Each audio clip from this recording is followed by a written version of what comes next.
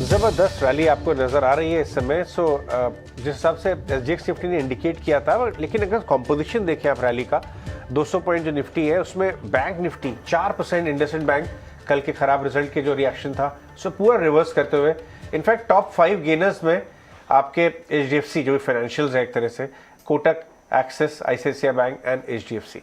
सो ये तो banking lead कुछ बाजार को या तो मालूम है कि एक अच्छा ग्रोथ ओरिएंटेड बाजार आ रहा है, एटलीस्ट बाजार पोजीशन तो इस तरह का है, अप्रोच कर रहा है बजट को with a lot of spring in the feet, जैसे अंग्रेजी में बोलते ही उत्साह दिख रहा है। हमारे गेस्ट हमारे साथ जुड़े हुए हैं।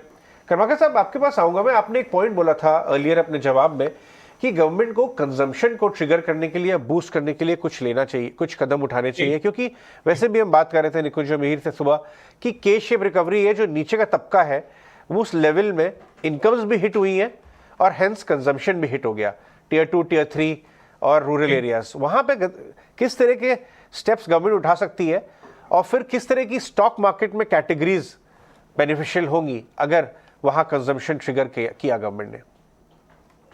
So उसमें one thing is definite that government needs to boost infrastructure spend because वो predominantly rural areas में होता है, and if that happens automatically jobs are created. Second is of course MSME को बढ़ावा देना बहुत जरूरी है, उनको हेल्प करना बहुत जरूरी है, और उसके लिए it also becomes necessary that the main industries start doing well. Like the other day I was in Pune, and what I realized was that all the ancillary industries adjacent to the software companies which are now working from home are in deep trouble. Whether it's restaurants and lot of these small businesses, they are in deep trouble. So government needs to do something about this. They need to drive the larger companies and to increase their business, and if that happens, automatically MSMEs will do well. I hear that government has government is trying to push many of these software companies where things have started improving to start their capex, and if that happens, I'm sure that things will improve, because ultimately rising per capita income will drive consumption. Because this year अगर आपने सुना होगा तो हमारा per capita income actually नीचे आ गया है, पर I think this is only a short term thing, or over a long term I'm quite sure that we will move to about $5,000 per capita in next 6-7 years.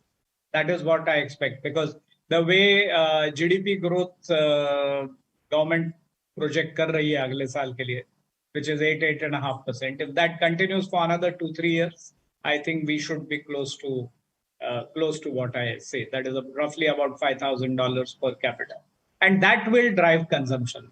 In addition to that, मुझे ऐसा भी लगता है कि हो सकता है whether it will be a universal employment guarantee scheme or something similar for urban poor or urban job losses, something similar to MNREGA, ये आ सकता है, पर मुझे लगता है कि गवर्नमेंट का सोशल स्कीम्स पे शायद बहुत ज्यादा फोकस नहीं रहेगा, बट फिर भी अर्बन पुअर के लिए कुछ करना बहुत जरूरी। बिल्कुल। चलिए, हमारे साथ अब और एक खास मेहमान जुड़े हैं, नीलेश शाह हमारे साथ जुड़े हैं कोटक से, उनसे बात करते हैं। मिहिर वोरा तो हमारे साथ बने ही हुए हैं और बाकी भी पूरा पैनल आप देख रहे हैं स्क्रीन पर हमारे साथ। नीलेश भाई, मॉर्निंग टू यू, बहुत बहुत शुक्रिया हमारे साथ आज इस बातचीत में शामिल होने के लिए। बाजार भी मुस्कुरा रहा है। एक अच्छी चीज़ ये है कि बजट से पहले बहुत कम ऐसे मौके होते हैं जब market is also smiling, economists are also smiling and corporates are also, they seem to be smiling. तो लग तो यही रहा है कि कोई मेजर नेगेटिव अपसेट नहीं आएगा बजट में। आपका की टेक अवे कल के सर्वे के बाद क्या था? आप क्या कह रही है, आपकी सिक्स सेंस क्या होगा बजट में? बजट पिछले साल की तरह इकोनॉमी को बढ़ावा देने का होना चाहिए। कंजम्पशन लेवल इकोनॉमिक सर्वे ने भी बताया कि प्री पेंडेमिक लेवल से थोड़ा नीचे है, तो उसको बढ़ावा देने के लिए बजट ने फोकस करना चाहिए। चाहे फिर वो मनरेगा को वेल कैपिटलाइज करे ताकि रूरल इंडिया में ग्रोथ बना रहे, या अर्बन मनरेगा जैसी कोई स्कीम लॉन्च की जाए ताकि कंजम्पशन को सपोर्ट मिले।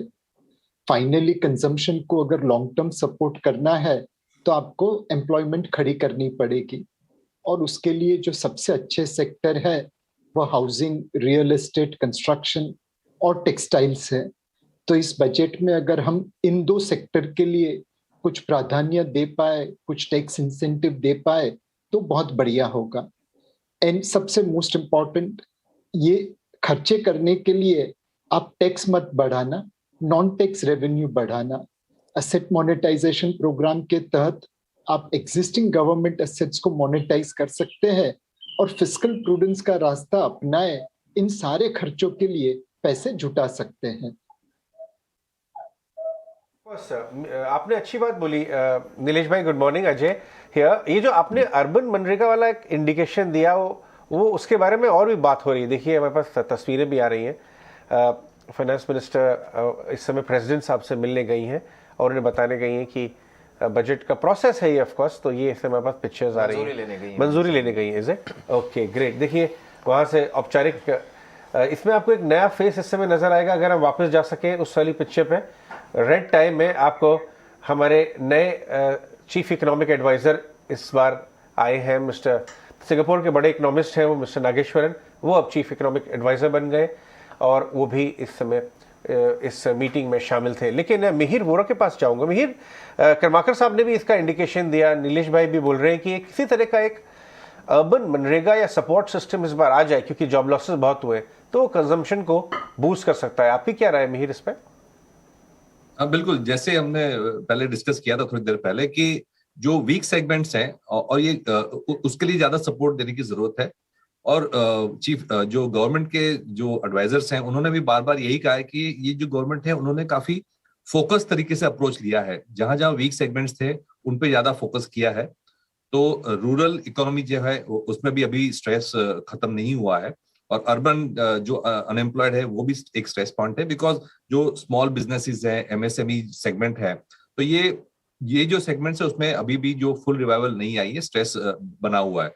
तो मेरे ख्याल से या तो बैंकिंग सेक्टर को बोलें कि जो क्रेडिट फ्लो है और कंटिन्यू करे जैसे 2 साल से कर ही रहे हैं, एंड प्लस जो फोकस जो या तो टारगेटेड अर्बन अनएम्प्लॉयड के लिए जो है वो स्कीम बनाए, तो आई थिंक सोशल सेगमेंट में काफी फायदा होगा और इससे जो डोमेस्टिक डिमांड जो बूस्ट मिलना चाहिए वो भी अच्छी तरह से आएगा।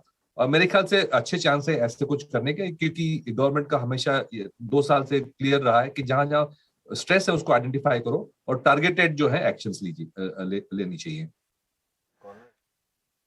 बहुत शुक्रिया, थैंक यू वेरी मच। आज आपने बजट वाले दिन अहम समय दिया हमको, बहुत बहुत शुक्रिया, थैंक यू वेरी मच। खैर इस बीच रुचित जैन भी हमारे साथ हैं और साथ ही नागराज शेट्टी, इन दोनों से हम बातचीत कर रहे हैं, टेक्निकली समझ रहे हैं अपने टेक दरबार से कि बाजार के अंदर करना क्या है। आईसीआईसीआई बैंक आज शुरुआत में लीडर लेके बैठा हुआ है, 2-2.5% की तेजी है।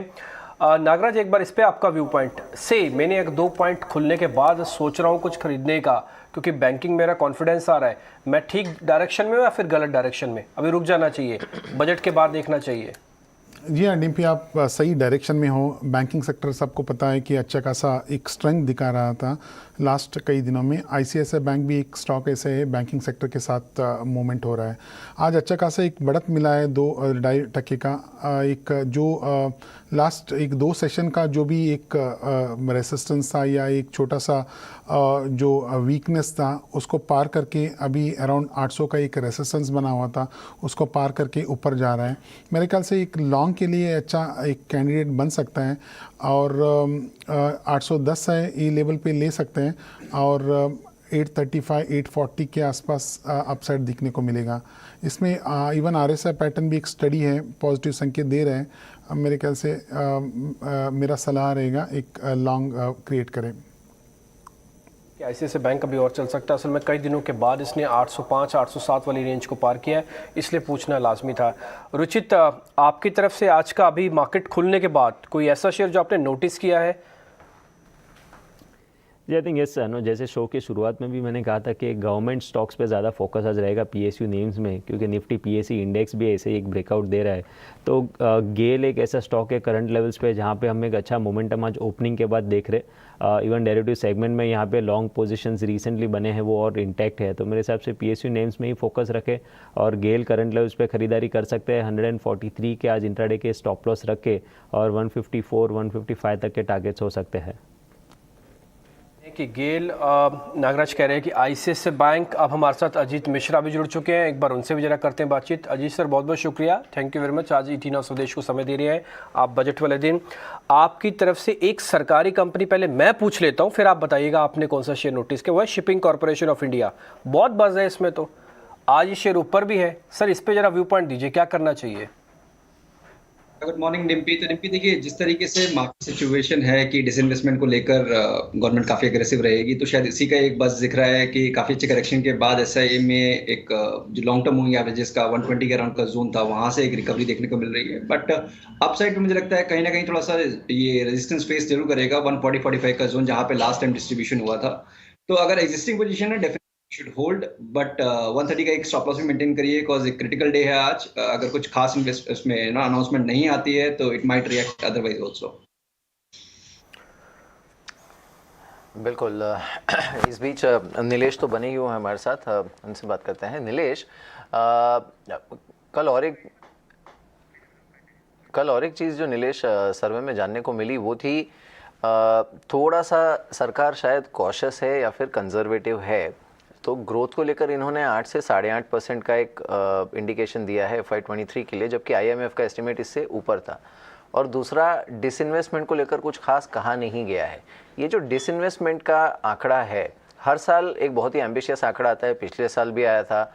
इस साल अच्छी बॉयंसी थी मार्केट में, लेकिन अभी भी ये क्लैरिटी नहीं है कि LIC का divestment will go through in FY22 या फिर रुकना पड़ेगा अगले साल के लिए। इसे लेकर क्या थोड़ा सा और रियलिस्टिक होना चाहिए सरकार को, बजट में इंडिकेशन मिलना चाहिए डाइवेस्टमेंट को लेकर? सो डेफिनेटली जिस तरह से हम डाइवेस्टमेंट कर रहे हैं वो ना हमारे लिए वैल्यू एक्रेटिव है, ना वो हमें अपने टारगेट्स अचीव करने में मदद कर रहा है। पहले हमने मार्केट डाइवेस्टमेंट देखा था, कुछ न कुछ PSU कंपनीज में हर साल हम थोड़ा थोड़ा माल बाजार में बेच देते थे, वह सप्लाई कांस्टेंट रहता था, उस वजह से दाम हमेशा कम रहते थे। कभी कभार हमने स्ट्रेटेजिक डाइवेस्टमेंट अपनाया, उसमें हिंदुस्तान जिंक जैसे या एयर इंडिया जैसी कुछ सक्सेसेस मिली, बट वो बहुत कम थी। सो मेरे हिसाब से डाइवेस्टमेंट के लिए एक नया रुख इख्तियार करना चाहिए।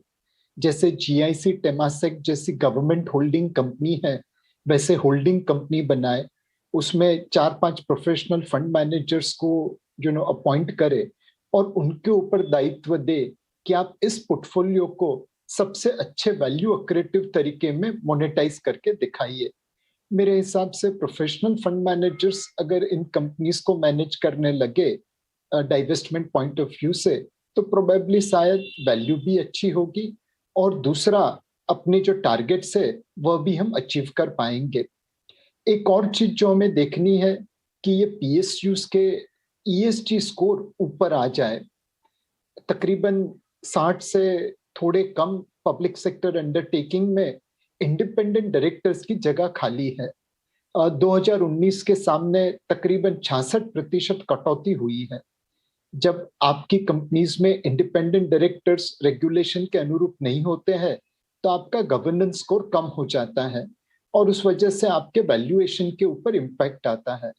तो हमें ऐसे कदम उठाने चाहिए ताकि PSUs के ESG स्कोर अच्छे आए और प्रोफेशनल मैनेजर्स इनकी वैल्यू एक्रेटिव स्टाइल में डाइवेस्टमेंट कर सके, चाहे फिर वो मार्केट में हो, स्ट्रेटेजिक हो या पब्लिक प्राइवेट पार्टनरशिप के मोड पे हो। जी, वेरी क्विकली नीलेश, एक मार्केट का व्यू मैं आपसे जानना चाहूँगा कि क्योंकि हमने थोड़ा सा देखा, हमने लाइट एंटर किया है बजट के सेशन में, अब करेक्शन ठीक ठाक देखा था, ग्लोबल क्यूज भी थोड़े से मिक्स्ड ही थे। एक पोस्ट बजट रैली या फिर मोमेंटम की संभावना है या फिर सेक्टोरल ही रखना चाहिए व्यू? मेरे हिसाब से इस वक्त एक कबड्डी चल रही है ग्लोबल इन्वेस्टर्स और डोमेस्टिक इन्वेस्टर्स के बीच में। मार्च 2020 में हमने देखा था एफपीआई ने बगैर प्राइस लिमिट माल बेचा था तो मार्केट में काफी कटौती आ गई थी।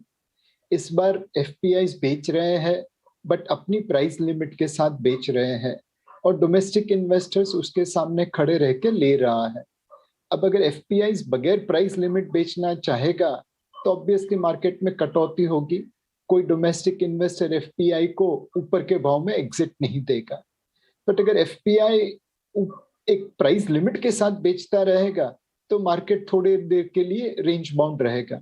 तो मेरे हिसाब से बजट ऑब्वियसली मार्केट के रुख को इम्पैक्ट करेगा, बट अगर बजट को इग्नोर करे एक बार के लिए तो इस वक्त ये कबड्डी की मैच है between global investors and local investors. जिस हिसाब से बाजार पोजीशन हो गया है, एक क्वेश्चन बार बार निकल के आ रहा है कि एफआईएस सेलिंग बहुत ज़बरदस्त रही। इनफैक्ट नीलेश भाई भी उसको अलूड कर रहे थे। काफ़ी हद तक इतने ज़बरदस्त एफआईएस सेलिंग के बाद भी बाजार हमारा बहुत रेजिलिएंट रहा। तो अगर वो देखिए विजुअल्स आ रहे हैं आपके बजट डॉक्यूमेंट जो बहुत ही देखिए भर भर के बोरों में भर भर के लाया जा रहा है। हाँ, इंटरेस्टिंग डॉक्यूमेंट्स होते हैं और अजय इसका ये है कि सबको रखा जाएगा और एक डॉग स्क्वाड भी आएगा, पहले उनको चेक भी करेगा।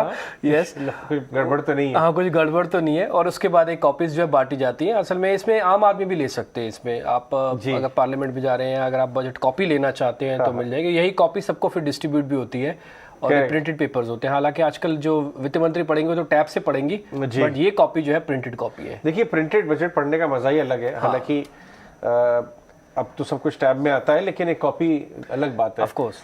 तो हाँ, मैं मिलिंद जी से बात कर रहा था कि इतनी ज़बरदस्त एफआईआई सेलिंग के बाद ही बाजार न्यू हाई के 4-5% दूर पे है कि अगर आगे चल के मीन रिवर्जन हो गया, एसआईपी फिगर तो ऑफकोर्स स्ट्रांग है ही, लेकिन एफआईआई वापस आ गए तो काफ़ी बड़ा पुश मिल सकता है मार्केट को। मिलिंद जरूर मिल सकता है और क्यों नहीं आएंगे, क्योंकि मुझे ऐसा लगता है कि अगर एक कंट्री है जो 8-8.5% से ग्रो हो रही है और अगर यही रुख आगे चल के रहा तो मेरे हिसाब से अगर 4-5 साल 8-8.5% से ग्रो होती है और 4-5% का इन्फ्लेशन है तो 12-13% तो नॉमिनल ग्रोथ हो गई आपके जीडीपी में। तो अच्छी कंपनियां उसमें 18-19% या 18 से 20-25% तक भी ग्रो हो सकते हैं।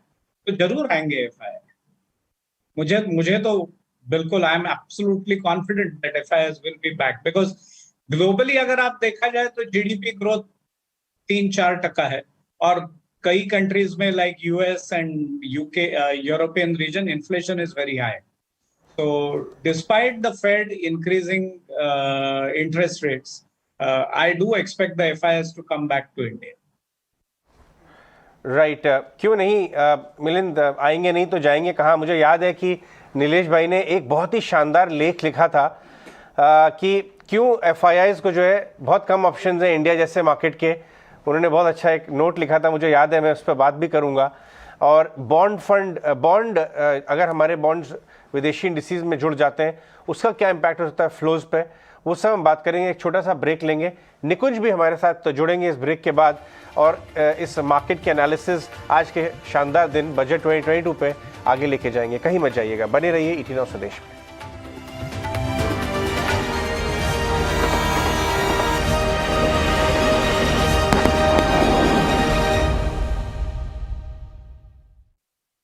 बजट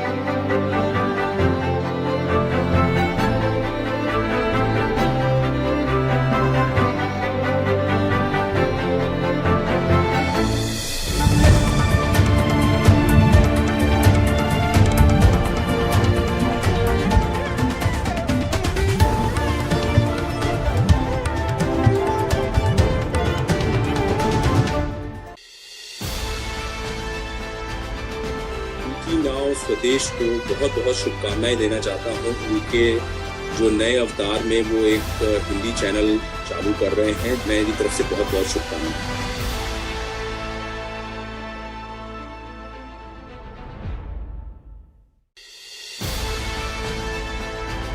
मेरी ओर से ईटी नाउ स्वदेश के लिए शुभकामनाएं। मुझे बताया गया कि ये नया चैनल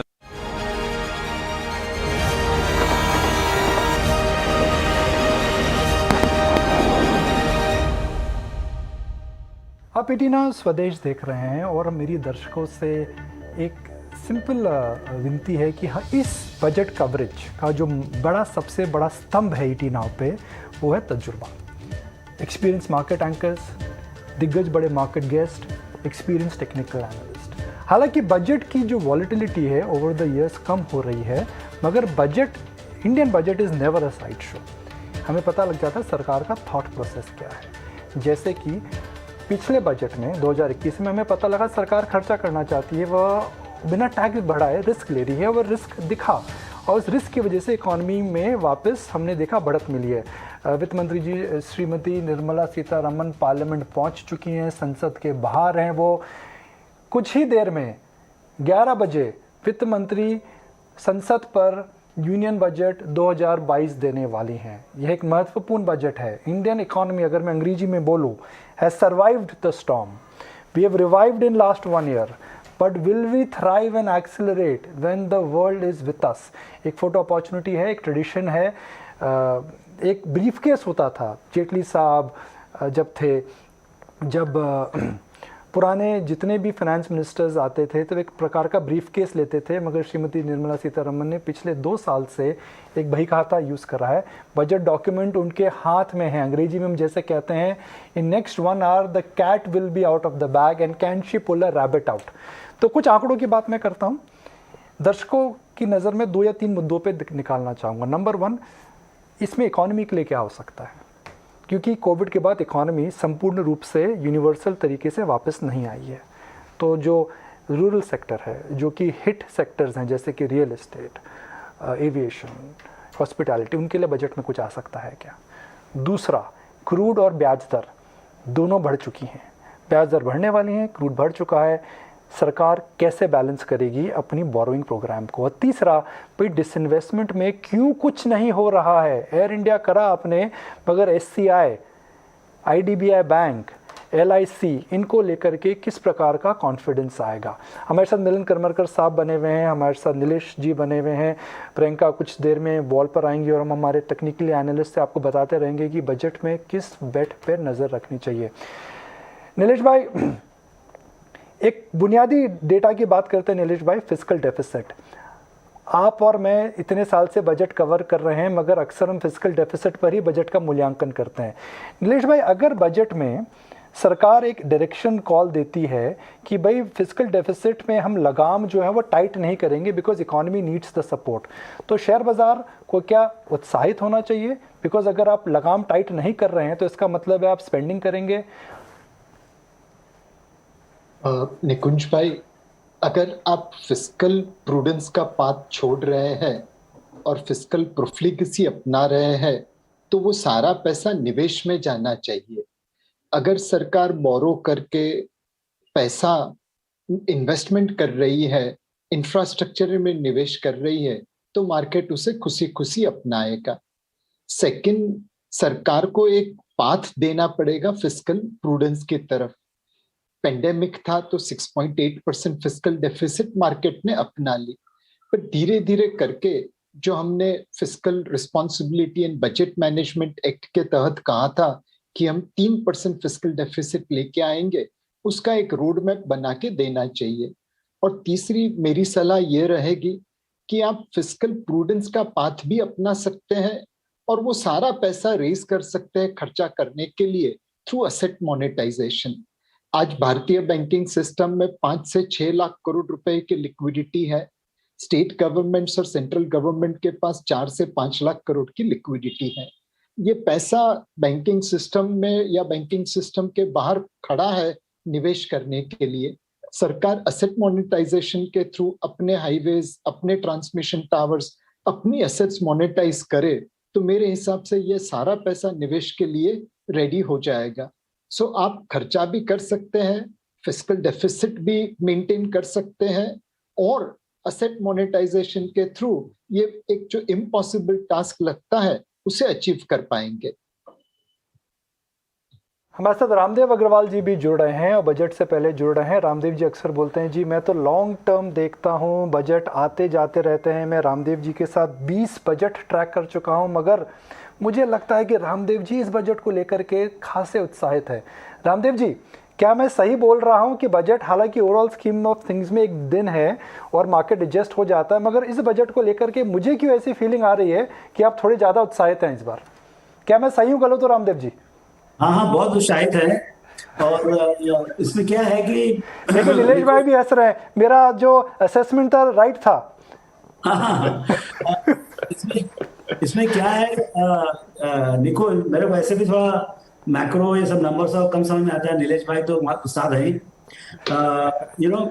ये जो 6.5% डेफिसिट है और जो 240-235 लाख करोड़ के जीडीपी के ऊपर, वो एक बहुत बड़ा नंबर है। 14-15 लाख करोड़ का मतलब fiscal deficit in a normal year. See, यदि आपका ये जो फिस्कल स्लिपेज लिए थे उन्होंने 3.32 से 8, 9 जो भी लिया उन्होंने, वो लिया था एक्स्ट्राऑर्डिनरी टाइम में, दैट वाज कोविड पीरियड में। अब जो है ऐसा लग रहा, मतलब 22-23 के लिए आपको ये समझिए कि लार्जली नॉर्मल ईयर, ये हम समझ रहे हैं।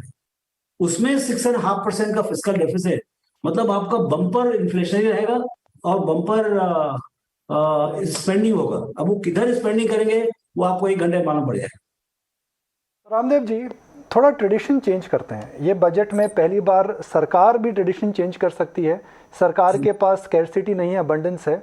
तो अगर मुझे ग्राफिक एक बनाना हो, एक ग्राफिक रेडी है जिसके अंदर लिखा रहे my budget bet by Ramdev Agarwal, तो वो ग्राफिक में हम क्या लिखेंगे? देखिए, मैं तो एक ही चीज देखता हूँ, वो है जीडीपी ग्रोथ एक्चुअली अचीव। जैसे इस साल बोल रहे हैं कि 8.5% जैसे होगा, 9% होगा जीडीपी ग्रोथ रेट। यदि वो हो गया तो ठीक है, गिल्ले शिकवे होते हैं, लेकिन कई sector of the economy, many sectors of the economy, उनको बहुत मजा आएगा और बाजार में कॉर्पोरेट प्रॉफिट ग्रोथ भी बम्पर। सो मेरे ख्याल से स्टॉक मार्केट परफॉर्मेंस अच्छा होगा, चारों तरफ वेल्थ क्रिएट होगा। अब सवाल ये है कि जीडीपी ग्रोथ रेट 8.5% जो प्रोजेक्शन है वो लाने के लिए फाइनेंस मिनिस्टर क्या क्या करते हैं। तो क्योंकि देखिए, कोविड के पहले हमारा जीडीपी को 4%, 4.5% हो गया था। तो जैसे नॉर्मल होगा तो ये रिस्टोर होगा क्या, क्योंकि बहुत कुछ बदल गई, दुनिया बदल गई है।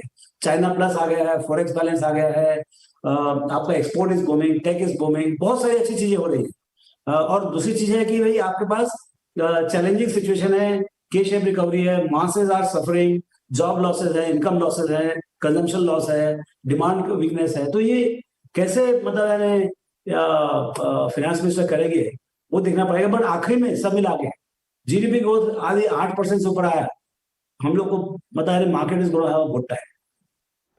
कॉल पर रेडी है, हमने का उसके सामने खड़ी हुई है। क्या प्रियंका रेडी जा सकते हैं प्रियंका के पास? अच्छा रामदेव जी, नीलेश जी, मैं आपके पास आ रहा हूँ 2 मिनट में। प्रियंका में बताएंगी कि निफ्टी में क्या हो रहा है, सेंसेक्स में क्या हो रहा है, और बजट वॉलेटिलिटी। भाई बजट की जो वॉलेटिलिटी है, मॉर्गन स्टैनले कह रहा है कि कुछ सालों में बजट वॉलेटिलिटी नीचे आ रही है। प्रियंका बताया हमें। बिल्कुल, इनफैक्ट निकुंज, हम ये चाहते थे कि पहले एक बार स्क्रीन पे ये दिखा दें कि आज किस तरह से बाजार रिएक्ट कर रहा है बिफोर द बजट। तो वॉलेटिलिटी इससे भी क्लियर हो जाएगी कि कौन से स्टॉक्स और सेक्टर्स आज पार्टिसिपेट कर रहे हैं। बेहद शानदार मूव आपको पूरे ही बैंक निफ्टी से, यानी निफ्टी इंडेक्स से सारे बैंकिंग स्टॉक्स पार्टिसिपेट करते हुए, प्राइवेट हो, पीएसयू हो, सभी पार्टिसिपेट करते आपको दिखाई दे रहे हैं। इनफैक्ट सेक्टोरिकली अगर आप देखें तो आज आपको फाइनेंस सेक्टर से सबसे ज्यादा मूव देखने को मिल रही है। तो ये जो हमने आज गैप अप पॉइंट्स देखा है लगातार दूसरे दिन, वो एक बड़ा इंडिकेटर जरूर है कि बजट आज ग्रोथ ओरिएंटेड ज्यादा हो सकता है। बजट में हालांकि क्या निकल कर आता है, स्मार्ट मनी को शायद कहीं ना कहीं पता है। जब भी आज हम बैंकिंग इंडेक्स जैसा देख रहे हैं, बैंकिंग स्टॉक्स जैसे देख रहे हैं, वो वाकई काबिले तारीफ है। Just a technical glitch Nikunj, but allow me to come back to you. मैं आपके सामने सारे स्टॉक्स भी लेकर आऊंगी। अभी आप फिलहाल बैंक निफ्टी देख रहे हैं, लगभग 750 पॉइंट्स की 2%। यहाँ प्रियंका रेडी नहीं थी, वॉल भी रेडी नहीं थी। हम दोबारा प्रियंका से जाकर के जुड़ेंगे। नीलेश, पिछला बजट जो था उसने मार्केट को रीरेट करा, उसने एक प्रकार की मोहर लगाई दैट आने वाले बजट में सरकार अच्छे बजट देगी जिनके अंदर डेविल इन द डिटेल नहीं रहेगा, छोटे बजट रहेंगे और बजट के अंदर अजम्पशंस काफ़ी मॉडरेट थे।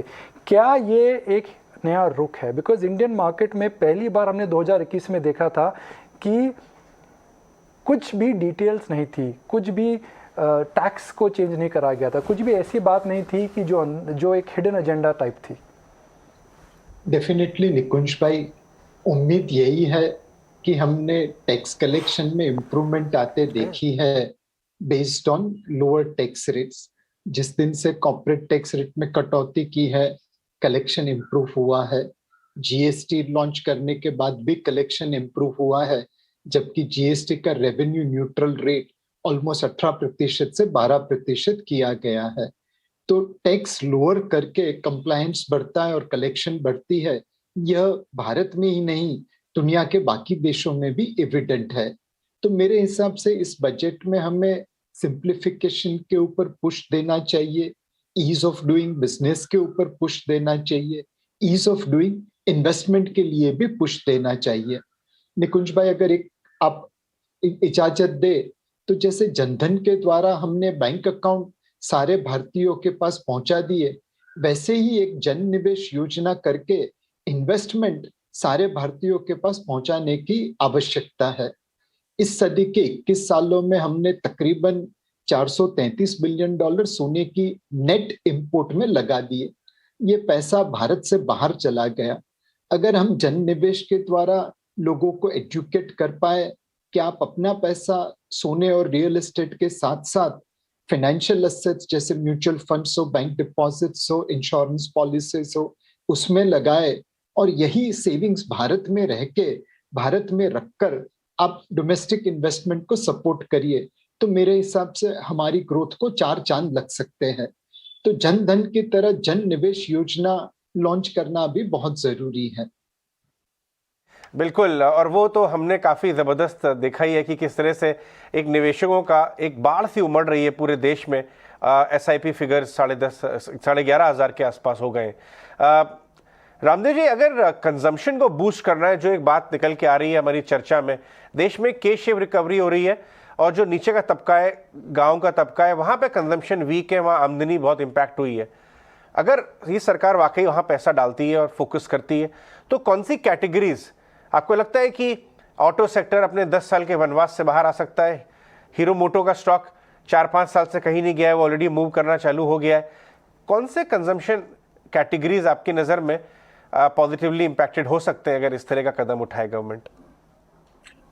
देखिए, आप यदि नीचे तबके का आप कंजम्पशन देखें तो रोटी, कपड़ा, मकान, गड्डी, यही सब होता है। सो मकान और गाड़ी जो है, आपका रियल एस्टेट और ऑटोमोटिव, ये 2 जगह है जहां पर बिग टिकट कैपेक्स जो है हाउस होल्ड करती है। और उसमें देखिए, आपका चाहे सेकंड हाउस का मॉर्गेज में रिलीफ हो या सीमेंट में जो इनपुट्स हो रहा है 28% जैसे जीएसटी वगैरह लगा हो, हमें cheapest commodity in the world industrial commodity, उसमें भी 28% जीएसटी है। तो अभी क्या टैक्स कंपल्शन नहीं है। This is the time to reform your rates rationalisation. अभी जो आप कर सकते हैं, 2 काम कर सकते हैं, आप तो रेशनलाइज हो जाएगा और दूसरा जो है कि कॉमन मैन के लिए उनके जो इनपुट कॉस्ट है वो कम हो जाएगा। दूसरा, आपका जो ट्रांसपोर्टेशन है, एक कोई लग्जरी नहीं है। आप 2 व्हीलर खरीद रहे हैं, कभी कोई लग्जरी नहीं रह अब उसको 28% से टैक्स है। अभी ठीक है, बताना अफोर्डेबिलिटी तो बहुत खराब हो गई क्योंकि BS6 लगा है, इंश्योरेंस लगा है, बहुत सारी चीजों के कारण से जो अनअफोर्डेबल हो गया है, इनकम कम हो गया है। तो आपको जो इकोनॉमी एफिशिएंसी लाने की जो ट्रांसपोर्टेशन के लिए जो बेनिफिट देनी है वो देना चाहिए for affordable vehicles. I would say affordable vehicles में definitely, if not permanently, at least temporary for 12 months to 18 months, 2 years, GST कम करना चाहिए ताकि वो अफोर्डेबल हो। तो इस टाइप की चीजें लगती है मुझे रियल एस्टेट और इसमें दोनों में जहां भी वो रिलीफ दे सके, ये बहुत अच्छा कंस्ट्रक्टिव और लॉन्ग लास्टिंग डिमांड बूस्ट मिलेगा इकोनॉमी को विद मल्टीप्लायर इफेक्ट। जी, नीलेश और रामदेव जी हमारे साथ जुड़े हुए हैं, प्रियंका है हमारे साथ वॉल पे। हमने एक खास एनालिटिकल टूल अपने व्यूअर्स के लिए बजट डे के लिए बनाया है और प्रियंका हमारे साथ जुड़ रही हैं बाजार को एनालाइज करने के लिए। प्रियंका, बताइए। बिल्कुल अजय, देखिए इस वक्त अगर आप एक नज़र में, एक ग्लिम्स में अगर आप बाजार को देखें तो आपको हरा निशान दिखेगा, कंप्लीटली पूरी तरह से हरियाली आपको छाई हुई दिखाई देगी। सबसे ज़्यादा पार्टिसिपेटिंग आज के, यानी 200 पॉइंट से ज़्यादा की हम जब गैप अप के साथ खुले 1.5% की तेज़ी के साथ, कहाँ से ये लीडरशिप आ रही है? ये लीडरशिप क्लियरली आपको दिख रही है आज बैंकिंग एंड फाइनेंस सेक्टर से। IT दूसरा दिन है जब आज फिर भी बाउंस बैक करता हुआ हमें दिखाई दे रहा है। तो कुछ इन्फॉर्मेटिव चीज़ें मैं आपको यहाँ दिखाना चाहूँगी। जैसे कि आप देख रहे हैं कि बैंक निफ्टी खुले हम लगभग 400 पॉइंट्स के गैप अप के साथ, और उसके बाद वो तेजी बढ़ी। दूसरा सेक्टर जो इनफैक्ट पिछले 3 दिन से हम बाजिंग देख रहे हैं, कल भी हमने देखा कि IT पैक ने अच्छा परफॉर्म किया और आज भी IT से लीडरशिप आपको आती हुई दिखाई दे रही है। लेकिन bank Nifty, finance counters, housing finance counters लगातार पिछले कई दिनों से पार्टिसिपेट बाजार की इस रीबाउंस में, इस रिकवरी रैली में करते हुए क्लियरली दिखाई दे रहे हैं। IT पैक की अगर आप बात करें तो आप चाहे लार्ज कैप्स की बात करें, मिड कैप्स की बात करें, वहां के पहले टॉप 3 काउंटर्स में आपको IT काउंटर्स जरूर दिख जाएंगे।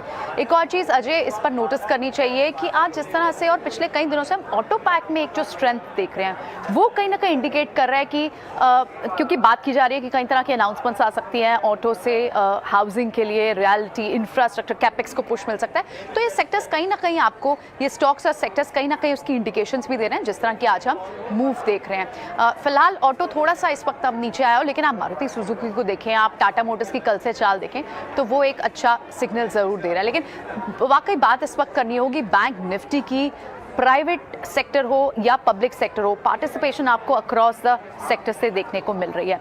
आप मारुति सुजुकी की इससे पहले हम बात कर रहे थे, तो IT, फाइनेंस और साथ ही आप बैंक्स की बात करें तो वो सर्टनली टू वॉच आउट है। अजय,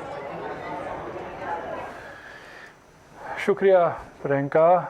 बजट अब से लगभग 45 मिनट पर शुरू होने की उम्मीद है। भारतीय प्रधानमंत्री नरेंद्र मोदी जी संसद में आ चुके हैं और वित्त मंत्री श्रीमती निर्मला सीतारमन जी भी पार्लियामेंट पहुंच चुकी हैं। तो एक बड़ा दिन है, महत्वपूर्ण दिन है। हालांकि बजट की जो वॉलेटिलिटी है ओवर द ईयर्स कम आ रही है, मगर महत्वपूर्ण और इम्पोर्टेंट इसलिए है क्योंकि इस बार का बजट एक प्रकार से स्पष्ट कर देगा कि सरकार क्या रणनीति अपनाना चाहती है in terms of directional spending. ये बाला भी हमारे साथ जुड़ रहे हैं। बाला से जानने से पहले मैं रामदेव जी से थोड़ी और थोड़ा ऑटोज़ के बारे में बात करना चाहूँगा। रामदेव जी, एक साइड तो है जी ऑटोज़ को जो मार पड़ी है, सप्लाई चेन की मार पड़ी है, रूरल स्लो डाउन की मार पड़ी है। दूसरी साइड है इस बजट से EV वालों को उम्मीद है कि सरकार बजट के अंदर ऐसे कुछ प्रावधान करेगी कि EV सेक्टर को प्रोत्साहन मिले। तो आपके हिसाब से क्या बेटर रणनीति है? EV वालों को प्रोत्साहन मिलना चाहिए मगर रूरल इकोनॉमी को भी फोकस देना चाहिए जिससे ऑटो की सेल्स वापस आए? देखिए, ईवी एक फ्यूचरिस्टिक चीज है, उसको प्रोत्साहन तो मिलना ही चाहिए, क्योंकि वो आपको पेट्रोलियम प्रोडक्ट इंपोर्ट्स में रिलीफ दे सकता है, वो फ्यूचर है। सो उसको तो आप डिस्करेज कर ही सकते हैं, वो बात पक्की है। लेकिन not at the cost of existing business, क्योंकि आज एग्जिस्टिंग जॉब, एग्जिस्टिंग जो आपका इंडस्ट्रियल प्रोडक्शन है, इंडस्ट्रियल आपका टैक्स कलेक्शन है, जो आपकी कन्वीनियंस है, ईवी तो कितना है, 0.5% भी नहीं है, 1% भी नहीं है। हालांकि वो फ्यूचर बनेगा, अगले 10 साल में 25-30% बनेगा, उसको बने दीजिए। लेकिन आपको जो आईसी इंजन है, जो पुराने आपके जो ट्रेडिशनल जो इंडस्ट्रीज है, उसको डिस्करेज करने की जरूरत नहीं है। Not at the cost of discouragement of this side. तो आपका फ्यूल कॉस्ट 120 रुपया है, एग्जॉर्बिटेंट आपका एक्साइज ड्यूटी है। ठीक है, कोविड टाइम में जहां से भी टैक्स कलेक्शन आया ठीक था, लेकिन अब जैसे I think finance minister must recognise, maybe if not now, maybe after 3 months, कि भाई कोविड के चलते जो पॉलिसीज आए उसको हम अनवाइंड करें, तब जाके जो जिसको रिलीफ मिलना चाहिए उसको मिलेगा। ऑटो में बहुत ज्यादा टाइटनेस हो गया है, बहुत ज्यादा डिमांड डिस्ट्रक्शन हो गया है, और वहां पर बहुत पेनिट्रेशन इतना कम है कि उसका उसमें that can become source of again industrial growth, क्योंकि 40-50% आपके जो मैन्युफैक्चरिंग है वो ऑटो से आती है। यदि आप वहां पर यदि उसको आप डिस्करेज करेंगे तो आपका employment, industrial production, tax collection सब में मार पड़ेगा। बैंक निफ्टी में अच्छा खासा उछाल देखने को मिल रहा है। तो आज अगर आप देखें जिस सेक्टर के अंदर हम देख रहे हैं उत्साह है, आईटी नहीं है, बैंक निफ्टी है। हालांकि ग्लोबली ऑल्सो 2-3 दिनों से चीज़ें काफ़ी बेटर हुई हैं, जिससे भी काफ़ी बेनिफिट मिल रहा है इस समय मार्केट को। बाला हमारे साथ जुड़ रहे हैं। बाला, ईटी नाउ स्वदेश पे आपका बहुत बहुत स्वागत है। बाला, शेयर बाजार के लिए what is a good budget, what is a okay budget and what is a bad budget? Nikunj, आपको धन्यवाद to have me part of the show today. Good budget मेरे हिसाब से जो हिसाब से लास्ट 2-3 साल से गवर्नमेंट ने या पूरा फिस्कल का बढ़ा के जो ग्रोथ ड्राइव करने के लिए जो कोशिश किया है, therefore this budget would be very critical to know the direction in terms of going forward, fiscal में कैसे मैनेज करने वाले हैं, क्योंकि that's something आपको फिस्कल बढ़ा के आई थिंक आपको ग्रोथ नहीं निकाल सकता है, आपको टैक्स कलेक्शन बढ़ना चाहिए। लकीली 2-3 थिंग्स मेरे हिसाब से जो गवर्नमेंट जो अच्छा काम किया है, specially around GST, continuous improvement on GST collection. जो कल का जो नंबर आया था close to about 1,38,000 crore number is actually in the right direction. Therefore the budget के हिसाब से अच्छा बजट आई थिंक फिस्कल में अगर कंटेंट करके जो इन्वेस्टमेंट्स का फोकस जो लेके आते हैं, specially on encouraging private sector investment to come in, kick in rather, and उसके बेसिस पे कैपिटल इन्वेस्टमेंट और कैपेक्स का जो जोर लगाना चाहिए स्पेशली ऑन प्राइवेट सेक्टर से, दैट्स समथिंग मेरे हिसाब से would probably be one of the booster would come from the budget, therefore that can be called as a good budget. Second, मेरे हिसाब से जो बैंकिंग इंडस्ट्रीज के लिए जो लास्ट 4-5 साल से जो सपोर्ट जो किया था, उसका आज के दिन पे the entire banking system in the country is a well capitalized, almost at par with the Asian banks. This India has never seen in the last so number of years. NPA is coming down, the capital adequacy is better. Therefore, the banking industries के लिए the first time ever probably they may even declare that capital infusion के लिए बिल्कुल जरूरी नहीं है. That also in my view will be a very good statement to make, given the fact the financial system, healthy financial system, very important for the country as a whole. And third, of course, is around how they are going to manage the divestments. उसके वजह से although including the Indian bonds in the overseas market, अगर वो भी अगर budget में अगर address कर लेते हैं, clearly I think the borrowing के हिसाब से जो इंटरेस्ट रेट बढ़ने के लिए जो उम्मीद जो है, that may get to contain, that's also something मेरे हिसाब से budget will address it, that also probably I'll got as a good budget to look for.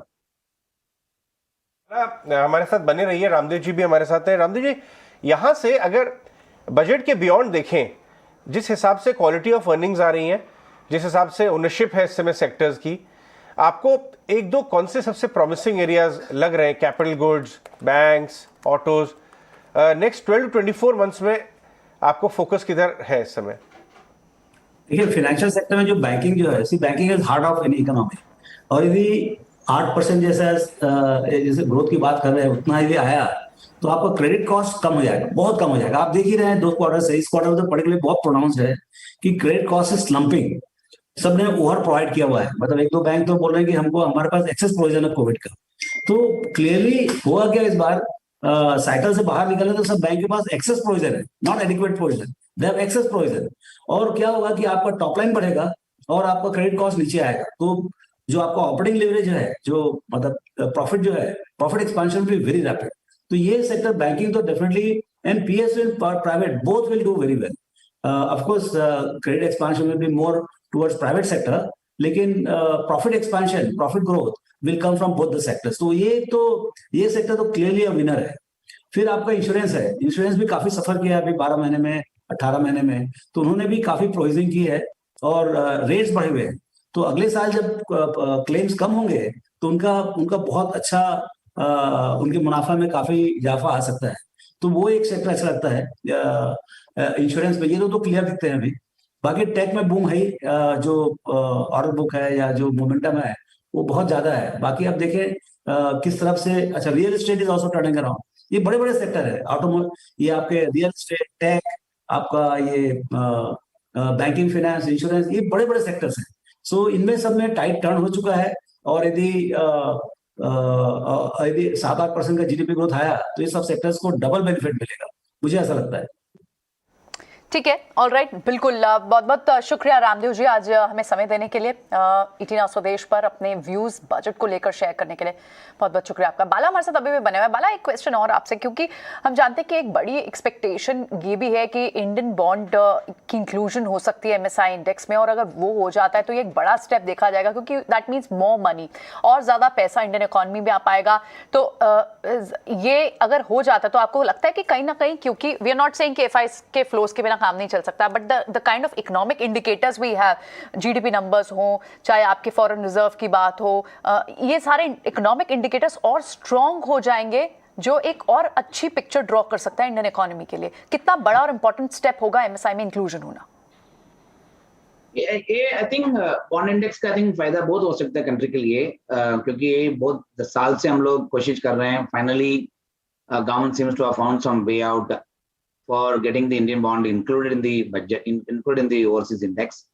मेरे हिसाब से बजट में भी जो टैक्स के हिसाब से जो टीडीएस विथहोल्डिंग टैक्स जो है, I think also something is able to remove on this kind of bonds. मेरे हिसाब से जो ग्लोबल पेंशन फंड का जो कंटिन्यूस अपडेट रहते हैं, हर साल में उनका अपडेट जो रहते हैं बॉन्ड इन्वेस्ट करने के लिए, अगर वो एक बार नक्की हो गया, clearly the money that is otherwise goes actually in supporting the government borrowing, मेरे हिसाब से क्रेडिट के लिए आगा, क्रेडिट के लिए will be available.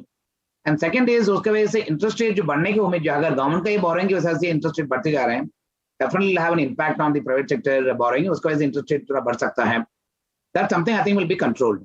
Second is the forex reserves आज के दिन पे close to about 60 billion dollar जो है, I think with this $25 billion money coming into the bond market, definitely I think we'll march towards $1 trillion forex reserves. उसमें balance of payment का I think बढ़िया हो सकता है.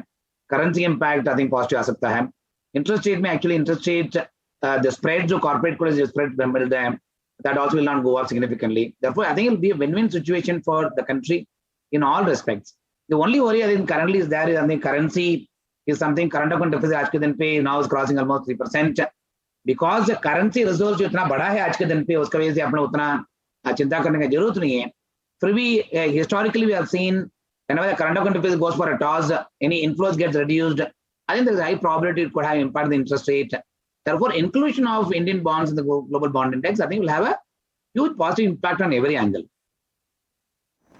ऑलराइट, ठीक है, तो देखना होगा कि किस तरह की आज अनाउंसमेंट्स निकल कर आती है। आपसे बस लगभग हाफ एन आवर दूर 33 मिनट बाद जब वित्त मंत्री एड्रेसल स्पीच स्टार्ट करेंगी, बजट स्पीच स्टार्ट करेंगी, तो देखना होगा क्या कौन से सेक्टर्स पर आज खास फोकस रहता है और कौन कौन सी बड़ी अनाउंसमेंट्स निकल कर आती है। शुक्रिया सुब्रमण्यम बाला आज हमारे साथ बने रहने के लिए, हमें अपना समय देने के लिए बहुत बहुत शुक्रिया आपका। वक्त एक छोटे से ब्रेक का, लेकिन आप कहीं मत जाएगा क्योंकि हमारे साथ ना सिर्फ बिग वॉइसेस फ्रॉम मार्केट, बिल्कुल बड़े कॉर्पोरेट जगत से चेहरे भी आज बने हुए हैं। हमारे साथ संजीव मेहता, पवन मुंजाल, के मिस्त्री सब बने हुए हैं। कहीं मत जाएगा, जल्द लौटते हैं छोटे से ब्रेक के बाद।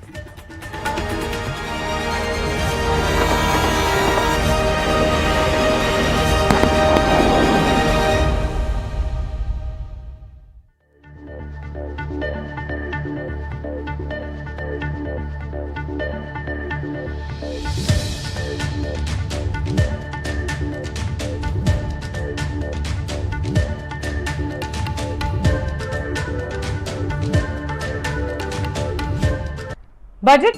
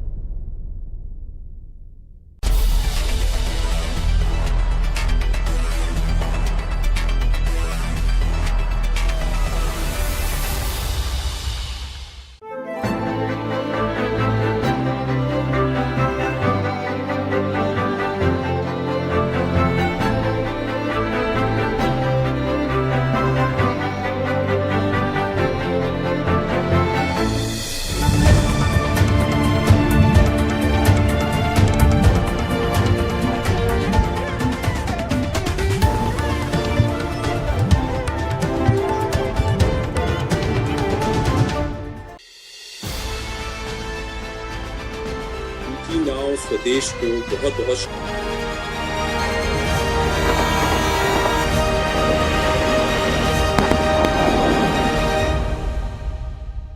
Right, budget and markets mission growth budget 2022 का डिस्कशन यहाँ जारी है 18 स्वदेश पे।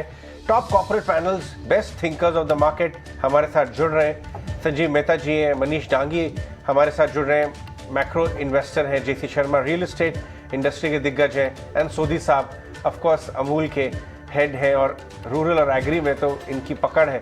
कहाँ से शुरुआत करें? जेंटलमैन, ऑल ऑफ यू, हमारा मार्केट पैनल आपके साथ भी है। सबसे पहले मेहता साहब आपके पास आऊँगा। एक कंज्यूमर कंपनी के आप हेड हैं, फिकी के रिप्रेजेंटेटिव हैं आज हमारे शो पे। तो हम बात करते हैं rural side of the market, tier 2 tier 3 side पे बजट किस तरह की ग्रोथ ट्रिगर करने के कैपेबल है। कमेंट्री हमने आपकी सुनी ऑफ कोर्स अर्निंग्स के साथ एचयूएल के, लेकिन क्योंकि आपकी पल्स है कंजम्पशन के सेक्टर पे, बजट क्या ट्रिगर कर सकता है उस एरिया में आपके हिसाब से? अगर हम इकोनॉमी की तरफ से देखें और रूरल के तरफ से देखें, 2019 के आखिरी में हम ये देख रहे थे कि रूरल में स्लो डाउन हो गया, और लेकिन लास्ट 2 सालों में रूरल इकोनॉमी जो रही है काफी रेजिलिएंट रही है। इसके कई रीजंस हैं। एक तो जो गवर्नमेंट ने इंटरवीन किया है, गवर्नमेंट ने जो लोगों को फ्री में फूड दिया है, डायरेक्ट ट्रांसफर ऑफ मनी किया है, और हमारा एग्री सेक्टर भी काफी रोबस्ट रहा है। एंड अगर कंपेयर करें 2019-20 से, इट हैज ये ग्रो किया है करीबन 7% से। So clearly rural has been resilient. लेकिन अगर हम एक दो क्वार्टर से देखें, हम स्ट्रेस देख रहे हैं। अगर हम एफएमसीजी कैटेगरीज के तरफ से देखें, जो वॉल्यूम ग्रोथ है वो नेगेटिव हो गई है, विच इज क्लियरली इंडिकेटिंग कि स्ट्रेस हो गया है। और इसके कई रीजंस हैं, and one very important reason, जो बहुत इंपॉर्टेंट रीजन है, वो है कि दुनिया में इन्फ्लेशन काफी हो गया। अगर हम क्रूड ऑयल के प्राइसेस देखें, पाम ऑयल के प्राइसेस देखें, सप्लाई चेन की कॉस्ट देखें, कंटेनर फ्रेट देखें, इन सब चीजों में काफी बढ़त हो गई है। और ये ग्लोबल फिनोमिना है, सिर्फ इंडिया का नहीं है। और जब इसकी कॉस्ट बढ़ती है तो हर कंपनी कोशिश करती है कि जहां तक हो सके जो प्रोडक्ट्स हैं जो रूरल के लिए यूज किए जाते हैं, जो हम बोलते हैं लो यूनिट प्राइस पॉइंट पैक, जो 5 रुपए में बेचते हैं, 10 रुपए में बेचते हैं, जहां तक हो सके उसकी कीमत नहीं बढ़ाई जाए। लेकिन अगर बहुत इन्फ्लेशन होता है तो आपको प्राइस बढ़ाना पड़ता है या ग्रामेज कम करनी पड़ती है, और इसका इम्पैक्ट होता है कंजम्पशन के ऊपर। सो अगर मैं इसके कुछ व्हाट कुड पॉसिबली गवर्नमेंट क्या कर सकती है इसके बारे में, एक तो हमें ये देखना होगा कि रूरल कंज्यूमर्स के हाथ में ज्यादा पैसे कैसे दिए जाए। तो जो भी वेलफेयर स्कीम गवर्नमेंट ने की थी लास्ट 2 सालों में, ये तो मैं चाहता हूँ एक्सटेंड की जाए, ये बहुत इंपॉर्टेंट है। दूसरा कि वेरी इंपॉर्टेंट है कि हम जो है रूरल कंज्यूमर्स को जो इनके एसेंशियल प्रोडक्ट्स हैं उसमें हम क्या कैसे कर सकते हैं जिससे इन पे इन्फ्लेशन इम्पैक्ट कंपैरेटिवली कम हो जाए। ऑलराइट, ठीक है, वेरी इंटरेस्टिंग। चलिए एक बार और व्यूज भी ले लेते हैं। हमारे साथ बड़ा पैनल बना हुआ है आज। हमारे साथ के मिस्त्री हैं, के मिस्त्री जी से पूछ लेते हैं एक बार। मिस्टर मिस्त्री, क्योंकि हम जानते हैं कि आप अपने व्यूज हमेशा ही, चाहे मार्केट्स को लेकर हो, इकोनॉमी को लेकर हो, आपके अपने सेक्टर को लेकर हो, ऑटो सेक्टर को लेकर, अपनी डिमांड्स हो, उसको बहुत एक्सप्लिसिटली बताते आए हैं। इस वक्त बाजार क्या चाहता है? अगर एक मार्केट के पर्सपेक्टिव से बात करें, इकोनॉमी के पर्सपेक्टिव से बात करें, और एज अ बिजनेस एनवायरनमेंट के पर्सपेक्टिव से बात करें। मुझे लगता है कि इकोनॉमी जो बजट का 3 फोकस एरिया होना चाहिए। एक तो हमारी जो ग्रोथ रेट हुई है इंडिया में has been very sharp. We have seen a very strong growth. Full credit to the government for enabling that, and full credit to RBI the way the whole COVID situation was handled. But now what we need to do is we need to take India to a $5 trillion economy in the course of time. तो उसके लिए थोड़े और incentives देने चाहिए, और incentives financial sector को अगर आप दें तो मेरे हिसाब से काफी ग्रोथ आ जाएगी, क्योंकि फाइनेंशियल सेक्टर जो है वो तो बैकबोन है। Financial sector is the backbone of the economy, और हम देखते हैं कि हर एक लेवल ऑफ प्रोडक्ट में पेनिट्रेशन लेवल्स बहुत कम है। आप mortgages, if you see mortgages are 10 to 11% of GDP. आप insurance premium, if you see life insurance premium to GDP, general insurance to GDP, total retail credit to GDP, credit card penetration, ये सब India में बहुत कम है compared to other countries. So ये जो थोड़ा बढ़ जाए तो automatically economic growth will come through. That is one. Second is job creation. Job creation बहुत important हमारे country के लिए, क्योंकि हमारी country में ज़्यादातर we have a lot of young people. As you know, 65%, 65% जो पॉपुलेशन है वो 35 इयर्स के नीचे है। तो इसके लिए जॉब क्रिएशन बहुत ही क्रिटिकल है। और जॉब क्रिएशन का कौन से सेक्टर्स में ज़्यादा होता है? You get lot of jobs created, financial sector, housing, infrastructure. ये जो 3 सेक्टर्स है वहाँ पे काफ़ी जॉब्स क्रिएट होते हैं। हाउसिंग में खास करके डायरेक्ट जॉब्स भी क्रिएट होते हैं, और there is support to given to a lot of ancillary industries. तो ancillary industries में भी jobs create होते हैं। सीमेंट इंडस्ट्री है, स्टील इंडस्ट्री है, पावर इंडस्ट्री है, तरह के और ancillary industries है। तो ये सेकंड पॉइंट है। और थर्ड पॉइंट मेरे हिसाब से जो इम्पोर्टेंट है तो कंजम्पशन के लिए है। India is a consumption driven economy. हमारी जो इकोनॉमी है 60% of our economy is consumption driven. तो अगर कंजम्पशन को थोड़ा बूस्ट दिया गया तो consumption will lead to more demand. As demand increases in the economy, automatically जो लोग मैन्युफैक्चर करते हैं, जो लोग सर्विसेज प्रोवाइड करते हैं, they will have to increase their capacity to cope up with the demand. Right mister Mehta, अगर हम बात करें आपकी जिस हिसाब से इस समय कंजम्पशन बूस्ट हो रहा है हमारे कंट्री में, उसमें इम्पैक्ट आया है क्रूड ऑयल का। क्रूड ऑयल प्राइसेस 91 हो गए। लास्ट टाइम जब बजट आया था 50-60 के आसपास थे, और पाम ऑयल ड्यूटीज भी बढ़ाई गई हैं।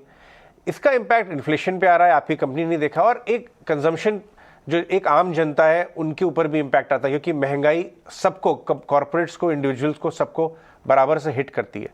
ऐसे क्या कदम उठाए जा सकते हैं आपके हिसाब से, पॉलिसी मेजर्स गवर्नमेंट के साइड से, कि कमोडिटी इन्फ्लेशन को टेम किया जा सके? एक, जैसे मैंने अभी बताया था कि सरकार कोशिश कर सकती है, क्योंकि अगर कमोडिटी प्राइसेस बहुत बढ़ जाएं और अगर आप ड्यूटी रेट कांस्टेंट रखें तो गवर्नमेंट की टैक्स कलेक्शन बहुत बढ़ जाती है, assuming that the quantity doesn't change. So एक चीज हो सकती है, जैसे मैंने बताया था, कि कई जो बड़े इंपोर्टेड प्रोडक्ट्स हैं उनमें ड्यूटी कम की जाए। या दूसरा, ये जो मैंडेट है ये हमारे जो रिजर्व बैंक के गवर्नर साहब है, इनके मैंडेट में आता है कि इनको इन्फ्लेशन कंट्रोल करना है। और जो गवर्नर साहब हैं, इन्होंने लास्ट फ्यू इयर्स में बहुत बढ़िया काम किया। इन्होंने इंश्योर किया है कि even during the pandemic liquidity रहे सिस्टम में, लिक्विडिटी का स्ट्रेस नहीं आना चाहिए। इन्होंने भी बैंकिंग सेक्टर को बड़ा स्ट्रेंथन किया है, रिकैपिटलाइज करके, मोर इन्फ्यूजन ऑफ कैपिटल, उससे अभी बैंकिंग सिस्टम है स्ट्रेंथन द लॉट। अभी गवर्नर साहब के लिए बड़ा, हम बोलते हैं टाइट रोप वॉकिंग। एक दिशा में उन्हें इन्फ्लेशन कंट्रोल करना होगा, और दूसरे दिशा में इनको ये भी देखना होगा कि ग्रोथ स्टिफल ना हो, ग्रोथ कम ना हो इकोनॉमी की, और लिक्विडिटी में इफेक्ट ना पड़े।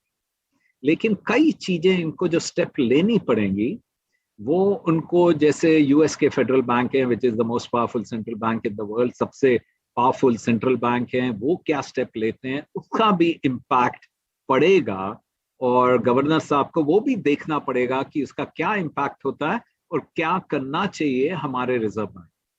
लेकिन हमारे जो गवर्नर साहब हैं वो बड़े कॉम्पिटेंट हैं, और मुझे कॉन्फिडेंस है कि he will be able to do his best to do the tight rope walking. बिल्कुल, लेकिन अब चलिए हमारे साथ एक बहुत ही खास पैनल जुड़ रहा है। ईटी नाउ और ईटी नाउ स्वदेश पर हमने एक पूरी थिंक टैंक बनाई है, और ये जो थिंक टैंक है उन्होंने हमें काफ़ी एडवाइस दिया है, काफ़ी कुछ मार्गदर्शन हमारा किया है, और साथ ही अपनी विश लिस्ट भी दी है कि इस बजट में एक आदर्श बजट इस साल का कैसा हो सकता है, उसमें क्या क्या कदम सरकार उठा सकती है जिससे ग्रोथ भी पटरी पर रहे, आम आदमी का जो कंजम्पशन है उसे भी बढ़ावा मिले, और जो कर्ज है वो हद से बाहर नहीं निकल जाए, यानी जो वित्तीय घाटा है वो हद से ज़्यादा बढ़ नहीं जाए। तो हमारे साथ कुछ बहुत ही खास मेहमान हैं। अमूल के एमडी श्री RS सोडी हमारे साथ जुड़े हैं, साथ ही शोभा डेवलपर्स के JC शर्मा जी हमारे साथ जुड़े हैं, मनीष डांगी जी हमारे साथ जुड़े हैं, जाने माने इन्वेस्टर, और साथ ही देवीना मेहरा हमारे साथ जुड़ी हैं, चेयरमैन फर्स्ट ग्लोबल की, और हीरेन वैद हमारे साथ जुड़े हैं अल्केमी कैपिटल मैनेजमेंट के। बहुत बहुत स्वागत है आप सबका और बहुत बहुत शुक्रिया हमारे साथ सबसे पहले तो न सिर्फ इस बातचीत में शामिल होने के लिए बल्कि हमारी थिंक टैंक का हिस्सा बनने के लिए, बिकॉज हमारी कोशिश यही थी कि हम आम आदमी के लिए सरल भाषा में तो बजट समझाएं, लेकिन साथ ही सरकार तक भी वो बातें पहुंचाए जो उन्हें सुननी चाहिए, ध्यान में रखनी चाहिए बजट बनाने से पहले। तो बहुत बहुत स्वागत है आप सभी का। सोडी साहब, मैं सबसे पहले आप ही से सवाल लेना चाहूँगा कि अभी भी इकोनॉमी का एक तबका ऐसा है जो पूरी तरह से रिकवर नहीं कर पाया है या फिर प्री कोविड लेवल्स तक नहीं पहुंच पाया है, और इसीलिए हम इसे के शेप्ड रिकवरी कह रहे हैं। इसके इंडिकेशंस कल भी हमने बजट में देखे थे। तो ऐसी सूरत में इस बजट में वित्त मंत्री ऐसा क्या क्या कर सकती है जिससे जो अभी भी पीछे छूटा हुआ तबका है वो भी तेजी से कैचअप करे और प्री कोविड लेवल्स की तरफ बढ़े, बिकॉज उसका एक इंक्रीमेंटल इम्पैक्ट जो आएगा जीडीपी पर, that itself will add lot of heft. Well, पहली बात तो अजय जी धन्यवाद, एक दूध वाले को आपने थिंक टैंक में इंक्लूड किया। देखिए, मैं तो आपको एक, क्योंकि दूध वाला हूँ, कृषि से रिलेटेड हूँ, पशुपालन से रिलेटेड हूँ 40 साल से, तो मैं तो जो भी आप प्रश्न पूछेंगे उसी में से देखता हूं। देखिए, आज भारत की क्या प्रॉब्लम है? एम्प्लॉयमेंट, स्पेशली रूरल एरिया में।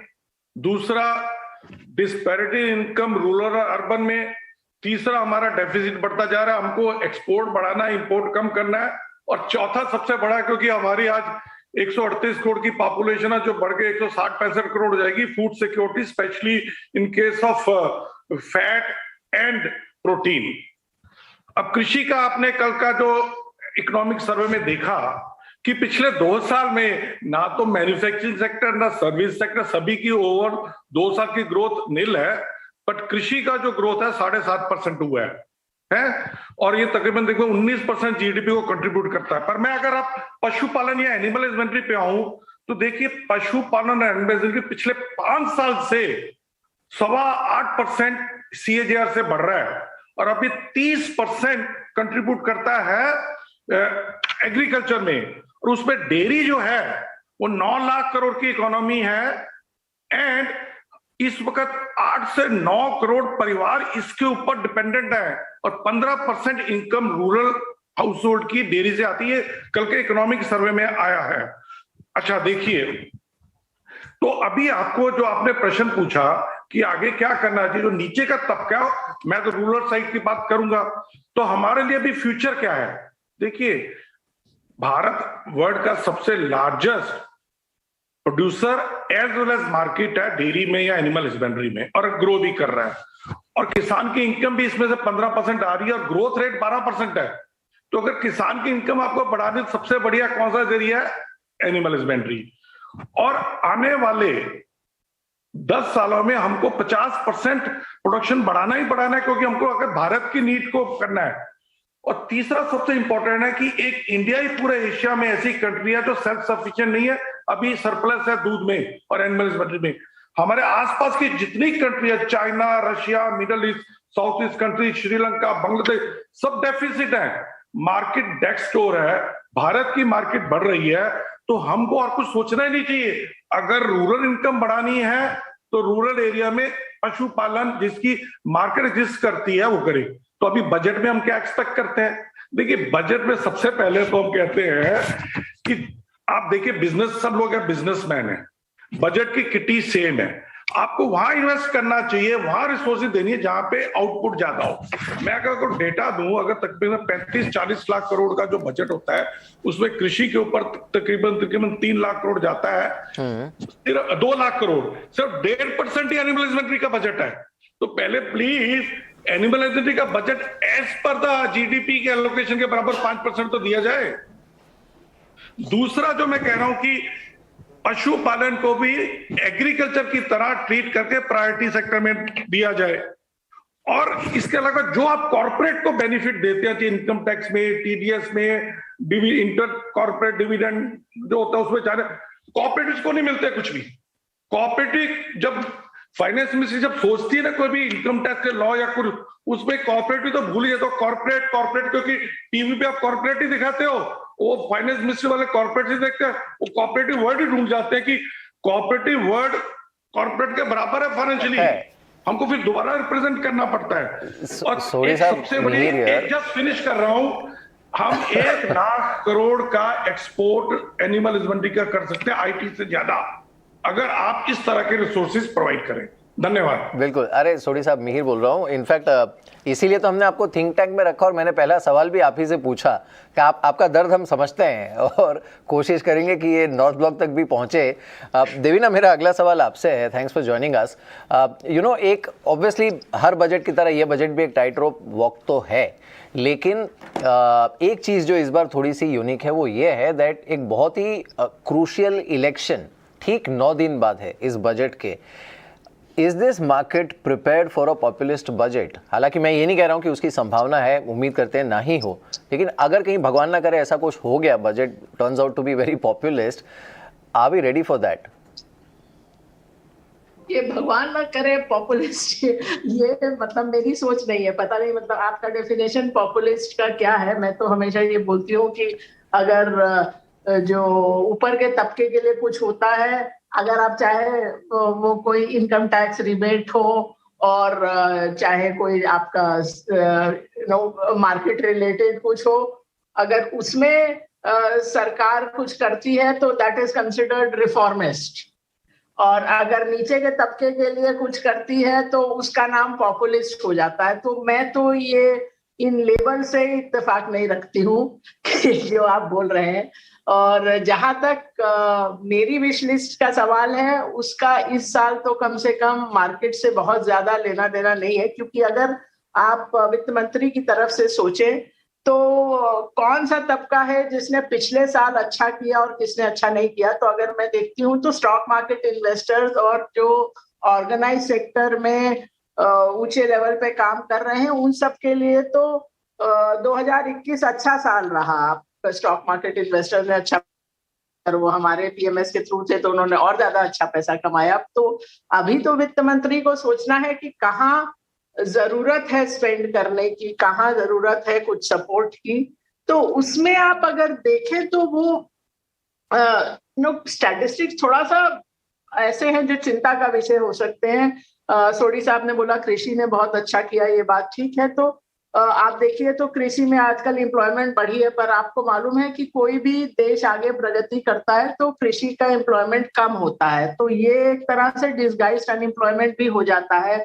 आप मनरेगा को देखें तो ज्यादा परिवारों को आजकल उस सपोर्ट की जरूरत है। तो ये सबसे इंडिकेट होता है कि वो उतना अच्छा नहीं कर रहा है जो नीचे का तबका है, जो लोअर क्लास और लोअर मिडिल क्लास है। आपका अपवर्ड मोबिलिटी नहीं है। आप टू व्हीलर का सेल देख लीजिए ना, टू व्हीलर का सेल 10 साल के लोएस्ट लेवल पे है, कभी आप सोच सकते थे। और ये इसके बावजूद कि जैसा कि वो मिस्टर सोडी ने बोला कि कृषि ने इतना खराब नहीं किया, तो जब रूरल इतना खराब नहीं हुआ फिर भी ये फिगर है, तो इसका मतलब कि कहीं पर इकोनॉमी में बहुत दर्द है, वो चाहे अनऑर्गेनाइज सेक्टर में हो, लोगों का नौकरियां चली गई।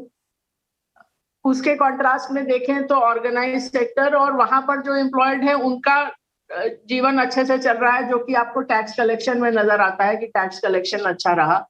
तो इस साल तो वित्त मंत्री का जो झुकाव है वो होना चाहिए एम्प्लॉयमेंट जनरेशन पर। उसके लिए ऑफ कोर्स कुछ डायरेक्ट होता है, कुछ इनडायरेक्ट होता है। जैसे इंफ्रास्ट्रक्चर स्पेंडिंग है तो उसमें आपका एम्प्लॉयमेंट काफी बढ़ता है, क्योंकि उसमें लेबर एम्प्लॉय होता है। जबकि आप जैसे पीएलआई स्कीम है वो बहुत अच्छी है, बहुत सारी सेक्टर्स के लिए, बहुत सारी कंपनीज के लिए, लेकिन वो लेबर एम्प्लॉयमेंट में उसका बहुत योगदान नहीं होता है, क्योंकि जो बड़ी कंपनीज होती हैं वो लेबर कंपोनेंट कम से कम चाहती हैं। मतलब ये आज की बात नहीं है, मैं 20-25 साल से देख रही हूँ कि जो बड़ी कंपनी होती है जब वो नया प्लांट लगाती हैं तो उनका जो लक्ष्य होता है कि कम से कम लोगों को हम एम्प्लॉय करें। वो लोग बड़े खुशी से बताते हैं कि आपको मालूम है ये नया प्लांट हम लगा रहे हैं उसमें इंजीनियर लेवल के नीचे हम लोग के पास एक आदमी भी नहीं है।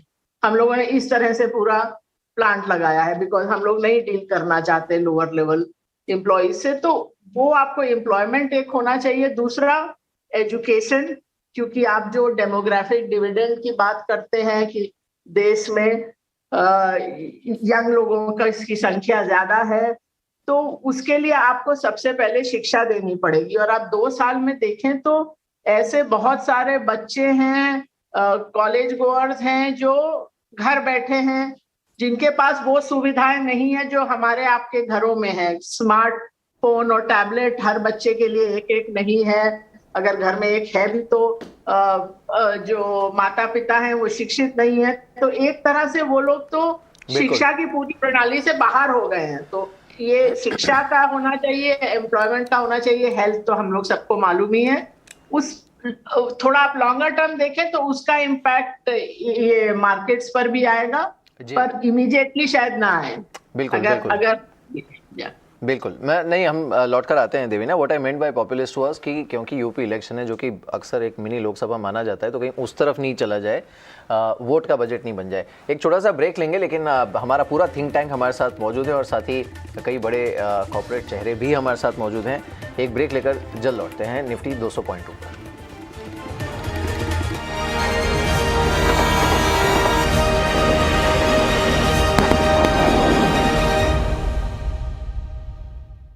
बजट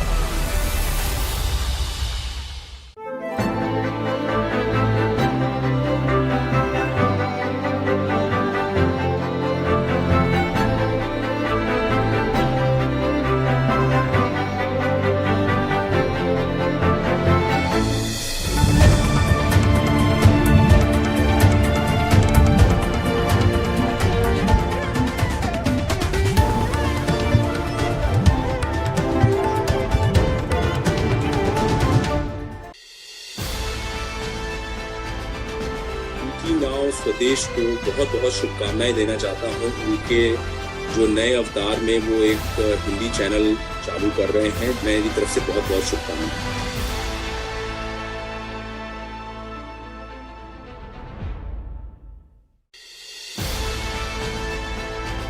मेरी ओर से ईटी नाउ स्वदेश के लिए शुभकामनाएं। मुझे बताया गया कि ये नया चैनल है और ये बिज़नेस चैनल है और हिंदी में है, और देश में हिंदी बोलने और समझने वाले बहुत अधिक लोग हैं और इस चैनल से सभी को लाभ होगा।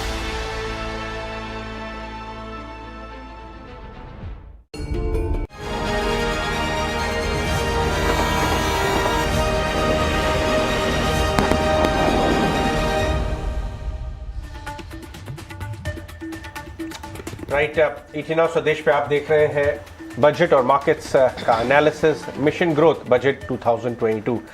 स्वदेश थिंक टैंक इस समय हमारे साथ हैं फुल फॉर्म में, Hiren Ved, Manish Dangi, mister Sodhi, GC Sharma and Devina. Hiren, आपके पास आऊँगा। Good morning Hiren. अगर कल का जो डॉक्यूमेंट आया था इकोनॉमिक सर्वे, वो कुछ गाइड हो, जिस हिसाब से उसने हिंट किया उस डॉक्यूमेंट ने कि हमारे पास फिस्कल स्पेस है ग्रोथ को ट्रिगर करने की, और बहुत ज़्यादा रिजिड नहीं रहे डिफिसिट की तरफ और ग्रोथ ओरिएंटेड टिल्ट दिया, तो बाजार उसको कैसा रीड करेगा आपके हिसाब से? आपने तो इतने सारे बजट डॉक्यूमेंट्स एनालाइज किए हैं और उसका इंटरप्रिटेशन बाजार के लिए किया है, तो इस बार क्या सेटिंग लगती है आपको हिरेन? आई थिंक एक एस्पेक्ट जो इकोनॉमिक सर्वे में बात की गई जो मुझे बहुत पसंद आई, वो है कि एजिलिटी ऑफ गवर्नमेंट पॉलिसी। ये बहुत इंपॉर्टेंट है। अभी आज हम बैठ के कोई भी स्टैटिक एनालिसिस कर सकते हैं कि ठीक है, काफी सारा रूम है क्योंकि रेवेन्यू काफी बढ़ गया है, तो हमारे पास थोड़ा रूम है कि कैपिटल एक्सपेंडिचर हम करें। वो बात सही है और शायद कैपिटल एक्सपेंडिचर करना भी चाहिए मेरे हिसाब से, लेकिन आगे जाके क्या होगा ये हमें पता नहीं है। तो ये जो एजिलिटी की बात की है कि हम अभी ऐसा चाह सकते हैं कि नहीं, डेफिसिट बड़ी होनी चाहिए, कोई हर्जा नहीं है उसमें, लेकिन कल अगर क्वांटिटेटिव टाइटनिंग अगर बहुत जोर से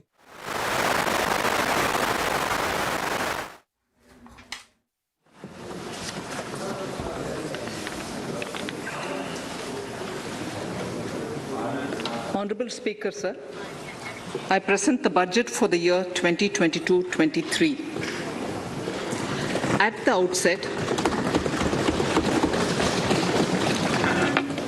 outset, sir, I want to take a moment to express my empathy for those who had to bear adverse health and economic effects of the pandemic.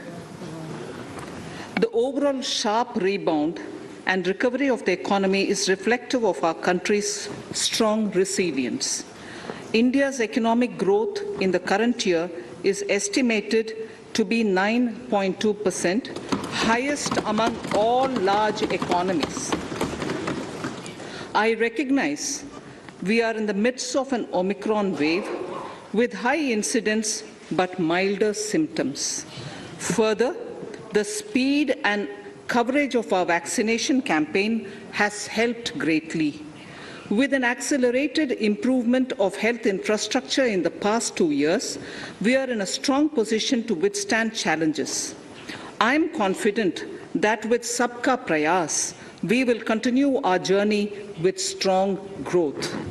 Honorable Speaker, we are marking Azadi Ka Amrit Mahotsav and have entered into Amrit Kal, the 25-year-long lead up to India at 100. Honorable Prime Minister in his Independence Day address had set out the vision for India at 100. By achieving certain goals during Amrit Kal, our government aims to attain this vision. They are complementing the macroeconomic level growth focus with a microeconomic level all-inclusive welfare focus, promoting digital economy and fintech, technology-enabled development, energy transition, and climate action, and relying on virtuous cycles starting from private investment with public capital investment, helping to crowd in private investment. Since 2014, our government's focus has been on empowerment of citizens, especially the poor and the marginalized. Measures have included programs that have provided housing, electricity, cooking gas, and access to water. We also have programs for ensuring financial inclusion and direct benefit transfers. We are committed to strengthening the abilities of the poor to tap all opportunities. Our government constantly strives to provide the necessary ecosystem for the middle classes, a vast and wide section which is populated across various middle income brackets, to make use of the opportunities they so desire. This budget seeks to lay the foundation and give a blueprint to steer the economy over Amritkal of the next 25 years, from India at 75 to India at 100. It continues to build on the vision drawn in the budget of 21-22. Its fundamental tenets, which included transparency of financial statement and fiscal position, reflect the government's intent, strengths, and challenges. This continues to guide us. The initiatives of the last year's budget have seen significant progress and have been provided with adequate allocations in this budget as well. The strengthening of health infrastructure, speedy implementation of the vaccination program, and the nationwide resilient response to the current wave of the pandemic are evident for all. The productivity-linked incentive in 14 sectors for achieving the vision of Atmanirbhar Bharat has received excellent response, with potential to create 60 lakh new jobs and an additional production of 30 lakh crore during next 5 years. Towards implementation of the new public sector enterprise policy, the strategic transfer of ownership of Air India has been completed. The strategic partner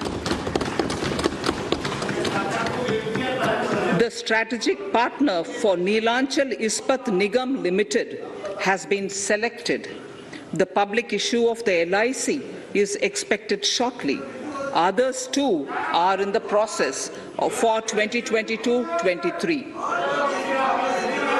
please no, आपको पर्याप्त मौका, पर्याप्त अवसर मिलेगा, बेटे बेटे टिप्पणी मत कीजिए. The National Bank for Infrastructure Development and National Asset Reconstruction Company have commenced their activities. Honorable Speaker, sir, Budget 2021-22 had provided a sharp increase in provision for public investment or capital expenditure. Throughout the year, with the Honorable Prime Minister guiding the implementation, our economic recovery is continuing to benefit from the multiplier effect.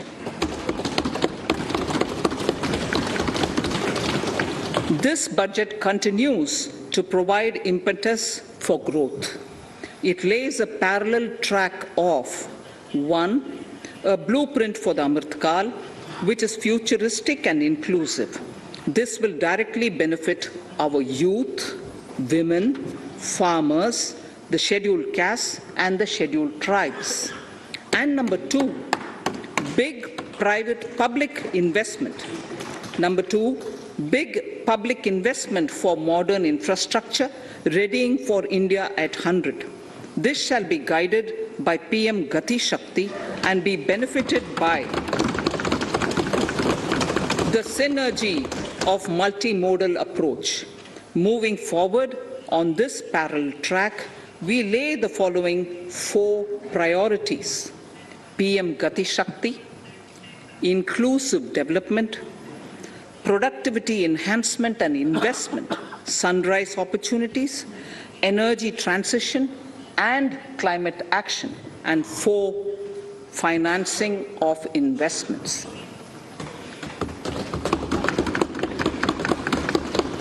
PM Gati Shakti.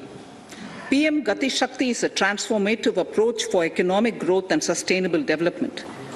The approach is driven by 7 engines, namely roads, railways, airports, ports, mass transport, waterways, and logistics infrastructure.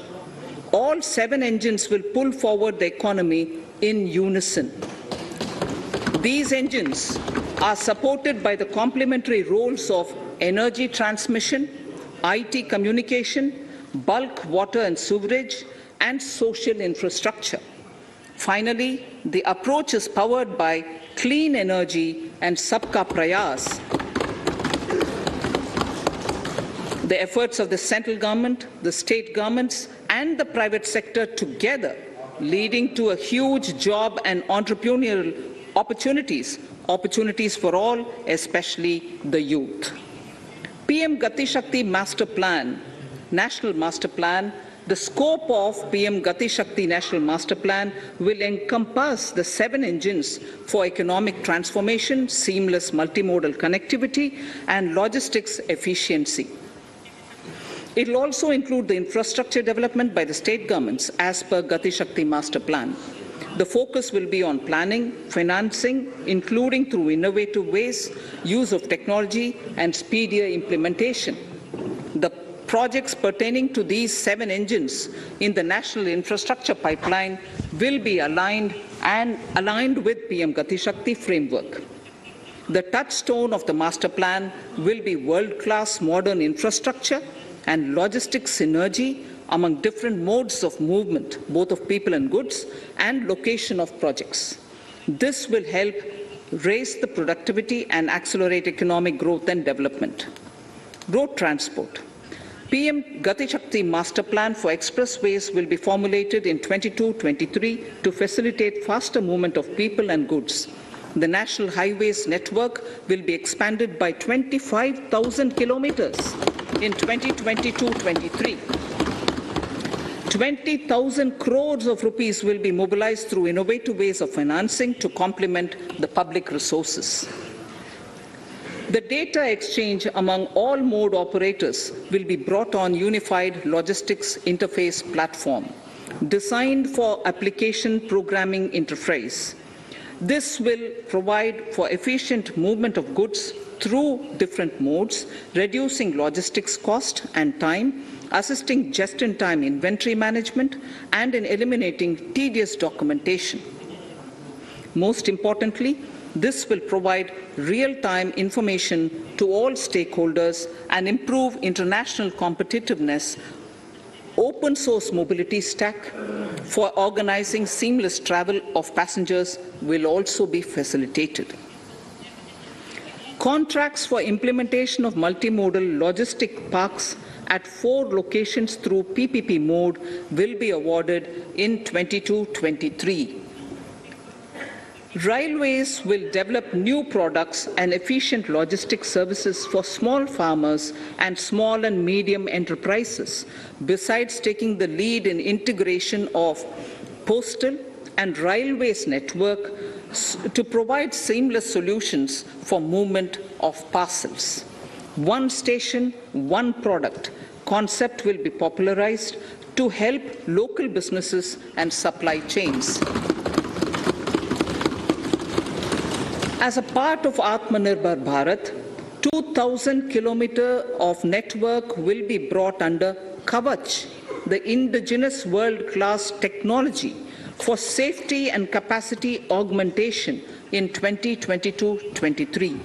400 new generation Vande Bharat trains will better energy efficiency and passenger riding experience will be developed and manufactured during the next 3 years. 100 PM Gati Shakti cargo terminals for multimodal logistics facilities will be developed during the next 3 years. Innovative ways of financing and faster implementation will be encouraged for building metro systems of appropriate type at scale. Multimodal connectivity between mass urban transport and railway stations will be facilitated on priority. Design of metro systems including civil structures, will be reoriented and standardized for Indian conditions and needs. Parvat Mala, as a preferred ecologically sustainable alternative to conventional roads in difficult hilly areas, National Ropeways Development Program will be taken up on PPP mode. The aim is to improve connectivity and convenience for commuters, besides promoting tourism. This may also cover congested urban areas where conventional mass transit system is not feasible. Contracts for 8 such ropeway projects for a length of 60 kilometers will be awarded in 22-23.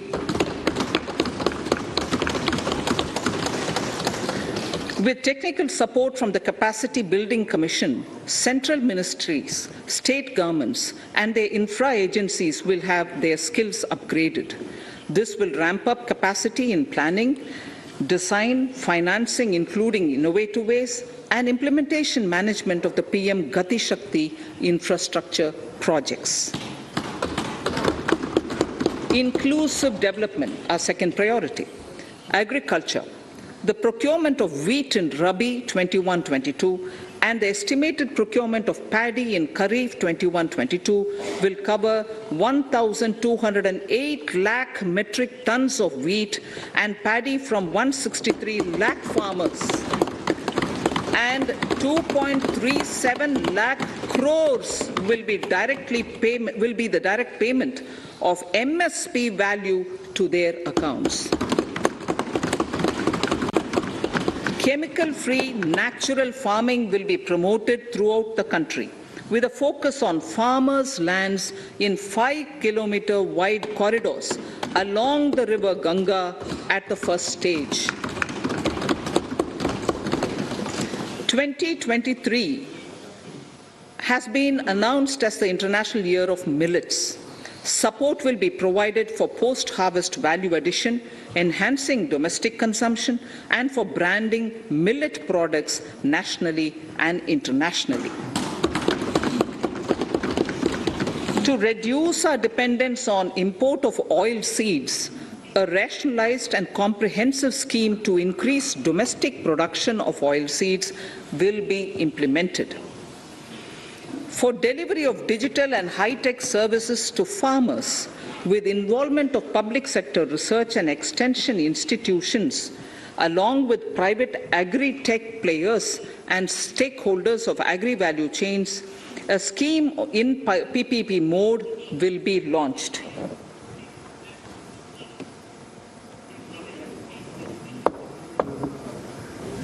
Use of Kisan drones will be promoted for crop assessment, digitization of land records, spraying of insecticides and nutrients. States will be encouraged to revise syllabi of agricultural universities to meet the needs of natural, zero budget, and organic farming, modern day agriculture, value addition, and management. A fund with blended capital raised under the co-investment model will be facilitated through the NABARD. This is to finance startups for agriculture and rural enterprise relevant for farm produce value chain. The activities of these startups will include inter alia, support for FPOs, machinery for farmers on rental basis at farm level, and technology including IT-based support. The implementation of the Ken-Betwa link project at an estimated cost of 44,605 crores will be taken up. This is aimed at providing irrigation benefits to 9.0 lakh hectare of farmers' lands, drinking water supply to 62 lakh people, 103 megawatt of hydro, 27 megawatt of solar power, allocations of 4,300 crores of rupees in the RE 21-22 and 1,400 crores of rupees in 22-23 have been made for this project. Honorable Speaker, sir, draft DPRs for 5 river links, namely Daman-Ganga Pinjal, Par-Tapi Narmada, Godavari Krishna, Krishna Pennar, and Pennar Kaveri have been finalized. Once a consensus is reached among the beneficiary states, the Centre will provide support for their implementation.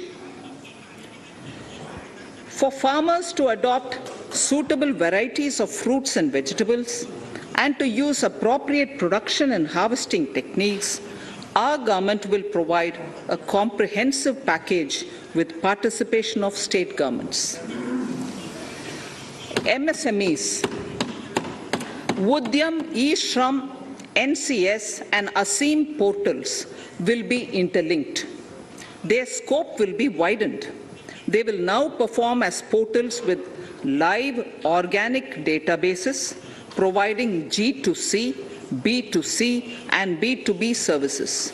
These services will relate to credit facilitation, skilling and recruitment with an aim to further formalize the economy and enhance entrepreneurial opportunities for all.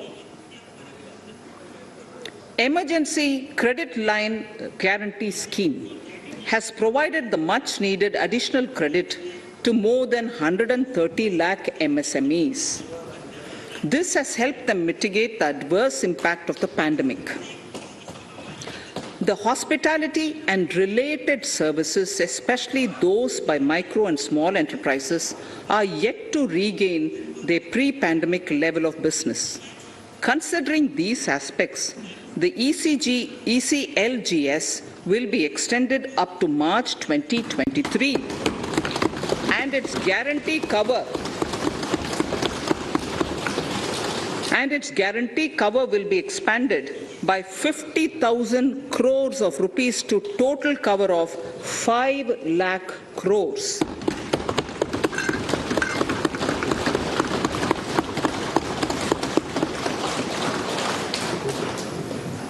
With the additional amount being earmarked exclusively for the hospitality and related sectors. Credit Guarantee Trust for Micro and Small Enterprises, CGT-MSE, scheme will be revamped with required infusion of funds.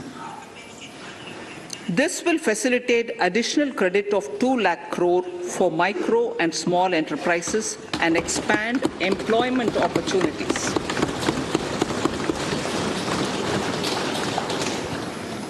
Raising and accelerating MSME performance, RAMP, program will outlay of 6,000 crore over 5 years will be rolled out.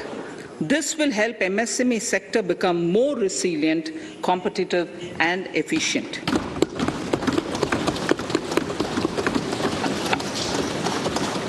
Skilling programs and partnership with the industry will be reoriented to promote continuous skilling avenues, sustainability and employability. The National Skill Qualification Framework will be aligned with dynamic industry needs. Digital ecosystem for skilling and livelihood, the Desh Stack e-portal, will be launched. This aims to empower citizens to skill, reskill or upskill through online training.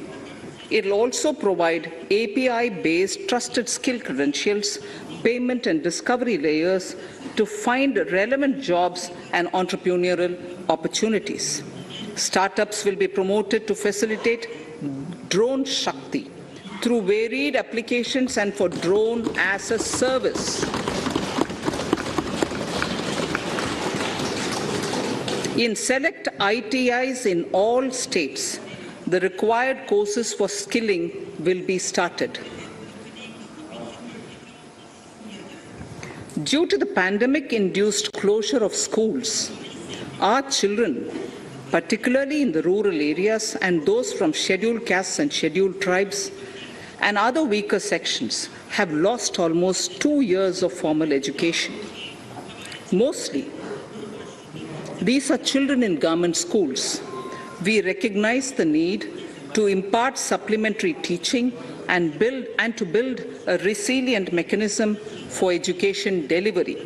For this purpose, One Class, One TV channel program of PM E-Vidya will be expanded from 12 to 200 TV channels. This will enable all states to provide supplementary education in regional languages for classes 1 to 12.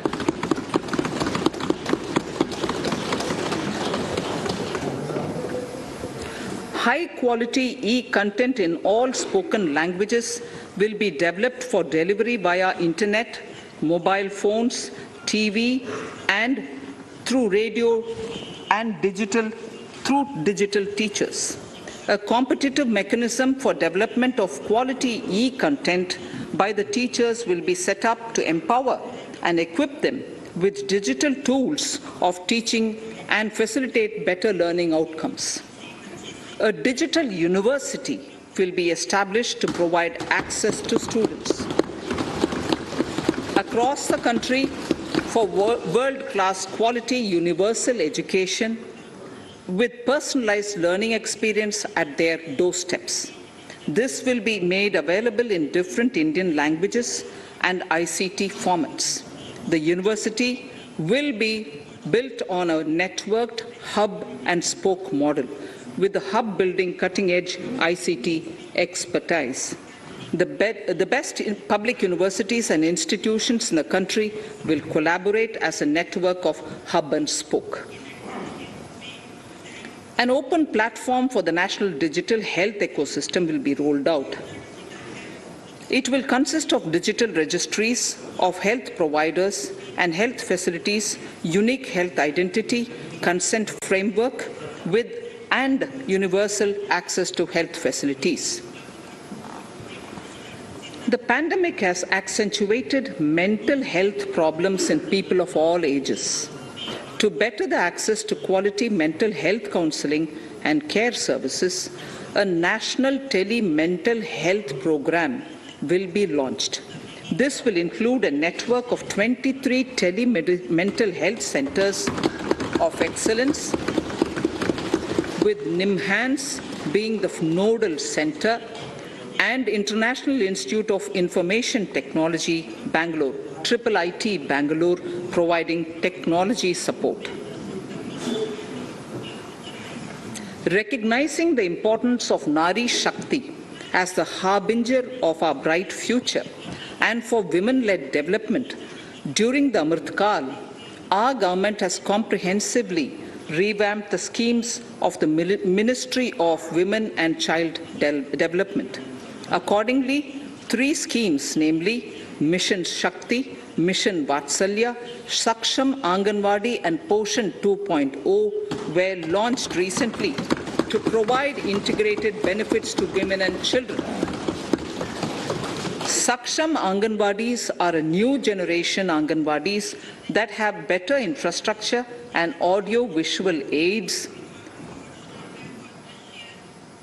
powered by clean energy and providing improved environment for early childhood development.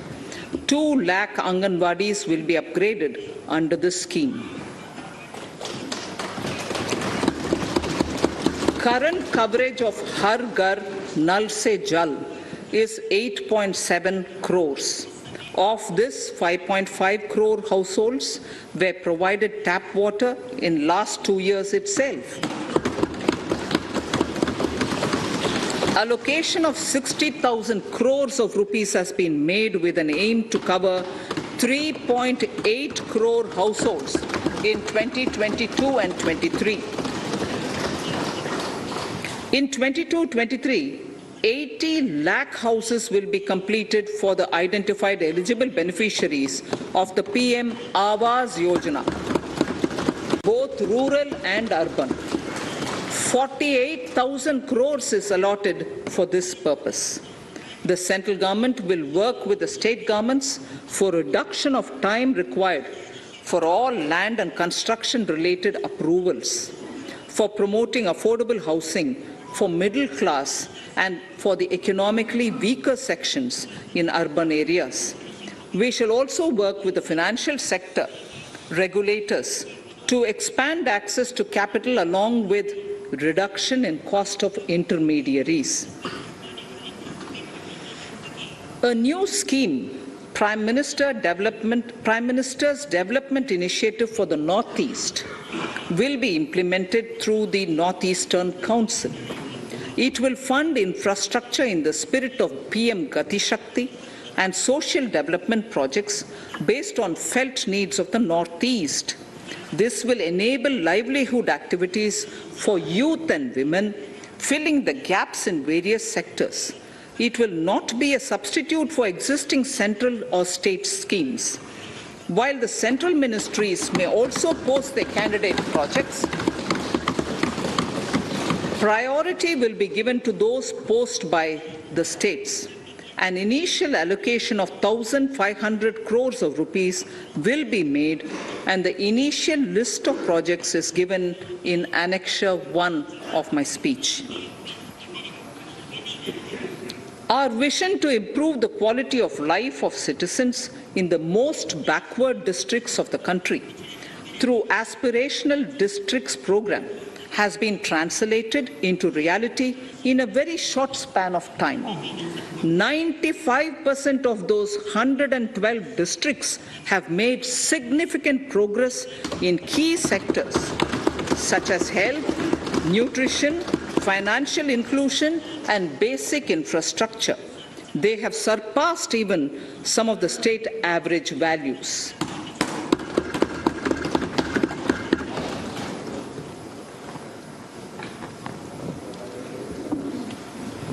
However, in those districts, some blocks continue to lag.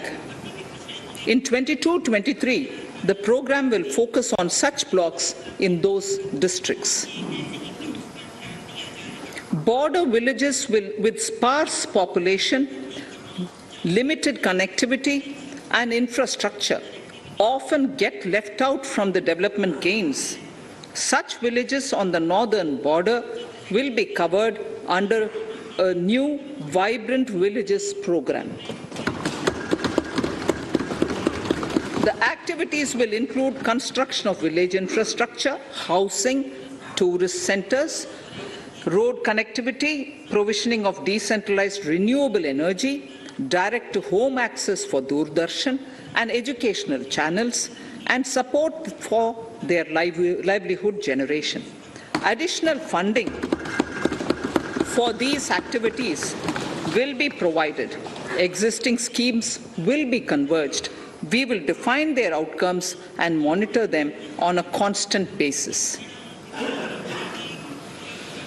In 2022, 100% of 1.5 lakh post offices will come on the core banking system, enabling financial inclusion and access to accounts through net banking, mobile banking, ATMs, and also provide online transfer of funds between post office accounts and bank accounts.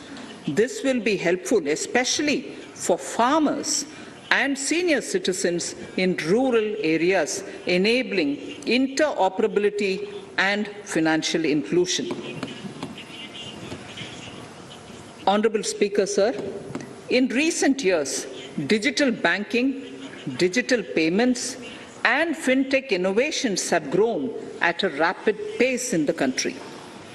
Government is continuously encouraging these sectors to ensure that the benefits of digital banking reach every nook and corner of the country in a consumer-friendly manner. Taking forward this agenda and to mark 75 years of our independence, it is proposed to set up 75 digital banking units in 75 districts of the country by scheduled commercial banks. The financial support for digital payment ecosystem announced in the previous budget will continue in 22-23 as well. This will encourage further adoption of digital payments. There will also be a focus to promote use of payment platforms that are economical and user-friendly. Sir, I move to the next priority. In recent years, over 25,000 compliances were reduced and nearly 1,500 union laws were repealed. This is the result of our government's strong commitment for minimum government and maximum governance. 1,486 union laws were repealed. Our trust in the public and ease of doing business is what is highlighted here, sir. For the Amrit Kal, the next phase of ease of doing business 2.0 and ease of living will be launched.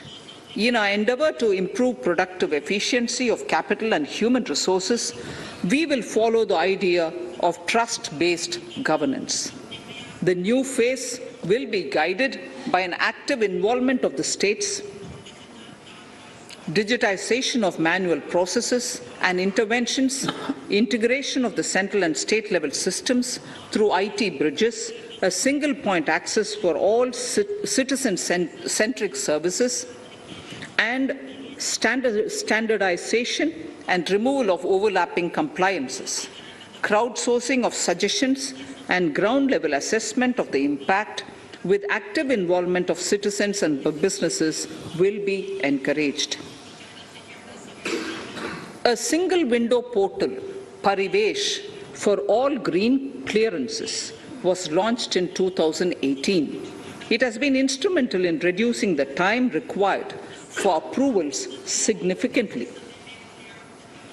The scope of this portal will be expanded to provide information to the applicants based on location of units. Information about specific approvals will be provided. It will enable application for all 4 approvals through a single form and tracking of the process through Centralized Processing Center Green, CPC Green. E-passports. The issuance of e-passports using embedded chip and futuristic technology will be rolled out in 22-23 to enhance the convenience for the citizens in their overseas travel. By the time of India at 100, nearly half our population is likely to be living in urban areas. To prepare for this, orderly urban development is of critical importance.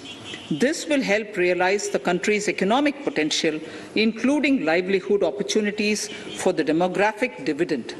For this, on the one hand, we need to nurture the megacities and their hinterlands to become current centers of economic growth. On the other, we need to facilitate Tier 2 and Tier 3 cities to take on the mantle in the future. This would require us to reimagine our cities into centers of sustainable living with opportunities for all, including women and our youth. For this to happen, urban planning cannot continue with a business as usual approach. We plan to steer a paradigm change. A high-level committee of reputed urban planners, urban economists, and institutions will be formed to make recommendations on urban sector policies, capacity building, planning, implementation, and governance. For urban capacity building, support will be provided to the states. Modernization of building bylaws, town planning schemes, transit-oriented development will be implemented. This will facilitate reforms for people to live and work closer to the mass transit systems. The central government's financial support for mass transit projects and Amrit scheme will be leveraged for formulation of action plans and their implementation for facilitating the TOD and TPS by the states. For developing India-specific knowledge in urban planning and design, and to deliver certified training in these areas, up to 5 existing academic institutions in different regions will be designated as centers of excellence. These centers will be provided endowment fund of 250 crore each.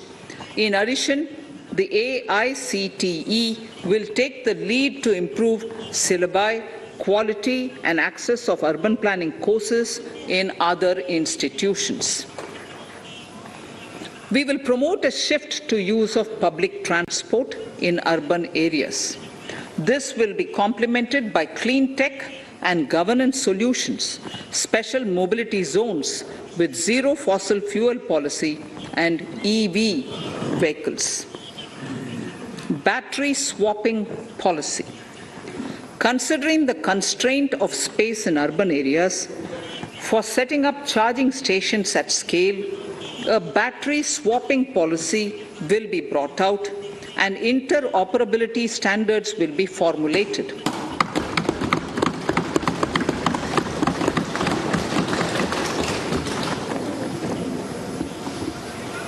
The private sector will be encouraged to develop sustainable and innovative business models for battery or energy as a service. This will improve efficiency in the EV ecosystem. Efficient use of land resources is a strong imperative.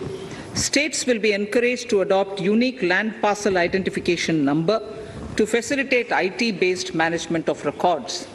The facility for transliteration of land records across any of the Schedule 8 languages will also be rolled out.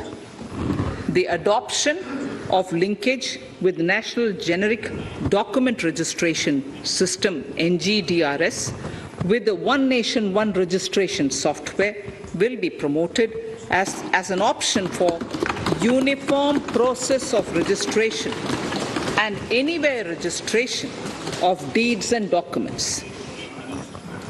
Necessary amendments in the code IBC will be carried out to enhance the efficiency of the resolution process and facilitate cross-border insolvency resolution. Accelerated corporate exit. Several IT-based systems have been established for accelerated registration of new companies. Now the Center for Processing Accelerated Corporate Exit, CPACE, will process re-engineering, will be established to facilitate and speed up the voluntary winding up of these companies from the currently required 2 years to less than 6 months. Government procurement. Government rules have recently been modernized for the needs of Amritkal. The new rules have benefited from the inputs from various stakeholders. The modernized rules allow use of transparent quality criteria besides cost and evaluation of complex tenders. Provisions have been made for payment of 75% of running bills mandatorily within 10 days and for encouraging settlements of disputes through conciliation. As a further step to enhance transparency and to reduce delays in payments, a completely paperless, end-to-end online e-bill system will be launched for use by all central ministries for their procurements. The system will enable the suppliers and contractors to submit online their digitally signed bills and claims and track their status from anywhere. To reduce indirect cost for suppliers and work contractors, the use of surety bonds as a substitute for bank guarantee will be made acceptable in government procurements. Business such as gold imports may also find this useful. IRDAI, insurance regulator, has given the framework for issue of surety bonds by insurance companies. AVGC Promotion Task Force. The animation, visual effects, gaming, and comic, the AVGC sector, offers immense potential to employ youth. An AVGC Promotion Task Force with all stakeholders will be set up to recommend ways to realize this and build domestic capacity for serving our markets and the global demand. Telecom sector. Telecommunications in general and 5G technology in particular can enable growth and offer job opportunities. Required spectrum auctions will be conducted in 2022 to facilitate rollout of 5G's mobile services within 2022-23 by private telecom providers.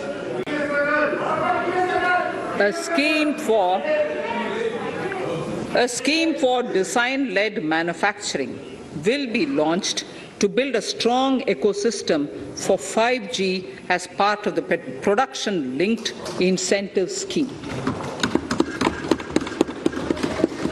To enable affordable broadband and mobile service proliferation in rural and remote areas, 5% of annual collections under the Universal Service Obligation Fund will be allocated. This will promote R&D and commercialization of technologies and solutions. Our vision is that all villages and their residents should have the same access to e-services, communication facilities, and digital resources as urban areas and their residents. The contracts for laying optical fiber in all villages, including remote areas, will be awarded under the BharatNet project through PPP in 22 and 23. Completion is expected in 2025. Measures will be taken to enable better and more efficient use of the optical fiber. Export promotion.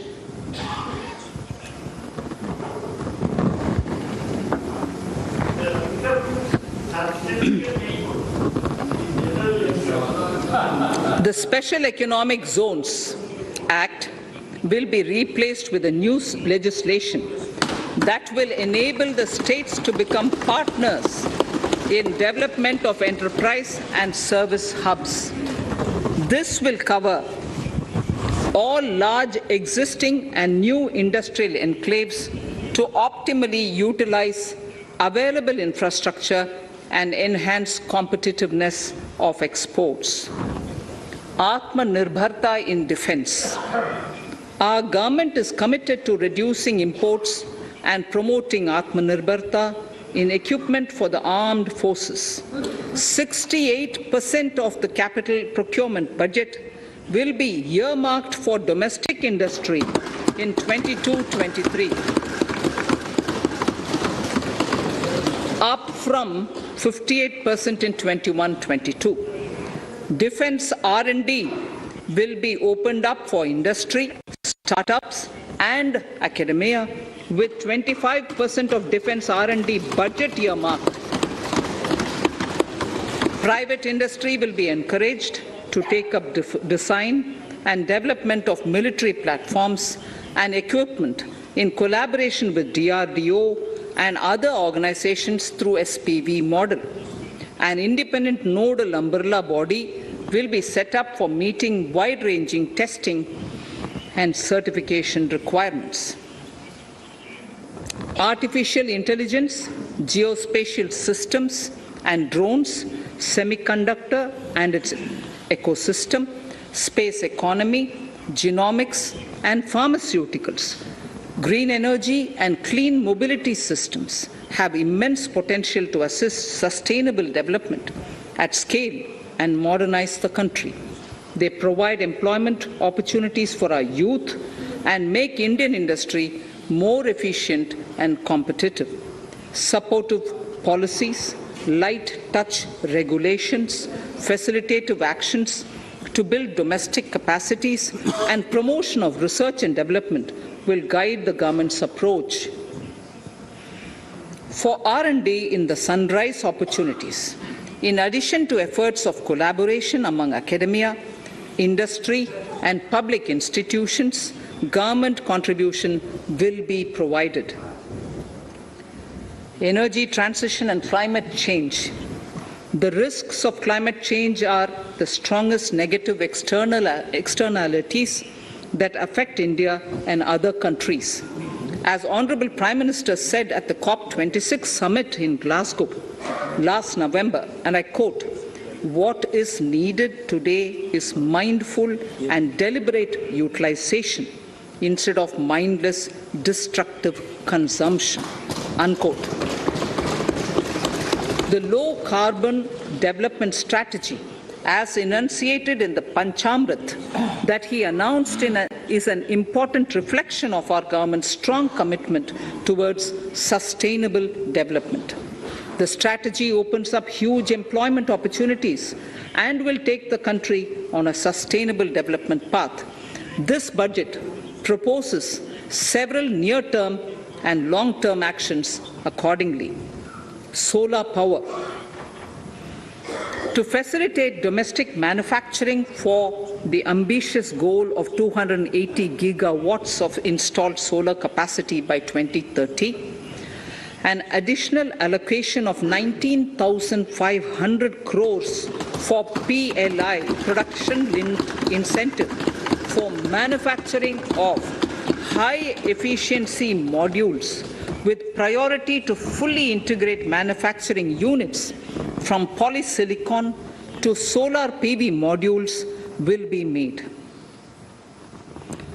Honorable Speaker, sir, the circular economy transition is expected to help in productivity enhancement as well as creating large opportunities for new businesses and jobs. The action plans for 10 sectors such as electronic waste, end-of-life vehicles, used oil waste, toxic and hazardous industrial waste are already ready. The focus will now be on addressing important cross-cutting issues of infrastructure, reverse logistics, technology upgradation, and integration with informal sector. This will be supported by active public policies covering regulations, extended producers' responsibilities, framework, and innovation facilities. 5 to 7% biomass pellets will be co-fired in thermal power plants, resulting in carbon dioxide savings of 38 MMT annually. This will also provide extra income to farmers and job opportunities to locals and help avoid stubble burning in agricultural fields. Saving energy is an important aspect of the energy management. Hence, energy efficiency and savings measures will be promoted. This will be done in large commercial buildings through the energy service company business model. It will facilitate capacity building and awareness for energy audits, performance contracts, and common measurement of and verification protocol. 4 pilot projects for coal gasification and conversion of coal into chemicals required for the industry will be set up to evolve technical and financial viability. The policies and required legislative changes to promote agroforestry and private forestry will be brought in. In addition, financial support will be provided to farmers belonging to scheduled castes and scheduled tribes who want to take up agroforestry. Honorable Speaker, I now move to the 4th priority, financing of investments. Capital investment holds the key to speedy and sustainable economic revival and consolidation through its multiplier effect.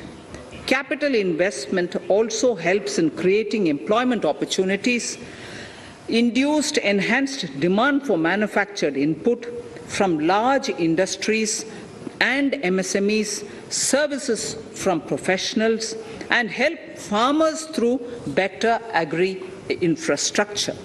The economy has shown strong resilience to come out of the effects of the pandemic with high growth.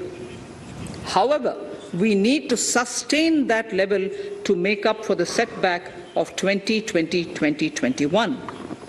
As outlined in para 5 earlier, the virtuous cycle of investment requires public investment to crowd in private investment.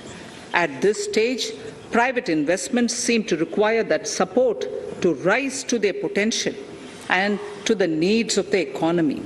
Public investment must continue to take the lead and prime the private investment and demand in 2022-23.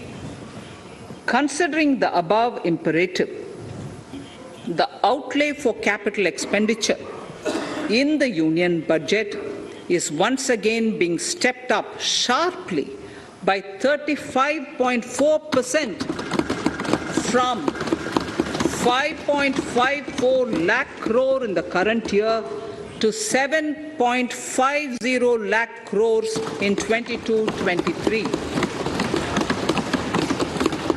This has increased to more than 2.2 times the expenditure of 2019-20. This outlay in 22-23 will be 2.9% of the GDP.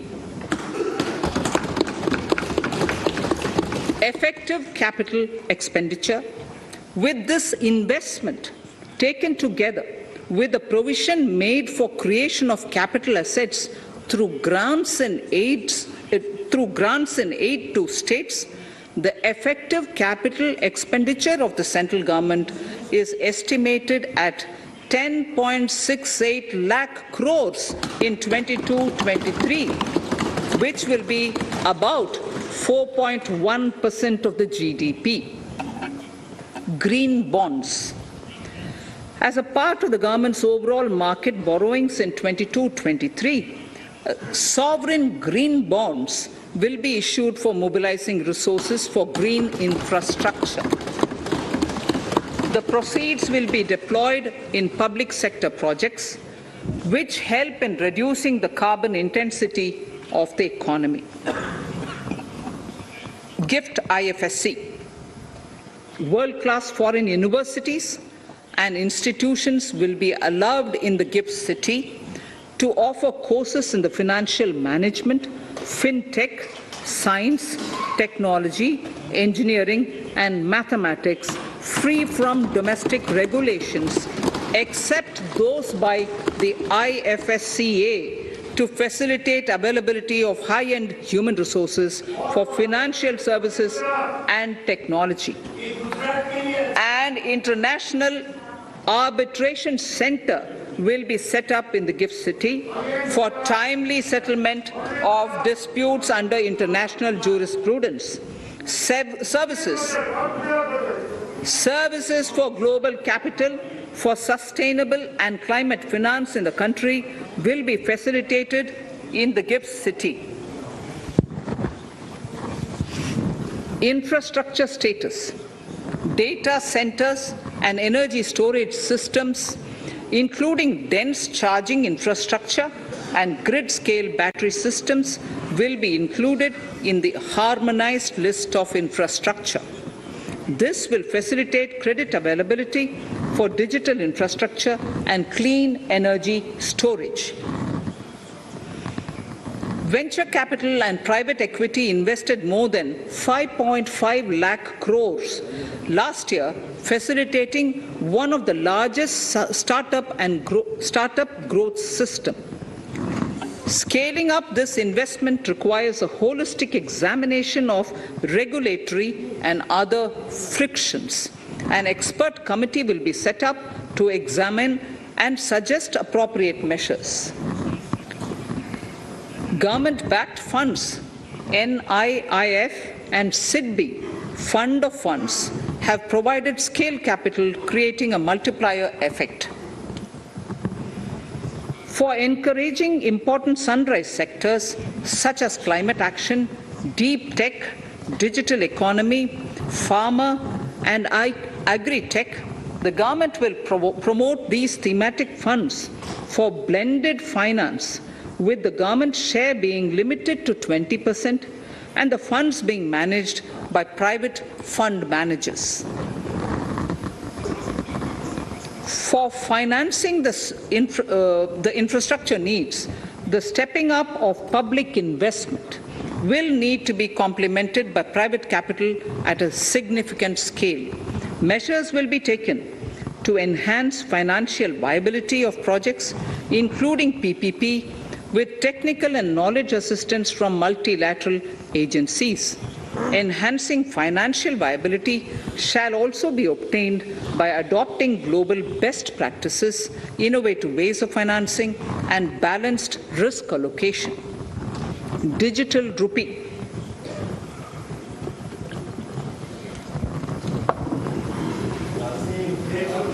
Introduction of a central bank digital currency will give a big boost to digital economy. Digital currency will also lead to a more efficient and cheaper currency management system.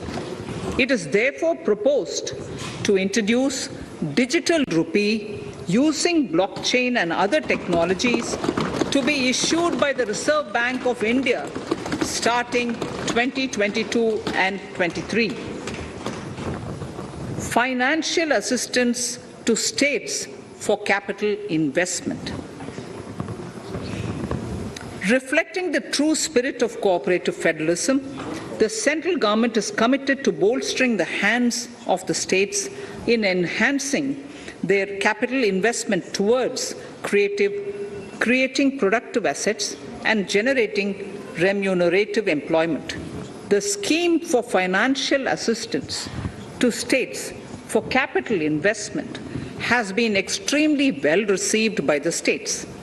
In deference to the requests received during my meeting with the chief ministers and state finance ministers, the outlay for this scheme is being enhanced from 10,000 crores in the budget estimates to 15,000 crores in the revised estimates for the current year.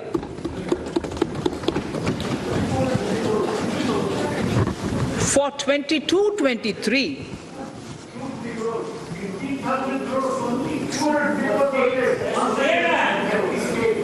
I'll repeat that sentence for the benefit of many of our honorable members. In deference to the requests received during my meeting with chief ministers and state finance ministers, the outlay for this scheme is being enhanced from 10,000 crores in the BE to 15,000 crores, 15,000 crores in the RE of the current year. For 22-23, the allocation is 1 lakh crores to assist the states in catalyzing the overall investments in the economy. These 50-year interest-free loans are over and above the normal borrowings allowed to the states, are over and above the normal borrowings to the states. This allocation will be used for PM Gati Shakti related and other productive capital investments of the states. It will also include components for supplemental funding for priority segments of PM Gram Sadak Yojana, including support for the state share, digitization of the economy, including digital payments and completion of OFC network, and reforms related to building bylaws, town planning schemes, transit-oriented development, and transferable development rights. In 22-23, in accordance with the recommendations of the 15th Finance Commission, The states will be allowed a fiscal deficit of 4% of the GSDP, of which 0.5% will be tied to power sector reforms, for which the conditions have already been communicated in 21-22. Fiscal management. As against a total expenditure of 34.83 lakh crores of rupees projected in the BE 21-22, the revised estimate is 37.70 lakh crores. The revised estimate of capital expenditure is 6.3 lakh crores of rupees. This includes an amount of 51,971 crores towards settlement of outstanding guaranteed liabilities of Air India and its other sundry commitments. Coming to the budget estimates, Honorable Speaker, sir, the total expenditure in 22-23 is estimated at 39.45 lakh crores, while the total receipts other than borrowings are estimated at 22.84 lakh crores of rupees.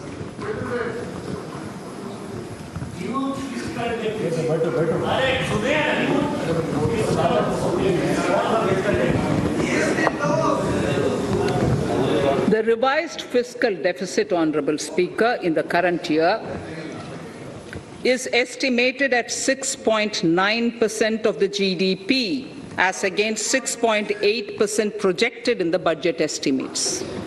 The fiscal deficit is in 22-23 is estimated at 6.4% of the GDP, which is consistent with the broad path of the fiscal consolidation announced by me last year to reach a fiscal deficit level below 4.5% by 25-26. While setting the fiscal deficit level in 22-23, I am conscious of the need to nurture growth through public investment to become stronger and sustainable. I will now move to Part B of my speech.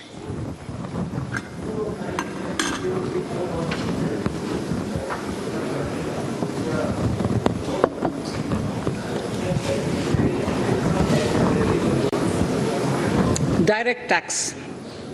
Honorable Speaker, sir, I take this opportunity to thank all the taxpayers of our country who have contributed immensely and strengthened the hands of the government in helping their fellow citizens in this hour of need. So I have brought in a little verse from the Mahabharata. I wouldn't spend more time reading because I would like the speech to get enough time. However, the substance of it is the king must make arrangements for yoga kshema, which is the welfare of the populace, by way of abandoning any laxity and by governing the state in line with dharma, along with collecting taxes which are in consonance with dharma. This is Mahabharata Shanti Parva Adhyaya, Shloka 11 from 72. Drawing wisdom from our ancient texts, we continue on the path to progress. The proposals in this budget, while continuing with our declared policy of stable and predictable tax regime, intend to bring more reforms that will take ahead our vision to establish a trustworthy tax regime. This will further simplify the tax system, promote voluntary compliance by taxpayers, and reduce litigation. Introducing new updated return. India is growing at an accelerated pace and people are undertaking multiple financial transactions. The Income Tax Department has established a robust framework of reporting of taxpayers' transactions. In this context, some taxpayers may realize that they have committed omissions or mistakes in correctly estimating their income for tax payment. To provide an opportunity to correct such errors, I am proposing a new provision permitting taxpayers to file an updated return on payment of additional tax. This updated return can be filed within 2 years from the end of the relevant assessment year.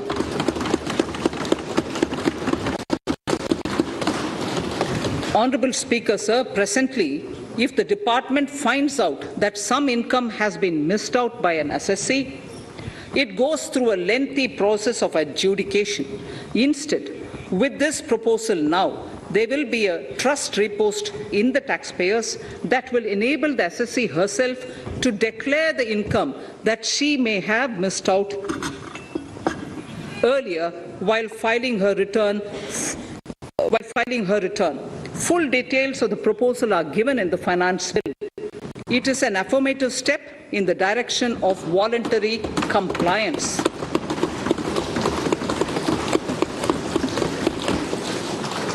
Reduced alternative minimum tax rate and surcharge for cooperatives. Currently, cooperative societies are required to pay alternate minimum tax at the rate of 18 and 1.5%. However, companies pay the same rate, the same, which is the alternate minimum tax, at the rate of 15%. To provide a level playing field between cooperative societies and companies, I propose to reduce this rate for the cooperative societies also to 15%.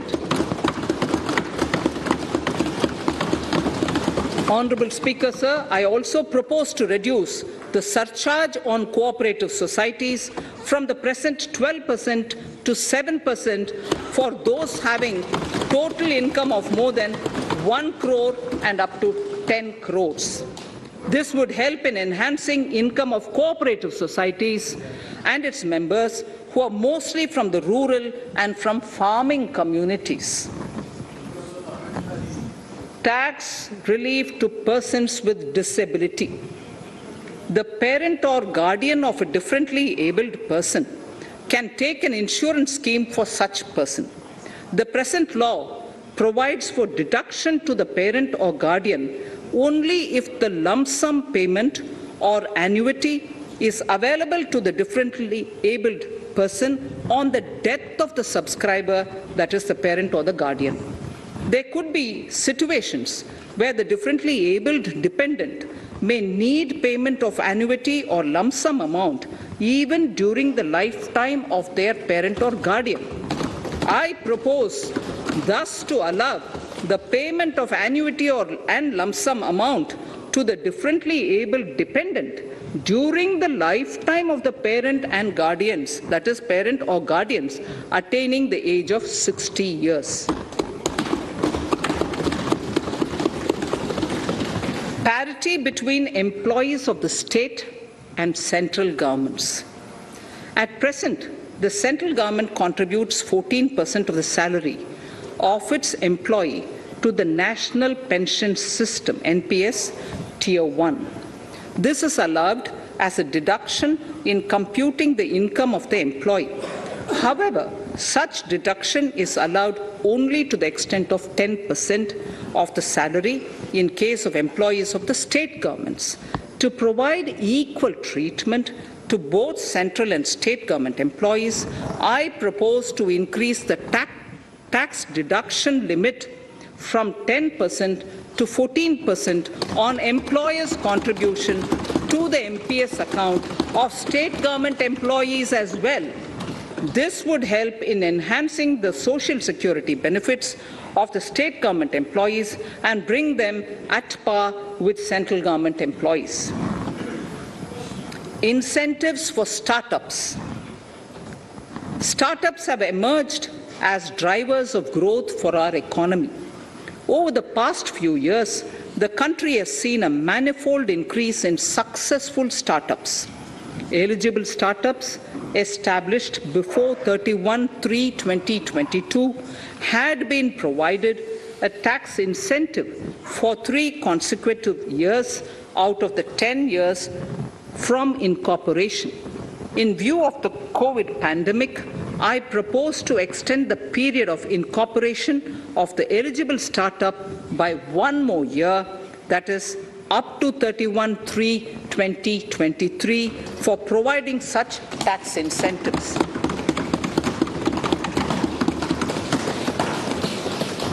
Incentives for newly incorporated manufacturing entities under concessional tax regime. In an effort to establish a global competitive business environment for certain domestic companies, a concessional tax regime of 15% was introduced by our government for newly incorporated domestic manufacturing companies. I propose to extend the last date for commencement of manufacturing or production under Section 115B(ab) by one more year, that is from 31st March 2023 to 31st March 2024.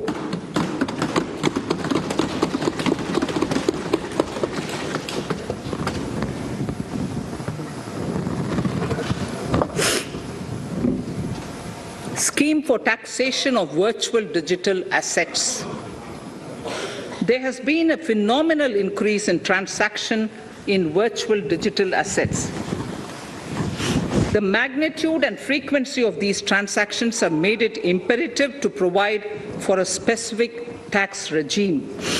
Accordingly, for the taxation of virtual digital assets, I propose to provide that any income from transfer of any virtual digital asset shall be taxed at the rate of 30%, 30%. No deduction in respect of any expenditure or allowance shall be allowed while computing such income except cost of acquisition. Further, loss from transfer of virtual digital asset cannot be set off against any other income. Further, in order to capture the transaction details, I also propose to provide for TDS on payment made in relation to transfer of virtual digital asset at the rate of 1% of such consideration above a monetary threshold. Gift of virtual digital asset is also proposed to be taxed in the hands of the recipient.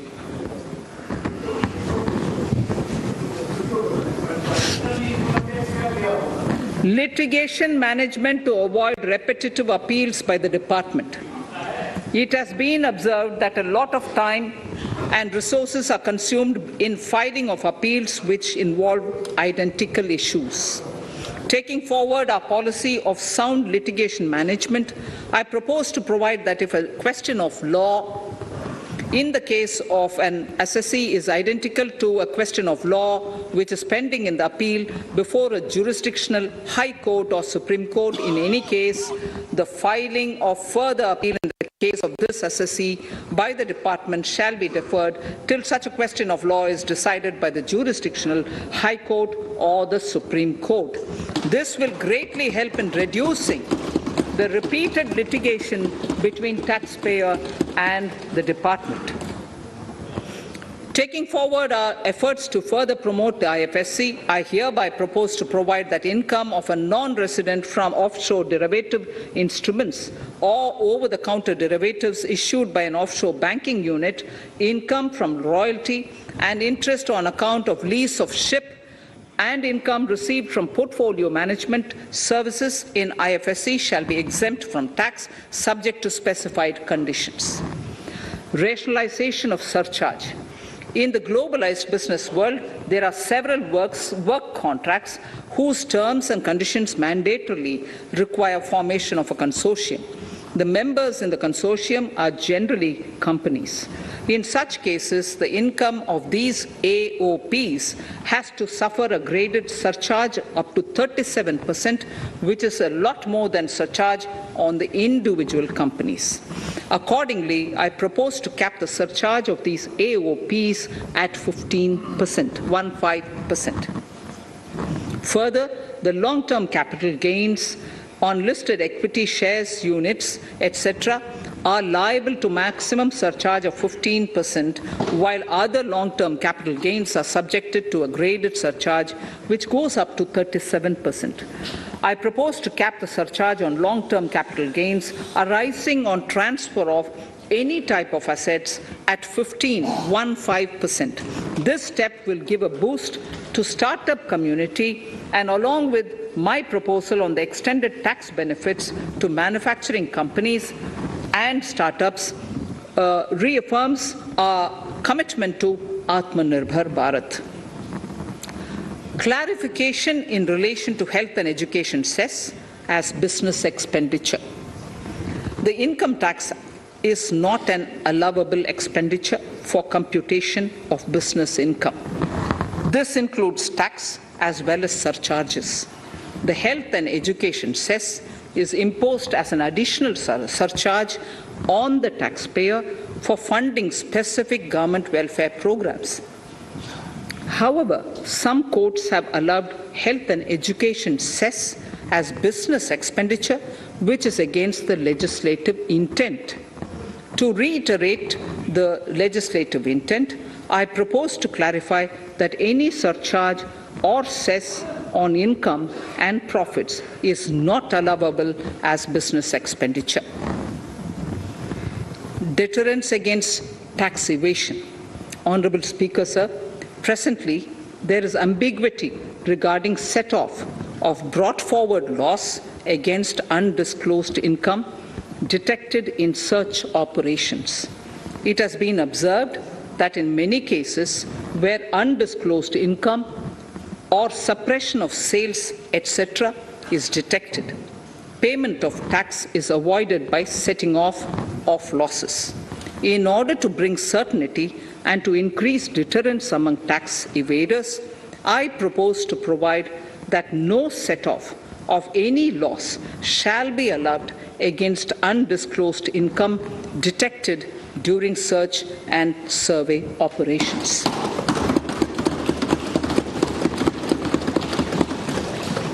It has been noticed that as a business promotion strategy, there is a tendency on businesses to pass on benefits to their agents. Such benefits are taxable in the hands of the agents. In order to track such transactions, I propose to provide for tax deduction by the person giving benefits if the aggregate value of such benefits exceeds 20,000 rupees during the financial year. A few other changes are being made, the details of which are there in the finance bill. Indirect taxes. So remarkable progress in GST. GST has been a landmark reform of independent India, showcasing the spirit of cooperative federalism. While aspirations were high, there were huge challenges too. These challenges were overcome deftly and painstakingly under the guidance and the oversight of the GST Council. We can now take pride in a fully IT-driven and progressive GST regime that has fulfilled the cherished dream of India as one market, one tax. There are still some challenges remaining, and we aspire to meet them in the coming year. The right balance between facilitation and enforcement has engendered significantly better compliance, and enforcement has engendered better compliance. GST revenues are buoyant despite the pandemic. I would bring in something which I've got to know this morning, not part of my speech, but worth putting in here for the knowledge of the Honourable House. I would like to bring to the notice of this House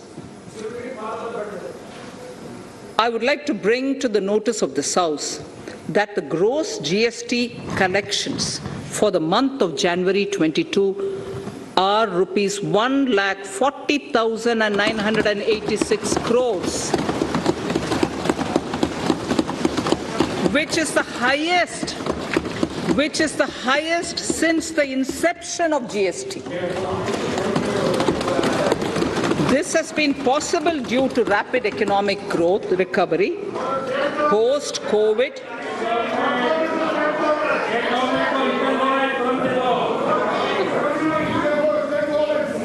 This has been possible due to the rapid economic recovery post-COVID, as well as various policy and administration undertaken by central and state tax administrations. Taxpayers deserve applause for this growth. Not only did they adapt to the changes, but enthusiastically contributed to the cost of paying taxes. Special economic zones. In part A of my speech, I have referred to the proposed reforms in SEZs. Alongside, we will also undertake reforms in customs administration of SEZs, and it shall henceforth be fully IT-driven and function on the customs national portal with a focus on higher facilitation and with only risk-based checks. This will ease doing business by SEZ units considerably. This reform shall be implemented by 30th September 2022. Customs reforms and duty rate changes.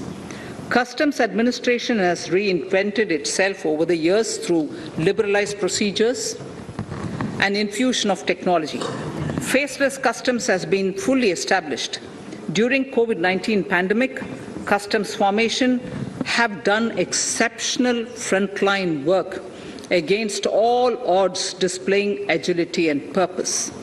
Customs reforms have played a very vital role in domestic capacity creation, providing level playing field to our MSMEs, easing the raw material supply side constraints, enhancing ease of doing business, and being an enabler to other policy initiatives such as PLI and phased manufacturing plans. My proposal on customs side are aligned to these objectives. Project imports and capital goods. National Capital Goods Policy 2016 aims at doubling the production of capital goods by 2025. This would create an employment opportunities and result in increased economic activity. However, several duty exemptions, even extending to over 3 decades, in some cases have been granted to capital goods for various sectors like power, fertilizer, textiles, leather footwear, food processing, and fertilizers. These exemptions have hindered the growth of the domestic capital goods sector. Similarly, project import duty concessions have also deprived the local producers of a level playing field in areas like coal mining projects, power generation, transmission or distribution projects, railway and metro projects. Our experience suggests that reasonable tariffs are conducive to the growth of domestic industry and make in India without significantly impacting the cost of essential imports. Accordingly, Honourable Speaker, Sir, it is proposed to phase out the concessional rates in capital goods and project imports gradually and apply a moderate tariff of 7.5%. Certain exemptions for advanced machineries that are not manufactured within the country shall continue. A few exemptions are being introduced on inputs like specialized castings, ball screw, and linear motion guide to encourage domestic manufacturing of capital goods. In the last 2 budgets, we have rationalized several customs exemptions. We have once again carried out an extensive consultation, including by crowdsourcing. As a result of these consultations, more than 350 exemption entries are proposed to be gradually phased out. These include exemptions on certain agricultural produce,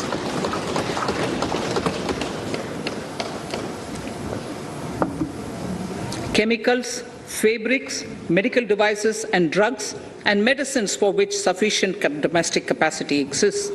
Further, as a simplification measure, several concessional rates are being incorporated in the customs tariff schedule itself instead of prescribing them through various notifications.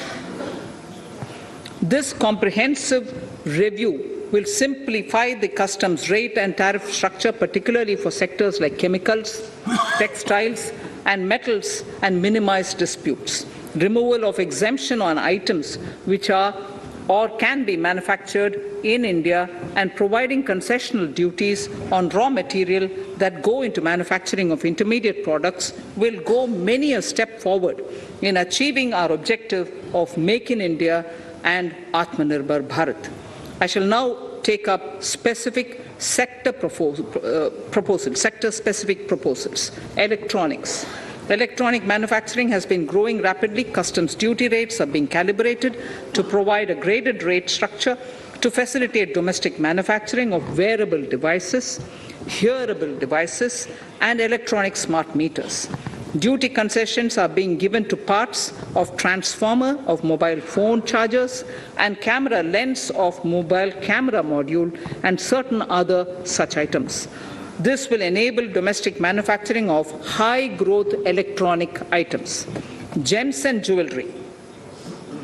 To give a boost to the gems and jewelry sector, customs duty on cut and polished diamonds and gemstones is being reduced to 5%. Simply sawn diamond would attract nil customs duty. To facilitate export of jewelry through e-commerce, a simplified regulatory framework shall be implemented by June this year. To disincentivize import of undervalued imitation jewelry, the customs duty on imitation jewelry is being prescribed in a manner that a duty of at least 400 rupees per kg is paid on its import. Chemicals. Customs duty on certain critical chemicals, namely methanol, acetic acid, and heavy feedstocks for petroleum refining are being reduced, while duty is being raised on sodium cyanide, for which adequate capacity in the domestic arena exists. These changes will help in enhancing domestic value addition. MSMEs. Duty on umbrellas is being raised to 20%. Exemption to parts of umbrellas is being withdrawn. Exemption is also being rationalized on implements and tools for agricultural sector which are manufactured in India. Customs duty exemption given to steel scrap last year is being extended for another year to provide relief to MSME secondary steel producers. Certain anti-dumping and CVD on stainless steel and coated steel flat products, bars of alloy steel and high-speed steel are being revoked in larger public interest considering prevailing high prices of metals. To incentivize exports, exemptions are being provided on items such as embellishment, trimmings, fasteners, buttons, zipper, lining material, specified leather, furniture fittings, and packaging boxes that may be needed by bona fide exporters of handicrafts, textiles, leather garments, leather footwear, and other goods. Honorable Speaker, sir, duty is being reduced on certain inputs required for shrimp aquaculture so as to promote its exports. Tariff measure to encourage blending of fuel. Blending of fuel is a priority for this government. To encourage the efforts for blending of fuel, unblended fuel shall attract an additional differential excise duty of rupees 2 per litre from first day of October 22. A few other changes are being made in duty rates, customs, tariff and customs law, the details of which are there in the finance bill. Mr. Speaker, sir, with these words, I commend the budget to this august House. Thank you. Item number 2, Srimati Nirmala Sitharaman ji.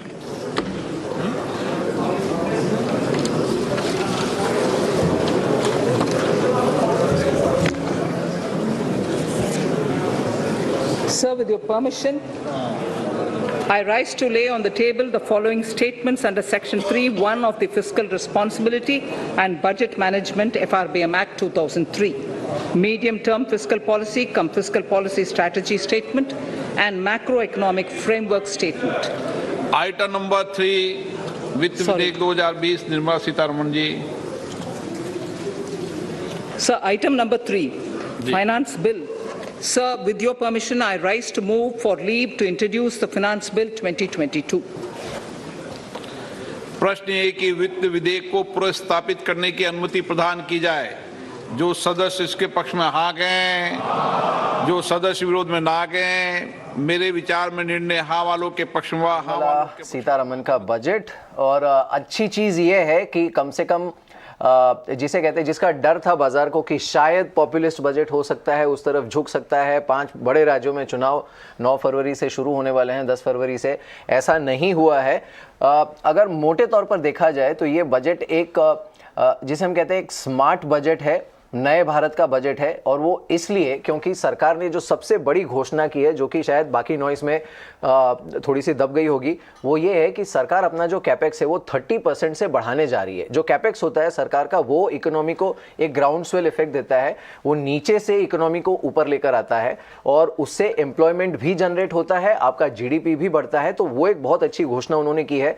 दूसरा जो उन्होंने clarity दी है fiscal deficit पर, अब ये fine print में देखना पड़ेगा, लेकिन क्योंकि इन्होंने 6.9% पे आंकड़ा रखा है इस साल के लिए, तो ये शायद कहीं ना कहीं इन्होंने LIC का IPO जो अगले साल फिसल सकता है, FY23 में जा सकता है, उसको उन्होंने फैक्टर इन कर लिया है। और अगले साल के लिए जो डेफिसिट का आंकड़ा है वो है 6.4%। तो हमारे साथ अब हमारे थिंक टैंक के कुछ मेहमान जुड़े हैं, उनसे बात करते हैं। महेश डांगी हमारे साथ हैं, उनसे बात करते हैं। और शैलेश हरिभक्ति जी भी हमारे साथ हैं। बहुत बहुत शुक्रिया आप दोनों का हमारे साथ इस बातचीत में शामिल होने के लिए, हमारे थिंक टैंक का हिस्सा बनने के लिए। शैलेश जी, पहले मैं आपके पास आना चाहूँगा। जो बजट है उसे आपका जो फर्स्ट रिएक्शन है इस बजट पर वो क्या है, कैसे देख रहे हैं आप इस बजट को? मेरे रिएक्शन से ज्यादा अच्छा रिएक्शन मार्केट ने दिया है। बिल्कुल, I was in fact going to ask Ajay, that was my next question. Market ने इस बजट को जिस तरह से स्वीकारा है और जिस तरह से सराहा है, वैसा मैंने कोई भी बजट नहीं देखा है आज तक।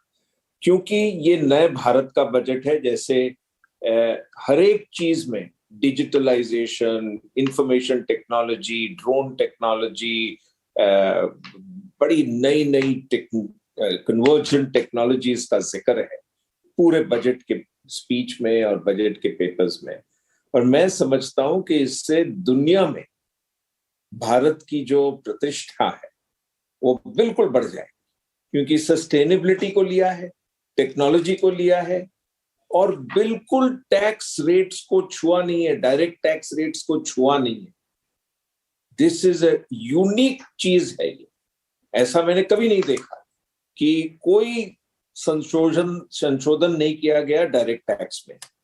थोड़ी सी रिलीफ दी गई है सरचार्ज में, इधर उधर, बिल्कुल इररिलेवेंट है। सिंपली टैक्सेशन को सिंपल बनाया है, लिटिगेशन कम करवाया है और बहुत ही सोफिस्टिकेटेड सिस्टम के तहत हमारा देश आगे बढ़ सकता है, ऐसा मैं सोचता हूँ। इनडायरेक्ट टैक्सेस में भी कस्टम्स को लेके जो संशोधन किए गए हैं वो मैं समझता हूँ बहुत उचित है, क्योंकि जो एग्जेम्पशंस वैसे ही विदाउट थिंकिंग दिए गए थे उन सबको विड्रॉ कर लिया है। और बाकी कोई रेट चेंज में कोई खास फर्क नहीं किया है, कोई सिस्टम में चेंज नहीं किया है। तो मैं समझता हूँ कि ये बहुत ही उम्दा बजट है और हम सबको उसको वेलकम करना चाहिए। मैं इस बजट को 10 आउट ऑफ 10 रेटिंग दूंगा, क्योंकि ये सबके एक्सपेक्टेशंस के परे चला गया है। हर एक सेक्टर में जो करना चाहिए वो किया है, चुन चुन के सेक्टर वाइज ध्यान दिया गया है। मैं समझता हूं कि ये बिल्कुल बढ़िया बजट है। इनफैक्ट आपने जैसा बताया कि ये नए भारत का बजट है, मैं अभी मिहिर से यही कहने वाला था कि पहले 50 मिनट इतना कुछ स्टार्टअप कम्युनिटी के बारे में बातचीत हो रही थी, मुझे लग रहा था कि कहीं बाजार मायूस ना हो जाए। और फिर मैंने अपने आप को समझाया कि भाई इकोनॉमी और कंट्री जो है वो बहुत बड़ा है, बाजार उसका एक छोटा सा हिस्सा है, स्टॉक मार्केट। बट इवेंचुअली वो जो दो बातें आई कि PLI को बढ़ा के 1 साल और कर देना, मैन्युफैक्चरिंग PLI, कैपेक्स को 35% हाइक कर देना, वो अपने आप में ये दो बातें इतना ज़्यादा स्ट्रांग थे कि जिस हिसाब से LNT डेज हाई पे आ गया, निफ्टी 17,600 के पार हो गया एक टाइम पे, तो वो क्लियरली थम्स अप दिखा रहा था। कम चीज़ें लेकिन बहुत पोटेंट चीज़ें, इस तरह का रिएक्शन था। मनीष डांगी भी हमारे साथ जुड़ रहे हैं। मनीष, आप तो मैक्रोज और मार्केट्स दोनों को ज्वाइन करके हमेशा हमारी बातचीतें होती आई हैं, तो आप हमारे लिए आज जो मैक्रो डेटा पॉइंट्स रखे फाइनेंस मिनिस्टर जी ने, specially capex, PLI, even fiscal deficit को, और मार्केट का जो रिएक्शन था, उसको हमारे लिए जोड़ के बताएं तस्वीर। तो मार्केट तो में बहुत सारे मार्केट्स होते हैं, तो ऑफ कोर्स इक्विटीज एंजॉयिंग है ना, क्योंकि इन्वेस्टमेंट में बहुत बड़ा पुश है। सो 4% ऑफ द जीडीपी जो सेंटर इस साल स्पेंड करेगा केपेक्स पे, वो it's you wouldn't have seen it in your career actually for long time since 2004। So actually बहुत बड़ा नंबर है। I mean 1/3 of extra versus last year. So which is what actually equities के लिए तो बहुत ही अच्छा है।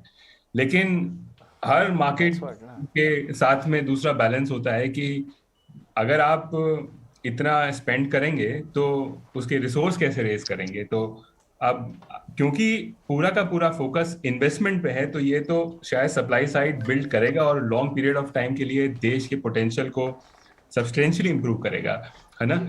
लेकिन फिलहाल इन्वेस्टमेंट पुश जब भी होता है तो क्योंकि वो इम्पोर्ट इंटेंसिव होता है, हम जो चीजें जब इंफ्रास्ट्रक्चर बिल्ड करने की कोशिश करते हैं तो जनरली बहुत बड़ा उस एक्सपेंडिचर का पार्ट जो है वो करंट अकाउंट डेफिसिट में स्लिप हो जाता है, एटलीस्ट नियर टर्म में। इवेंचुअली नहीं होता है, लेकिन नियर टर्म में अगले 2 साल के अंदर स्लिप हो जाता है। तो इसलिए मेरा ख्याल है कि करंट अकाउंट डेफिसिट हमारा इस साल जो मैं 2.5% के आसपास मान रहा था, क्योंकि हमारा फिस्कल डेफिसिट कुछ 50-60 बेसिस पॉइंट मार्केट एक्सपेक्टेशन से ज्यादा है।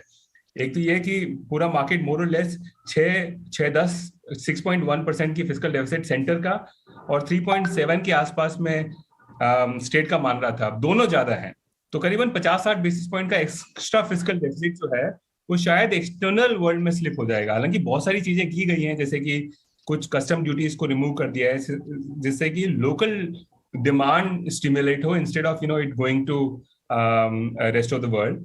गवर्नमेंट के भी जो प्रोक्योरमेंट पॉलिसीज हैं इसके अंदर वेरी लार्ज पार्ट शायद लोकली आप अगर एक्वायर कर सकें, तो ये सब चीजें जो है वो ये नच करेगी शायद कि लोकल डिमांड स्टिमुलेट हो। लेकिन मेरे को लग रहा है कि 2023 के अंदर FY23 में एक बहुत बड़ा जो excess demand stimulus versus market expectation जो हमने दिया है वो इन्फ्लेशन और करंट अकाउंट डेफिसिट में स्लिप होगा। तो मेरा ये व्यू है कि अगला 12 महीने के अंदर जो वैसे ही सेटिंग ऐसा है कि हमारा ऑयल का बिल जो है बढ़ गया है $90 के ऊपर, हम ऑलरेडी 4.25% के आसपास में जीडीपी के ऑयल खरीद रहे हैं दुनिया से। बिल्कुल। और प्लस आप 50-60 बेसिस पॉइंट का अगर एक्स्ट्रा खर्च करेंगे तो शायद करंट अकाउंट डेफिसिट बढ़ेगा। और उसकी वजह से इस सेटअप में ना आरबीआई और फिस्कल अथॉरिटीज अभी तक टैंगो कर रही थी कि दोनों का समान व्यू था। अब अगले 12 महीने में जो व्यू जो है वो डाइवर्ज होगा, तो उसकी वजह से देखिए बॉन्ड मार्केट भी 7-8 बेसिस पॉइंट ऊपर है अभी। करेंसी अभी ठीक कर रहा है, लेकिन वो थोड़ा सा इक्विटी का प्रॉक्सी है फिलहाल। बट मेरे ख्याल से थोड़ा सा मैक्रो इकोनॉमिक स्टेबिलिटी पे कंसर्न नियर टर्म में आ सकता है। अदरवाइज इन लॉन्ग टर्म बहुत अच्छा बजट है। चलिए, ये अच्छी बात है। आप भी बता ही दीजिए 10 आउट ऑफ 10, 9 आउट ऑफ 10 क्या है आपकी रेटिंग बजट को? शैलेश जी ने तो 10 आउट ऑफ 10 मैं अभी भी एक्चुअली इनकी बोरोइंग नंबर और फाइन प्रिंट्स को, क्योंकि उन्होंने एक्सपेंडिचर नंबर 39 लाख करोड़ के आसपास ही रखा है ना, तो अब मैं जानना चाहता हूँ कि ये सिर्फ क्वेश्चन क्रिएट किया है या एक्चुअल में जो है वो नंबर्स इतने जैसे हैं जैसे मैं सोच रहा हूँ। तो बिल्कुल आप कुछ समय दो, मैं एक बार बोरोइंग जो एक्चुअल में फाइन प्रिंट है उसके बाद मैं आपको नंबर दूंगा। बिल्कुल, चलिए आप फाइन प्रिंट देख लीजिए, हम आपके पास लौटेंगे। हमारे साथ देवीना मेहरा भी हैं, धीरेन वैद भी हैं हमारे साथ, और साथ ही जेसी शर्मा जी भी हैं हमारे साथ। बहुत बहुत स्वागत है एक बार फिर से आपका। और अब तक तो ऐसा लग रहा है कि ये एक स्मार्ट बजट है, नए भारत का नया बजट है। कैपेक्स जो है उसे जिस तरह से बढ़ाया जा रहा है उसे एक स्मार्ट एक्सपेंडिचर कह सकते हैं। और टैक्सेशन के फ्रंट पे कोई बहुत बड़ी छेड़खानी नहीं की गई। हाँ, जो क्रिप्टो में इन्वेस्ट करते हैं वो डेफिनेटली आज थोड़े से निराश हुए होंगे। लेकिन देवीना, आपके लिए की टेक अवे क्या है बजट से? देखिए, एक चीज तो जो पिछले कई बजट से आ रही है कि वो वित्त मंत्री का जो ज्यादा समय भी और ज्यादा जो सोच है वो पार्ट ए पे रहती है, जो पॉलिसी और स्पेंडिंग वाला पार्ट है। आजकल अब टैक्सेस में उतना ज्यादा फोकस ना हो, बजट स्पीच में उसकी लंबाई उतनी रहती है, और इस बार भी वही पैटर्न रहा। तो जो कि एक्सपेक्टेड था, इंफ्रास्ट्रक्चर, ग्रीन एनर्जी, कुछ हद तक एजुकेशन और हेल्थ की भी बात हुई, ये सब एक्सपेक्टेड था। जैसा कि मनीष कह रहे थे, मैं इसीलिए ज्यादातर बजट डे पे आती नहीं हूँ, क्योंकि बजट का जब तक आप सारे नेक्स्चर्स और फाइनेंस बिल और सब कुछ ठीक से स्टडी नहीं करें और नंबर्स, तो वो खाली स्पीच में जो बोला गया उससे पूरा बजट का पिक्चर क्लियर नहीं होता। पर जितना हुआ है उससे, जैसे मैंने कहा, ये एरियाज फोकस के रहे। पीएलआई में आपने वो टेलीकॉम इक्विपमेंट, डिफेंस इक्विपमेंट और बहुत तरह की टेक्नोलॉजी की बात की, बायोटेक से लेके बहुत कुछ और जो कटिंग एज टेक्नोलॉजीज हैं। तो वो देखना पड़ेगा उसका क्या इम्पैक्ट रहता है। जहां तक मैंने इससे पहले बात की थी कि एम्प्लॉयमेंट पर जोर होना चाहिए, तो इंफ्रास्ट्रक्चर और कैपिटल स्पेंडिंग से वो थोड़ा बूस्ट मिलता है एम्प्लॉयमेंट को। जो मैं और थोड़ा चाहती वो था कि आप मैन्युफैक्चरिंग की तो बहुत बात हुई, सर्विसेज की बात थोड़ी कम हुई। और सर्विसेज एक एरिया है जहां पर एक तरह से एम्प्लॉयमेंट में आप लीपफ्रॉग कर सकते हो, क्योंकि एक तक जो बहुत सारे लेबर को एम्प्लॉय करने वाली जो इंडस्ट्रीज थी उसका वो पीरियड पास हो गया है। तो आप थोड़ा एनेबलिंग एनवायरनमेंट उसका, जैसे टेली लीगल, टेली मेडिकल, बहुत तरह की सर्विस तो होती है, उस पर भी थोड़ा और ध्यान होता तो वो that would have been the plus. On the taxation side मेरे लिए तो एक वो अच्छा अनाउंसमेंट था, अगर रेवेन्यू डिपार्टमेंट उस पर अमल करे कि आप ओवर लिटिगेशन नहीं करें। क्योंकि ये बात तो मैं देखती थी इवन पब्लिक सेक्टर कंपनीज में, जैसे एसबीआई हुआ या बीएचईएल हुआ, हर साल उसी बात पर टैक्स लिटिगेशन सुप्रीम कोर्ट तक होता था। तो वो भी मतलब पब्लिक सेक्टर की मैं बात कर रही हूँ, तो वो मतलब बहुत सारा वेस्टफुल एक्सपेंडिचर था। तो ये इस तरह की छोटी चीजें जो मतलब रेवेन्यू से रिलेटेड भी नहीं होती हैं, उनसे काफी इम्पैक्ट होता है। बट ब्रॉडर इस पर एक तो अगर फिस्कल डेफिसिट इतना रहता है, और जैसा मनीष भी बोल रहे थे और मैंने भी बजट से पहले भी बोला था कि अगर आप फिस्कल डेफिसिट को बहुत टाइट नहीं करना चाहते, इन्फ्लेशन थोड़ा बढ़ भी रहा है उसको आप इग्नोर कर रहे हैं, आरबीआई भी टाइटन अगर नहीं करता, तो फिर वो करेंसी पे इम्पैक्ट आने का पूरा असर रहता है। जहां तक इनडायरेक्ट टैक्सेस का संबंध है, वो मुझे अच्छे लगे प्रपोजल कि जहां आपने जरूरत है वहां टैक्स कंसेशन दिया, और जहां पर डोमेस्टिक कैपेसिटी है वहां अगर बहुत दिनों से चल रहा था टैक्स कंसेशन तो वो विड्रॉ किया। और मैंने इसके पहले भी कैपिटल गुड्स की बात की थी, तो उस इंडस्ट्री के लिए भी ये बजट पॉजिटिव रहा। तो अभी ये पहला इंप्रेशन कह सकती हूँ है। बिल्कुल, चलिए, लेकिन अब तक एटलीस्ट हमने शैलेश जी से बात की, हमने देवीना जी से बात की, हमने मनीष जी से बात की, अभी तक कोई बहुत बड़ा नेगेटिव निकल कर नहीं आया है। हमारे साथ हिरेन वैद जी भी जुड़े हैं और जेसी शर्मा जी भी हैं। हिरेन, आपका फर्स्ट रिएक्शन क्या है? बिकॉज लग तो रहा है on the face of it कि एक स्मार्ट एक्सपेंडिचर करने की कोशिश सरकार की तरफ से की गई है। नहीं, देखिए, सबसे पहले तो मैं बोलूंगा कि it's a very simple budget, मतलब इसमें कोई कॉम्प्लिकेशन नहीं था, बहुत ही बिजनेस लाइक बजट और स्पीच था। और जो एक कंटिन्यूएशन है गवर्नमेंट की जो थिंकिंग या पॉलिसी, उसको बरकरार रखा इस बजट ने, जैसे कि फोकस ऑन कैपिटल एक्सपेंडिचर। एक डेफिनेटली पॉजिटिव सरप्राइज ये था कि सबका अनुमान था शायद 20-25% से केपेक्स बढ़ेगा, लेकिन इन्होंने 35% से केपेक्स बढ़ाया है और स्टेट को भी ज्यादा कंट्रीब्यूशन दिया है फॉर केपेक्स।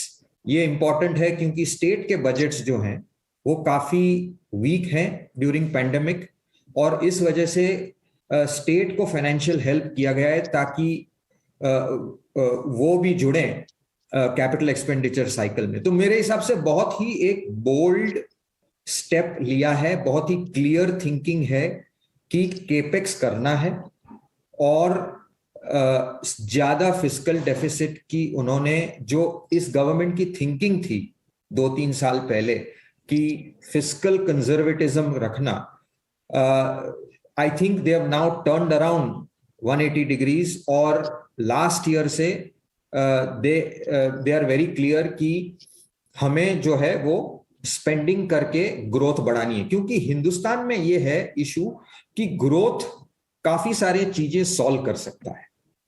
तो मेरे हिसाब से फिस्कल कंजर्वेटिज्म तब करना चाहिए जबकि आपकी ग्रोथ ऑलरेडी एक ट्रेजेक्टरी पे पहुंच जाए, एक मोमेंटम पहुंच जाए, और उस ग्रोथ की मोमेंटम की वजह से एक बार जब आपके पास टैक्स रेवेन्यू और बॉयंसी आना शुरू हो और वो सस्टेनेबल हो, तब जाके आपको फिस्कल कंजर्वेटिज्म करना चाहिए। तो मेरे हिसाब से फिलोसॉफिकली ये बजट राइट डायरेक्शन में है।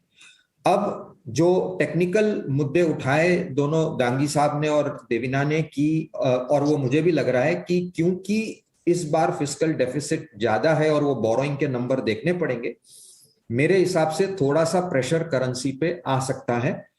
और इस वजह से मुझे लग रहा है कि जो एक्सपोर्ट ओरिएंटेड सेक्टर है या आईटी सर्विसेज सेक्टर है, उसका आपको पोर्टफोलियो में एक एक्सपोजर रखना पड़ेगा, क्योंकि ये डेफिनेटली हो सकता है कि इंटरेस्ट के रेट बढ़ेंगे, जो कि बॉन्ड मार्केट दिखा रहा है।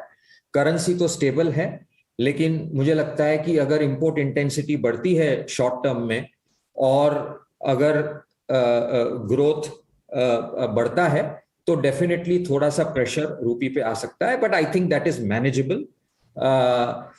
बट ओवरऑल मैं कहूंगा कि मार्केट के लिए बहुत अच्छा बजट है। दूसरा, ये जो सबको डर लगा रहता है हमेशा बजट के पहले कि कुछ कर देंगे टैक्स में, कुछ कर देंगे टैक्स में, आई थिंक अब एक हम ये एक बहुत अच्छा है इन्होंने ट्रेंड की, कोई अनप्रिडिक्टेबिलिटी नहीं है टैक्स रेट्स में कि सडनली कुछ निकालेंगे और किसी एक वर्ग को टैक्स कर देंगे या किसी एक सेक्टर को ज्यादा पिनलाइज कर देंगे। मेरे हिसाब से ये जो प्रणाली है बजट में कि टैक्स पॉलिसी को एक सस्टेनेबल पाथ पे रखना, एक प्रिडिक्टेबल पाथ पे रखना, ये बहुत ही इंपॉर्टेंट चीज है। तो ये जो एक साइ ऑफ रिलीफ है सबके लिए कि कुछ किया नहीं टैक्स में, तो बहुत अच्छा है।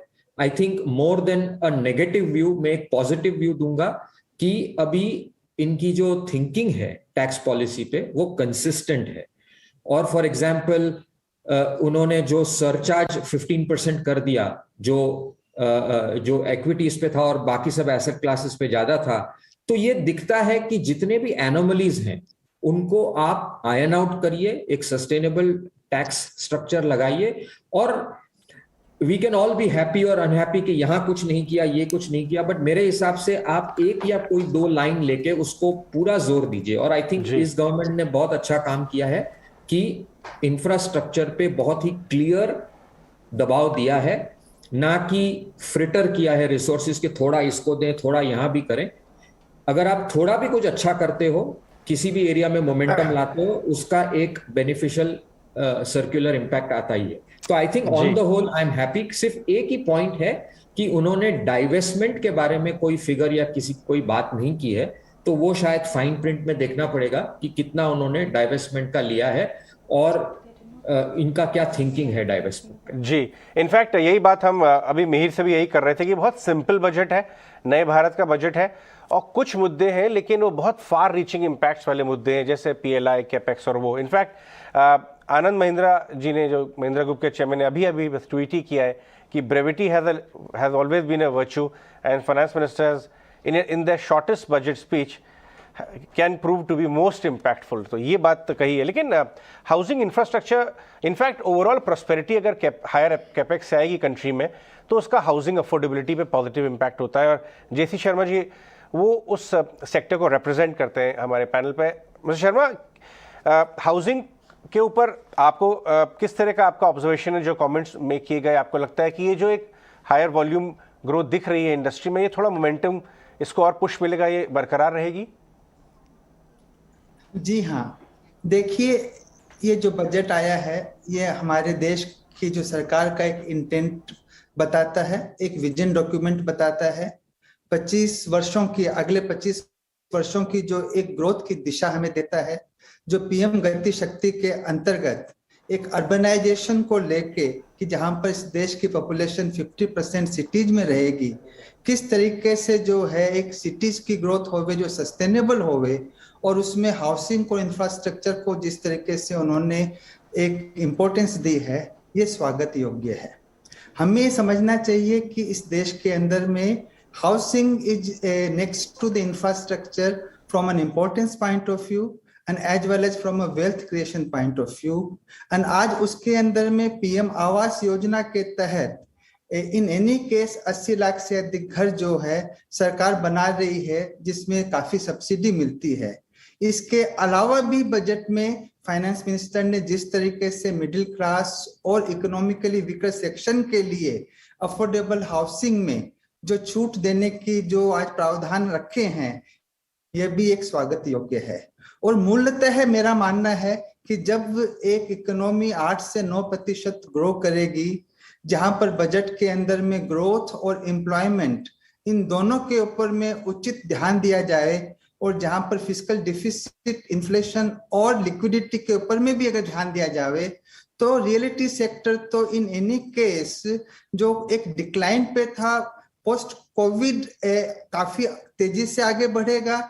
और कोविड में भी इसने अच्छा रिजिलियंस दिखाया है। जिस तरीके से पिछले 2 सालों के अंदर में रेजिडेंशियल स्पेस में बड़े प्लेयरों ने अपनी बैलेंस शीट स्ट्रॉन्ग करी, ग्रोथ दिखाया और वो मोमेंटम जारी रखा, पोस्ट कोविड मेरा मानना है कि 22-23 के बाद से देश की इकोनॉमी भी और हाउसिंग सेक्टर भी दोनों के अंदर में ग्रोथ देखी जाएगी और हम एक लार्ज बेनिफिशियरी रहेंगे इस बजट की बेनिफिट्स के। राइट सोंदी, एग्रीकल्चर और कृषि और उसके साइड से आपको कैसा लगा बजट? धन्यवाद साहब। देखिए, जो फर्स्ट इंप्रेशन जैसे सब लोगों ने, वक्ताओं ने बोला, काफी पॉजिटिव है। जो राइट फ्रॉम बिगिनिंग, जैसे जो गति शक्ति योजना के बारे में बताया, जो 7 इंजन बताए, बेसिकली इन्वेस्टमेंट इन मोर इंफ्रास्ट्रक्चर, ताकि उससे कनेक्टिविटी बढ़ेगी और उससे मेरे ख्याल से जो किसानों की प्रोड्यूस के लिए जो फायदा होगा और मार्केट एक्सेस बढ़ेगा। और नेचुरली उससे जब आप इंफ्रास्ट्रक्चर पे खर्चा करते हैं तो जॉब्स क्रिएट होते हैं और वो हो गए। दूसरा एक सबसे बड़ा जो उन्होंने बताया कि ऑयल सीड प्रोडक्शन को बढ़ावा देना है ताकि बाहर से इंपोर्ट कम हो। और मेरे ख्याल से वो आज हम जब महंगाई की बात करते हैं कि आप पहले आप बात कर रहे थे कि ऑयल तेल का भाव बढ़ रहा है तो हमको इंपोर्ट ड्यूटी कम करनी चाहिए। आई थिंक मेरे ख्याल से अगर ऑयल प्रोडक्शन बढ़ाना है तो ड्यूटी बढ़ानी चाहिए ताकि भारत के किसान ज्यादा प्रोड्यूस करें। और आई थिंक गवर्नमेंट ने बस यही सोच के इसके ऊपर ध्यान दिया है। एक जो नेचुरल फार्मिंग और 0 बजट फार्मिंग है उसके ऊपर जो अभी डिटेल आएंगे, जो बात किया, देखिए वो बहुत इंपॉर्टेंट है लॉन्ग टर्म के लिए, क्योंकि हम 1 लाख करोड़ से ज्यादा का केमिकल फर्टिलाइजर के ऊपर सब्सिडी देते हैं और इंपोर्ट करते हैं। तो धीरे धीरे अगर आप 0 बजट नेचुरल फार्मिंग की तरह आएंगे तो जो 1 लाख करोड़ से अगर 50% या 25% बच जाता तो इमेजिन कर सकते हैं कि कितना उसमें बचत होती है। बिसाइड जो आपकी हेल्थ पॉइंट ऑफ व्यू से एक जो और बड़ा बढ़िया मुद्दा बताया, आई थिंक ज्यादा लोगों ने नोट नहीं किया होगा, जो 1.5 लाख पोस्ट ऑफिस को बैंकिंग नेटवर्क से जोड़ा गया, उससे किसानों को डिजिटल पेमेंट और गांव बैठ के बैंकिंग से जुड़ने का मौका मिलेगा। क्योंकि आप कुछ भी बोलिए कि बैंक चले गए हैं, रूरल बैंक चले गए हैं, और छोटे अगर 500, 1000, 2000 के बस्ती वाला गांव तो कोई बैंकिंग की या एटीएम की फैसिलिटी नहीं है और पोस्ट ऑफिस है। तो अगर पोस्ट ऑफिस से जुड़ जाते हैं बैंकिंग नेटवर्क से कम हमारे को तो बहुत फायदा है, क्योंकि हमको जो पेमेंट देना पड़ता है डेली का 160 करोड़ तकरीबन 18,000 गांव में, जिसमें सिर्फ 25-30% गांव में बैंकिंग फैसिलिटी है, वहां पे ये नेटवर्क मिलने से बहुत फायदा होगा। और जो एक और फायदा बताया कि रूरल कम्युनिकेशन है 5G। देखिए अभी इंटरनेट की फैसिलिटी गांव में अभी भी नेटवर्क कहीं नहीं होने से काफी प्रॉब्लम आती है। जब आप डिजिटलाइजेशन करते हैं प्रोक्योरमेंट सिस्टम का तो वो हमारे को एक बेनिफिट मिलेगा। बाकी कॉर्पोरेटिव्स के लिए थोड़ा 2 बेनिफिट दे दिए हैं, जो एक्चुअली जो हमने पहले ही बोला था कि कॉर्पोरेटिव तो कॉर्पोरेट को बराबर करो, तो मिनिमम नहीं हो पाया, इस बार बराबर कर दिया, वो अच्छा लगता, अच्छा किया। और सरचार्ज में जो छोटे कॉर्पोरेट्स के प्रॉफिट है 1 से 10 करोड़ पे 12 से 7% मिला, वो छोटा सा बेनिफिट मिला है। बाकी हम देखते हैं जो देखना पड़ेगा सभी को। और भी डिमांड थी कि किस जो पशुपालक को भी इनकम टैक्स से बाहर रखना चाहिए, जैसे किसान को रखते हैं, या जो इंसेंटिव आप नए कंपनीज को देते हो, जो आज बताया 1 साल के लिए एक्सटेंड, वो नए कॉर्पोरेटिव्स को भी देना चाहिए। वो पता नहीं है कि नहीं, अब जो डिटेल्स में जाएंगे फाइनेंस बिल को तो पता चलेगा। बिल्कुल बिल्कुल। चलिए सोडी साहब आपके पास लौट के आएंगे, लेकिन शैलेश हरिभक्ति जी हमारे साथ बने हुए हैं। सर आखिरी सवाल होगा आपसे। आपने तो 10 on 10 पहले ही दे दिया और काफ़ी अच्छे से समराइज किया बजट को, लेकिन 1-2 जो थोड़े से मिसिंग पॉइंट्स थे, शैलेश जी आप सुन पा रहे हैं? आवाज़ आ रही है आपको? चलिए उन तक हमारी आवाज़ नहीं पहुंची, हम फिर से उनके पास चलने की कोशिश करेंगे। लेकिन जो डाइवेस्टमेंट का नंबर है उसे लेकर थोड़ा सा सस्पेंस बना हुआ है, क्योंकि वो नंबर जो कि हर साल बोलते हैं बहुत अच्छे से, लेकिन वो नंबर बोला नहीं गया है इस बार, तो दैट विल हैव टू सी। हालांकि वो होगा, डेफिनेटली फाइन प्रिंट में आएगा, लेकिन एक्सप्लिसिटली उन्होंने एटलीस्ट अपनी स्पीच में वो बोला नहीं है। राइट मिहिर, इनफैक्ट काफ़ी सालों से अगर आप देखिए तो वो जो एक इशू है ना डाइवर्समेंट, वो हमेशा टारगेट से लैग ही करता है। हाँ। और इस बार भी हमने देखा एयर इंडिया तो खैर एक मास्टर स्ट्रोक था, लेकिन बाकी सारे बीपीसीएल ड्रैग हो गया और भी चीज़ें काफ़ी ड्रैग हो गई। इनफैक्ट अगर आप जो ये साल का फिस्कल डेफिसिट का भी आंकड़ा देखेंगे तो कहीं वो पॉसिबिलिटी बिल्ड की हुई है कि शायद LIC next year pay slip होगा अगेंस्ट दिस ईयर। रवि जाकर भी है हमारे साथ, आइए उनके पास भी जाते हैं। रवि, आपका क्या नजरिया रहा जिस तरह की बजट पेश हुई है बाजार, या फिर जो आपका कौन से पॉइंट्स पे सबसे ज्यादा जबरदस्त तरीके से नजर पहुंची? नहीं, मैं कहना चाहूंगा कि एक बेहतरीन बजट है, और अगर हमारे सेक्टर की आप बात करें जो लॉजिस्टिक्स और ट्रांसपोर्ट है, तो आई थिंक किसी भी इकोनॉमी को पावर करने के लिए उसका लॉजिस्टिक्स इंफ्रास्ट्रक्चर, ट्रांसपोर्ट नेटवर्क बहुत ही अहम रोल प्ले करता है। और जरूरी है देश के लिए कि इंफ्रास्ट्रक्चर और लॉजिस्टिक्स एफिशिएंसी के ऊपर हम फोकस करें, ताकि जो हम मैन्युफैक्चरिंग बेस्ड ग्रोथ की बात करते हैं उसको हम एक्चुअली अचीव कर पाए। और बहुत ही अच्छा लगा है सुन के कि अगर आप देखेंगे तो पहले 10 मिनट में ही मेरे ख्याल से वित्त मंत्री साहिबा ने ऑलमोस्ट 10 बार लॉजिस्टिक्स वर्ड का यूज किया होगा। लॉजिस्टिक्स एफिशिएंसी की बात हो, मल्टी मॉडल लॉजिस्टिक्स पार्क्स की बात हो, गति शक्ति जो इंफ्रास्ट्रक्चर प्लान है वो भी लार्जली रोड।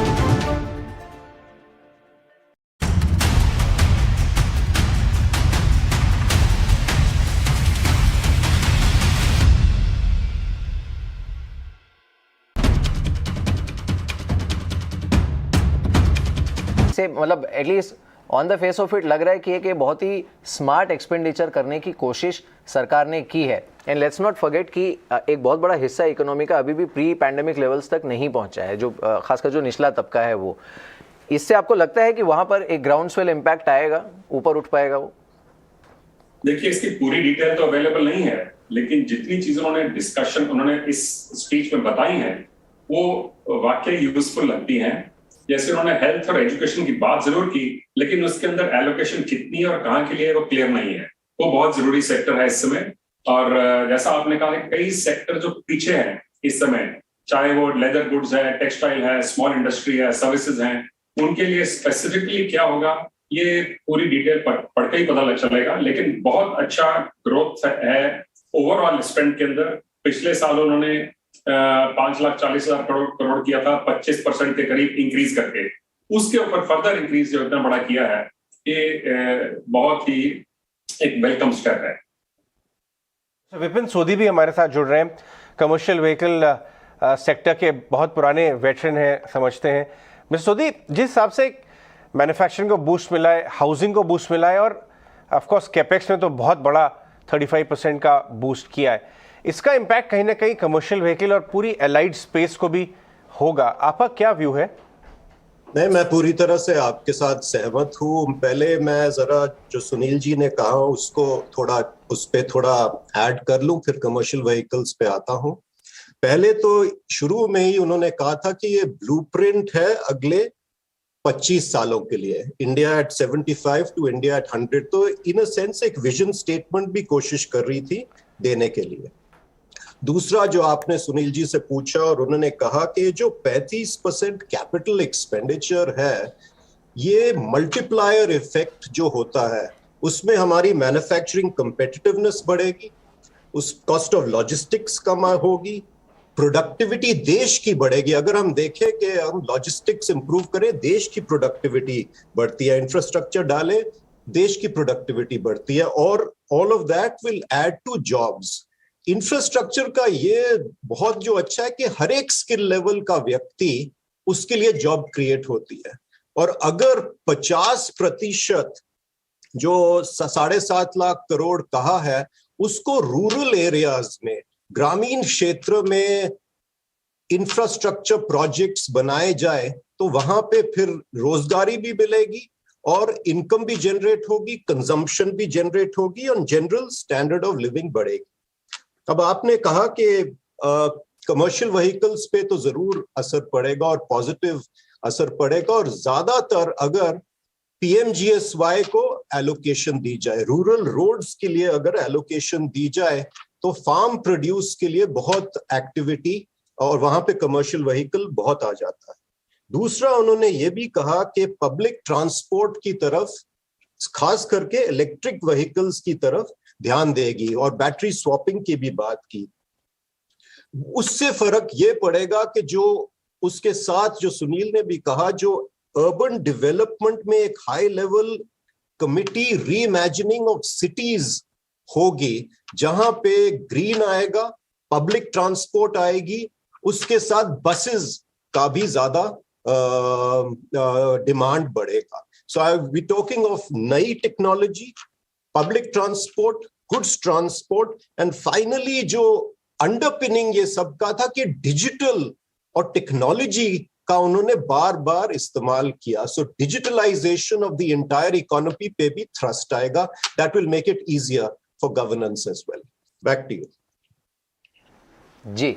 चलिए, इस बीच एक बार क्विकली थोड़ा सा झलक देख लेते हैं बाजार की। एक बार इंट्राडे आप फायर कीजिएगा निफ्टी का भी, क्योंकि थोड़ा सा ये अब उस जोन में जा रहा है जहां पर ये थोड़ा सा मायूस दिख रहा है। अब देखिए निफ्टी में अब इनफैक्ट स्पीच खत्म होने के बाद भी काफ़ी समय तक ये टिका हुआ था, 200-250 के अंकों की तेज़ी के बीच में झूल रहा था, लेकिन अब 77 पॉइंट्स की बढ़त निफ्टी पर है, और सेंसेक्स जो कि 800 पॉइंट ऊपर था, 800 से ज़्यादा इनफैक्ट, वो 274 पॉइंट्स ऊपर है। तो थोड़ा सा यहाँ पर ऐसा लग रहा है कि कुछ फाइन प्रिंट जो है वो मार्केट कोशिश कर रहा है। निफ्टी बैंक वो भी हल्का हो चुका है काफ़ी, बस 70 पॉइंट्स की तेज़ी यहाँ पर बची हुई है। Hiren, quickly obviously now market अपने लिहाज से पड़ेगा इसे, and we didn't enter very light, I mean very heavy into the market, लेकिन क्या लग रहा है आपको, ये रिएक्शन क्यों दे रहा है मार्केट? नहीं, देखिए, ये इमीडिएट रिएक्शन मेरे हिसाब से उसकी कोई बहुत बड़ी वैल्यू नहीं है। आई थिंक अब एक जरूर है कि बजट में ऐसा कुछ नहीं है जिससे कि मार्केट नाराज हो, point number 1। Secondly, I think कि ये जो भी कदम उठाए गए हैं बजट में, ऐसा तो नहीं है कि उसका बेनिफिट आपको कल का कल ही मिलने वाला है। ये अभी लोग जाएंगे, इसको ठीक से स्टडी करेंगे, इस पे चर्चा होगी, डिबेट होगा। तो मुझे लग रहा है कि ब्रॉडली मैं तो ऐसे देखता हूं कि बजट में ऐसा कुछ है जो मार्केट सेंटिमेंट खराब कर सके। मेरे हिसाब से ऐसा कुछ नहीं। अगर वो है तो फिर विनिवेश के मार्केट लक्ष्य का आंकड़ा आ गया है, वो 65,000 करोड़ का है अभी जो फाइन प्रिंट में निकल कर आया है नेक्स्ट ईयर के लिए। मे भी सरकार शायद थोड़ा सा रियलिस्टिक, लेकिन हमारे साथ अब निकुंज भी जुड़े हैं, उनसे बात करते हैं। निकुंज, लग रहा था शुरू में तो ऑब्वियसली देखकर कि एक बहुत ही डिसिप्लिन, स्मार्ट एक्सपेंडिचर वाला और सरल बजट है। आपका मेन टेक अवे क्या है? आपने कई लोगों से भी बात की बजट के बाद, आपका मेन टेक अवे क्या है, की टेक अवे बजट से? देखिए, सरकार क्या आपको बोल रही है कि हम रिस्क लेना चाहते हैं और हम चाहते हैं कि आप भी रिस्क लीजिए, आप भी रिस्क लीजिए। अर्थात इंडिया इंक को ये मैसेज दिया जा रहा है कि हमें उम्मीद है अगर हम रिस्क लेंगे और आप भी रिस्क लेंगे तो इकोनॉमी में एक्सेलरेशन जो है वह रफ्तार पकड़ेगा। मगर हर खबर के दो पहलू होते हैं, चित या पट, एक सिक्के के दो पहलू होते हैं। तो जी अच्छी बात यह है कि सरकार स्पेंड करना चाहती है, मगर क्या वो स्पेंड कर पाएगी? इंटेंशन और रिजल्ट में बहुत फ़र्क होता है। मीर अजय प्रियंका, इंटेंशन थी कि डिसइन्वेस्टमेंट का जो टारगेट है वह 1 लाख के ऊपर जाए, मगर रियलिटी है कि इतने पुश के बावजूद नहीं पहुंचा। सेकंड, आप अगर इतना खर्चा करेंगे तो भाई इन्फ्लेशन का क्या होगा? इन्फ्लेशन अगर ऊपर जाती है, जैसे हम ब्याज दर कहते हैं, वो शेयर बाजार के लिए ख़राब न्यूज़ है। तीसरा, क्या इसको लेकर के मैक्रो चिंताएं शॉर्ट टर्म में बढ़ जाएंगी? US Fed interest rate hike करेगा, 9 तारीख को रिजर्व बैंक ऑफ इंडिया की पॉलिसी आ रही है, क्या रिजर्व बैंक ऑफ इंडिया भी रिस्क लेगा? फेड ने देखिए लास्ट ईयर रिस्क लिया, क्या रिजर्व बैंक ऑफ इंडिया इस साल रिस्क लेगा? और जब ब्याज दर बढ़ते हैं तो शेयर बाजार के लिए लॉन्ग टर्म में वह कम होते हैं। हम एक ऐसे एरा से निकल रहे हैं जिसमें इंटरेस्ट रेट्स बहुत लो थी ग्लोबली, उसका सीधा प्रभाव पड़ेगा ही पड़ेगा। तो पूरा अभी जो मैक्रो एनवायरनमेंट है वो 1 सवा साल 1.5 साल में बताएगा कि ये जो बजट में रिस्क लिया गया है वो वर्थ द एफर्ट था या नहीं। लास्ट ईयर सरकार ने जो रिस्क लिया वो वर्थ द एफर्ट था। आपने ग्रोथ करी, आपने स्पेंडिंग करी, आपने टैक्सेशन चेंज नहीं करे, आपने अपने एजम्पशंस कंजर्वेटिव रखे, सबका कमाल FY22 में देखने को मिल रहा है। FY23 में सरकार बोल रही है हम ढिलाई नहीं करेंगे, हम और तेजी और पंप प्राइम करेंगे। अगर एक्सपेंडिचर की बात कर रहे हैं, एक तो वो बात है। दूसरा, पर क्या सरकार इतना स्पेंड कर पाएगी? इस साल तो पूरा हुआ नहीं है। मनीष डांगी साहब भी शायद यही बात कह रहे थे कि क्या सरकार इस साल भाई रिसोर्सेज इंटेंशन है, मगर जो सरकार की मशीनरी है उसके अंदर आप इतना बड़ा केपेक्स करोगे कहाँ? कौन सा सेक्टर इतना बड़ा केपेक्स अब्जॉर्ब कर सकता है? तो एक चिंता है, क्या इन्फ्लेशन वापस आएगी? तो यह जो कंसर्न्स हैं काफ़ी वैलिड कंसर्न्स हैं। एक मैं आपको अपडेट दे देता हूँ अभी अभी जो आया है। एक तो जैसे मैंने कहा FY23 के लिए जो केपेक्स का नंबर है वो 65,000 करोड़ है, लेकिन FY20 डिसइन्वेस्टमेंट का भैया फिर तो मामले गड़बड़ हो जाएगा। लेकिन जाना पड़ेगा। FY22 का नंबर रिवाइज हो गया है, तो FY22 का जो नंबर था वो रिवाइज किया गया है 78,000 करोड़ तक, जो इस साल हो रहा है। तो बेसिकली अगर आप देखें तो लेकिन वो पहले जो 1.75 ट्रिलियन था जो नहीं, तो आप बजट से हटा दीजिए उसमें से, आप कंटेनर कॉर्पोरेशन दिखा दीजिए। इनफैक्ट वो स्टॉक्स की बात करते हैं। एग्जैक्टली। तो अब ये 78,000 करोड़ हो गया है इस साल के लिए, और हाँ, और अगले साल का जो है वो 65,000 करोड़ है। तो मीर ये बात हो गई, सरकार ये कह रही है कि अगर इस साल का आपने कितना नंबर बताया, 75,000 करोड़, 75,000 करोड़, 78,000 साल का, जो कि 1.75 था पहले। तो उसमें आप BPCL हटा दीजिए, container corporation, shipping corporation, IDBI bank हटा दीजिए, उनके अंदर तो अभी कुछ नहीं रखता है। LIC को जोड़ दीजिए, LIC में बात करें 60-65,000 करोड़ रुपया आएगा, तो अगर उसको ऐड बैक कर दे 75,000 करोड़ रुपया आएगा। वैल्यूएशन इस समय इंश्योरेंस कंपनीज, इस समय कोविड के बाद insurance stocks at 52 week low, हम सब जानते हैं। तो इस साल में लगता है डिसइन्वेस्टमेंट हो जाएगा, और अगले साल के नाम अभी तक नहीं आए। तो अगले साल में क्या BPCL, shipping corporation, IDBI bank वो हो जाएंगे। देखिए जी, जो even then it doesn't add up. आप अगर देखें अगले साल का मुझे बड़ा कंजर्वेटिव लग रहा है लक्ष्य जो 65,000 कंजर्वेटिव अच्छा है ना।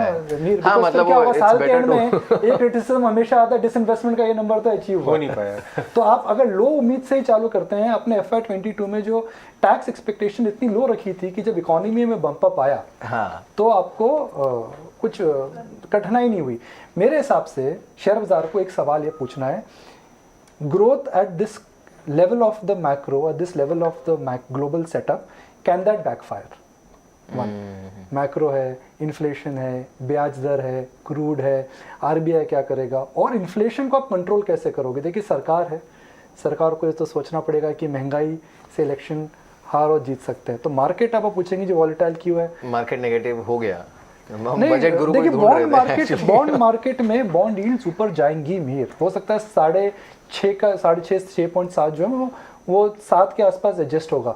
5.5 से 7, 1.5% ब्याज दर अगर बढ़ती है तो होम लोन, पर्सनल लोन सब बढ़ेंगे। और जहाँ तक मुझे पता है बॉन्ड इंक्लूजन पे कुछ नहीं आया है, नहीं अब तक तो नहीं आया है। तो बॉन्ड इंक्लूजन में अगर नहीं आया है तो एक बात तो ये थी कि हम कह रहे थे कि बॉन्ड यील्ड जो नीचे करेंगे वो भी फाइन प्रिंट में अभी तक मैंने नहीं, अब तक तो नहीं आया। खैर हमारे साथ अब स्वामीनाथन अय्यर जी भी जुड़े हैं, उन्हें भी जोड़ लेते हैं। Sir thank you so much for joining us. आपका की टेक अवे क्या है बजट पर? लंबी अवधि में तो अच्छा लग रहा है जैसे आपने कहा, लेकिन हिट्स एंड मिसेस मेन क्या है आपके लिहाज से इस बजट में? सॉरी भाई, ओवरऑल तो मैं कहूंगा कि रिस्क टेकिंग बजट है। बहुत से बजट टैक्सेशन के बारे में होता है, ये तो स्पेंडिंग के बारे में होता है, और स्पेंडिंग में कैपिटल इन्वेस्टमेंट, ये इन्वेस्टमेंट बजट है।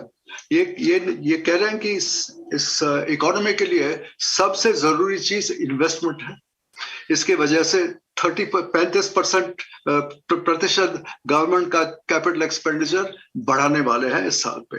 इतना पहले कभी मेरे ख्याल में कभी बढ़ा नहीं है, और ये रिस्क ले रहे हैं।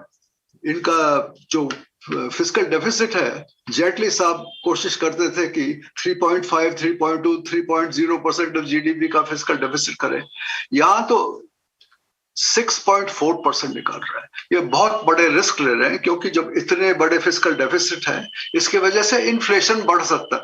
और अब अगर आप देखें कि हिंदुस्तान में इन्फ्लेशन तो बढ़ ही रहा है, पूरे दुनिया में बढ़ रहा है, और इंपोर्टेड इन्फ्लेशन हिंदुस्तान में आ रहा है।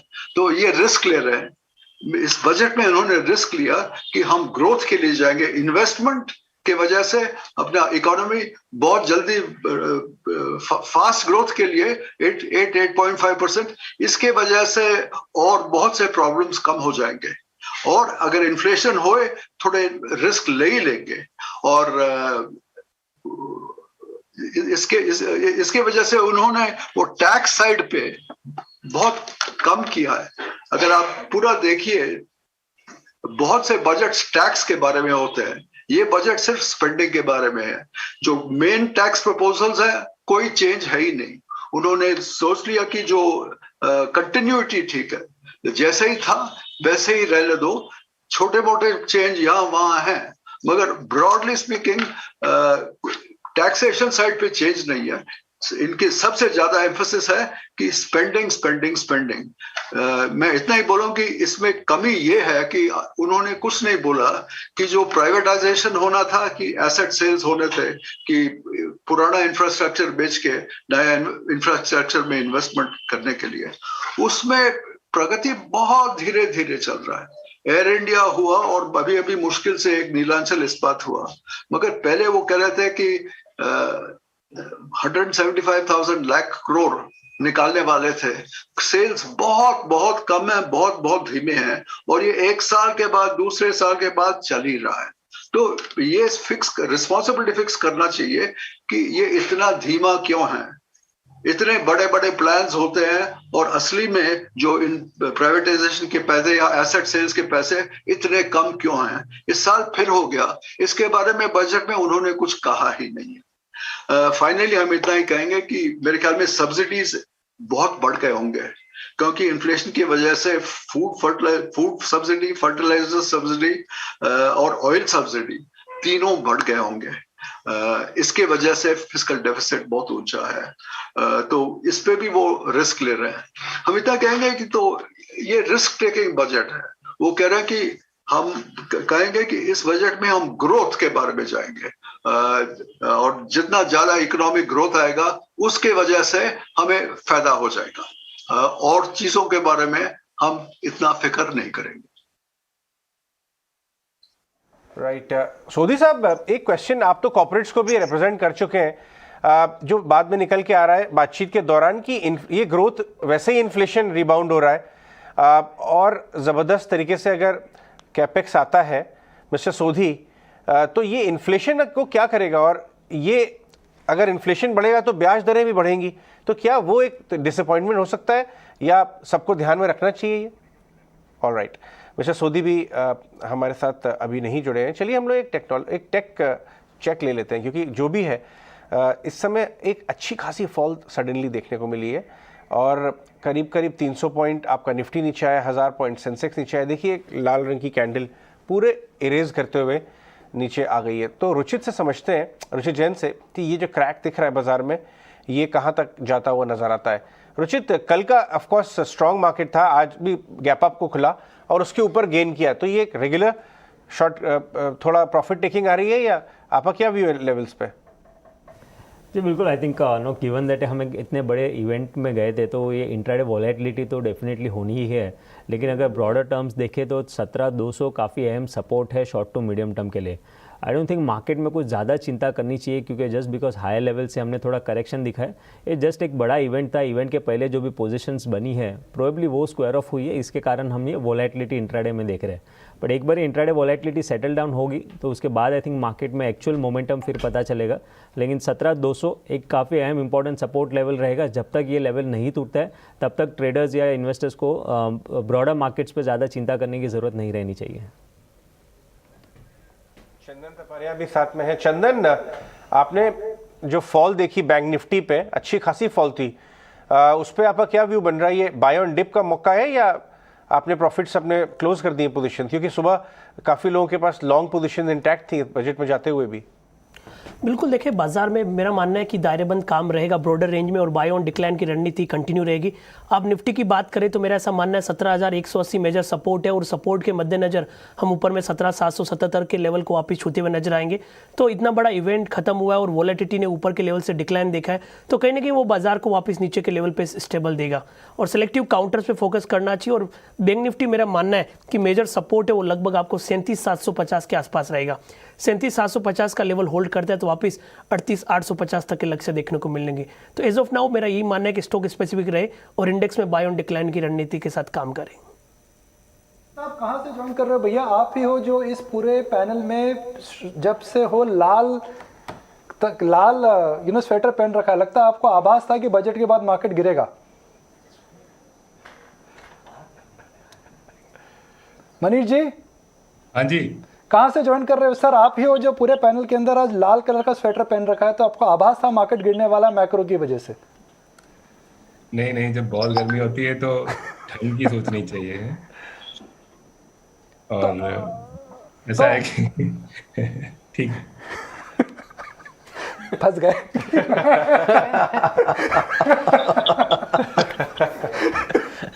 आभास बोल तो नहीं सकते। तो तभी उन्होंने रेटिंग भी नहीं दी। रेटिंग भी नहीं। नहीं, आप उठ कर मत जाना सर, ठीक है? नहीं, आप बोलो क्या बोलो? आप मैक्रो देखते हो, at what point in time ये जो बजट है इन्फ्लेशन और इंटरेस्ट रेट का जो हम कहते हैं जोड़ी बंधन सा होता है, उसको लेकर के बैकफायर कर सकता है। देखिए ग्रोथ एट एनी कॉस्ट कभी अच्छी नहीं होती है। रिस्क लेना अच्छी बात है, मगर कहाँ मैक्रो को लेकर के यह गंगा उल्टी बह सकती है। बिकॉज अगर क्रूड ऊपर गया हो और आप कई समय से कह रहे हो जो यील्ड 7% हो सकती है, तो क्या यह बजट जो अटेम्प्ट करा जा रहा है बैकफायर कर जाएगा? निकुंज, ऐसा है कि सिर्फ अगर खर्चा करने से ग्रोथ हो सकती थी तो स्टेट के पास तो अनलिमिटेड कैपेसिटी है खर्च करने की। किसने रोका उनको? जितना मर्जी छापें, जितना मर्जी खर्च करें। तो ये जो व्यू, जो बड़ा स्वच्छंद सा व्यू बनता है ना कई लोगों का कि नहीं चलो बहुत सारा खर्चा कर देंगे तो ग्रोथ आ जाएगी, वो ऐसा होता नहीं है, इतना आसान नहीं है। और जब आप खर्चा करते हो उस सेटअप में जिसके अंदर आपको अपने बजट को भी, जैसे हम अपने परिवार में मैनेज बैलेंस करते हैं, वैसे ही अगर गवर्नमेंट को भी बैलेंस करना है तो फिर आपको बोरो करना पड़ता है, तो उसकी दूसरी तरफ कॉस्ट आ जाती है। जैसे आप देखो कि आपने बोला कि हम तो 15 लाख करोड़ की बोरोइंग करेंगे, तो बॉन्ड जो है 15-16 बेसिस पॉइंट ऊपर हो गया है, जो मैं आपको लिखा भी कि 7 हो जाएगा कुछ दिनों में। तो मैं पिछले 6 महीने से बोल रहा हूँ कि मार्च तक हिंदुस्तान का बॉन्ड 7 हो जाएगा। तो खर्चा इको हो रहा है मेरा आवाज।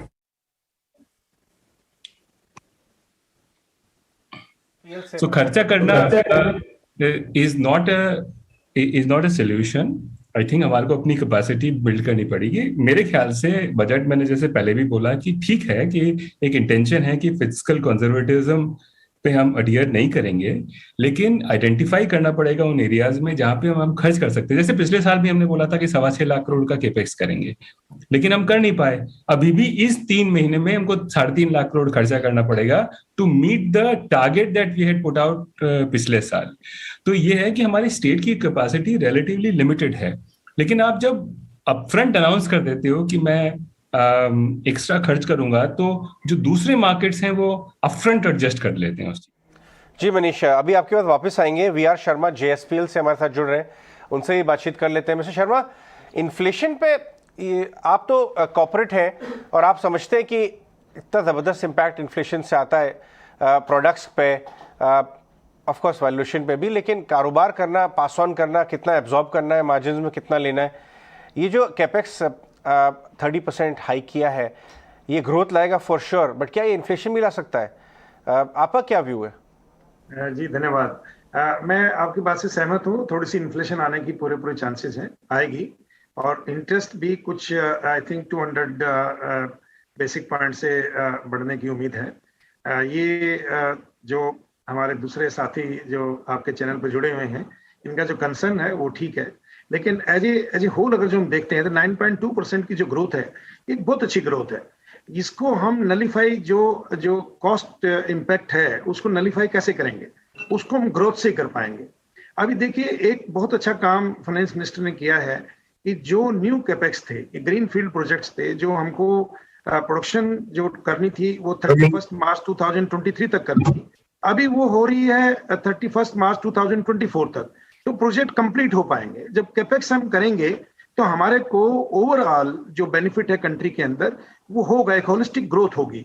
दूसरा एक बहुत अच्छा पॉइंट FM ने बोला है कि हम जो लॉजिस्टिक पार्क बनाएंगे और उसके अंदर मल्टी मॉडल पार्क बनाएंगे, जिसके अंदर रेलवे भी होगी, उसके अंदर कोस्टल शिपिंग भी होगी, उसके अंदर ट्रक का मूवमेंट भी होगा।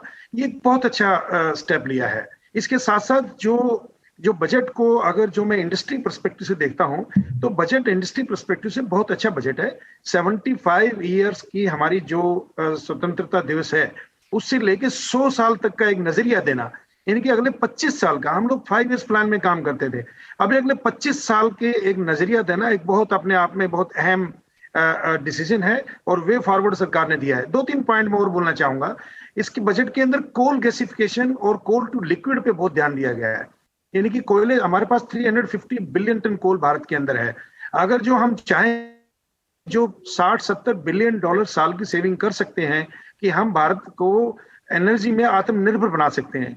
एक तो हम जो कर रहे हैं कि हम अपनी जो टोटल सोलर यानी कि सौर ऊर्जा के ऊपर ध्यान दे रहे हैं। दूसरा, हम कोल से गैसिफिकेशन करें, गैस से हम स्टील बनाएं, गैस से हम पावर बनाएं, गैस से हम जो है फर्टिलाइजर बनाएं। बिल्कुल बिल्कुल सर, मैं आपके पास लौट के आता हूँ। हमारे साथ स्वामी सर भी बने हुए हैं, उनसे बात करते हैं। सर, आपसे और एक चीज़ जानना चाहेंगे कि there was a real possibility, और हिस्टोरिकली हमने कई बार देखा भी है कि जब बहुत बड़े हाई स्टेक्स इलेक्शन होते हैं उससे पहले सरकार थोड़ा पॉपुलिस्ट बन जाती है। एटलीस्ट एक विंडो ड्रेसिंग ऐसा किया जाता है बजट का कि ये आम आदमी के लिए बहुत कुछ किया गया है, पॉपुलिस्ट है। From that point of view, is there a pleasant surprise, because ऐसा लगा नहीं कि बहुत ज़्यादा पॉपुलिस्ट करने की कोशिश की गई है बजट को। And second is there was lot of focus on technology, crypto, startups, ये शब्द बार बार सुनाई दे रहे थे स्पीच में। तो what do you make of it? हाँ जी, ये बिल्कुल नॉन पॉपुलिस्ट है। मैंने सोचा था कि यूपी इलेक्शन के वजह से कोई काफी पॉपुलिस्ट चीज होंगे। इसमें उन्होंने ये स्टेबिलिटी का बजट है, तो उन्होंने ये सोच लिया कि इलेक्शन जीते या हारे बजट के वजह से नहीं होगा, तो बजट पे इसके बजट को इलेक्शन में मत फंसाने के लिए। तो ये अच्छी बात है, क्योंकि मेरे ख्याल में बहुत से फाइनेंस मिनिस्टर सोचते हैं कि एक दो यहाँ सब्सिडी या वहां सब्सिडी, यहाँ सब्सिडी देने से इलेक्शन जीतते हैं। असल में ये नहीं होता है। तो ये अच्छी बात है कि इलेक्शन बजट नहीं हुआ है। डिजिटल वगैरह के ये तो बात तो हुई है, जो आप आउटलेट देखते हैं उसमें चीज नहीं है। सबसे दिलचस्पी चीज है ये क्रिप्टो डिजिटल रुपी क्या होगा, ये क्या होगा, कैसे इस्तेमाल होगा, कैसे टैक्सेशन होगा, कैसे होगा, ये अभी रिजर्व बैंक हमें बताएगी। अभी हमें पता नहीं है कि इसके वजह से क्या फर्क हो रहा है। मेरे ख्याल में गवर्नमेंट चाहती है कि ये जो क्रिप्टो करेंसीज हैं ये सब सिर्फ टैक्स एवेजन के लिए है, ड्रग टेररिज्म ये फजूल चीजों पे है। और क्रिप्टो करेंसीज को मारने के लिए अगर एक गवर्नमेंट डिजिटल करेंसी होए तो जो फायदा चाहते हैं डिजिटल के, वो गवर्नमेंट के डिजिटल करेंसी से ले ले और ये प्राइवेट करेंसीज पे मत जाए। तो मेरे ख्याल में यही उनका कोशिश है। प्रशांत जैन, राइट। स्वामी हमारे साथ स्टे करिए, और हमारे पास अच्छे एक्सपर्ट्स ज्वाइन कर रहे हैं समझाने के लिए बजट और एनालाइज करने के लिए। जन्मेजय सिन्हा हमारे साथ हैं और प्रशांत जैन HDFC म्यूचुअल फंड के CIO। प्रशांत, गुड आफ्टरनून और बहुत बहुत धन्यवाद 18 स्वदेश में बात करने के लिए। आपने तो न जाने कितने बजट देखे हैं। अगर आपको रेट करना हो 1 to 10, हालांकि मुझे पता है आप बोलेंगे कि बजट का इंपॉर्टेंस कम होता जा रहा है मार्केट के लिए, लेकिन इंपॉर्टेंट प्लेटफॉर्म तो है। आपको कैसी लगी स्पीच और कौन से एरियाज आपका अटेंशन को पकड़े? नहीं, ये बहुत ही अच्छा बजट है, बिकॉज इसमें कोई बड़ा चेंज नहीं है। और जो आपने देखा होगा कि ये बजट की स्पीच एक सामान्य बजट से बहुत छोटी भी थी। तो आई थिंक ये एक बहुत अच्छा बजट है। इसमें टैक्स की स्टेबिलिटी है, इंफ्रास्ट्रक्चर पर फोकस है, और साथ ही में फिस्कल डेफिसिट में भी हम सही दिशा में बढ़ रहे हैं। तो नेट मेरे ख्याल से ये एक बहुत अच्छा बजट था। जी, चलिए हमारे साथ जन्मेजय सिन्हा जी भी जुड़े हैं, BCG इंडिया के चेयरमैन। जन्मेजय जी, स्वागत है आपका, बहुत बहुत शुक्रिया हमारे साथ इस बातचीत में शामिल होने के लिए। हम यही बात कर रहे थे कि पॉपुलिस्ट हो सकता था बजट, वो हुआ नहीं है। थोड़ा सा स्मार्ट एक्सपेंडिचर करने की कोशिश की गई है। डाइवेस्टमेंट का नंबर थोड़ा सा डिसअपॉइंटिंग ज़रूर है, क्योंकि इस साल का जो नंबर है वो रिवाइज कर दिया गया है 78,000 करोड़, और अब तक अचीव जो हुआ है वो सिर्फ 12,000 करोड़ हुआ है। नेक्स्ट ईयर का है 65,000 करोड़। तो कैसा लगा बजट आपको जन्मेजय जी?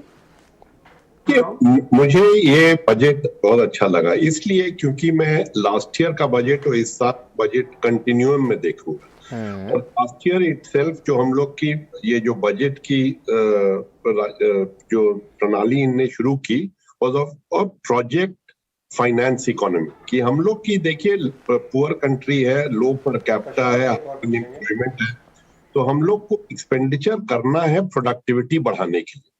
तो इंफ्रास्ट्रक्चर में देखिए लास्ट ईयर बढ़ाया गया, इस साल फिर उसके आउटले 7,05,000 करोड़ कर दिया गया। एजुकेशन में मेरी इच्छा थी कि और बढ़ाया जाता, मगर 88,000 से वो 1,05,000 करोड़ हो गया है। मगर वो 1,25,000 हो जाता तो और बेहतर होता है, बट वो इंक्रीज तो किया गया है। सोशल सेक्टर पर एम्फेसिस दिया गया है। पूरा डिस्कशन की कैसे डिजिटल यूज करेंगे हम लोग सोशल इंफ्रास्ट्रक्चर के लिए, ये बहुत अच्छी बात है। स्किलिंग के लिए, स्कूल एजुकेशन के लिए, मेंटल हेल्थ के लिए, और पूरा हेल्थ केयर को कैसे हम लोग कंसेंट लेयर ले आएंगे हेल्थ में, ये सब बहुत मैसिव ट्रांसफॉर्मेशन ला सकते हैं over little bit of time. तो ये हम लोग को याद रखना होगा कि इंडिया की जो ट्रेजेक्ट्री बदलने के लिए सोशल इंफ्रास्ट्रक्चर बहुत ही जरूरी हो रहा है, क्योंकि हम लोग सुपर पावर वगैरह नहीं बन सकते हैं कि हम लोग के लोग पढ़ नहीं और लिख नहीं सकते और कोई स्किल नहीं है उनके पास और उनका मैलनरिश्ड हो। तो इसलिए हमको ये जो एम्फेसिस शिफ्ट हुआ शुरू ही में बजट के स्पीच में, ये नैरेटिव आ गया कि सोशल इंफ्रास्ट्रक्चर के लिए पैसा जाएगा और हार्ड इंफ्रास्ट्रक्चर के लिए फिर बढ़ाया गया, और एक स्टेबल प्रिडिक्टेबल। जी जी सेना साहब, आपके पास वापस लौटेंगे। प्रशांत से एक बार समझ लेते हैं। प्रशांत, प्योरली स्टॉक मार्केट वेटरन के एंगल से जो कैपेक्स हाइक आया 35%, जो पीएलआई को बढ़ाया एक साल से, मैन्युफैक्चरिंग पीएलआई, उसको आप कैसे एनालाइज करते हैं? इसका कितना बड़ा इफेक्ट होता हुआ आपको नजर आता है इकोनॉमी पे? और जो ये क्वेश्चन हो रहा है कि इतना कैपेक्स फंड कैसे करेंगे, उसको आप कैसे जवाब देंगे इस बात का? देखिए, जैसे कि जन्मेजय जी बोल रहे थे, जो देश की अर्थव्यवस्था की जो दशा है, इसमें दिशा है, ये एक कंटिन्यूम है बजट। ये बजट पिछले बजट से, तो आई थिंक हम लोग चाह रहे हैं कि देश में केपेक्स रिवाइव हो, इंफ्रा हमारा इम्प्रूव करे, लॉजिस्टिक्स कॉस्ट कम हो, प्राइवेट केपेक्स आए, मेक इन इंडिया को बढ़ावा दिया गया है। जैसे डिफेंस में लगभग 70% प्रोक्योरमेंट लोकल इक्विपमेंट से होगा। तो आई थिंक एक बहुत ही कंसिस्टेंट मैसेज इस बजट में है कि हमको जॉब्स बढ़ाने हैं, लोकल लोअर लेवल पे इनकम्स बढ़ानी है, लेकिन उसको हम सही तरीके से बढ़ाएंगे कि हमको सभी तरह से इन्वेस्टमेंट ज़्यादा करना है, प्रोडक्टिविटी बढ़ानी है। आई थिंक नेट इस बजट में शेयर बाजार के हिसाब से कोई सरप्राइज एलिमेंट नहीं है, और हो सकता है बजट मार्केट आज ऊपर हो या नीचे हो, लेकिन उसको हमको इग्नोर करना चाहिए। और अब एक ही चीज़ का इंतज़ार है कि इंडिया में जो क्रेडिट ग्रोथ है वो काफ़ी कमज़ोर है काफ़ी समय से, और होपफुली इन दी करंट ईयर, जो आगे आने वाला साल है, उसमें ये जैसे जैसे केपेक्स रिवाइव होगा तो हमारी क्रेडिट ग्रोथ बढ़ेगी और इकोनॉमी में हम एक अच्छी ग्रोथ की आशा करते हैं। ऑलराइट, बिल्कुल। अब हमारे पैनल पे और भी कुछ नाम इंक्लूड हो गए हैं। हमारे साथ जन्मजय जी हैं, हमारे साथ राकेश भारती मित्तल भी हैं, हमारे साथ प्रशांत जैन हैं, और हमारे साथ अब आनंद राठी जी भी जुड़ गए हैं। राठी जी, बहुत बहुत स्वागत है आपका। सबसे पहले आपसे पूछना चाहेंगे कि आपका रिएक्शन कैसा है, क्योंकि जाहिर तौर पर कैपेक्स को लेकर बड़ी एक्सपेक्टेशन थी, वहाँ पॉजिटिवली सरप्राइजर हुआ है, लेकिन ग्रोथ को लेकर एक बड़ा थॉट ये भी आ रहा है कि इस कैपेक्स को किया कैसे जाएगा, इम्प्लीमेंटेशन कैसे हो पाएगी? आपका रिएक्शन? देखिए, ओवरऑल तो मैं जैसे कहूँगा, मैं सहमत हूँ कुछ लोग जो अभी बता रहे थे कि ये बजट अच्छा है, ग्रोथ ओरिएंटेड बजट कहूँगा मैं इसको, क्योंकि इसमें ग्रोथ के लिए इन्वेस्टमेंट्स की जरूरत है। अपनी कंजम्पशन की स्टोरी तो इतने वर्षों से चल रही है, परंतु इन्वेस्टमेंट लैकिंग है। तो गवर्नमेंट ने बड़ा स्टेप लेके 35% जो इंक्रीज किया है, लास्ट ईयर में जो प्लान किया था उससे ज्यादा किया है। और इसके अलावा सेंट्रल बजट के लिए उन्होंने 1 लाख करोड़ रुपए का प्रोविजन किया to give it to states, ताकि वो भी अपना कैपेक्स बढ़ा सके। तो मैं इन दोनों को मिला के सोचता हूँ भाई कैपेक्स, सरकारी कैपेक्स बढ़ेगा। आप फंडिंग की जो बात कर रहे हैं, देखिए फिस्कल डेफिसिट जो है 6.9% है, उसको 6.4% दिखा है। इसका कारण देखिए, अभी इस साल भी जो है रेवेन्यूज जो है बहुत अच्छी ग्रोथ हुई। उन्होंने स्पीच में कहा कि रिकॉर्ड जनवरी में 1,40,000 करोड़ रुपया जीएसटी में आया है। डायरेक्ट टैक्सेशन जो है, कॉर्पोरेट टैक्सेशन में बहुत बढ़ोतरी हुई है। पहली बार मैं समझता हूँ ऐसा हुआ कि इस बार दिसंबर तक जो है खाली 50% ऑफ फिस्कल डेफिसिट जो था उतना यूज हुआ, नॉर्मली जाके वो 80-90% तक यूज हो जाता है। तो गवर्नमेंट की फाइनेंशियल पोजीशन बहुत अच्छी है, tax recovery increase is very good. इसलिए मैं नहीं समझता हूँ कि कोई प्रॉब्लम फंड्स में होगी। सरकार के पास ग्रोथ अगले साल का भी जो ले रहे हैं 8.5% बेसिस पे, जिसके बेसिस पे नॉर्मल बेसिस पे करीब 14-15% की अगर ग्रोथ ले रहे हैं, तो मेरा मानना 14-15% से ऊपर ही ग्रोथ आएगी। तो नेक्स्ट ईयर भी जो टैक्स कलेक्शंस हैं, आई थिंक जो लिए बजट में वो रीजनेबल है और उससे बेटर आने की संभावना है। So I don't see any problem in funding by the government of the capex which they have taken. Right, Rakesh Bharti Mittal भी हमारे साथ ज्वाइन कर रहे हैं, जन्मय जी हमारे साथ हैं, आनंद राठी जी बाजार का पर्सपेक्टिव और कॉर्पोरेट इंडिया पे के अर्निंग्स पे क्या इम्पैक्ट होगा, मार्केट इम्पैक्ट, प्रशांत जैन HDFC AMC के। मिस्टर मित्तल के पास चलते हैं। मिस्टर मित्तल, कॉर्पोरेट्स के नज़रिए से आप कैसे एनालाइज करेंगे फाइन प्रिंट, और 2-4 बातें जो स्टैंड आउट की? पहले आप बताइए रेटिंग के साथ 10 में से कितनी रेटिंग देंगे आप? देखिए, मैं रेटिंग तो नहीं देना चाहूंगा, लेकिन मैं ये जरूर कहूंगा कि वित्त मंत्री जी को मैं बहुत बहुत बधाई देता हूं, कॉम्प्लीमेंट करता हूं, और क्लियरली इस बजट के ऊपर प्रधानमंत्री जी का विजन और पूरा छाप है। मेरा ये मानना है कि कुछ बड़े बोल्ड इनिशिएटिव्स लिए गए हैं, फॉर एग्जांपल अगर हम बात करें जो 1.5 लाख पोस्ट ऑफिस को बैंकिंग में जोड़ा जा रहा है, जिसके कारण banking the unbanked, rural distribution into the hinterland, and I think more importantly जो फाइनेंशियल इंक्लूजन होगा, ये मैं समझता हूँ कि एक बहुत ही बड़ा अहम कदम उठाया गया है towards also the digital vision of the prime minister, जहाँ पे सारी जो है ऑनलाइन ट्रांजैक्शंस होंगी जिसमें बैंक और पोस्ट ऑफिस जुड़ेंगे। इसमें हर उस व्यक्ति को बेनिफिट मिलेगा जिसके आसपास में बैंक का ब्रांच नहीं है। इसके साथ साथ अगर मैं बात करूं डिजिटल करेंसी, इसके ऊपर एक बहुत बड़ा अनसर्टेनिटी बना हुआ था, उसको क्लैरिफाई किया गया है। डिजिटल रुपी लॉन्च किया जाएगा अगले साल रिजर्व बैंक ऑफ इंडिया से ऑन दी ब्लॉकचेन टेक्नोलॉजी। तो मैं ये समझता हूँ कि ये बहुत ही अहम कदम उठाए गए हैं। इसके साथ साथ अगर मैं बात करूं गति शक्ति के अंदर, जहां 7 इंजन्स ऑफ ग्रोथ की बात की गई है, और जो एमएसएमईज को सपोर्ट दिया गया 2 लाख करोड़ का, और उसके अलावा जो ECLGS स्कीम है जिसको एक्सटेंड किया गया है 1 साल के लिए, और उसमें 50,000 करोड़ का जो प्रावधान और किया गया है, जो टोटल 5 लाख करोड़ तक जाएगा। ये मैं समझता हूँ कि एमएसएमईज को एक बहुत ही अहम रूप से सपोर्ट दिया जाएगा। पिछले 2 साल में पेंडेमिक में अगर देखा जाए तो काफी इम्पैक्ट जो है एमएसएमईज को हुआ।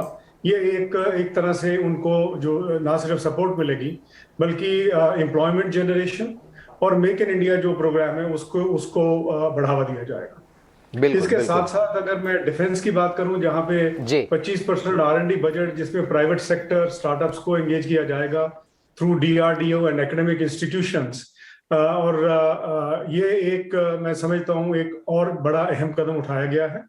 टेलीकॉम में स्पेक्ट्रम ऑक्शन की बात की गई है, वो क्लैरिफाई किया गया अगले साल में, इस साल में किया जाएगा ताकि अगले साल रोल आउट हो सके। पर जो 5% यूएसओ फंड का R&D और मित्तल साहब, मैं आपके पास लौट के आता हूँ। थोड़ा सा आपके ऑडियो में कुछ दिक्कत आ रही थी, मैं लौट के आता हूँ आपके पास। हमारे साथ प्रशांत जैन भी बने हुए हैं। प्रशांत, मैं आपसे ये जानना चाहूँगा कि ठीक है, ऑब्वियसली जब वो अनाउंसमेंट हुई तो मार्केट भी थोड़ा सा एक्साइट हुआ कि कैपेक्स इतना अच्छा, सरकार एटलीस्ट एक एक इंटेंट है सरकार का कि ग्रोथ पे फोकस किया जाए, एक जीडीपी को थोड़ा ग्राउंड स्वेल देने की कोशिश की जाए। लेकिन अक्सर ये आंकड़ा जो है वो लैग करता है। आप जितना कमिट करते हैं उतना एक्चुअली खर्च हो नहीं पाता। इस साल भी उतना खर्च हुआ नहीं है जितना बजट में अनाउंस हुआ था। इन सबको जोड़कर अगर हम देखें, and then a very conservative divestment number जो कि सरकार ने अगले साल के लिए दिया है 65,000 करोड़ का, तो do you think there is that, और ऊपर से महंगाई का overhang, there is that scope of maybe running into headwinds थोड़ा सा आगे जाके इस साल में? देखिए, अब जो महंगाई है, जो इन्फ्लेशन की दर बढ़ी हुई है, ये कोई एक्सेसिव या बहुत ज़्यादा डिमांड की वजह से नहीं है मेरी समझ में। ये एक ग्लोबली हम देखें तो जो सब एनर्जी के प्राइसेस हैं, मेटल के प्राइसेस हैं, फूड प्राइसेस हैं, वो काफ़ी बढ़े हुए हैं, और इन्फ्लेशन इंडिया में इसी का नतीजा है। जहाँ तक डिमांड की कंडीशन है इंडिया में, वो कोई एक्सेसिव नहीं है, इनफैक्ट उसमें थोड़ी हम कहें कमजोरी है एक तरीके से। और मेरे ख्याल से जो डाइवर्समेंट का टारगेट है, जो टैक्स ग्रोथ का टारगेट है, ये बहुत रियलिस्टिक है। हर साल बड़ा टारगेट रख के उसको हम अचीव ना कर पाएं, उससे बेहतर है कि हम एक सामान्य टारगेट रखें और उसको अचीव करें। तो मेरे ख्याल से जो रेवेन्यू के अजम्पशंस हैं इस बजट में, टैक्स कलेक्शन के या डाइवर्समेंट के, वो काफ़ी रीजनेबल हैं। तो ये फिस्कल डेफिसिट अचीव होना चाहिए, और इससे कम भी हो सकता है, क्योंकि जिस प्रकार से टैक्स रेवेन्यू में हम ग्रोथ देख रहे हैं, लास्ट मंथ में उन्होंने बोला कि 1,40,000 करोड़ का एक महीने में टैक्स रेवेन्यू आया जीएसटी का। तो आई थिंक ये एक नेट में समझता हूँ कि एक अच्छा बजट है, और इसमें मेरे को किसी प्रकार का कोई कंसर्न नहीं। जी बिल्कुल, चलिए, तो ये एक अच्छी चीज़ है। इस बीच एक बार देख लेते हैं, मार्केट ने वापस थोड़ा सा रिबाउंड दिया है यहाँ पर। कुछ ही देर में हमारे साथ धर्मेश मेहता भी जुड़ेंगे और आनंद राठी जी तो हमारे साथ बने हुए हैं। राठी जी, ये भी लग रहा है कि जिस तरह का आंकड़ा सरकार ने दिया है उससे कि LIC का IPO शायद इसी साल सरकार करना चाहती है, ये इच्छा तो है उनकी, और जो बाकी कैंडिडेट्स हैं हो सकता है उनके लिए अगले साल जो आंकड़ा है उसमें वो सारा इंक्लूडेड हो। लेकिन मोटा मोटा मार्केट के लिए आपका की टेक अवे क्या रहा है इस बजट से? देखिए मार्केट का जहाँ तक सवाल है, अभी आपने देखा अभी मार्केट बहुत अपना जुड़ गया है ग्लोबल मार्केट से, particularly we are following US markets primarily. और जहाँ तक यहाँ की इसका बजट का इफेक्ट है, बजट का इफेक्ट मार्केट का मैं पॉजिटिव मानता हूँ, क्योंकि जो कैपेक्स होगा, जो इन्वेस्टमेंट्स आएगा और इकोनॉमिक जीडीपी की ग्रोथ जो 8.5% अगर होती है अगले साल में, तो बहुत अच्छी ग्रोथ है। और जब भी जीडीपी ग्रोथ ज्यादा होती है तो स्वाभाविक है कि सभी कंपनियों में बाय एंड लार्ज जो पर्टिकुलरली इससे कैपेक्स से जुड़े हुए हैं, तो आपके स्टील है, सीमेंट है, आपके कैपिटल गुड्स हैं, उन सब के में डिमांड बढ़ेगी और उसका एक कैस्केडिंग इफेक्ट दूसरी इंडस्ट्रीज में सभी पे आता है। तो इकोनॉमी अगर अच्छी होगी, कॉर्पोरेट सेक्टर की रेवेन्यूज बढ़ेगी, उनकी परफॉर्मेंस बढ़ेगी, तो इसलिए मार्केट ओवरऑल मेरे हिसाब से इसका मार्केट में पॉजिटिव इफेक्ट होगा। देखिए एक दो दिन में आज मार्केट नीचे चला गया, 100 पॉइंट और 250 पॉइंट ऊपर भी था। ये तो जब बजट नहीं होता तो भी होता है। तो इसलिए मैं समझता हूँ कि मार्केट के आज के जो मूवमेंट है उसको बजट से लिंक ही नहीं करना चाहिए, वो एक अलग ही चीज है। और इसलिए मार्केट जब देखे तो अपने को लॉन्ग टर्म की बात करनी चाहिए। तो मैंने मानना है कि इस बजट का लॉन्ग टर्म में जाके मार्केट में अच्छा इफेक्ट आएगा। कंजम्पशन स्टोरी अपनी बनी हुई थी, इसमें थोड़ी इन्वेस्टमेंट की स्टोरी और बनेगी। जैसे गवर्नमेंट ने कहा कि पीपीआई एक तो पीपी प्राइवेट पब्लिक पार्टनरशिप बढ़ाएंगे। सबसे बड़ी बात इन्होंने पीएलआई पे जोर दिया है कि जैसे इवन खाली सोलार के लिए 19,500 करोड़ का होगा, और वो मैन्युफैक्चरिंग कंपनियों को जो रिलेटिव 15% का टैक्स है वो भी उसकी 1 साल बढ़ेगी। मेरा तो मानना है कि ये 10 साल के लिए करना चाहिए। आप नई इंडस्ट्री लगाओ, 15% टैक्स का लो। देखिए एक लॉन्गर टर्म अगर ये विजन सरकार दे तो आज की स्थिति में बहुत अच्छी opportunity to increase its manufacturing capacities. World में इतना एक्सपोर्ट का पोटेंशियल है, चाइना के ऊपर लोगों का थोड़ा सा डिपेंडेंस करना चाहते हैं। So all the I think budget is good for long term. Rathi जी देखिए बाजार को जो है ना रेगुलर कुछ ना कुछ स्टिमुलस चाहिए होता है, नहीं तो 10 साल की डिस्काउंटिंग 2 ही साल में हो जाएगी शायद, इसीलिए गवर्नमेंट धीरे धीरे करके उसको बढ़ा रही है। देखिए प्रशांत जी हंस भी रहे इस बात को लेके, लेकिन लंबी अवधि की बात करें तो प्रशांत जी ने तो 25 साल तक अपने फंड को चलाया है। ये जो कॉर्पोरेट साइकिल है प्रशांत जी, अर्निंग साइकिल, गवर्नमेंट अपने तरफ से स्टेप्स ले रही है, ग्लोबल इकोनॉमी का थोड़ा टेलविंड है, एक स्टेप बैक लेते हैं बजट से। कल के जो एनुअल रिपोर्ट था, जैसे कंट्री का एनुअल रिपोर्ट होता है, कल आया था राइट, तो उसके इंटरनल्स को पढ़ के आपको क्या लग रहा है, ये कॉर्पोरेट साइकिल ड्यूरेबिलिटी को लेके कुछ बताएं। बाय द वे आज मुझे फंड चलाते हुए 28 साल हो गए। बताइए जी कांग्रेचुलेशंस। आपने करीब 25% का कैगर किया if I am not wrong. जी नहीं, करीब मेरे ख्याल से 19%। ग्रेट, ओके, लगभग। आई थिंक देश की मेरे को लगता है बैलेंस शीट और कॉर्पोरेट्स की बैलेंस शीट काफ़ी अच्छी है, और आई थिंक इसमें आप जिस भी तरफ से देखिए, आई मीन खाली थोड़ा कंजम्पशन भले ही वीक है, but private capex, industrial capex, exports, I think इन सब में हम ऑप्टिमिस्टिक हैं। रिस्क इकोनॉमी को उतना नहीं है, मेरे ख्याल से थोड़ा रिस्क बाजार को हो सकता है, क्योंकि कोविड के बाद जो हमने एक बहुत ज़्यादा lowering of cost of capital देखी, खासतौर से इंडिया के बाहर, उसकी वजह से दुनिया भर के बाजार ने बहुत अच्छा किया। और लेकिन मुझे लगता है कि उस लो कॉस्ट ऑफ कैपिटल को बहुत लंबे समय तक मानना ये सही नहीं होगा, और वही एक बाजार के लिए थोड़ा रिस्क हो सकता है।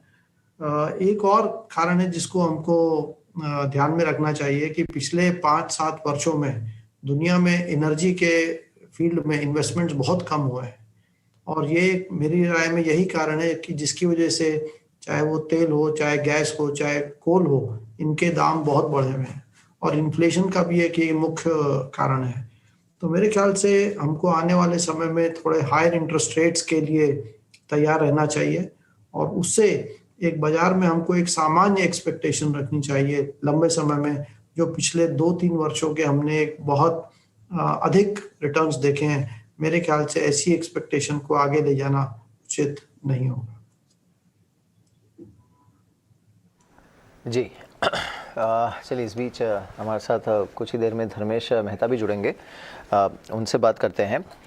लेकिन एक चीज़ जो शायद थोड़ा सा मार्केट हो सकता है आगे चल के उस पर रिएक्ट करे, वो है जो कैपेक्स है। उसकी जब डिटेल्स बाहर आना शुरू होगा, चाहे वो इंफ्रास्ट्रक्चर को लेकर हो, रेलवेज़ में कैपेक्स हो, ऑलरेडी हमने सुना एजुकेशन और हेल्थ केयर पर काफ़ी बातचीत हुई है, तो हो सकता है वहाँ पर उसका पॉजिटिव इम्पैक्ट देखने को मिले। आज भी इनफैक्ट रिएक्शन तो देखने को मिला है यहाँ पर। कोई और अहम बात राठी जी जो आपने नोटिस की हो मार्केट में, सॉरी बजट में? देखिए, एक बात जैसे बताया गया पहले कि डिजिटल करेंसी है कि नया कॉन्सेप्ट, और क्रिप्टो को एक चेक करने के लिए, क्योंकि क्रिप्टो के बारे में बहुत ज्यादा वो हो रहा है, तो बहुत मैं समझता हूँ सरकार ने बड़ा अच्छा स्टेप लिया है। स्टार्टअप के लिए बहुत अच्छा किया है। एमएसएमई में जो और एडिशनल रिलीफ दी है वो नोट करने के लायक है। इनकम टैक्स में एक चीज नोट करने के लायक है कि लिटिगेशन कम करने का सरकार का इरादा बहुत अच्छा है कि आपका जब असेसमेंट चल रहा है उसमें कोई चीज समझ में आया कि भी आपके कोई गलती हो गई, कोई छूट गया है, और जो income tax officer point out करता है तो उसको भी आप बिना उसको पेनल्टी ये वो किए हुए कंसीलमेंट बताए हुए अपना रिटर्न दे सकते हैं। ये मैं समझता हूँ this is towards a step towards creating the trust. मेरा ये मानना है कि आज की तारीख में सरकार में और इनकम टैक्स पेयर्स में ट्रस्ट बहुत कम है। वो इसकी तरफ अच्छा है कि ट्रस्ट बढ़ेगा। लॉन्ग टर्म में अगर सरकार का ट्रस्ट बढ़ जाए टैक्स पेयर्स के साथ तो एक बहुत उसका फायदा मिलने वाला है। एक चीज और मैं बताऊंगा जो शायद नहीं पॉइंट आउट हुई कि लैंड रिकॉर्ड्स के डिजिटाइजेशन के बारे में अनाउंसमेंट किया गया। इस देश में लैंड रिफॉर्म्स में सबसे बड़ा रिफॉर्म मुझे लगता है कि होना चाहिए कि लैंड जो है फ्री ऑफ लिटिगेशन हो, और वो जब हो सकता है कि अगर आप उसको डिजिटाइज करके, जैसे डीमेट अकाउंट है शेयर्स का, वैसे डीमेट अकाउंट लैंड का बनना चाहिए कई देशों में, तो उसके बाद लैंड के ट्रांजेक्शन होना बड़ा आसान हो जाएंगे। जो भी लिटिगेशन या प्रॉब्लम है वो डीमेट होने के पहले हो जाएगी। तो ये एक बड़ी चीज है जो जाके लॉन्ग टर्म में इंडस्ट्री के लिए भी फायदे के लिए है, हाउसिंग के लिए, रियल एस्टेट के लिए फायदे के लिए है। नहीं तो आज की तारीख में देखिए मुंबई में इतने खाली प्लॉट्स पड़े, क्यों नहीं डेवलप हो रहे हैं? क्योंकि कहीं ना कहीं लिटिगेशन चालू कर दो तो लिटिगेशन हो जाता है। ये एक चीज नोट करने के लायक है मेरे हिसाब से। बाकी तो इतने अनाउंसमेंट्स है, we can detail it out, but these are I think major things to my mind which we need to. चले ठीक है, बिल्कुल। एक बार प्रशांत जी आपको जाने से पहले एक लास्ट रिएक्शन, ऑफ कोर्स हमें पता है आपने अपना इनिशियल रिएक्शन है, लेकिन अगर एक सम अप कहें, आपके लिए बजट हिट था या मिस था? टोटल ओवरऑल आपको इसकी रेटिंग देनी हो तो?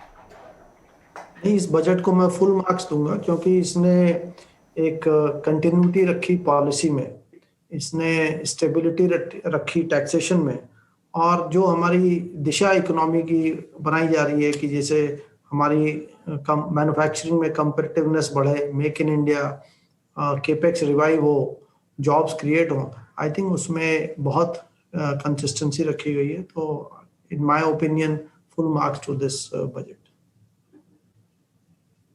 बिल्कुल ठीक है, बहुत बहुत शुक्रिया आज हमें समय देने के लिए। प्रशांत जैन हमसे बात कर रहे थे HDFC म्यूचुअल फंड, और उन्होंने बताया अपना 28 साल के एक्सपीरियंस में कई सारे बजट सेशंस को उन्होंने एनालाइज किया और उसके बाद उन्हें बजट अच्छा दिखाई दे रहा है। ग्रोथ ओरिएंटेड लॉन्ग टर्म में एक अच्छा बजट, अच्छी ग्रोथ की अपॉर्चुनिटीज जहां आज अनाउंसमेंट्स कई सारी हुई हैं। और इसी के साथ आनंद राठी जी भी हमारे साथ बने हुए हैं, उनका भी बहुत बहुत शुक्रिया। तो बाजार पर एक बार नजर डालें तो ओवरऑल एक रिएक्शन जो हम बहुत क्विक अपने सारे पैनल से ले रहे हैं उसमें भी कई सारी अपॉर्चुनिटी, कई सारी यहाँ पर अच्छे रिएक्शन देखने को मिला है। बजट को एक ग्रोथ बजट दिखते हुए दिख रहा है, लेकिन डिसइन्वेस्टमेंट को लेकर वहां कुछ क्लैरिटी चीजों की धीरे धीरे आएगी, या फिर एक डिसइन्वेस्टमेंट का जो टारगेट है वो नीचे की तरफ डाउनवर्ड रिवाइज किया गया है। बाजार पर लेकर इस बार आप रिएक्शन देखें तो कहीं ना कहीं ये मूव जो है वो शायद एंटिसिपेटेड थी या ऑलरेडी डिस्काउंटेड बाजार कर चुका था। आपको लगता है मीर ये मूव जो थी बाजार में डिस्काउंट थी? क्योंकि हमने देखा कि डेज हाई पर तो था बाजार जब FM स्टार्ट कर रही थी बोलना, उसके बाद बाजार धीरे धीरे नीचे भी आया, भले थोड़ी सी रिकवर हो रहे हो। नहीं, लेकिन देखिए पूरी तरह से एंटिसिपेटेड था या फिर फैक्टर्ड इन था ऐसा नहीं है।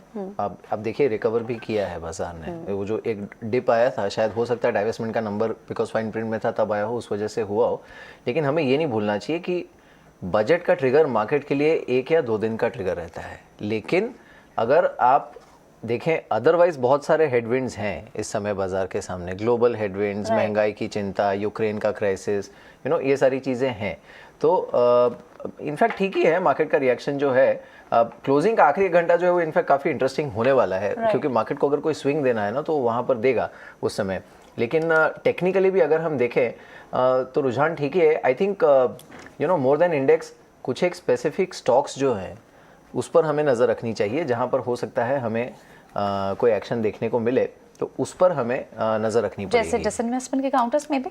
चलिए कोई बात नहीं, एक बार पूरे सेक्टर पर मार्केट्स पर किस तरह का रिएक्शन इस वक्त टेक्निकल या फिर ट्रेडर्स ले रहे हैं, उन्हें किस तरह से बजट पसंद आया नहीं आया, इस पर हमारे एक्सपर्ट्स हमारे साथ बने हुए हैं। हमारे साथ सौरभ सिसोदिया, रुचित जैन और रोहित शिंगरे बने हुए हैं। एक एक करके पहले रिएक्शन ले लेते हैं। सौरभ, वेरी क्विकली, आपने यहाँ कौन कौन से ट्रेड्स, यहाँ कौन से सेक्टर्स में, कई सारे सेक्टर्स में यहाँ पर अनाउंसमेंट आई, ईवी की बात होनी थी, ईवी की यहाँ बात आई, PLI स्कीम की बात हुई, डिजिटल इंडिया को लेकर यानी डिजिटाइज करने के लिए कई सारी बातें हुई, गेमिंग की भी बात हुई। आपको इसमें से सबसे अच्छी बातें जो बाजार के फेवर में लगी? Good afternoon Priyanka ji. अगर प्राइस एक्शन से देखिए तो सन फार्मा के स्टॉक ने, हालांकि ओवरऑल मार्केट में एक वीकनेस देखने मिली है, बट सन फार्मा के स्टॉक ने आज के सेशन में अपना 10 ईयर हाई हिट किया है, तो इंडिकेट कर रहा है कि स्टॉक में मोमेंटम काफ़ी पॉजिटिव है। तो सन फार्मा में मुझे लग रहा है कि आगे चलते हुए भी और मोमेंटम बनने की उम्मीद है। तो सन फार्मा में करंट लेवल से बाइंग की सलाह रहेगी with a stop loss at 865 और 930 से 940 तक का टारगेट सन फार्मा में देखने मिल सकता है। और दूसरा स्टॉक जो मुझे रिस्क रिवॉर्ड पर्सपेक्टिव से अच्छा लग रहा है वो टाटा स्टील का। मेटल सेक्टर में हालांकि ऊपरी लेवल से एक अच्छी गिरावट आई थी, बट अभी करंट लेवल्स पे अपने लॉन्ग टर्म सपोर्ट्स के आसपास है, तो रिस्क टू रिवॉर्ड फेवरेबल है। और डेरिवेटिव्स डेटा देखें तो टाटा स्टील में जो 1100 की स्ट्राइक है वहाँ पे मैक्सिमम कॉल हुआ था आज बजट चालू होने से पहले, और अभी वहाँ पे एक अनवाइंडिंग देखने मिली है, तो इंडिकेट कर रहा है राइटर्स अब पैनिक कर रहे हैं और सेकेंड हाफ में अगर ये लेवल सस्टेन होता है तो ऊपर के साइड में और एक बड़ी शॉर्ट कवरिंग रैली देखने मिल सकती है। तो टाटा स्टील में भी बाइंग की सलाह रहेगी, 1100 का स्टॉप लॉस मेंटेन करके पोजीशन में बने रह सकते हैं। ऑन द अपसाइड 1200 तक की चाल भी टाटा स्टील में देखने मिल सकती है। बिल्कुल, अगर कैपेक्स पड़ेगा यानी सरकार अगर खर्च करेगी तो उसमें सारे कंस्ट्रक्शन मटेरियल यूज होंगे, लेकिन एक बड़े कंसर्न्स बाजार को ये भी लगता है क्योंकि इन्फ्लेशन को कैसे टेम करेगी, इंटरेस्ट रेट बढ़ने का माहौल है, तो इन सारे एरियाज को कम्बैट करते हुए ये कैपेक्स को किस तरह से इंप्लीमेंट किया जाएगा। कैपिटल एक्सपेंडिचर की बात तो यहाँ कर दी, लेकिन इसे किस तरह से इंप्लीमेंट किया जाएगा, इस पर कई सारे क्वेश्चंस हैं। हमारे साथ रुचित भी हैं। रुचित, आपने क्या पिक किया, आपकी क्या trading strategy? I think definitely, जिससे थोड़ी देर पहले भी कहा कि ये जो मार्केट का रिएक्शन है बजट के बाद में, ये यूजुअली काफ़ी एक्सपेक्टेड रहता है, क्योंकि जो प्री पोजीशंस बनाई जाती है बजट के पहले वो सब पोजीशन स्क्वायर ऑफ होती है। बट आई डोंट थिंक कि यहाँ पे इस वॉलेटिलिटी में कोई भी ऐसे नेगेटिव संकेत है अभी तक बाजार में। आप देखेंगे निचले स्तरों से फिर से बाइंग इंटरेस्ट ही देखा जा रहा है, तो बायसनेस अभी भी पॉजिटिव होना चाहिए और यहाँ पे ट्रेडर्स हो या इन्वेस्टर्स हो, ऐसे इंट्राडे डिप्स में बाइंग अपॉर्चुनिटीज़ ढूंढनी चाहिए। ऑटो स्पेस पे थोड़ा फोकस रह सकता है। आई थिंक ऑटो स्पेस में स्टॉक स्पेसिफिक एक्शन रहेगा, क्योंकि हमने सिर्फ बजट के पहले भी अगर पिछले कुछ दिन देखे तो ऑटो स्टॉक्स में एक अच्छा मोमेंटम, अच्छे वॉल्यूम्स के साथ में प्राइस अप मूव आए थे। तो इसमें TVS मोटर्स करंट लेवल्स पे काफ़ी अट्रैक्टिव लग रहा है with in the auto space. 620 के आसपास ट्रेड कर रहा है स्टॉक, अपने 200 दिन के मूविंग एवरेज के सपोर्ट पे है, और आज इंट्राडे वॉलेटिलिटी में इनफैक्ट ये स्टॉक को ज़्यादा इतना इंपैक्ट किया भी नहीं है। तो यहाँ पे TVS मोटर्स करंट लेवल्स पे खरीदारी करें 600 के स्टॉप लॉस से। शॉर्ट टर्म ट्रेडिंग के लिए 660 तक के टारगेट से आप ये स्टॉक में एक्सपेक्ट कर सकते हैं। ठीक है, तो यहाँ पर ये टारगेट कॉल्स रहेंगी रुचित की, और अगर रोहित से भी समझ लेते हैं, रोहित की इस वक्त की पिक्स क्या होंगी? रोहित। Good afternoon Priyanka. देखिए, अगर मार्केट्स की मैं अगर पहले एक थोड़ा दिशा बता दूं तो आई थिंक सुबह हम लोग ने बात किया था कि एक बाय ऑन डिप का स्ट्रक्चर अभी भी इंटैक्ट है, डबल बॉटम का सॉर्ट ऑफ ब्रेकआउट हम लोग को देखने को मिला था। तो मुझे लग रहा है कि कोई भी डिप अगर आपको वापस मिलेगा तो बिल्कुल बाय करके चलना चाहिए। 17,300 एक काफ़ी अच्छा बेस फॉर्मेशन निकल कर आया है, तो मुझे लग रहा है जब तक उसके ऊपर आप एक बार एक्सपेक्ट करके चल सकते हैं कि 17,600 17,700 तक का आपको मूव एक्सपेक्टेड हो। सेकेंड, स्टॉक्स की अगर मैं बात करूँ तो कुछ ब्रेकआउट स्टॉक्स है मेरे रडार पर। पहला स्टॉक रहेगा L&T। एक डबल बॉटम का ब्रेकआउट हम लोग को देखने को मिला है। आवरली चार्ट्स पर प्राइसेस काफ़ी अच्छे सस्टेन कर रही है और अभी हम लोग को एक मूव भी देखने को मिल रहा है। तो मुझे लग रहा है कि L&T के अंदर आपको बिल्कुल ध्यान रखकर चलना चाहिए। ऊपर की तरफ 1980 2000 के टारगेट्स के लिए बिल्कुल बाय करने की रिकमेंडेशन रहेगी। स्टॉप लॉस जो रहेगा आपका वो 1900 का रहेगा। सेकेंड स्टॉक जो रिसेंटली मेरे रडार पर आया वो है इंडिगो। काफ़ी अच्छे बेस से एक 200 EMA से एक डबल बॉटम का ब्रेकआउट हम लोग को देखने को मिला है। वॉल्यूम एक्टिविटी काफ़ी स्ट्रॉन्ग है, तो मुझे लग रहा है कि यहाँ पर भी आपको ध्यान रखकर चलना चाहिए। ऊपर की तरफ मुझे लग रहा है कि एक बार जो है नेक्स्ट लेग ऑफ मूव आपको 2000 रुपये तक देखने को मिल सकता है, और आपका जो स्टॉप लॉस रहेगा 1870 का रहेगा। सो L&T और इंडिगो यहाँ पर दोनों ही स्टॉक्स में डबल बॉटम का ब्रेकआउट देखने को मिला है काफ़ी अच्छे बेस से। तो मुझे लग रहा है कि यहाँ से अब नेक्स्ट मूव जो रहेगा काफ़ी you can expect a northward move. ठीक है, L&T, इंटरग्लोब, ये सारी कॉल्स रहेंगी। बजट ट्रेड्स की बात हम कर रहे हैं, ये जो स्टॉक सारे के सारे हमें हमारे एक्सपर्ट्स बता रहे हैं, ये बजट को देखते हुए आज के, और कुछ स्विंग ट्रेड्स भी हैं। चलिए, फिलहाल वक्त एक छोटे से ब्रेक का, जल्द वापस हाजिर होता है, कहीं मत जाएगा।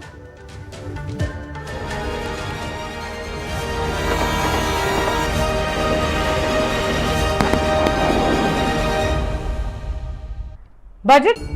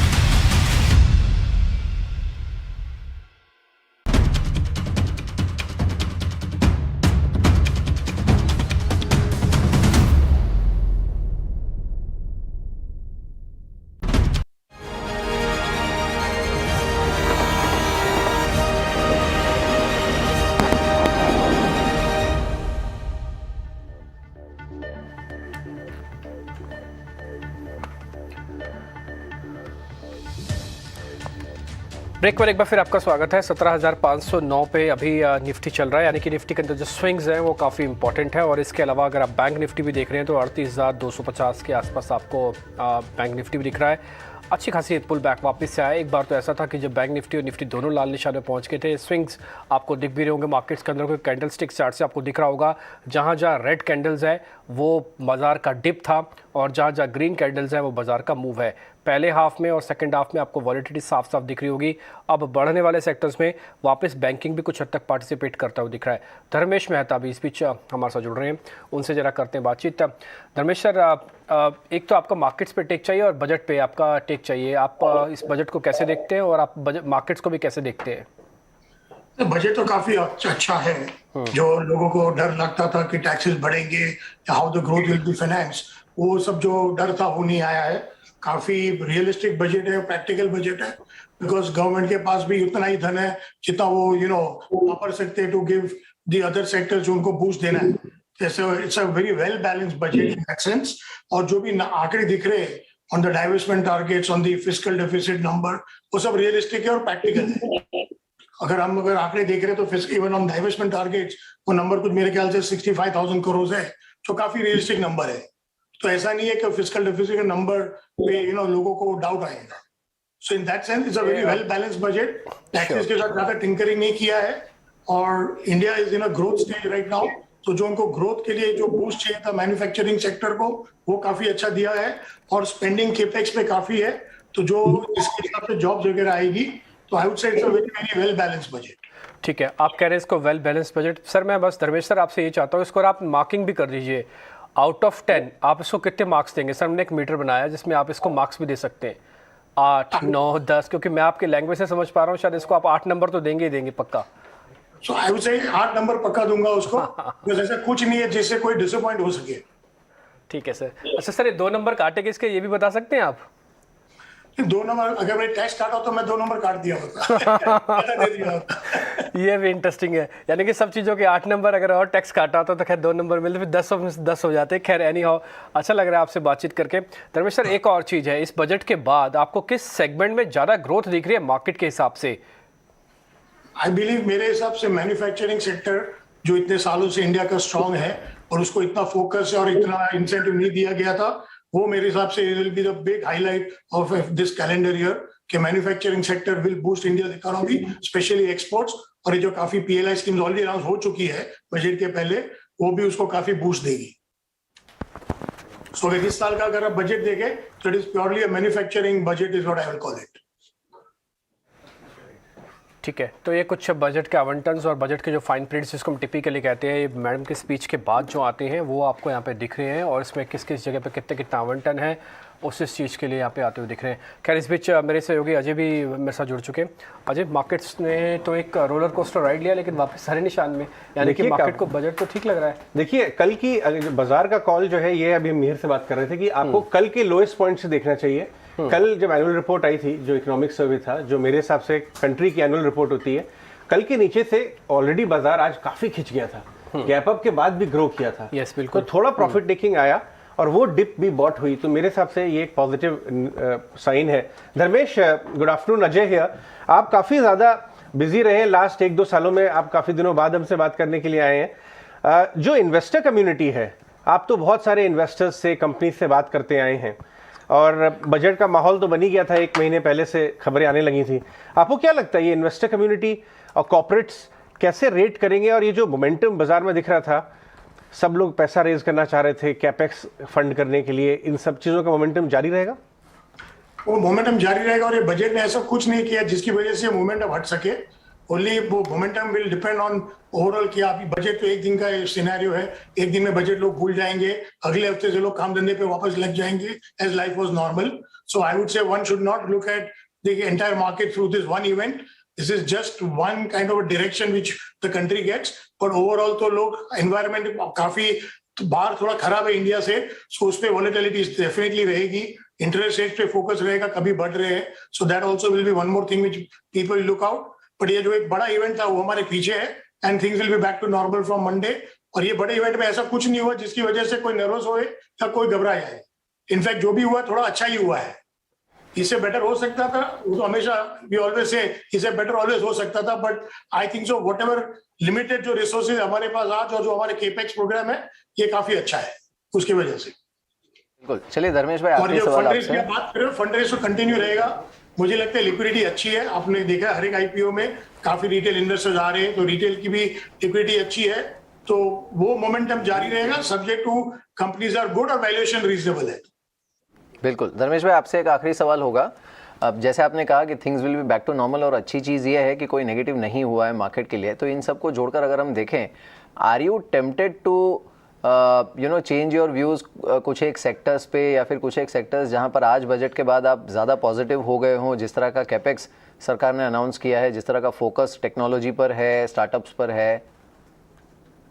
I think so. इसमें कुछ ऐसा नहीं है जिसकी वजह से आप सेक्टर में बहुत ही ज्यादा बुलिश हो जाओ या बेरिश हो जाओ। As I said, it's a normal budget, neutral budget for what we were looking at. Yes, manufacturing sector को काफी बूस्ट मिला है, सो आई वुड से थोड़ा फोकस मैन्युफैक्चरिंग पे ज्यादा होगा, और वो रियल इकोनॉमी है, रियल कैश फ्लो है और रियल प्रॉफिट्स है कंट्री के लिए। सो काफी, और ये PLI स्कीम्स दी है उसकी वजह से manufacturing will definitely get a good boost, and may be the manufacturing stocks ये काफी अच्छे रहेंगे ये साल के लिए। बिल्कुल। चलिए धर्मेश जी, बहुत बहुत शुक्रिया हमारे साथ इस बातचीत में शामिल होने के लिए। हमारे साथ सबसे बड़े जानकार इस समय मौजूद हैं ET नाउ स्वदेश पर। जैसे कि आप देख रहे हैं, प्रशांत खेमका हमारे साथ बने हुए हैं, और साथ ही कई और भी जानकार हमारे साथ बने हुए हैं। निखिल कामत हमारे साथ हैं, सुशील केडिया हमारे साथ हैं। प्रशांत जी, मैं आपसे जानना चाहूँगा, आपका की टेक अवे क्या रहा बजट से? कैसा लग रहा है मार्केट बजट के बाद? हालांकि मैं आज के मार्केट की बात नहीं कर रहा हूँ, लेकिन ओवरऑल, बिकॉज एक चीज़ जो अब तक बड़ी साफ दिख रही है कि there is no disappointment. So in a way no news is a very good news अगर नॉन इवेंट बन जाता है बजट तो।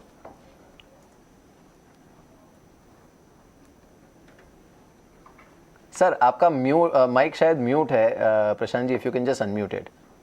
सॉरी, मैं कह रहा था, आपने जो मैं कहने वाला था कह ली। ये इसमें कोई नेगेटिव नहीं है। अगर आप किसी को भी पूछो कि इसमें बजट में क्या नेगेटिव था, तो थोड़ा सोचना पड़ेगा, एंड कोई छोटा मोटा नेगेटिव निकल आ सकता है। तो दिस इज मोर एक कंटिन्यूएशन बजट है।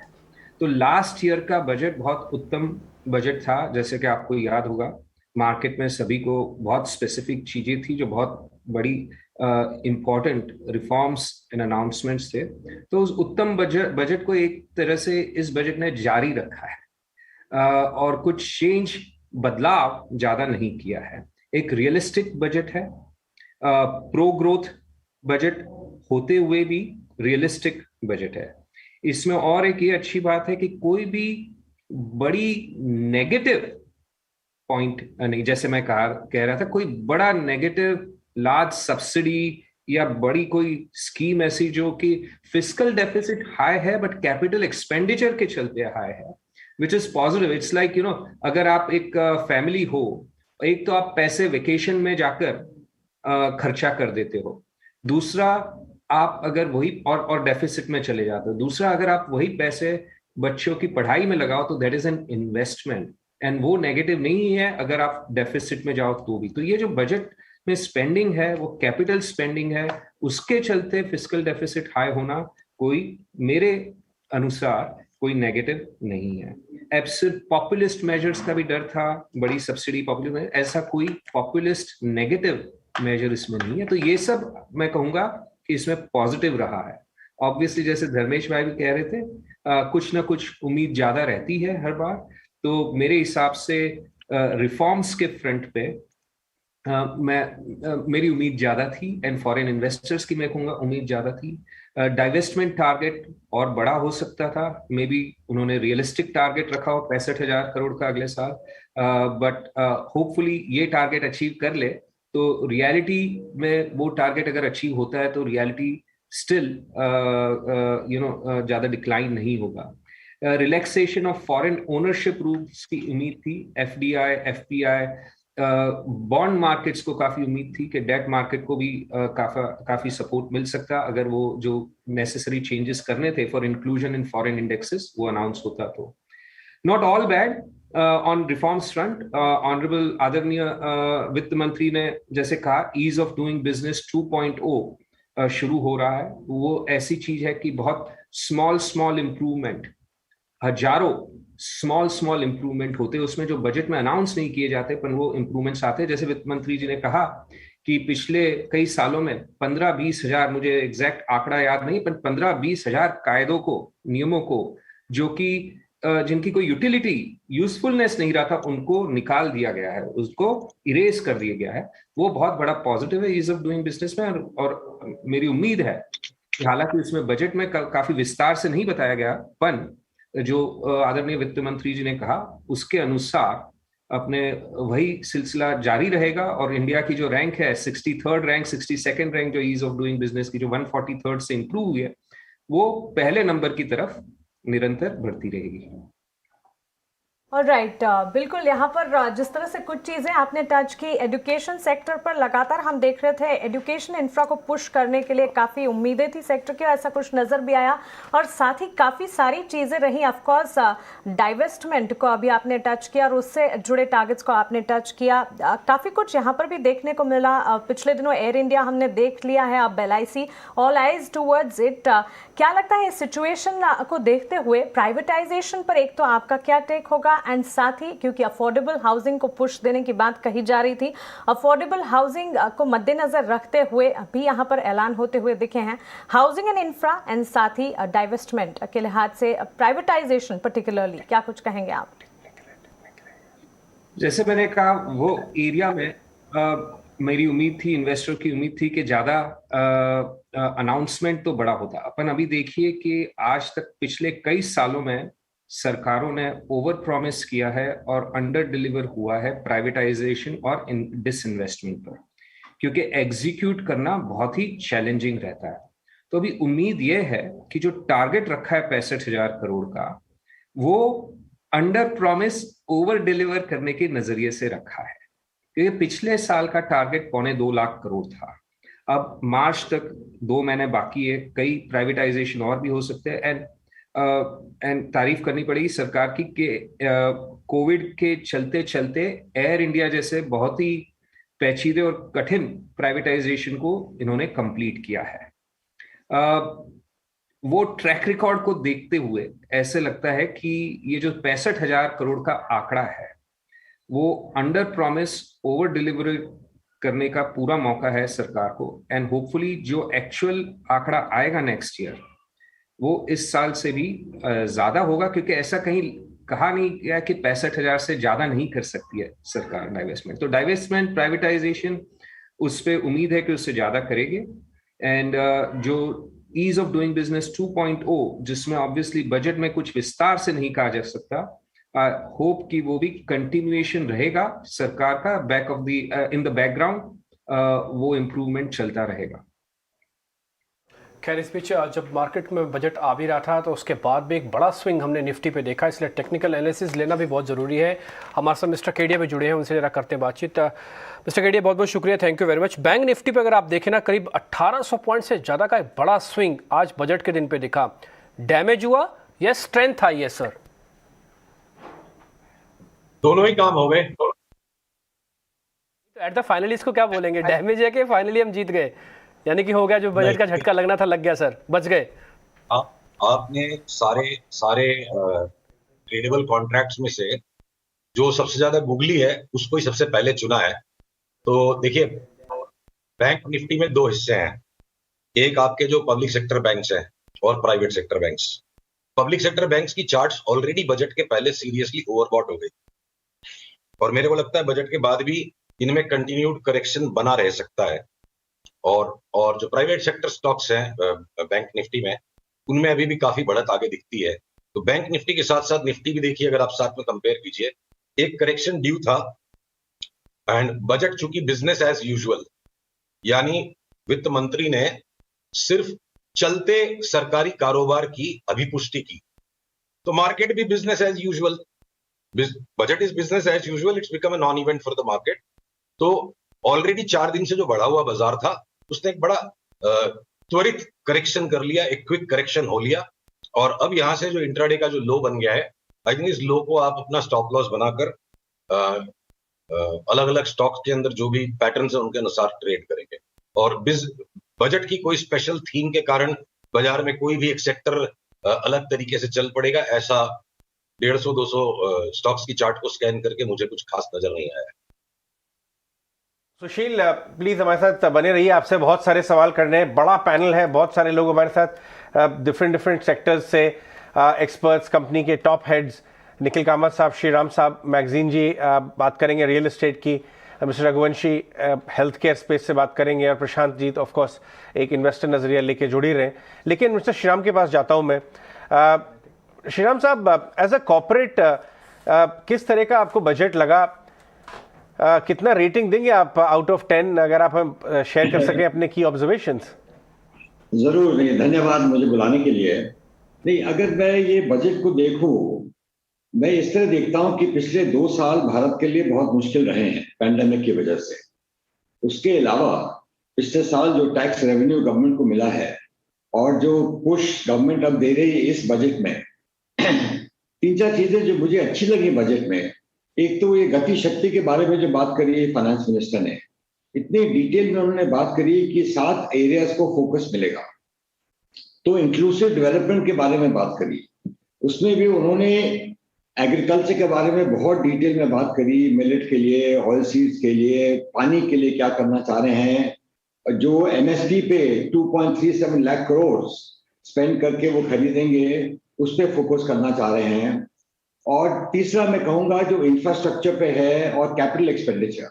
आप देखें कैपिटल एक्सपेंडिचर कोई भी देश के लिए या कंपनी के लिए ये बहुत जरूरी है, क्योंकि इससे इंफ्रास्ट्रक्चर बिल्ड होगा तो उसके अराउंड इकोनॉमिक एक्टिविटी बढ़ती है। सड़कें होंगी, रेलवेज होगा, बिजली होगी, पानी होगा, इस सब की वजह से डेवलपमेंट बढ़ता है और सबसे जरूरी है कि जॉब्स मिलते हैं इमीडिएटली। तो मेरे ख्याल से तो ये जो फोकस है ये अच्छा है। मुझे 1-2 और चीजें जो इस बार जो बजट में देखी जिसपे फोकस मुझे लगा थोड़ा ज्यादा ही था, अच्छा था।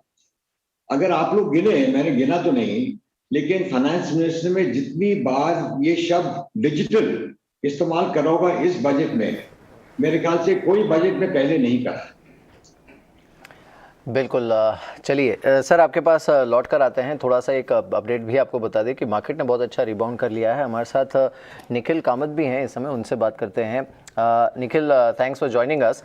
और जाहिर सी बात है, बजट अगर आपने सुना होगा, खासकर जो फर्स्ट हाफ था बजट का, it sounded almost like I mean we were joking that it's a tectonic budget, because इतना टेक पे बात हो रही थी, स्टार्टअप पे बात हो रही थी, पूरे इकोसिस्टम पे बात हो रही थी, including drones and all. So at least एक प्रोग्रेसिव विजनरी बजट आप कहेंगे इसे, या फिर बैलेंस्ड डिसिप्लिन बजट कहेंगे? मैं बैलेंस्ड डिसिप्लिन बजट कहूँगा। I think we have to commend the government and the prime minister कि they've been able to create an ecosystem जहाँ एक साल में 46-47 यूनिकॉर्न्स इंडिया ने प्रोड्यूस किया है। तो that's the testament to the ecosystem and how robust the economy is today, and credit and money is available freely to a lot of people to grow and expand their business. अगर आप मुझे budget के बारे में specifically पूछे तो from an industry standpoint, we were, hoping for some kind of rationalization on STT, derivative पे taxation जो max rate पे पड़ता है, I think is a hindrance to retail traders. और उसको छोड़ के हम we had something very specific to our industry where category 3 alternate investment funds में pass through taxation नहीं है, and we were hoping उसके around कुछ आए. But notwithstanding all of that, I think net, it's a good budget. It's optimistic. 2-3 चीजें मुझे specifically interesting लगी. I think capex number is good. Divestment number कम लग रहा है. Maybe there is a reasoning as to why that is, and we'll get to know in the future. और जो ये crypto currency के अराउंड इन्होंने कहा कि ये जो टैक्सेशन लेके आए, there is some ambiguity on that. I was just going through the definition of what a virtual currency means. और मेरे ख्याल से crypto falls under this basket. Many questions to be answered there. Are they hinting कि they will allow cryptos in the country and they will bring out some kind of a regulation? There's a lot of ambiguity there. तो interesting रहेगा आगे देखने के लिए कि वो लोग क्या करेंगे and what regulations they will pass around the sector. Nikhil, ये इनफैक्ट आपने पार्शली थोड़ा टच अपॉन कर ही लिया। मेरा यही सवाल था कि सरकार ने कहा है कि 30% टैक्स होगा and losses can't be set off, which means in a way you are recognising that as an asset and that's why you are taxing it. एक तो ये, दूसरा डिजिटल रुपी की भी इन्होंने बात कही जो कि FY23 में ही लॉन्च होगा, उस पर भी जाहिर सी बात है क्लैरिटी चाहिए होगी। तो इस पे if you can just ponder a bit more on both these announcements. See, digital rupee, there is precedent to it. China has launched their own digital currency. Many other countries are doing it. That makes sense because, it's cost efficient, probably will help the ecosystem overall, and it does not need to be mined like a traditional crypto where power is consumed and all of that. So that would be a net positive for the environment. I think the question is, कितना adoption होता है और कितने लोग use करते हैं. For that, we'll have to wait and watch. When they spoke about virtual digital asset, if I look at the definition, it's quite broad. And I would assume crypto is a part of it. And if it is a part of it, are they, whenever they make the crypto bill, are they going to regulate it and are they going to allow it or disallow it? One still can't predict or call, but I think this seems to be hinting at the fact that, there might be some regulation which comes around crypto. So I would not like to say anything definite because, I'm not the best person to make that comment. But देखना पड़ेगा कि whenever they pass their crypto bill in parliament, what exactly they allow and what they disallow. Interesting. खैर, Anshuman magazine भी इस बीच हमारे साथ है. Mister magazine, बहुत बहुत शुक्रिया, थैंक यू वेरी मच आज समय देने के लिए 18 और स्वदेश का. 48,000 करोड़ रुपया सरकार ने हाउसिंग के लिए एलोकेट किया. सारी बात तो नहीं बताई कि हम रुके हुए प्रोजेक्ट्स को काम करेंगे या कैसे करेंगे, बट गवर्नमेंट इंफ्रा पुश कर रही है, बिल्डर्स की थोड़ी हेल्प भी करेगी. तो आपका टेक क्या है इस बजट पे? देखिए, हाउसिंग ये जो 48,000 करोड़ आपने बताया है, क्योंकि प्रधानमंत्री आवास योजना एक सक्सेसफुल, मोस्टली सक्सेसफुल योजना है, so it's a positive that they have put this money. What is disappointing is जो इंसेंटिव्स देने थे टैक्सेशन में फॉर हाउसिंग, स्पेशली कंज्यूमर्स को, वो नहीं आए. But there are 2-3 other things जो इस बजट में है जो कि may have been missed, which will have a massive impact on our economy, on the real estate sector, अगर वो इम्प्लीमेंट हुए. Number one was digitization of land records. और एक और बात एफएम ने करी कि आप रजिस्ट्रेशन कर सकते हो लैंड का अक्रॉस इंडिया. अगर ये, क्योंकि ये स्टेट सब्जेक्ट है, तो अनाउंसमेंट तो बहुत अच्छा है. अगर ये इम्प्लीमेंट होता है, इसका जो impact, I don't think people realise कि अगर ये हो जाता है, it's easy to transact in land, उसको रजिस्ट्रेशन करो, टाइटल इश्यू नहीं है. अगर आप हमारे लीगल केसेस देखें इंडिया में, the largest amount of legal cases are on land disputes. अगर ये चले जाता है, this will encourage huge investment in the real estate side, in the infrastructure side. तो ये एक बहुत बड़ा अनाउंसमेंट है, बट इम्प्लीमेंटेशन होना है. सेकंड इज डेटा सेंटर्स को एक इंफ्रास्ट्रक्चर स्टेटस दिया है. Data centre is another huge opportunity our country has to leverage, और बहुत इन्वेस्टमेंट आ सकता है. तो इंफ्रास्ट्रक्चर स्टेटस की वजह से होपफुली फाइनेंसिंग आएगी और डेटा सेंटर को एनकरेजमेंट मिलेगा.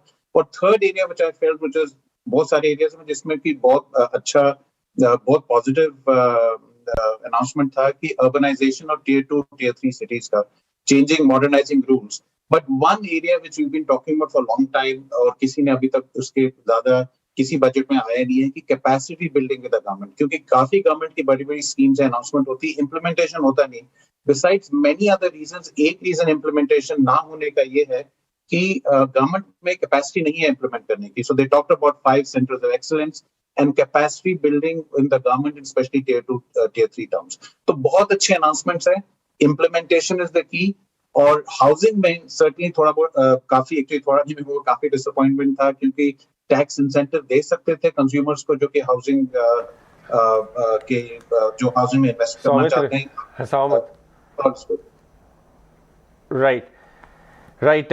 हमारे पास इस समय जुड़ रहे हैं अमीरा शाह, ऑफ कोर्स उस रघुवंशी तो है ही है, हेल्थ केयर स्पेस के दो सबसे बड़ी वॉइसेस इंडस्ट्री की.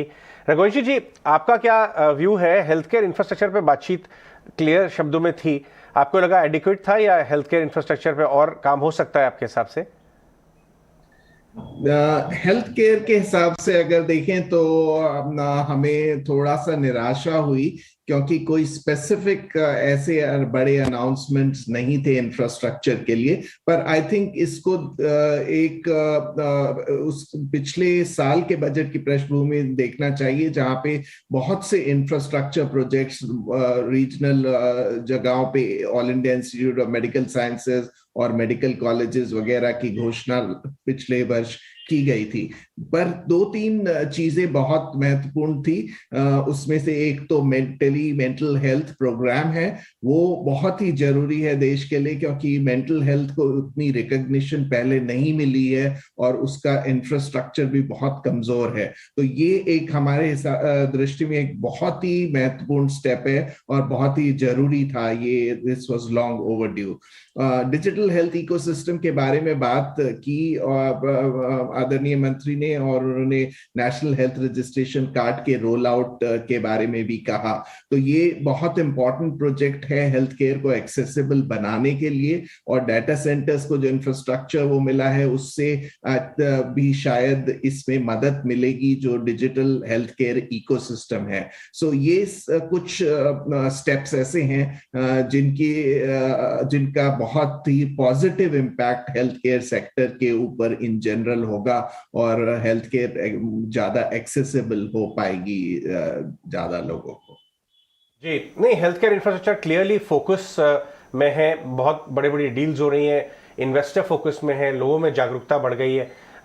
श्योरली शायद आपके हिसाब से थोड़ा कम फोकस रहा इस बजट में, बट आई एम श्योर बाहर बजट के बाहर भी काफ़ी चीज़ें की जाएंगी। अमीरा जी, आपका क्या व्यू है प्योरली हेल्थ केयर इंफ्रास्ट्रक्चर, जो एक स्पेस आप बहुत अच्छी तरह समझते हैं और ऑब्जर्व भी कर रहे हैं कई सालों से अपनी कंपनी के द्वारा, आपका क्या व्यू है बजट में? देखिए, तो आई थिंक ये साल में वाइल दूसरे इकोनॉमिक चीजों पे डेफिनेटली उन्होंने अटेंशन दिया है। ऑफ कोर्स जैसे हेल्थ केयर पे ज्यादा कुछ है नहीं। आई थिंक आंगनवाड़ी में चाइल्ड हेल्थ के बारे में ख्याल रखना I think is a positive. I think it's been an inclusive budget, socially inclusive, which I think is positive. लेकिन आप देखिए तो हेल्थ केयर में पहले हम 2.5 लाख करोड़ आसपास खर्चते थे प्री कोविड, और कोविड के टाइम में लास्ट ईयर 4.7 लाख करोड़ हमने स्पेंड किए हैं। ये मोस्टली वैक्सीनेशन और सैनिटेशन पे इंक्रीज हुई थी। अगर हम ये सेम लेवल हम खर्चते रहें बट हम इंफ्रास्ट्रक्चर में डिपेंड और इन्वेस्ट करें, लोगों में इन्वेस्ट करें, skilling, training people, medical education, to bring more doctors into India, more nurses, तो ये this would have helped India in the long term. I think ये थोड़ा मिस है। आई थिंक ये बहुत बड़ी अपॉर्चुनिटी है इंडिया के लिए कि हम एंटिसिपेट करें कि इंडिया के 1.5 बिलियन लोगों को क्या जरूरत पड़े, और वो हेल्थ केयर इंफ्रास्ट्रक्चर और लोगों में, मैनेजमेंट स्किल्स में, और ये चीजें ना गवर्नमेंट को करने के लिए अकेले बहुत डिफिकल्ट होगा। इसलिए पीपीपी की बहुत जरूरत है हेल्थ केयर में ज्यादातर करना, क्योंकि that is the only way to build capacity for 1.5 billion people. Sure thing. तो बहुत सारी चीज़ें हैं जिसकी ज़रूरत है, लेकिन बहुत सारी चीज़ें जो कि बजट को ग्रोथ पर्सपेक्टिव से काफ़ी पॉजिटिव, बोल्ड बजट बनाती हुई दिख रही है। हमारे साथ थोड़ी ही देर में सुनील सिंघानिया साहब भी जुड़ने वाले हैं, लेकिन इस बीच सुशील केडिया हमारे साथ जुड़ गए हैं और उनसे बातचीत करते हैं। सबसे पहले यहाँ पर Sushil Kedia ji, good afternoon. Mansi this side, जिस तरह से चार्ट्स को अगर देखें, सबसे ज़्यादा इंटरेस्टिंग अभी फिलहाल निफ्टी 50 के चार्ट्स नज़र आ रहे हैं। थ्रू आउट द बजट भी अगर हम देखें, एक छोटा सा डिप बीच में बाजार ने देखा जरूर, लेकिन उसके बाद भी बजट के बाद बाजार का ग्रोथ मोमेंटम जो है जारी रहा है। करंट लेवल्स पर, इंडेक्सेस पर आपकी राय क्या होगी? देखिए, मैं पहले कह चुका हूं आपके शो पे, मुझे जो महसूस होता है, this budget is business as usual of the government, and therefore the structure of charts has not changed, and for the stock markets is business as usual. World के सारे बाजार, इक्विटी मार्केट्स न्यू हाइस की तरफ भागने की तैयारी में है, और इसीलिए निफ्टी, बैंक निफ्टी भी मेरा ध्यान वही का वही है कि सब में हमें न्यू हाइस दिखेंगे। 18,600 के ऊपर निफ्टी जाएगी, वक्त लगेगा 2-3-4 सप्ताह जो भी लगे। और बजट से ऐसी कोई भी हलचल बाजार के समीकरण पर बनी नहीं है। सरकार ने बड़ी स्टेबल नीतियों को बड़े दृढ़ निश्चय के साथ लगातार पिछले पूरे 1 साल लगाया है, और मुझे लगता है ये बजट एक स्टेटमेंट है, affirmation of business as usual. Government is very confident, tax buoyancy है, और एक्सपेंडिचर एक्सपेंशन गवर्नमेंट की आज की कोई नई नीति नहीं है। तो मुझे बाजार के अंदर भी कोई भी ऐसी नई हलचल आज इस बजट के स्पीच के कारण ये लगता नहीं है। ऑलरेडी पहले से बाजार 4 दिन में काफी बढ़ गया था, एक इंट्राडे करेक्शन आया है और वापस रीटेस्ट करके नया आई। कल वापस 300 पॉइंट का फिर से करेक्शन आ जाएगा अगर निफ्टी पे, तो मैं आश्चर्यचकित भी नहीं होऊंगा, और उसके कारण मेरा बाजार पे ध्यान भी नहीं बदलेगा। जब तक 17,200 के नीचे बाजार नहीं जाता है, 18,600 के ऊपर जाने का अपना व्यू इंटैक्ट रहेगा। ओके तो क्लियरली यहाँ पर जैसे कि हम देख रहे हैं बाजार का मूड माहौल फिलहाल जिस तरह से नजर आ रहा है। सुशील जी, एक और चीज़, क्योंकि इंडेक्सेस पर हम नजर कर ही रहे हैं, सेक्टर स्पेसिफिक मूव्स भी अगर देखें तो तमाम सेक्टर्स, तमाम पॉकेट्स के लिहाज से कुछ ना कुछ जरूर आता हुआ हमने देखा। पर्टिकुलरली रोड एंड इंफ्रा पर फोकस रहा, कुछ हद तक हेल्थ केयर को टच किया गया, but on a large scale organic farming, defence, इन तमाम चीज़ों पर एक बार फोकस ज़रूर होता हुआ दिखा। सेक्टर स्पेसिफिक अभी भी अगर बाजार को देखें, हर सेक्टर, हर पॉकेट में अच्छी तेजी देखने को मिल रही है। आपके हिसाब से कौन से सेक्टर्स है जहां पर नजर रखी जाए? देखिए, मैं तो 2 घंटे का व्यापार करता नहीं। अगले एक महीने का दृष्टिकोण अगर लेना है तो सब कुछ एज इट इज इंटैक्ट है। छोटे बी ग्रुप के कुछ स्टॉक्स में अगर कोई फाइन प्रिंट को पढ़ के बात इन्वेस्टमेंट की समझ में आएगी तो उस पर कॉल 1-2 दिन में लेंगे। पर अगर आपको इंस्टेंटली कोई अच्छे सौदे बिठाने, तो बजट में भले आईटी स्टॉक्स के बारे में मान लीजिए बात नहीं हुई, पर ऑलरेडी ये इतना डीपली करेक्टेड थे कि अब इनमें भी एक रिवर्सल कंफर्मेशन आ गया। तो बजट में आज जो सुना, मेरे को सिर्फ वही सौदा करना जरूरी नहीं है। हम पिछले 1 घंटे से आईटी के स्टॉक्स खरीद रहे हैं। That's what we have recommended to our clients. तो मेरा अनुरोध है, बजट पूर्ण आज का एक इवेंट है, पर इमीडिएटली बाजार के सारे एक्शंस बजट के स्पीच से ही नहीं चल रहे। ये साल थोड़ा असामान्य है। बहुत ही दृढ़ निश्चय से लगातार सरकार अपनी चलती नीतियों की ही आज उन्होंने अभिपुष्टि की है। तो मेरा अनुरोध है, मैं इससे ऑब्सेस्ड नहीं होना चाहता। मेरे लिए बाजार बिल्कुल नॉर्मल है और नॉर्मल तरीके से बढ़ रहा है। जो डीप करे, अब पीएसयू बैंक्स के बारे में आज गवर्नमेंट ने कुछ नहीं बोला मान लीजिए, पर ऑलरेडी इतने बढ़े हुए हैं कि यहां से अगर एसबीआई में 10% का करेक्शन आएगा तो मैं वो सौदा करूंगा। खाली बजट के लिए सौदा करना मुझे जरूरी नहीं है। जी, चलिए हमारे साथ सुनील सिंघानिया भी जुड़े हैं, उनसे बात करते हैं। सुनील, शुक्रिया हमारे साथ इस बातचीत में शामिल होने के लिए। मिहिर हियर, कैसा लगा बजट आपको? काफ़ी हद तक नॉन इवेंट सा था। सरकार ने बस जो पिछले साल एक बड़ा सा बजट दिया था उसी का एक्सटेंशन देने की शायद कोशिश की है, पर की टेक अवे आपके लिए क्या रहा बजट में? मिहिर, आई एम श्योर के लास्ट 2 घंटे में आपने इतने एक्सपर्ट से बात की होगी, सबका व्यू सेम ही होगा, but I think few highlights from our side. एक तो ऑब्वियसली कैपिटल एक्सपेंडिचर पे बहुत बड़ा जोर है। दूसरा, it is not about only government capital expenditure, लेकिन एक फाइनेंस मिनिस्टर ने ये भी कोशिश की कि प्राइवेट सेक्टर केपेक्स को, और जो ऑलरेडी अच्छे एक दिखा रहा है पेस ऑफ ग्रोथ, और कैसे उसको इंसेंटिवाइज किया जाए। तो 1 साल का जो 15% लोअर टैक्स रेट का एक इंसेंटिव है वो 31 मार्च 24 तक एक्सटेंड किया है। थोड़ा लोगों को कंसर्न है कि फिस्कल डेफिसिट को लेते हुए हमारी बोरिंग बढ़ जाएगी, हमारे बॉन्ड्स भी थोड़े यील्ड्स बढ़े हैं। लेकिन अगर आप देखेंगे तो टैक्स रेट का एक्सपेक्टेशन है ग्रोथ का सिर्फ 10% है। अभी अगर हम ये देखें कि इकोनॉमी 7-8% पे ग्रो होगी और नॉमिनल इकोनॉमी 11-12% पे ग्रो होगी और एक पूरा एक मल्टीप्लायर इफेक्ट आएगा, तो आई थिंक गवर्नमेंट एस्टिमेट जो किया है फाइनेंस मिनिस्टर ने रिसीट्स का, वो बहुत ही ज्यादा कम किया है, बहुत ही ज्यादा कंजर्वेटिव किया है। और उसके ऊपर फिर डिसइन्वेस्टमेंट का टारगेट भी खाली 60-65 हजार करोड़ है, जो मेरे हिसाब से लास्ट 3-4 साल का सबसे लोएस्ट है। और जिस हिसाब से इन्होंने काम किया है 4-5 कंपनियों में, आई थिंक पहली बार ऐसा हो सकता है कि टैक्स कलेक्शन और डिसइन्वेस्टमेंट टारगेट दोनों को बहुत ही अच्छे मात्रा में बीट होगा ये। और जब वो एक व्यू आने लगेगा तो ये जो बोरिंग की जो बड़ी फिगर बजटेड की हुई है, उसमें भी लोगों को लगेगा कि नहीं, इतनी बड़ी बोरिंग करने की जरूरत नहीं है। तो आई थिंक यील्ड भी थोड़े नीचे आ जाएंगे। तो मेरे हिसाब से तो बहुत ही अच्छा बजट है, कुछ डिसरप्शन नहीं है, टैक्स में कोई डिसरप्शन नहीं है। It is very stable budget, very progressive budget. सब सेगमेंट को जहां पे भी इकोनॉमिक ग्रोथ में हम एनकरेज कर सकते हैं वो सब फाइनेंस मिनिस्टर ने किया है।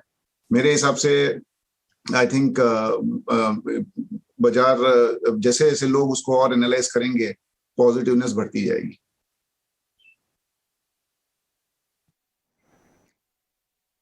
सुनील, चलिए हम लौट कर आते हैं, एक बहुत ही छोटा सा ब्रेक ले रहे हैं 1 मिनट का, और लौट कर आते हैं 1 मिनट।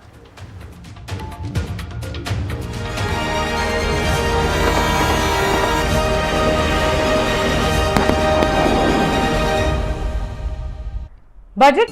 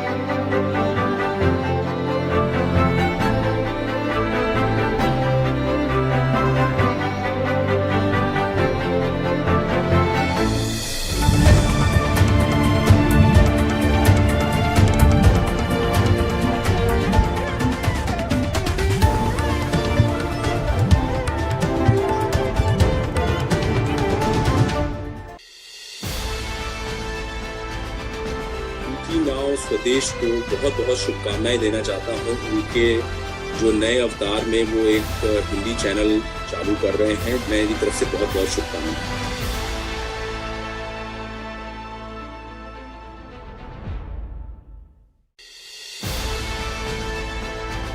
मेरी ओर से ईटी नाउ स्वदेश के लिए शुभकामनाएं। मुझे बताया गया कि ये नया चैनल है और ये बिज़नेस चैनल है और हिंदी में है, और देश में हिंदी बोलने और समझने वाले बहुत अधिक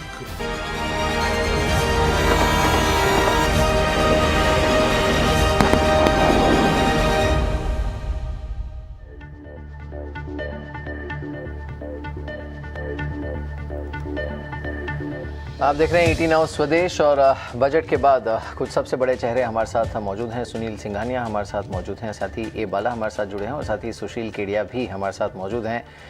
जेंटलमैन, बहुत बहुत स्वागत है एक बार फिर से आपका। मार्केट में अच्छा रिबाउंड देखने को मिला है।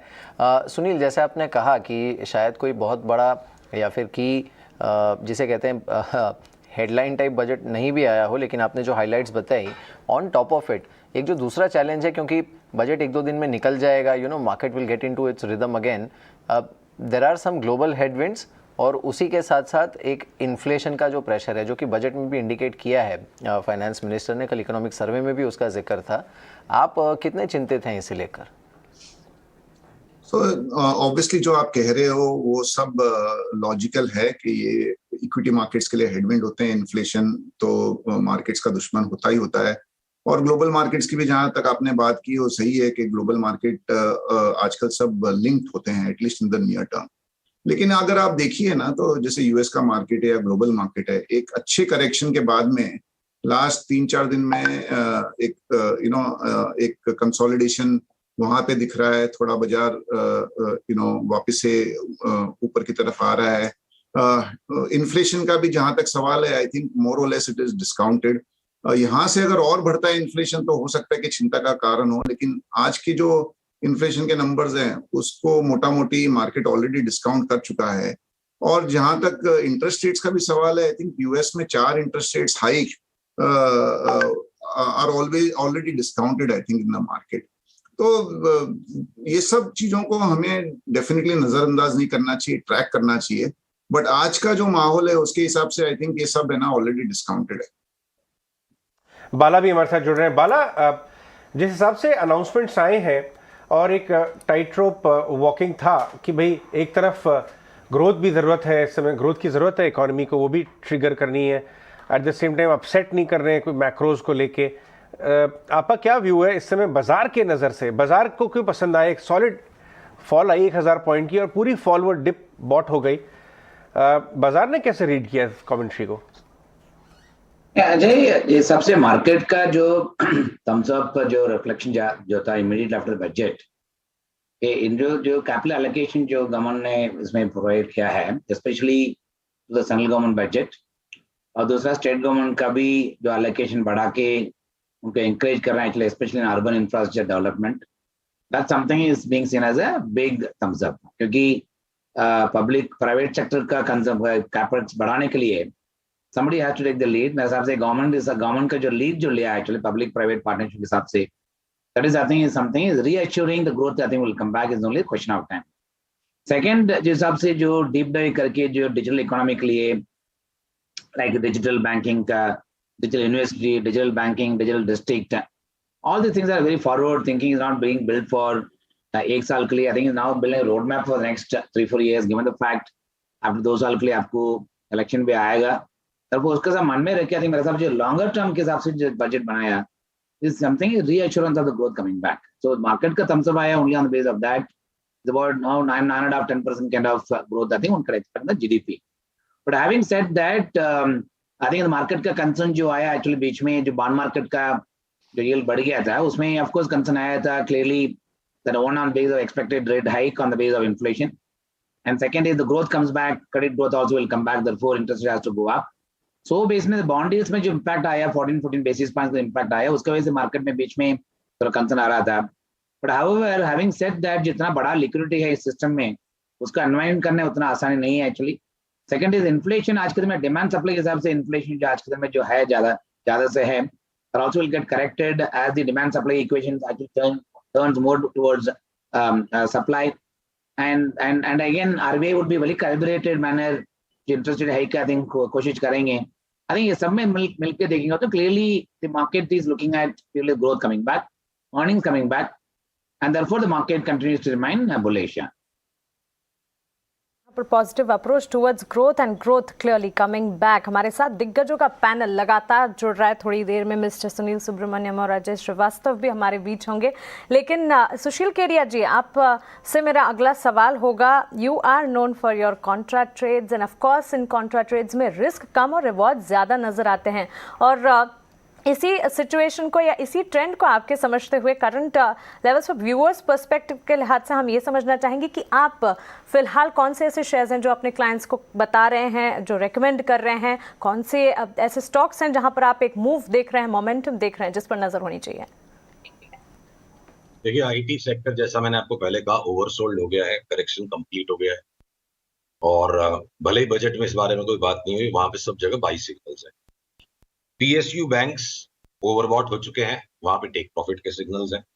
मेटल्स में जहां पे कंप्लीटली बेरिश कंसेंसस हो गया है, कोकिंग कोल का दाम इतना हो गया है, ऑस्ट्रेलिया में पोर्ट जाम है, वहां बरसात कभी रुकेगी नहीं, चार्ट पे बरसात नहीं हो रही है, मेटल्स के शेयर्स को शॉर्ट वॉट नहीं कर रहा है.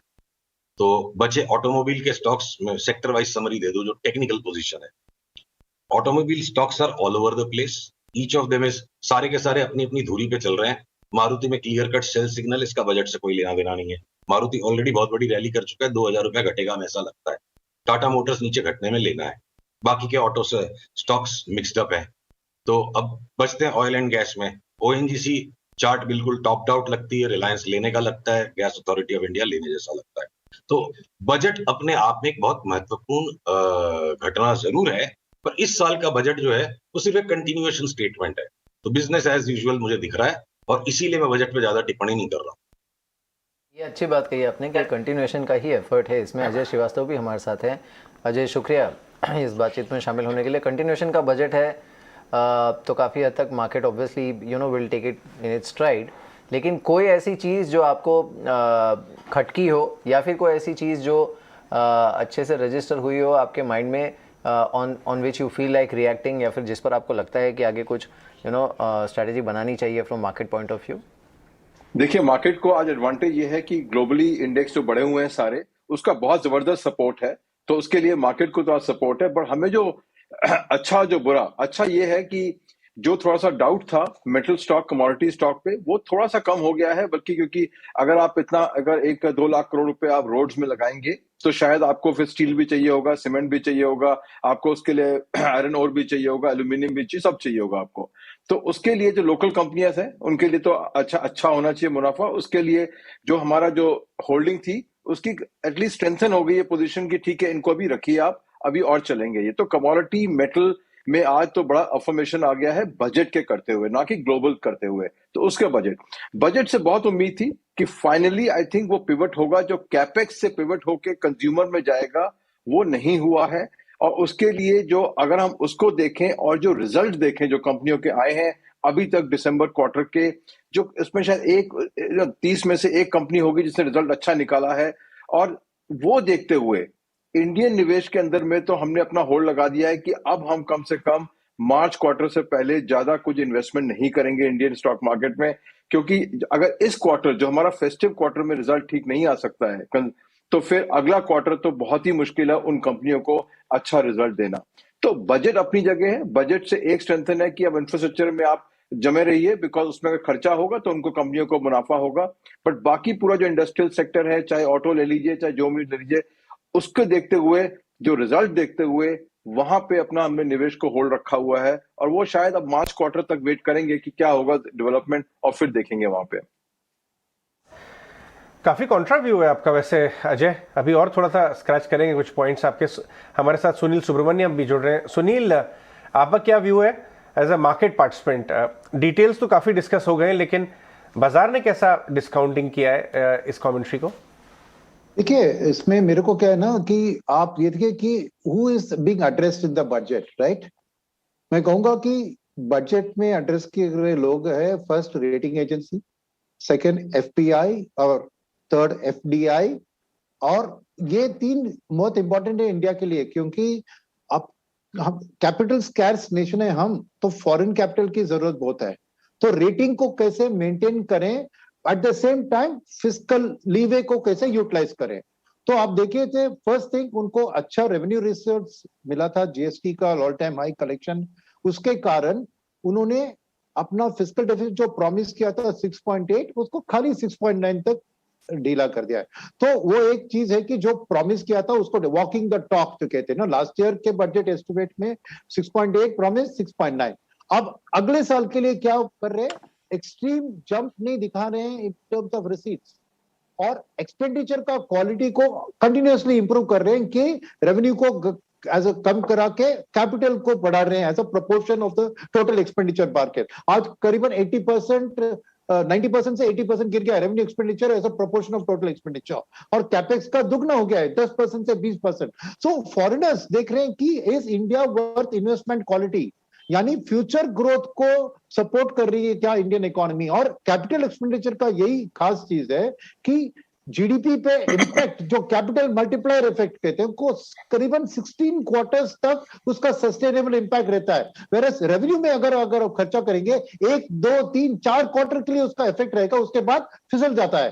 तो quality of the expenditure glide path के ऊपर ध्यान देना और कहना कि 2025-26 के अंदर मैं जरूर फिस्कल डेफिसिट को 4% के अंदर लाऊंगी, तो ये सब statements are directed at the foreign capital drivers which is rating agencies, FPI and FDI. तो इनको खुश रखने से कैपिटल मार्केट को लॉन्ग टर्म, अभी भले ही शॉर्ट टर्म में यूएस में रिकवरी के कारण, US inflation, US interest rate hike के कारण एफआईएस ने विड्रॉ किया होगा, मगर आने वाले दिन में जैसे ही सिचुएशन स्टेबलाइज होती है, fresh allocation of long term foreign capital will happen to those countries जहां पे फ्यूचर का ग्रोथ पाथ स्ट्रांगली सपोर्टेड है। और ये बजट ने एक इंपॉर्टेंट स्टेप लिया है, रीअश्योर किया है फॉरेन इन्वेस्टर्स को, इंडिया अपने लॉन्ग टर्म ग्रोथ गोल के ऊपर हावी है, and we will not take short term measures to try and appease everybody. तो ये एक बहुत इंपॉर्टेंट स्टेटमेंट आज निर्मला मैडम ने किया है बजट के जरिए, और ये मैं कहूंगा कि मार्केट्स के लिए अल्टीमेटली पॉजिटिव है, बिकॉज फॉरेनर का पैसा हमारे देश के लिए बहुत जरूरी है। ट्रू बिल्कुल मिस्टर सुब्रमण्यम, काफ़ी ज़्यादा इंसाइटफुल कमेंट्स आपकी तरफ से हर वक्त हम जब भी आपसे बात करते हैं तब आते हैं। लेकिन मिस्टर बाला, अगला सवाल, my question is coming to you, और इससे पहले मैं एक क्विक रिकैप करना चाहूँगी जो ईटी नाउ स्वदेश पर हमने एक्सक्लूसिव करी थी और उसका इम्पैक्ट किस तरह से आता हुआ दिखा। रेलवे इंफ्रा को बूस्ट करने के लिए लगातार यहाँ पर ईटी नाउ स्वदेश पर हमने एक्सक्लूसिव कर हर अपडेट आपको दी। उसके बाद कल आया इकोनॉमिक सर्वे जिसमें अगले 10 साल के लिए रेलवे इंफ्रा को बूस्ट करने की बात की गई। और आज अब अगर बजट की बात करें तो यहाँ पर भारतीय रेल कोस्ट मिलकर यहाँ पर लॉजिस्टिक्स को काफ़ी हद तक बढ़ावा देने की बात कही गई। 3 साल में 400 वंदे मातरम ट्रेन बनाने की बात हुई। अर्बन ट्रांसपोर्ट को रेलवे के साथ जोड़ने की बात होती हुई दिखी। Connecting this to digitisation which is like a new age curve. Mister Bala, what do you think, हम किस तरफ जाते हुए दिख रहे हैं? क्योंकि दोनों तरफ के न्यू एज सेंटिमेंट्स को भी हम बूस्ट कर रहे हैं और साथ ही रेलवे जो कि काफ़ी इंपॉर्टेंट है इस पर भी बातचीत होती हुई दिख रही है। Do you think we are leading to something which is more positive both ways? मेरे हिसाब से जो सबसे बजट बनाया actually as you rightly put, railway में फोकस है, अर्बन इंफ्रा में फोकस है, रूरल इकोनॉमी में फोकस है, डिजिटल इंडिया में फोकस है। I think all of them are pointing towards making India prepare for the next 25 years. I think the very fact that ये budget में actually next 100 year celebration का हिसाब से जो अर्बन सिटीज का growth आएंगे वो बेसिस में जो अनाउंसमेंट जो बनाया, this is something make India completely get transformed in the next over a period of next 3-4 years. Second, आज के दिन पे जो ग्रोथ का जो लास्ट 2 साल से एफर्ट जो लिया हुआ actually specially in containing the fall in the economy through the pandemic period, जिस हिसाब से इंटरेस्ट रेट घट के और लिक्विडिटी बढ़ा के जो स्टेप्स लिया है, this actually the steps actually is more forward looking, not just for only as I mention the next 2-3 years. I think the high focus that they brought in on mobility and then the green energy, green revolution, and then green bond that they are talking about, I think all of them are pointing towards making India more ESG compliant next 2-3 साल में और maybe 5 साल में, I think India would probably become more ESG compliant. अगर इसके हिसाब से आप देखते हैं बायोमास के हिसाब से भी जो announcement जो किया है actually, especially reduce environmental more free and make some of the biomasses as a fuel for thermal power plant and so on and so forth. ये सब में आप देखते हैं clearly I think we are moving towards ESG on one side and other side also get the growth back. Therefore it can create an employment. It also make I think urban rural economy do well. So मेरे हिसाब से holistic budget में से आप देखते हैं I think something is very good. I don't think I have seen any such kind of budget in so many number of years. ये हमेशा फिस्कल के हिसाब से स्पेंडिंग में कम करा देते हैं. ये I think पहले बार actually they have taken a bet on one tax collections going up.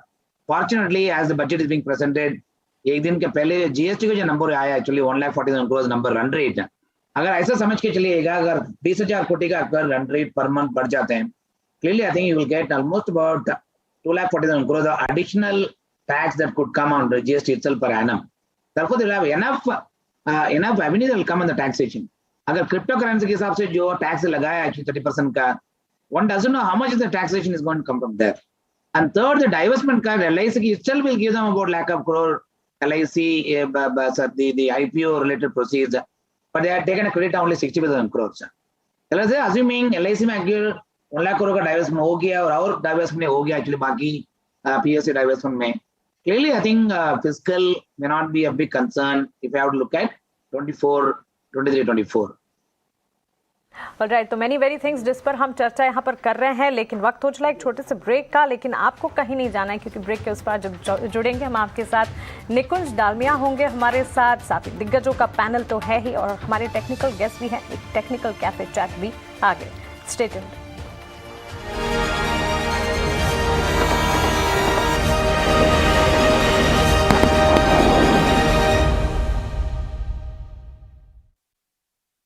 Budget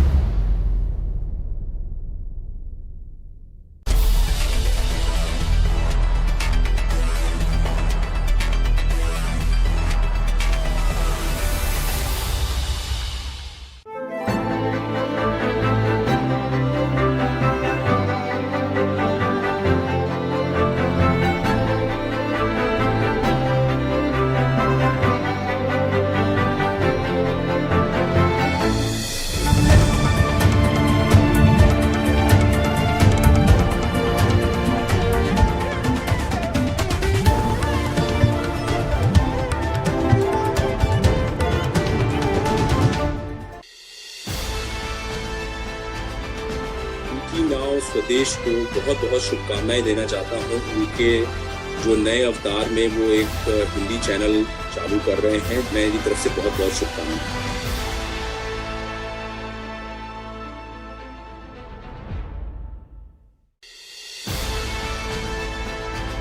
मेरी ओर से ईटी नाउ स्वदेश के लिए शुभकामनाएं। मुझे बताया गया कि ये नया चैनल है और ये बिज़नेस चैनल है और हिंदी में है, और देश में हिंदी बोलने और समझने वाले बहुत अधिक लोग हैं और इस चैनल से सभी को लाभ होगा।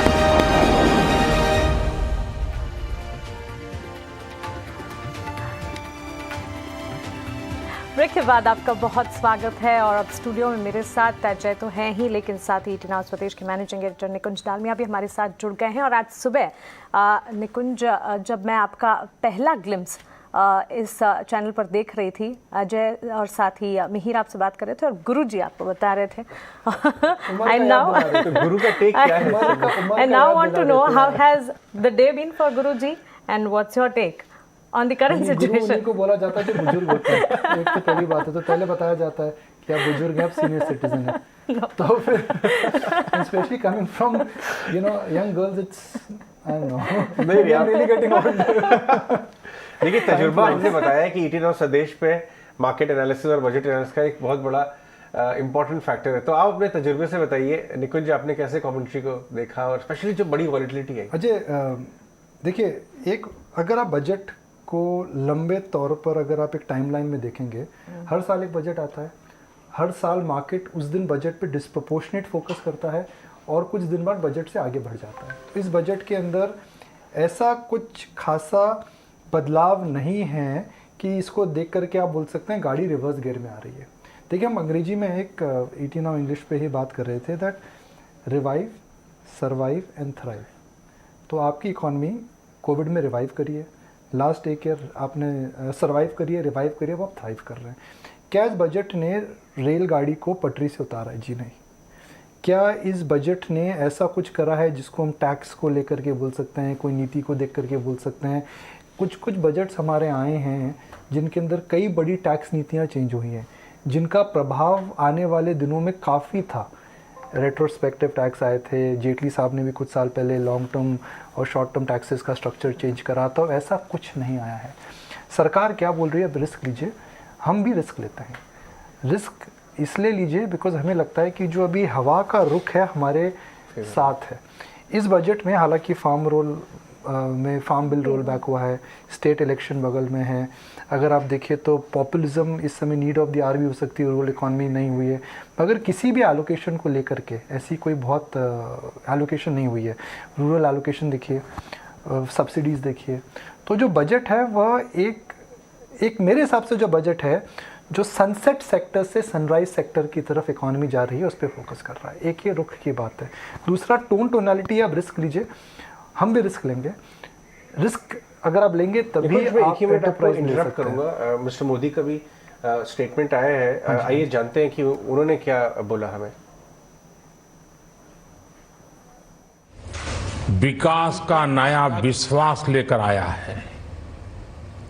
ये बजट अर्थव्यवस्था को मजबूती देने के साथ ही सामान्य मानवी के लिए अनेक नए अवसर बनाएगा। ये बजट मोर इंफ्रास्ट्रक्चर, मोर इन्वेस्टमेंट, मोर ग्रोथ और मोर जॉब्स की नई संभावनाओं से भरा हुआ है। और एक नया क्षेत्र और खुला है और वो है ग्रीन जॉब्स का। ये बजट तत्कालीन आवश्यकताओं का भी समाधान करता है और देश के युवाओं के उज्जवल भविष्य को भी सुनिश्चित करता है। ये पिछले कुछ घंटों से देख रहा हूं जिस प्रकार से इस बजट का हर क्षेत्र में स्वागत हुआ है, सामान्य मानवी की जो सकारात्मक प्रतिक्रिया आई है उसने जनता जनार्दन की सेवा का हमारा उत्साह अनेक गुना बढ़ा दिया है। जीवन के हर क्षेत्र में आधुनिकता आए, टेक्नोलॉजी आए, जैसे किसान ड्रोन हो, वंदे भारत ट्रेन हो, डिजिटल करेंसी हो, बैंकिंग के क्षेत्र में डिजिटल यूनिट्स हो, 5G सर्विसेज का रोल आउट हो, नेशनल हेल्थ के लिए डिजिटल इकोसिस्टम हो। इनका लाभ हमारे युवा, हमारे मध्यम वर्ग। अगर निफ्टी की आप बात करें तो निफ्टी ऊपर नीचे फिर ऊपर, बॉटम लाइन ये है कि नीचे लेवल पर निफ्टी में आज बाइंग आई है। सुनील सुब्रमण्यम और अजय श्रीवास्तव हमारे साथ हैं, इस चर्चा को आगे बढ़ाते हैं। अजय, इस बजट को हम बोल सकते हैं कि यह एक नो हार्म बजट है। एक इवेंट रिस्क निकल चुका है। साल के बिगनिंग में फेड का इवेंट रिस्क था और बजट का इवेंट रिस्क था, तो दो बड़े इवेंट रिस्क अब हमारे पीछे हो चुके हैं। तो क्या आपको लगता है बिकॉज इवेंट रिस्क का बिहाइंड अस नाउ शेयर बाजार अब थमसा जाएगा?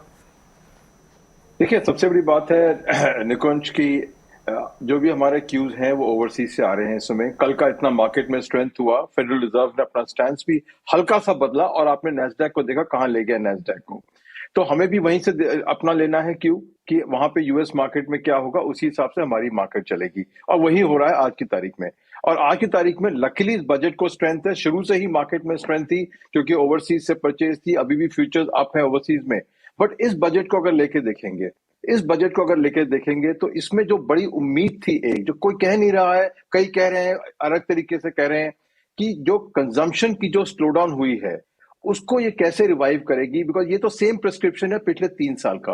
कैपेक्स करेगी गवर्नमेंट, उसके बाद में प्राइवेट इंडस्ट्री करेगी। अरे प्राइवेट इंडस्ट्री तब करेगी कैपेक्स जब डिमांड होगी, प्राइवेट इंडस्ट्री नहीं करेगी। आपने सड़क बना दी, उससे कुछ नहीं करने वाली, बिकॉज द पॉइंट इज कि डिमांड ही नहीं है तो उसको क्या करेगी। टू व्हीलर नहीं बिकेंगे तो टू व्हीलर वाली कंपनी क्यों नया प्लांट लगाएगी उसके साथ में। तो फिर वही बात आ गई है कि यही फिलॉसफी जो है, जो कि केपेक्स ड्रिवन फिलॉसफी है, ये हमारे कंज्यूमर स्पेंडिंग को बढ़ाएगी। एक नंबर 2 है ऑयल $90 पे है। 3 महीने से ऑयल कंपनियों ने दाम बढ़ाए नहीं है, ना कोई चेंज नहीं किया है। इलेक्शन है तो 1 महीने और नहीं करेंगी ना। जो उसका जो नेगेटिव है वो कहां जाएगा, वो अल्टीमेटली या तो ऑयल मार्केटिंग कंपनी को लेना पड़ेगा हिट, बिकॉज बजट में प्रोविजन नहीं है, और ना ही कोई प्लानिंग है कि ये ऑयल की जो प्राइस इंक्रीज है कहां जाएगी। तो उसको देखते हुए हम अगर देखें, इतना बड़ा बड़ा नहीं सोचे, छोटा सोचे कि जो इन्वेस्टिंग कंपनी है हमारी, उनकी बैलेंस शीट में क्या होगा निकुंज। उनकी बैलेंस शीट में फर्क पड़ेगा, बढ़िया होंगी, खराब होंगी, या नीचे जाएंगी, और उस हिसाब से अपना निवेश करना है हमने। और वहां पे निकुंज हमको प्रॉब्लम ये आ रही है कि ये क्वार्टर अगर ठीक नहीं गया है, मोस्ट कंपनी का ठीक नहीं गया है, और ये जो ऑयल के प्राइसेस हैं और ये जो बजट लेके चले, तो अगले 2-3 क्वार्टर उन कंपनियों के लिए कैसे अच्छे होंगे, ये चैलेंज है हमारे लिए। और इसलिए इन्वेस्टमेंट का चैलेंज ये रहेगा, कौन सी ऐसी कंपनियां हैं जो इस सेक्टर को, इंफ्रास्ट्रक्चर को लेके आगे बढ़ेंगी, और कौन सी कंपनियां हैं जो पीछे रह जाएंगी, क्योंकि कंजम्पशन फिर भी लैग कर रही है। सुनील सुब्रमण्यम साहब भी मौजूद है, और एक बात मैं दावे से कह सकता हूँ, कितनी भी बड़ी खबर हो, कितनी भी खराब खबर हो, सुनील सुब्रमण्यम जी उसके अंदर हमेशा अच्छी बात ढूंढ लेते हैं। आप ये कैसे करते हैं सुनील जी? नेचर है। नेचर है एक तरफ, दूसरी तरफ है कि एक सोच अजय जी गर्दन हिला रहे हैं। अजय जी बोलते हैं भैया मेरे पास वापस आना, मेरे को और एक कंसर्न फ्लैग ऑफ करने में आ रहा हूँ वापस। पहले सुनील साहब के पास जाते हैं। Let me feel optimism, let me feel more optimism. देखिए Nikunj, optimism comes from nature also, but also कि जो काम क्या है हमारा काम, मेरा काम तो है कि लोगों का पैसे से 3 से 5 साल के टाइम फ्रेम में वेल्थ क्रिएशन कराना। अगर 3 से 5 साल का आउटलुक होता है तो क्या कि near term bumps, near term speed breakers है ना, उसको हम कैसे पार करके उसके फ्यूचर के विजन यानी एक ब्लू स्काई अप्रोच रखना पड़ता है, क्योंकि अल्टीमेटली बाय लो सेल हाई होता है ना। तो आज अगर कुछ नेगेटिव न्यूज है और कुछ गिर रहा है, क्या उसमें क्षमता है कि फ्यूचर में बढ़ सके? अगर ये थ्रेड को अब ढूंढने की कोशिश करें तभी लॉन्ग टर्म वेल्थ क्रिएशन होगा, क्योंकि बाय लो सेल है तभी इंप्लीमेंट होगा।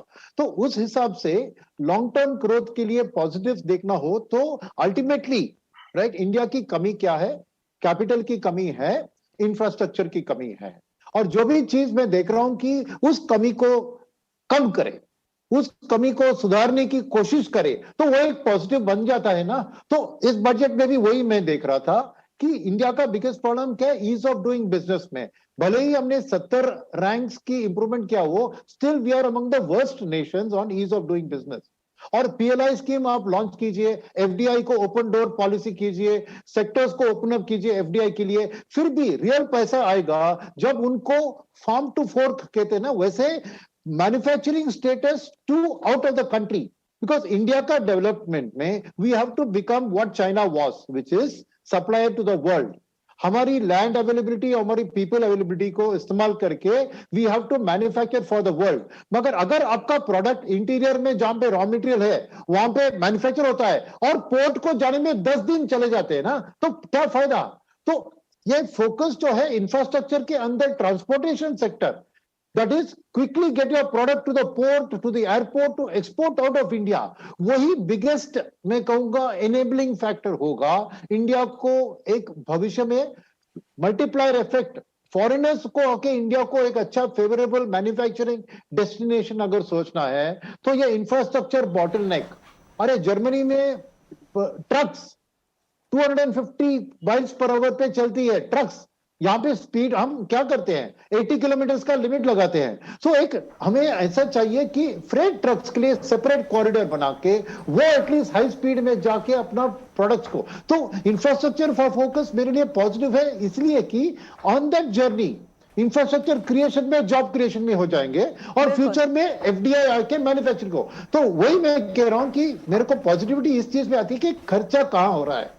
अगर रेवेन्यू पे खर्चा होगा, लॉट ऑफ पीपल के डिमांड थी कि कंजम्पशन को बूस्ट करे। अरे कंजम्पशन को गवर्नमेंट अगर रेवेन्यू अपने एक्सपेंडिचर बिल्कुल सुब्रमण्यम साहब, बिल्कुल बिल्कुल, even I have got an opportunity, आपसे बात करने के मौके मिले हैं और मैं भी बिल्कुल वाकिफ़ हूँ इससे कि पॉजिटिविटी झलकती है। और साथ ही अजय जी फर्स्ट टाइम, लेकिन आपके इनसाइट्स भी जानकर बहुत अच्छा लगा।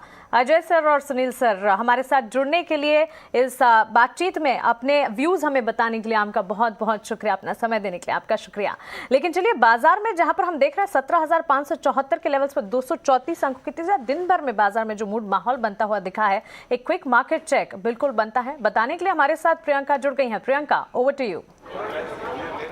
बिल्कुल शुक्रिया मानसी। देखिए आज बाजार में जिन सेक्टर्स पर क्लियरली आज एक पॉजिटिव टेक आया, उन सेक्टर्स ने परफॉर्म किया, और जहां पर बाजार को एक्सपेक्टेशन थी और उस एक्सपेक्टेशन के विपरीत डिसीजन आया या फिर कुछ नहीं आया, वहां पर हमें क्लियर रिएक्शन। आप पहले तो देखिए निफ्टी, बैंक निफ्टी कहाँ खुला था? हम लगभग 17,500 के ऊपर ही खुले थे, यानी राउंड अबाउट 200 गैप अप के साथ खुले, और अब उसी पॉइंट पर हम जाकर क्लोज हो रहे हैं। तो एक रेंज में आज कारोबार हुआ, यानी सबसे ज्यादा आज पैसा अगर किसी ने बनाया तो ऑप्शन सेलर्स ने बनाया, क्योंकि उन्होंने कॉल्स भी बेची होंगी और पुट्स भी बेची होंगी, क्योंकि जब भी बाजार रेंज में रहता है तो ऑप्शन सेलर्स बहुत पैसा बनाते हैं। बैंक निफ्टी ये परफॉर्मर एक अच्छा रहा। हमने देखा बैंक निफ्टी बजट आने से पहले लगभग 1000 पॉइंट्स तक टच कर गया था, अब 1000 पॉइंट्स का अप मूव टच कर चुका था, लेकिन बाजार आने के बाद, क्योंकि मार्केट बजट आने के बाद हमने देखा कि यहाँ पर वो सस्टेन नहीं कर पाया उस मोमेंटम को, लेकिन स्ट्रेंथ फिर भी लूज नहीं की।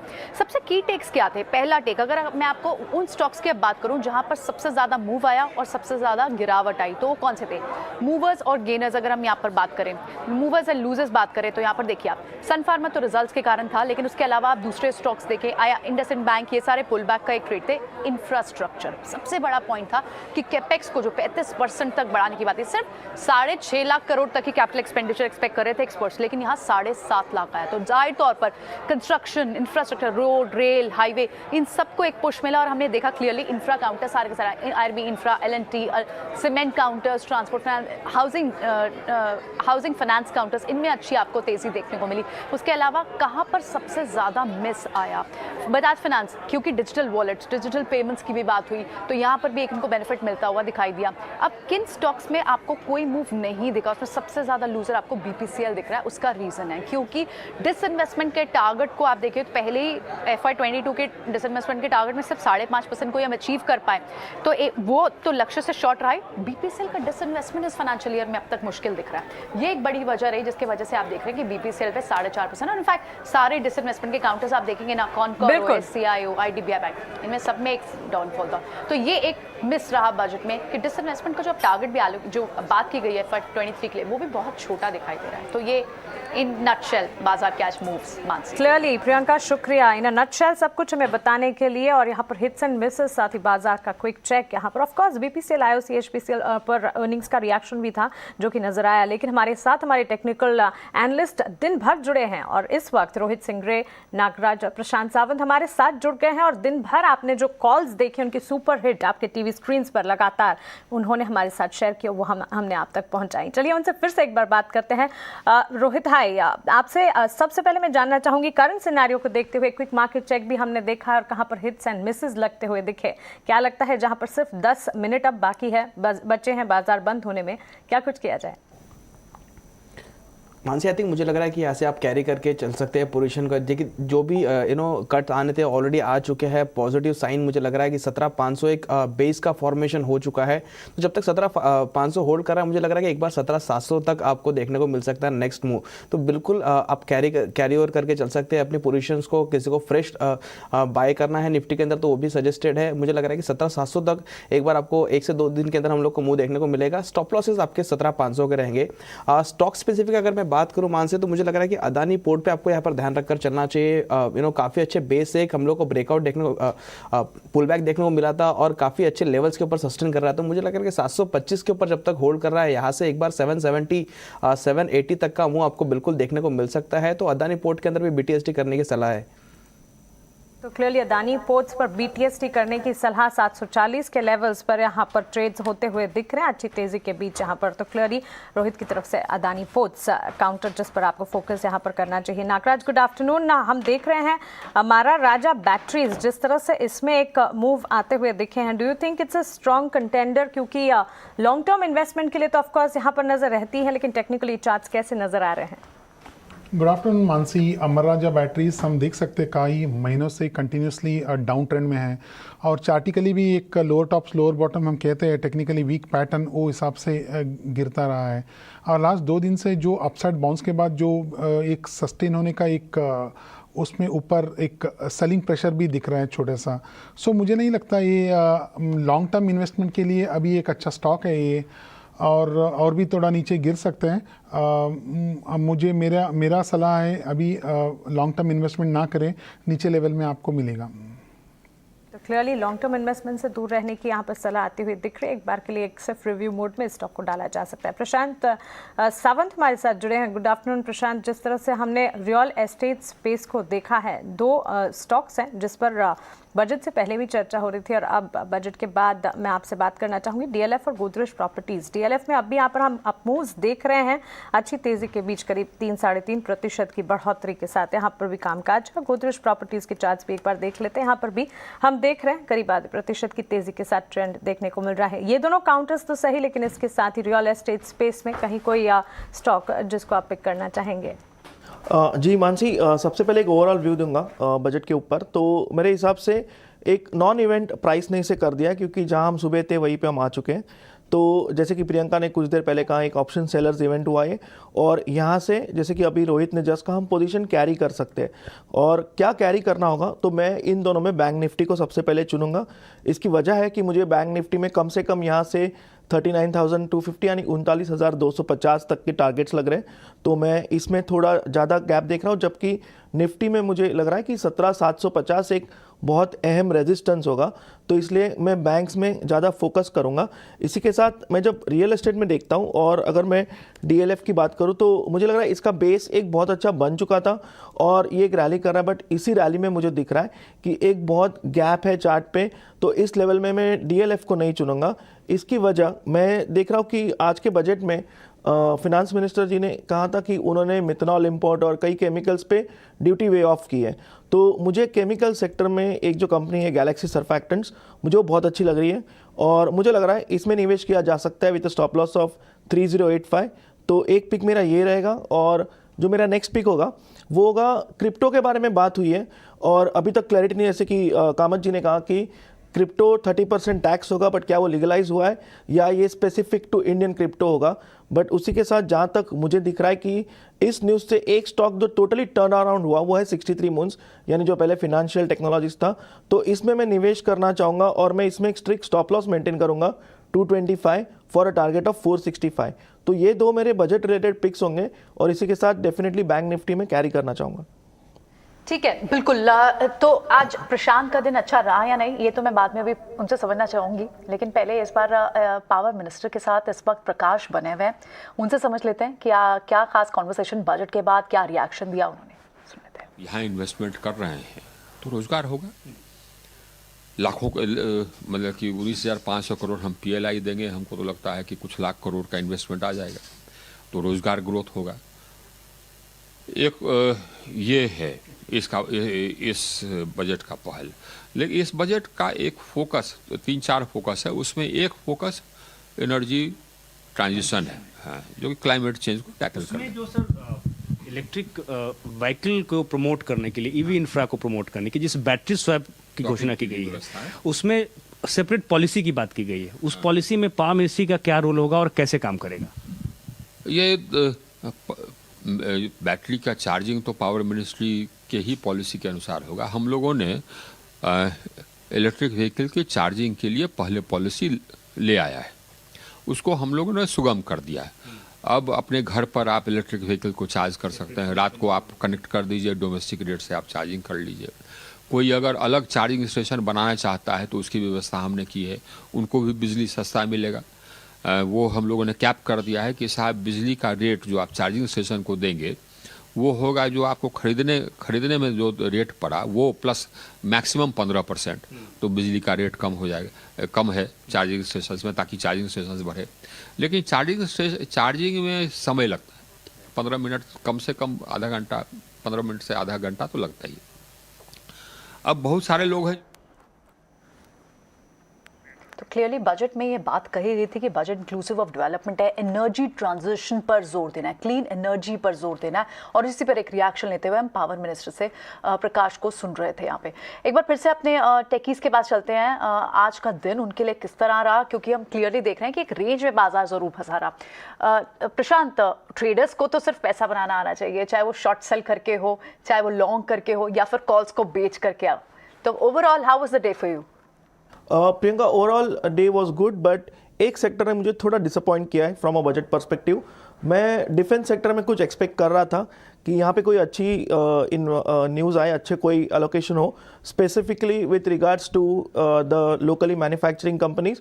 बट जब मैं एक ओवरऑल पिक्चर देखता हूँ तो मुझे दिखाई देता है कि जो पिछले साल अलोकेशन हुआ था उसी में सिर्फ नेवी ने 90% यूज़ किया है, जबकि आर्मी ने सिर्फ 40% यूज़ किया है। इसकी वजह भी बहुत साफ थी, क्योंकि कोविड की वजह से जो लोकल मैन्युफैक्चरिंग था, जो अभी एक मैंडेट हुआ है कि हम आत्मनिर्भर की तरफ बढ़ रहे हैं, तो वो थोड़ा स्लगिश और स्लो था और हम ज़्यादा इंपोर्ट या जिसे कहते हैं बाहर से प्रोक्योर कम कर रहे हैं, इसी वजह से ये था। इस सेक्टर में थोड़ा मैं कुछ एक्सपेक्ट कर रहा था। बट उसके अलावा अगर मैं देखूँ तो केमिकल सेक्टर, बैंक स्पेशली बहुत अच्छे से रिएक्ट कर रहे हैं, और मुझे लग रहा है यहाँ से एक सेक्टर जिस पे ध्यान रखना होगा वो होगा हाउसिंग फाइनेंस। तो India bull housing finance, HDFC, इन दोनों पे डेफिनेटली ध्यान रखना चाहिए। India bulls housing finance, HDFC, ये सारे काउंटर्स और डिफेंस कैपेक्स जिसकी उम्मीद थी वहां पर एलोकेशन थोड़ी कम रही, लेकिन डोमेस्टिक कंपनियों को बढ़ावा देने की बात क्लियरली बजट में निकल कर आई। एक बार अपने दूसरे एक्सपर्ट से भी जान लेते हैं उनके लिए दिन कैसा था। रोहित, आपके लिए आज का कैसा दिन रहा? प्रियंका, आई थिंक देखिए एक्सपेक्टेड था कि वोलेटिलिटी थोड़ा रहेगा, वो हिसाब से हम लोग ने थोड़ा करेक्शन देखा, बट अगेन टेक्निकली काफ़ी साउंड दिन रहा है, बिकॉज बाय ऑन डिप का स्ट्रक्चर था और वहाँ से हम लोग ने काफ़ी अच्छे सपोर्ट टेस्ट करने के बाद में वापस डे हाई की तरफ हम लोग मुड़े हैं। तो मुझे लग रहा है कि टेक्निकल वे में काफ़ी बढ़िया दिन रहा है। स्टॉक स्पेसिफिक एक्शन हम लोग ने जितने भी स्टॉक्स रिकमेंड किए काफ़ी अच्छा मूव उसमें भी देखा है। एक स्टॉक रिसेंटली मेरे चार्ट रडार पर आया है, उसका नाम है श्रीराम ट्रांसपोर्ट फाइनेंस। काफ़ी बढ़िया ब्रेकआउट रिसेंटली देखने को मिल रहा है। डबल बॉटम का ब्रेकआउट हम लोग को डेली चार्ट्स पर देखने को मिल रहा है। जो ब्रेकआउट जोन था वो 1250 1255 था, करीब करीब 1280 का रेट चल रहा है। मुझे लग रहा है कि यहाँ पर भी आप बाय करके चल सकते हैं। काफ़ी हेवी करेक्शन हम लोग ने ऊपरी लेवल से देखा है, उसके बाद में एक डबल बॉटम का स्ट्रक्चर बना है जो कि एक काफ़ी स्ट्रॉन्ग रिवर्सल स्ट्रक्चर मानते हैं हम लोग टेक्निकली, और ब्रेकआउट के जो वॉल्यूम है वो काफ़ी सब्सटेंशियल है। तो मुझे लग रहा है कि यहाँ से कहीं ना कहीं आपको एक बॉटम फॉर्मेशन का स्ट्रक्चर होता है ये। तो मुझे लग रहा है कि अब यहाँ से जो नेक्स्ट लेग ऑफ मूव आपको देखने को मिलेगा वो 1400 और 1500 तक देखने को मिलेगा। तो रिस्क रिवॉर्ड रेशो काफ़ी फेयर में बैठ रहा है, बिल्कुल नॉट टू मिस स्टॉक है श्रीराम ट्रांसपोर्ट फाइनेंस। 1220 का एक स्टॉप लॉस आपको लगा के चलना है। पहला स्टॉप लॉस मेरा रहेगा, पहला टारगेट मेरा रहेगा 1400 का और दूसरा टारगेट मेरा रहेगा 1500 का। तो श्रीराम ट्रांसपोर्ट फाइनेंस मेरा एक हाई कन्विक्शन कॉल आप कह के चल सकते हैं इसको। तो clearly not to miss high conviction call Shriram transport finance 1284 के लेवल्स पर यहाँ पर ट्रेड हम देख रहे हैं करीब 5% की बढ़त के साथ यहाँ पर कामकाज और रोहित की तरफ से उनकी एक और टॉप पिक यहाँ पर श्रीराम ट्रांसपोर्ट फाइनेंस आती हुई। लेकिन नागराज जी आपसे अब जानना चाहूंगी फार्मास्यूटिकल और हेल्थ केयर स्पेस की अगर बात करें, फार्मा स्पेस का काफ़ी हद तक यहाँ पर कहना था कि हेल्थ केयर को लेकर कुछ हेल्थ केयर इंफ्रा को बढ़ावा देने के लिए कुछ होना चाहिए। कुछ तमाम स्टॉक्स हैं जिस पर फोकस भी है और एक एक्शन भी देखने को मिला है। फार्मास्यूटिकल इंडेक्स से सिप्ला पर एक बार गौर कीजिए, सन फार्मा एक बार देखिए करीब 7% की बढ़त के साथ ट्रेड कर रहे हैं। कैसे नजर आ रहे हैं चार्ट्स आपको? जी हाँ, फार्मा में दोनों स्टॉक्स में अच्छा खासा अपसाइड मोमेंटम दिखने को मिला। आज के स्टार परफॉर्मेंस था फार्मा में सन फार्मा में जो भी कंटिन्यूसली जो अपसाइड दिखने को मिला है अपने को, और कई दिन से छोटे छोटे जो करेक्शन आया है रिसेंटली उसको एब्जॉर्ब किया है। आज का जो strong long bull candle technically हम कह सकते हैं कि अच्छा खासा संकेत दिखा रहा है कि आगे वाले दिनों में और भी बढ़त दिखने को मिलेगी। मेरे ख्याल से दोनों सन फार्मा एंड सिप्ला टेक्निकली अच्छा लग रहे हैं और बाई के लिए मेरा सलाह है, और लॉन्ग इन्वेस्टमेंट या ट्रेडिंग के लिए लॉन्ग कर सकते हैं। रोहित जी, नागराज जी, प्रशांत जी, बहुत शुक्रिया अपना समय देने के लिए, हमारे साथ जुड़ने के लिए, अपनी टेक्निकल कॉल्स हिट कॉल्स हमें बताने के लिए। और यहाँ पर बाजार बंद होते हुए एक दमदार सेशन जो है क्लोज होने जा रहा है, लेकिन यहाँ पर एक बड़ा इवेंट बजट, और बजट के बाद बाजार में मूड माहौल बिल्कुल नहीं खोया। बजट के दौरान भी हमने देखा आज दिन भर बाजार में एक्शन बिल्कुल कायम रहा। एक डिप जरूर बीच में देखने को मिला, लेकिन उसके बाद बाजार ने फिर से जो बाउंस देखा है, जो रिबाउंड आता हुआ दिखा, काबिल तारीफ 58,951 के लेवल्स में सेंसेक्स 17,604 के स्तर पर निफ्टी कर रहा है 264 अंकों की बढ़त पर ट्रेड। 587 अंकों की तेजी बैंक निफ्टी में 38,000 के पार यहाँ पर कामकाज। जब निफ्टी मिड कैप इंडेक्स 30,630 के लेवल्स पर अच्छी बढ़त के साथ ट्रेड करते हुए हैं। कुछ स्टॉक्स प्रियंका जो आपकी नजर में है? देखिए, मेरे नज़र में बिल्कुल वो स्टॉक्स हैं जहां पर होगी ग्रोथ, जहां होगी खूब इंफ्रास्ट्रक्चर यानी कैपिटल एक्सपेंडिचर की बात। तो आप मेटल पैक को देखें, यहाँ पर आपको 4.5% की तेज़ी के साथ मेटल पैक बंद होता हुआ दिखाई दे रहा है। कमोडिटीज़ में अच्छी खासी तेज़ी आपको दिखाई दे रही है। आज रिजल्ट्स का भी एक अच्छा रिएक्शन देखा हमने, देखा सन फार्मा, नवीन फ्लोरीन, इन सब के रिएक्शन रिजल्ट्स के बाद भी हमने देखा कि इन स्टॉक्स में अच्छा है। और बाउंस बैक आपको पूरी तरह से आज बजट ने जो बड़ी बातें पिक की वो आपको स्टॉक्स के एक्शन में, स्टॉक्स के प्राइस में भी मूवमेंट वो दिखाई देती है, और वो क्लियरली दिखी ग्रोथ ओरिएंटेड स्टॉक्स में यानी इंफ्रास्ट्रक्चर स्टॉक्स में। डिसअपॉइंटमेंट या फिर आज जो बाजार ने जिस तरह से बिल्कुल शार्पली रिएक्ट किया वो थे डिसइन्वेस्टमेंट वाले कैंडिडेट्स यानी BPCL, BEL, आपको क्योंकि बहुत ज़्यादा डिफेंस पे निकल कर नहीं आया, तो वहाँ पर आपको कुछ थोड़ी सेट ऑफ डिसअपॉइंटमेंट जरूर दिखाई। तो BPCL, IDBI bank, SCI, Concor, ये सारे वो डिसइन्वेस्टमेंट के stocks, disinvestment candidates for FY23, FY22 का ही पूरा नहीं हो पाया। तो ये सारे एक काउंटर ज़रूर थे जहाँ पर हमने एक BPCL में एक डिसअपॉइंटमेंट ज़रूर देखी। फिलहाल मार्केट्स उसी लेवल्स के आसपास बंद हुई हैं जहां ओपन हुई थी, और इस वक्त बाजार में आज दिन भर पूरा एक्शन हमने आज ईटी नाउ स्वदेश पे एक मेगा पैनल पर यही कोशिश की अपने व्यूअर्स को आसान भाषा में समझाना, इसके तकनीकी साथ ही फंडामेंटल बेसिस भी समझाना बाजार के कि इसे आपको लंबे नजरिए से किस तरह से फेवरेबल वे में देखना होगा। तो फिलहाल छोटा सा ब्रेक, लेकिन लगातार बजट से जुड़ा हुआ सारा एक्शन अब भी ईटी नाउ स्वदेश पे बना हुआ है। आगे भी हमारे साथ होंगे, बड़े फेसेस कहीं मच जाएगा। नमस्कार।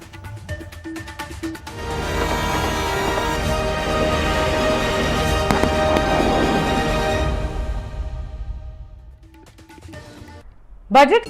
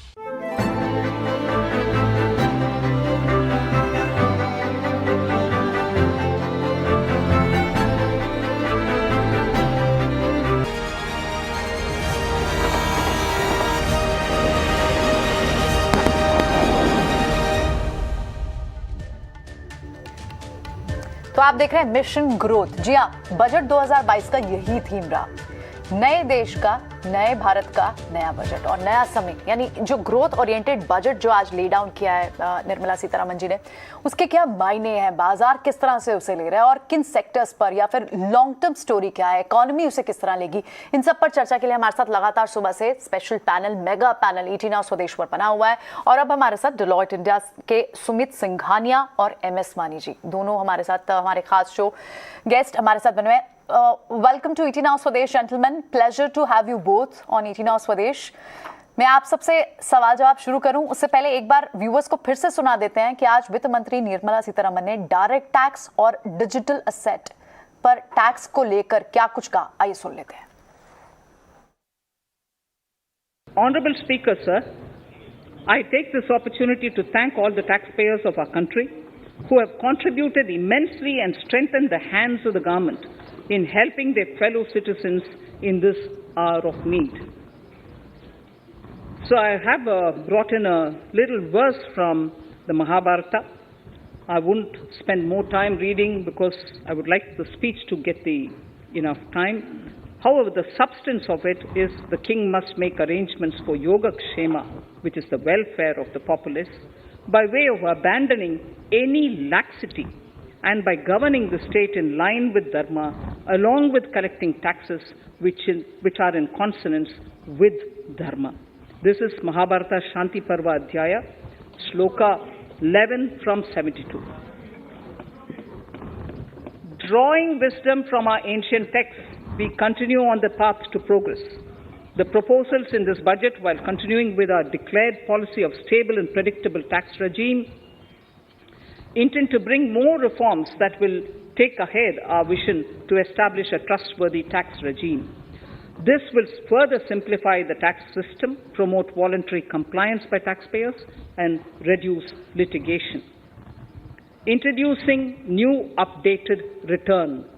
India is growing at an accelerated pace and people are undertaking multiple financial transactions.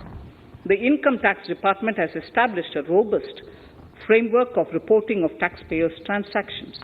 In this context, some taxpayers may realize that they have committed omissions or mistakes in correctly estimating their income for tax payment. To provide an opportunity to correct such errors, I am proposing a new provision permitting taxpayers to file an updated return on payment of additional tax. This updated return can be filed within 2 years from the end of the relevant assessment year.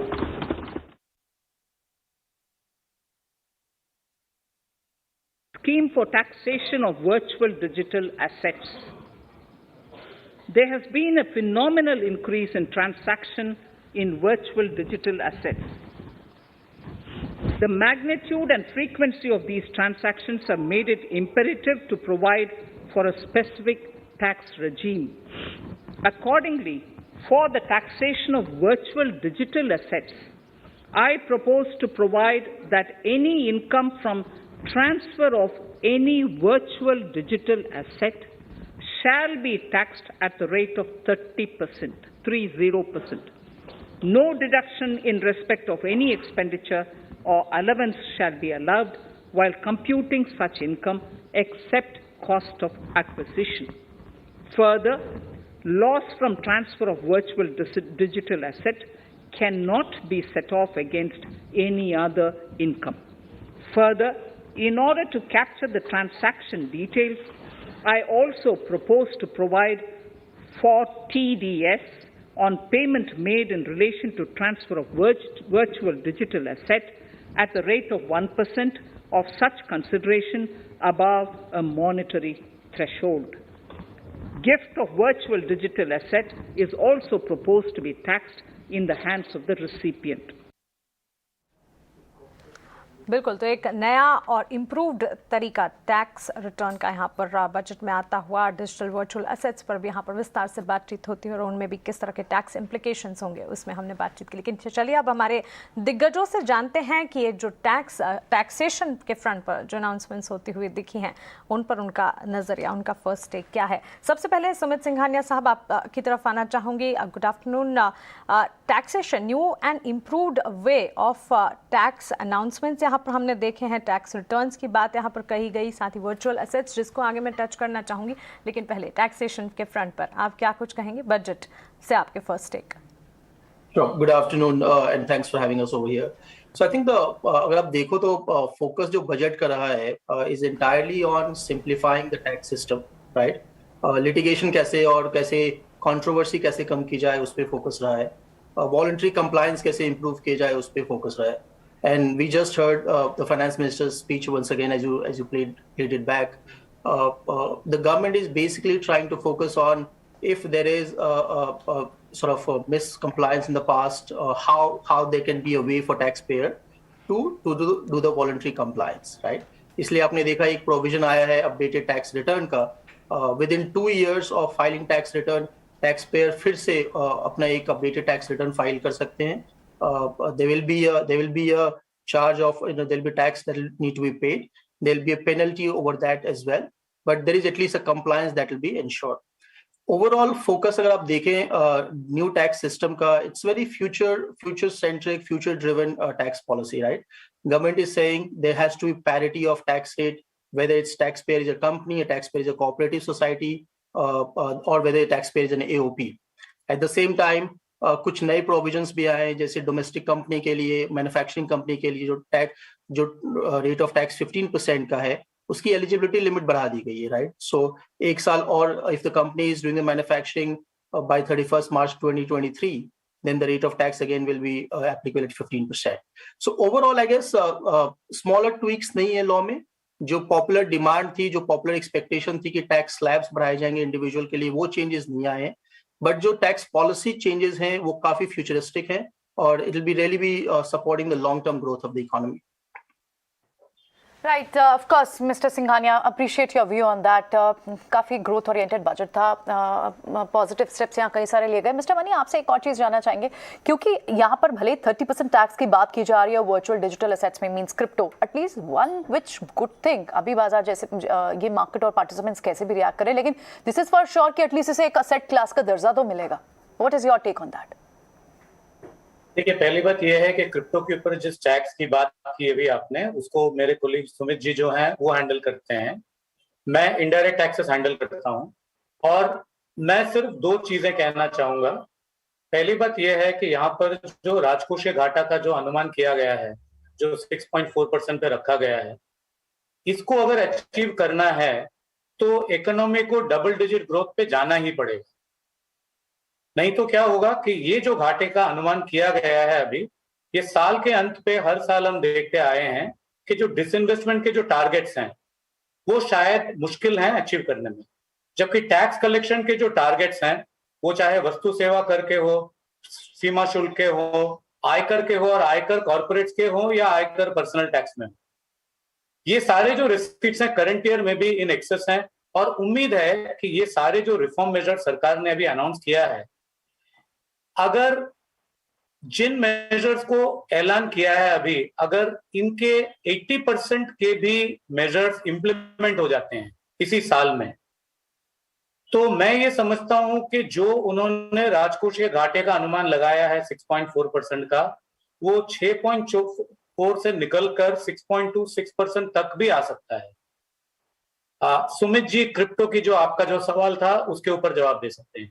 ठीक है, no problem, but very interesting conversation brought forward mister Mani. इसी पर आपसे दोबारा take चाहेंगे. बिल्कुल मानते हैं, इनफैक्ट फिस्कल डेफिसिट आप गोइंग फॉरवर्ड देखो तो आज वित्त मंत्री ने FY26 के लिए तो और नीचे के लेवल्स दिए, और ऑफ कोर्स पूरे देश आएगा कि फिस्कल डेफिसिट कम हो. लेकिन जो बड़ा एक चैलेंज है वो ये है कि कैपेक्स बढ़ाने की बात की जा रही थी, कैपेक्स जिस एक्सपेक्टेशन, जिन लाइंस पर एक्सपेक्टेशन था उससे भी ज्यादा ही निकल कर आया. 35% तक की 25 से 30% की एक्सपेक्टेशन थी, 6.5 लाख करोड़ की बात की जा रही थी, लेकिन 7.5 लाख करोड़ की एक्सपेंडिचर की बात आ रही है. लेकिन कंसर्न एक बड़ा ये है, वही जो आप भी कहीं ना कहीं रिफ्लेक्ट कर रहे हैं कि इसे अचीव कैसे किया जाएगा, बड़ा खर्च कहाँ किया जाएगा. मैं ये समझता हूं कि इसको अचीव करने के लिए जो बहुत से चेंजेस अनाउंस किए हैं आज, खास करके सीमा शुल्क के दायरे में. सीमा शुल्क में सरकार ने किया क्या है कि उन्होंने बहुत से आइटम्स के ऊपर, जो मशीनरी आइटम्स हैं या जो कैपिटल गुड्स हैं, उसके ऊपर सीमा शुल्क की कटौती की है. और बहुत से आइटम्स के ऊपर बढ़ोतरी भी की है। तो उनका जो आत्मनिर्भर भारत का जो प्रोग्राम था उसके हिसाब से वो फिनिश्ड गुड्स को हायर रेट ऑफ ड्यूटी लगाना चाहते थे, और जो इनपुट्स रॉ मटेरियल्स कंपोनेंट्स थे उनके ऊपर लोअर रेट लगाना चाहते थे। ये बहुत विजिबल है इस वक्त, क्योंकि बहुत सी आइटम्स हैं जिसको कंसेशनल रेट ऑफ ड्यूटी पे इंपोर्ट किया जाता था। ये सारे आइटम्स के ऊपर अभी ड्यूटी की रेट बढ़ा दी गई है, कुछ केसेस में 7.5% से 15% भी किया गया है।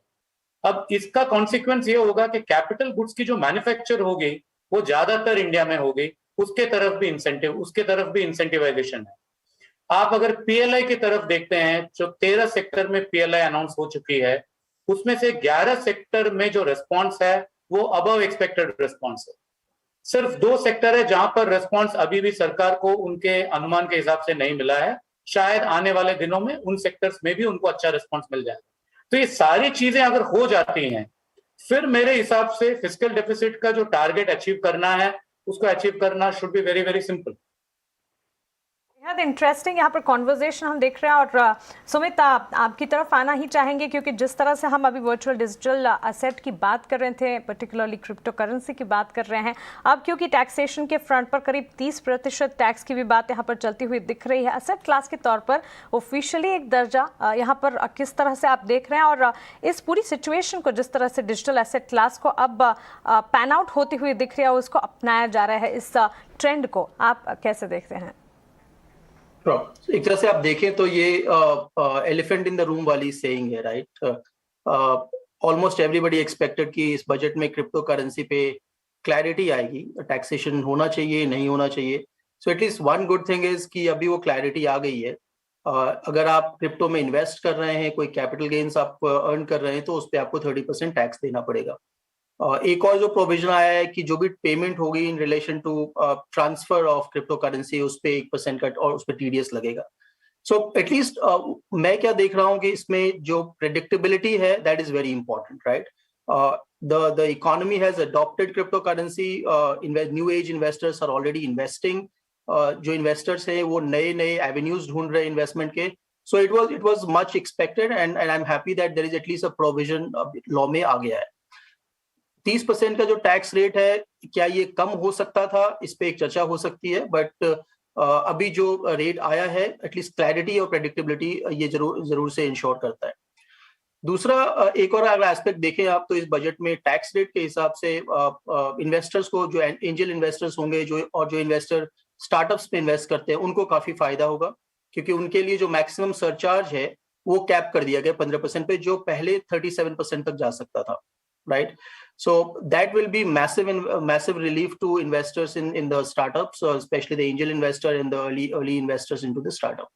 So I think these are the two important takeaways I would say मेरे लिए काफी ये मायने रखता है इस बजट से।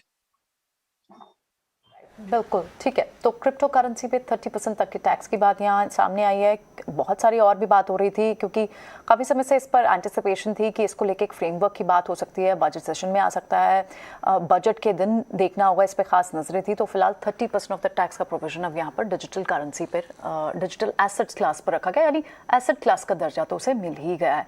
कई सारी और चीज़ें निकल कर आई हैं। टैक्स पेयर्स अब जो फाइल कर सकते हैं ITR, 2 साल का असेसमेंट ईयर, रेलिवेंट असेसमेंट जो है वो अब 2 साल के अंदर कर सकते हैं। तो लिटिगेशन कितना अब इजी हो जाएगा मिस्टर मानी?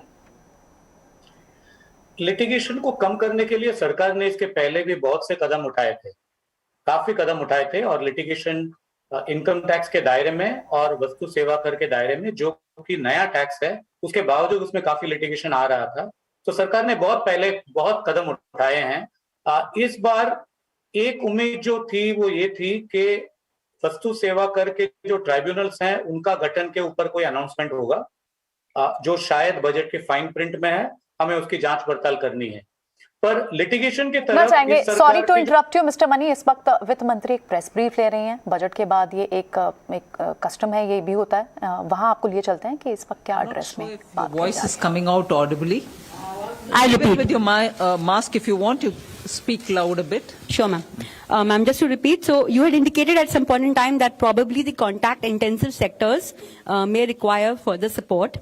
So, one is the ECLGS, which you've announced in your budget speech, also a separate carve-out for the hospitality sector, for instance, within that. Anything else, ma'am, that you would like to elaborate on that front? And second, ma'am, aren't your tax and expenditure, both numbers, extremely conservative in the budget? Any reason for that, ma'am? First thing about hospitality and contact intensive. I've said hospitality and related sectors. This was one thing which has come out repeatedly from very many stakeholders, and we recognize that post the second wave, the hospitality is in difficulty and they needed support. The tested and sort of proven formula was the Emergency Credit Liquidity Guarantee Scheme. Since that had worked out well for the MSMEs, we thought that formulation is the best to be adopted. So to the existing 4.5 lakh crores of sovereign guarantee, we added 50,000 crore more sovereign guarantee, and wanted the hospitality and contact-intensive sectors to benefit out of it. So that is the scheme. As it is, many of them are still approaching their banks. Banks can, even without the ECGLS, help them out if they want. But if ECGLS has to be extended, yes, we have given provision of 50,000 crores for it. Well, I thought you commented about the 1st February 2021 budget as well, saying you were conservative.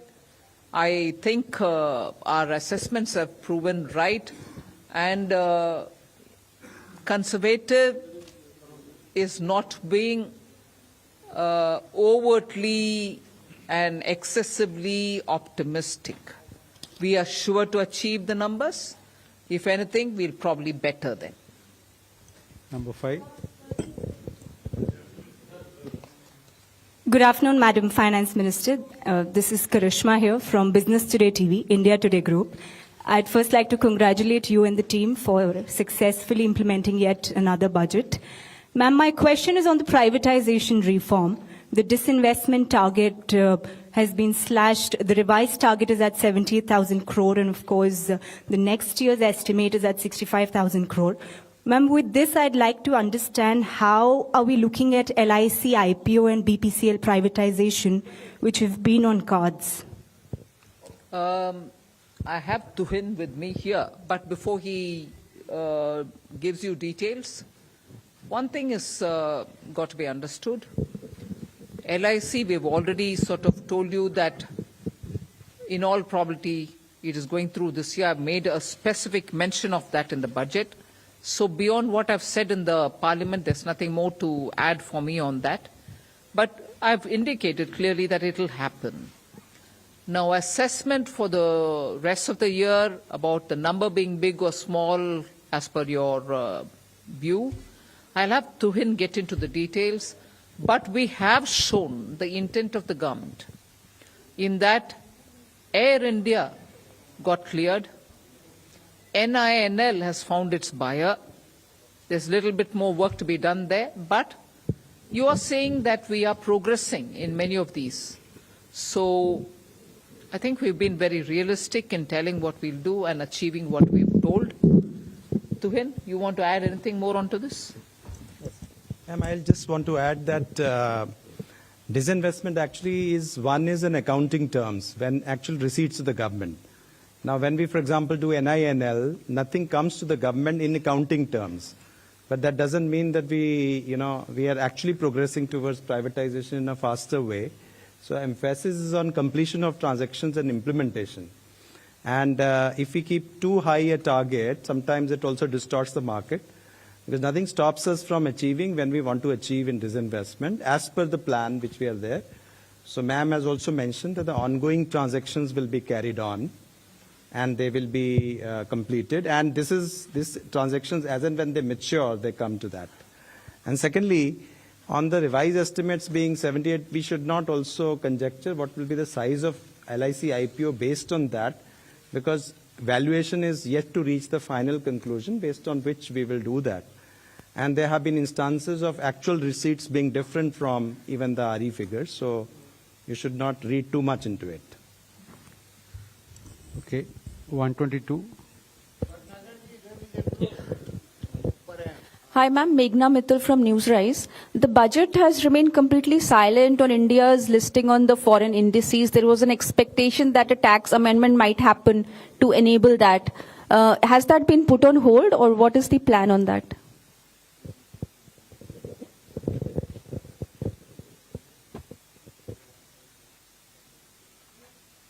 Just repeat your question. I think your voice was a bit muffled. Ma'am, I'm Meghna Mittal from Newsrise. My question is that the budget has remained silent on India's listing on the foreign indices. The expectation was of a tax amendment to enable that. So has that plan been put on hold, or what is the update on that? You're referring to the bond indices, yes, right? Yes. The issue is that the NR to NR transactions are anyway tax-free. So there's no capital gains. The issue was between NR and resident. So the BEPS discussions are on for us. And in those discussions, we are actually saying that the capital gains tax right should come to the country where the transactions emanate from. So that has been our stand. And those discussions are still on, and we are the one who's propounding that thing, and that's how it is moving, those discussions. So this was not the right time for us to take a decision in a manner where we give up on our own domestic thing while we keep fighting in the BEPS discussions. So that was the basic reason that we didn't want to do it this year. Number 90.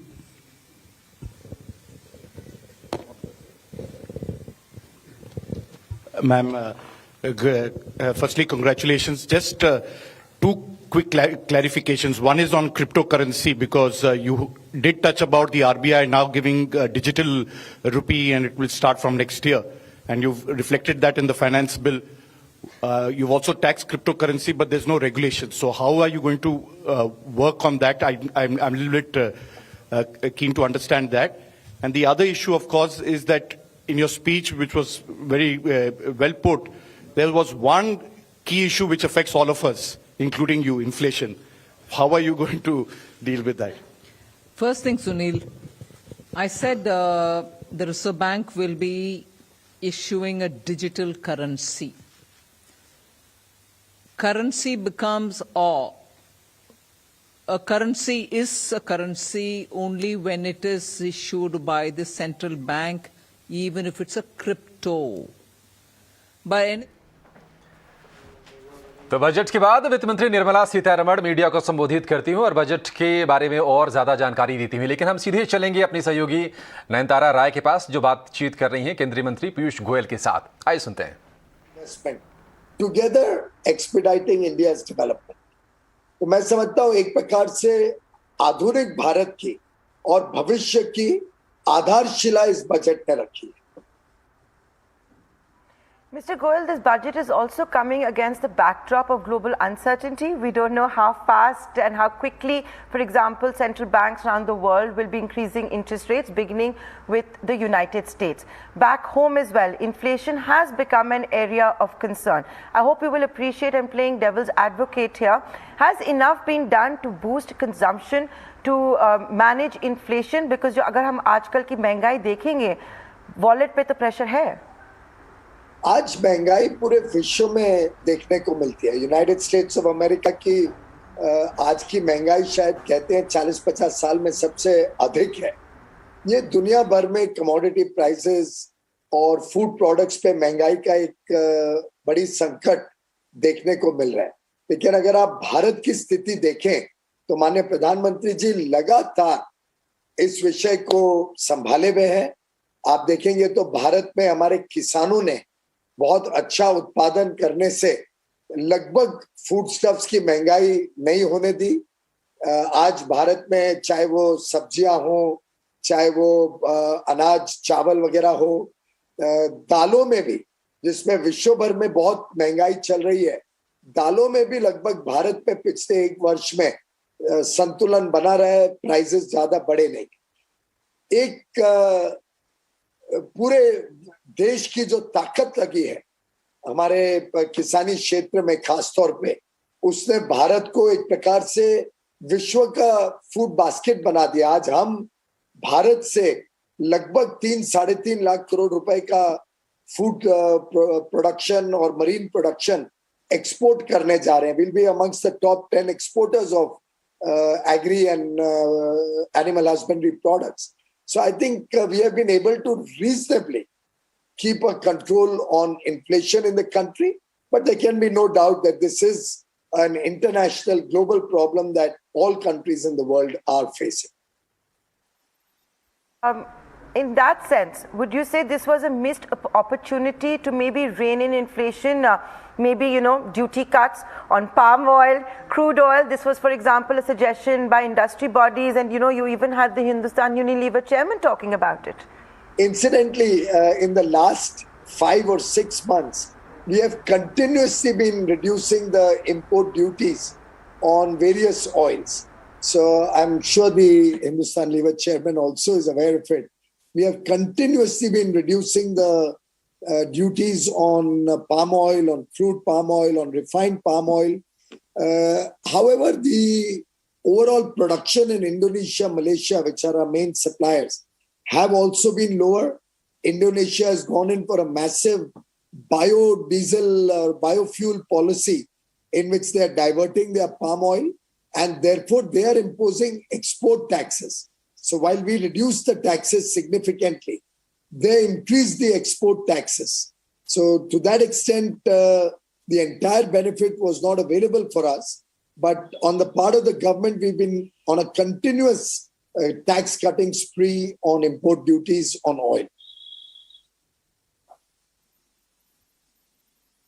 We're at an all-time high in 2020, 2021. We're talking about returns of 40% plus.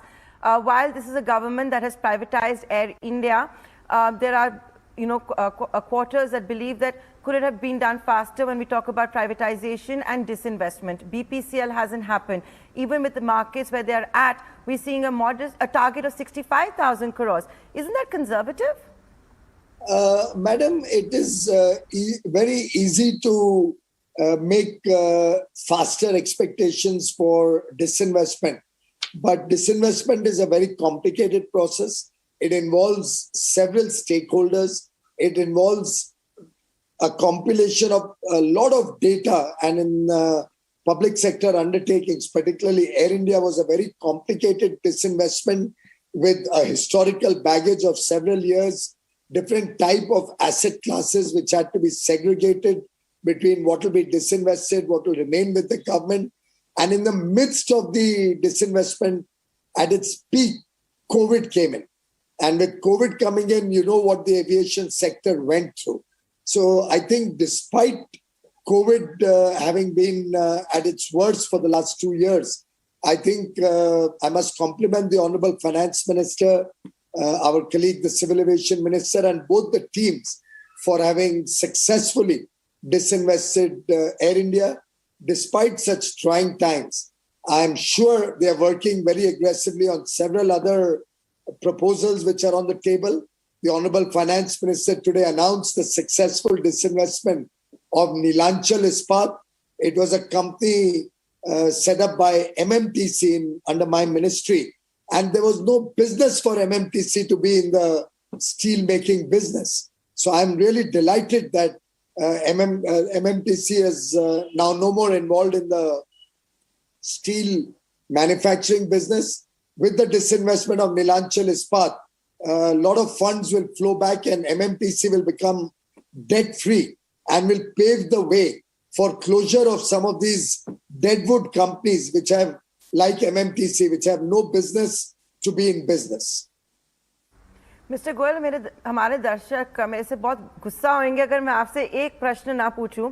वो है कि जब fiscal deficit बिल्कुल check में है, आप इतना expenditure को बढ़ा भी रहे हैं, लेकिन जो ऑनेस्ट टैक्स पेयर है उनको रिवॉर्ड नहीं कर रहे हैं, और जब महंगाई भी ऊपर बढ़ रही है, क्योंकि अगर हम एनडीए सरकार के बारे में बात करें, साल पे साल बोला जाता है कि हम सैलरी क्लास को, मिडिल क्लास को रिवॉर्ड करेंगे, लेकिन वो रिवॉर्ड कब आएगा? बहन जी, आप देखेंगे कि कुछ समय पहले ही हमने 5 लाख रुपए तक की जिनकी आय है, टैक्सेबल इनकम है, उसको पूरी तरीके से टैक्स से मुक्ति दिला दी थी। और आपको ध्यान होगा तब हमने बताया भी था कि 5 लाख टैक्सेबल इनकम यानी लगभग 7.5-8 लाख रुपए भी अगर इनकम हो और आप अपने अलग अलग बेनिफिट्स लें तो आपको 0 टैक्स पे आपका गुजारा चल सकता है। मैं समझता हूँ माननीय प्रधानमंत्री जी ने हर वक्त मध्यम वर्ग की चिंता की है, मध्यम वर्ग के बारे में सहूलियत देने की लगातार कोशिश रही है। आज की जो परिस्थिति में हम चाहते हैं कि सरकार और निवेश करे, इसमें हमें रिसोर्स कंस्ट्रेंट ना हो, तो रिसोर्सेज को कंजर्व करना पड़ेगा और साथ ही साथ हमने कोशिश ये करनी है कि लोगों की आमदनी बढ़े, लोगों के लिए नए रोजगार के नए काम के अवसर मिले। तो मैं समझता हूँ इस बजट में ज्यादा फोकस इनकम ग्रोथ और ease of living, ease of doing business, expanding the pie के ऊपर रहा है। और कोशिश यही है कि ये जो 10 लाख करोड़ का कैपिटल इन्वेस्टमेंट होगा सरकार द्वारा, इसी के साथ साथ हम एनकरेज करेंगे कि प्राइवेट सेक्टर डिमांड बढ़ने से प्राइवेट सेक्टर निवेश भी बढ़े और इस बढ़ते हुए निवेश में हमारे युवा युवतियों को और रोजगार के और काम के नए अवसर मिले और देश भर में सबकी आमदनी बढ़े। ये हमारी प्राथमिकता है। Mr. Goyal, there were two other big announcements. One was to do with the digital rupee, which is being called a game changer by industry, by our viewers as well. And the second one is, of course, a 30% tax on digital assets by a government that doesn't legitimize digital assets, has not recognized it, but is going to be taxing it at 30%. How will this impact innovation in Web3, which is such a buzzword these days? Well, I think it is very, very heartening to see that the government led by Prime Minister Modi has taken a proactive, positive approach towards digital currency. And you'll appreciate that digital currency should be monitored and issued only by the Federal Bank, the Reserve Bank of India. So very rightly, the Honorable FM has announced that RBI will come up with a digital currency, which will be formal legal tender issued by the Reserve Bank of India. The other crypto assets are all asset classes which don't have sanctity or the backing of the government of India. It is privately led issuances which are private in nature and which are of an asset class. They cannot be used as digital currency, not being issued by the government. And as an asset class, just like every other asset when it is sold or purchased is taxed, these will be taxed. In this, we would also like to warn innocent consumers that they have to be cautious, that they do not deal with assets which are not backed by security or not backed by proper legitimate companies. RBI Governor Dr. Raghuram Rajan was recently on ET Now, and while he applauded the government for all that is being done for manufacturing, raised a point saying that please do not ignore services. If we look at the services sector, it's still not out of the woods, especially, you know, the highly intensive ones like hospitality, tourism, just to name a few of them. Has enough been done for them outside of just the credit guarantee scheme? Well, as you might be aware that we have seen in the last couple of years that as COVID recedes, we see a significant leg up, a big boost to those sectors which are related to tourism, hospitality, travel. So we had actually seen travel, domestic travel come back to near normal. We had seen that hotels and homestays were completely chock-a-block full through the last several months before Omicron came in. So to that extent, I believe that the services sector also will have a significant bounce back. The 50,000 crores allocated specifically for the hospitality sector will give a significant support to the services side. But as we see the Omicron numbers receding, and we are already seeing that receding day by day, I think all across the world, information is that businesses are getting back to normal, coming back to pre-COVID levels. India itself is seeing a rejuvenation of travel, of hospitality, every time the COVID wave subsides. So I'm quite confident that going forward, the services sector will continue to excel, do very well, and make the nation proud. Also provide huge opportunities for our young boys and girls and our startups. Goel, I'll make this my final question, and I'm going to make it about a subject very close to your heart. In mid-January, for example, I remember you did a big event dedicated to New India. I am talking about startups. For the announcements that have come in for startups, whether it is drones or a new committee that is going to look into venture capital funding, though direct overseas listing was not permitted as yet. What's the big message out there? Well, I think the startups have done the nation proud, and the government on its part recognizes, respects, and values their contribution to nation building. The Honorable Prime Minister recently had a very, very good interaction with the startups and got some very good suggestions from them. We continue to support them through incubators, through several financing schemes, the fund of funds schemes, the startup seed capital fund scheme, and we will continue to be engaged with them and pick up ideas from the startup world and implement them. We have a very robust startup advisory council, which meets every quarter. And it is a very longish, very detailed, very exhaustive and engaging conversation that we have with experts from the startup world, which helps us and guides us in our plans for the future. We are over 80 unicorns today. We are growing at almost a unicorn a week currently. And we do hope that in this Azadi Ka Amrit Mahotsav, where we have already seen over 40 unicorns being recognized as such, we'll probably land up with 75 odd unicorns in the country, which will truly set the benchmark for the future. Mr. Goel, thank you so much for giving the time to ET Now, as well as ET Now Swadesh, for your take on Union Budget 2022.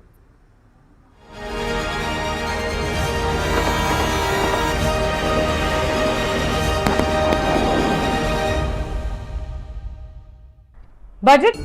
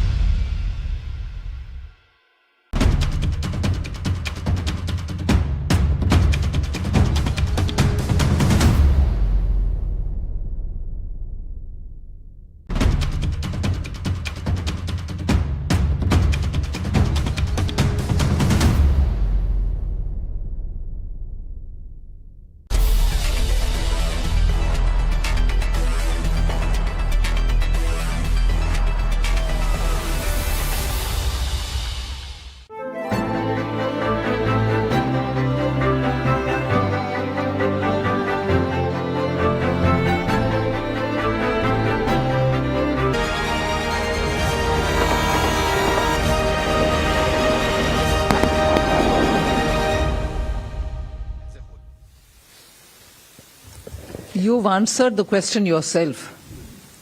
What is the holistic policy? Holistic policy is a continuation of last year's budget. I've said that. This budget in every aspect is a continuation of last budget, inclusive of the privatization matter that you're talking about. That's what I'm telling you. We are continuing that agenda. All right? Number 68. Status budget. Sorry? Yeah, I said Air India also, and I've done the Air India, haven't I? Huh? That's right. When we have something, you will get to know. No. I'm not doubting it. Huh?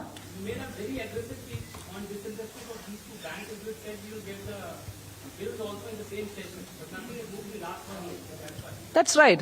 Thanks for reminding me. Number 68. Can I just supplement on the borrowing? I think I am. Hold on. Hold on.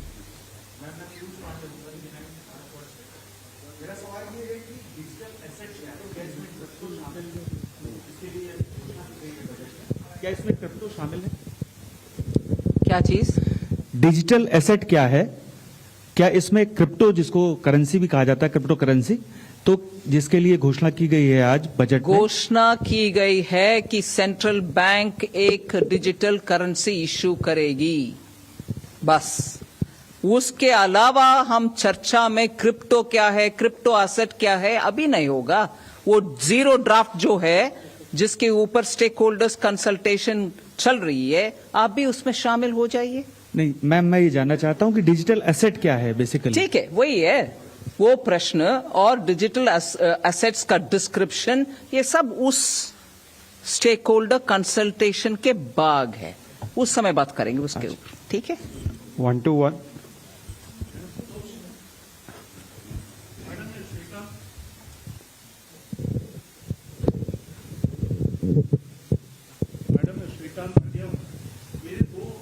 जनता के सवाल हैं।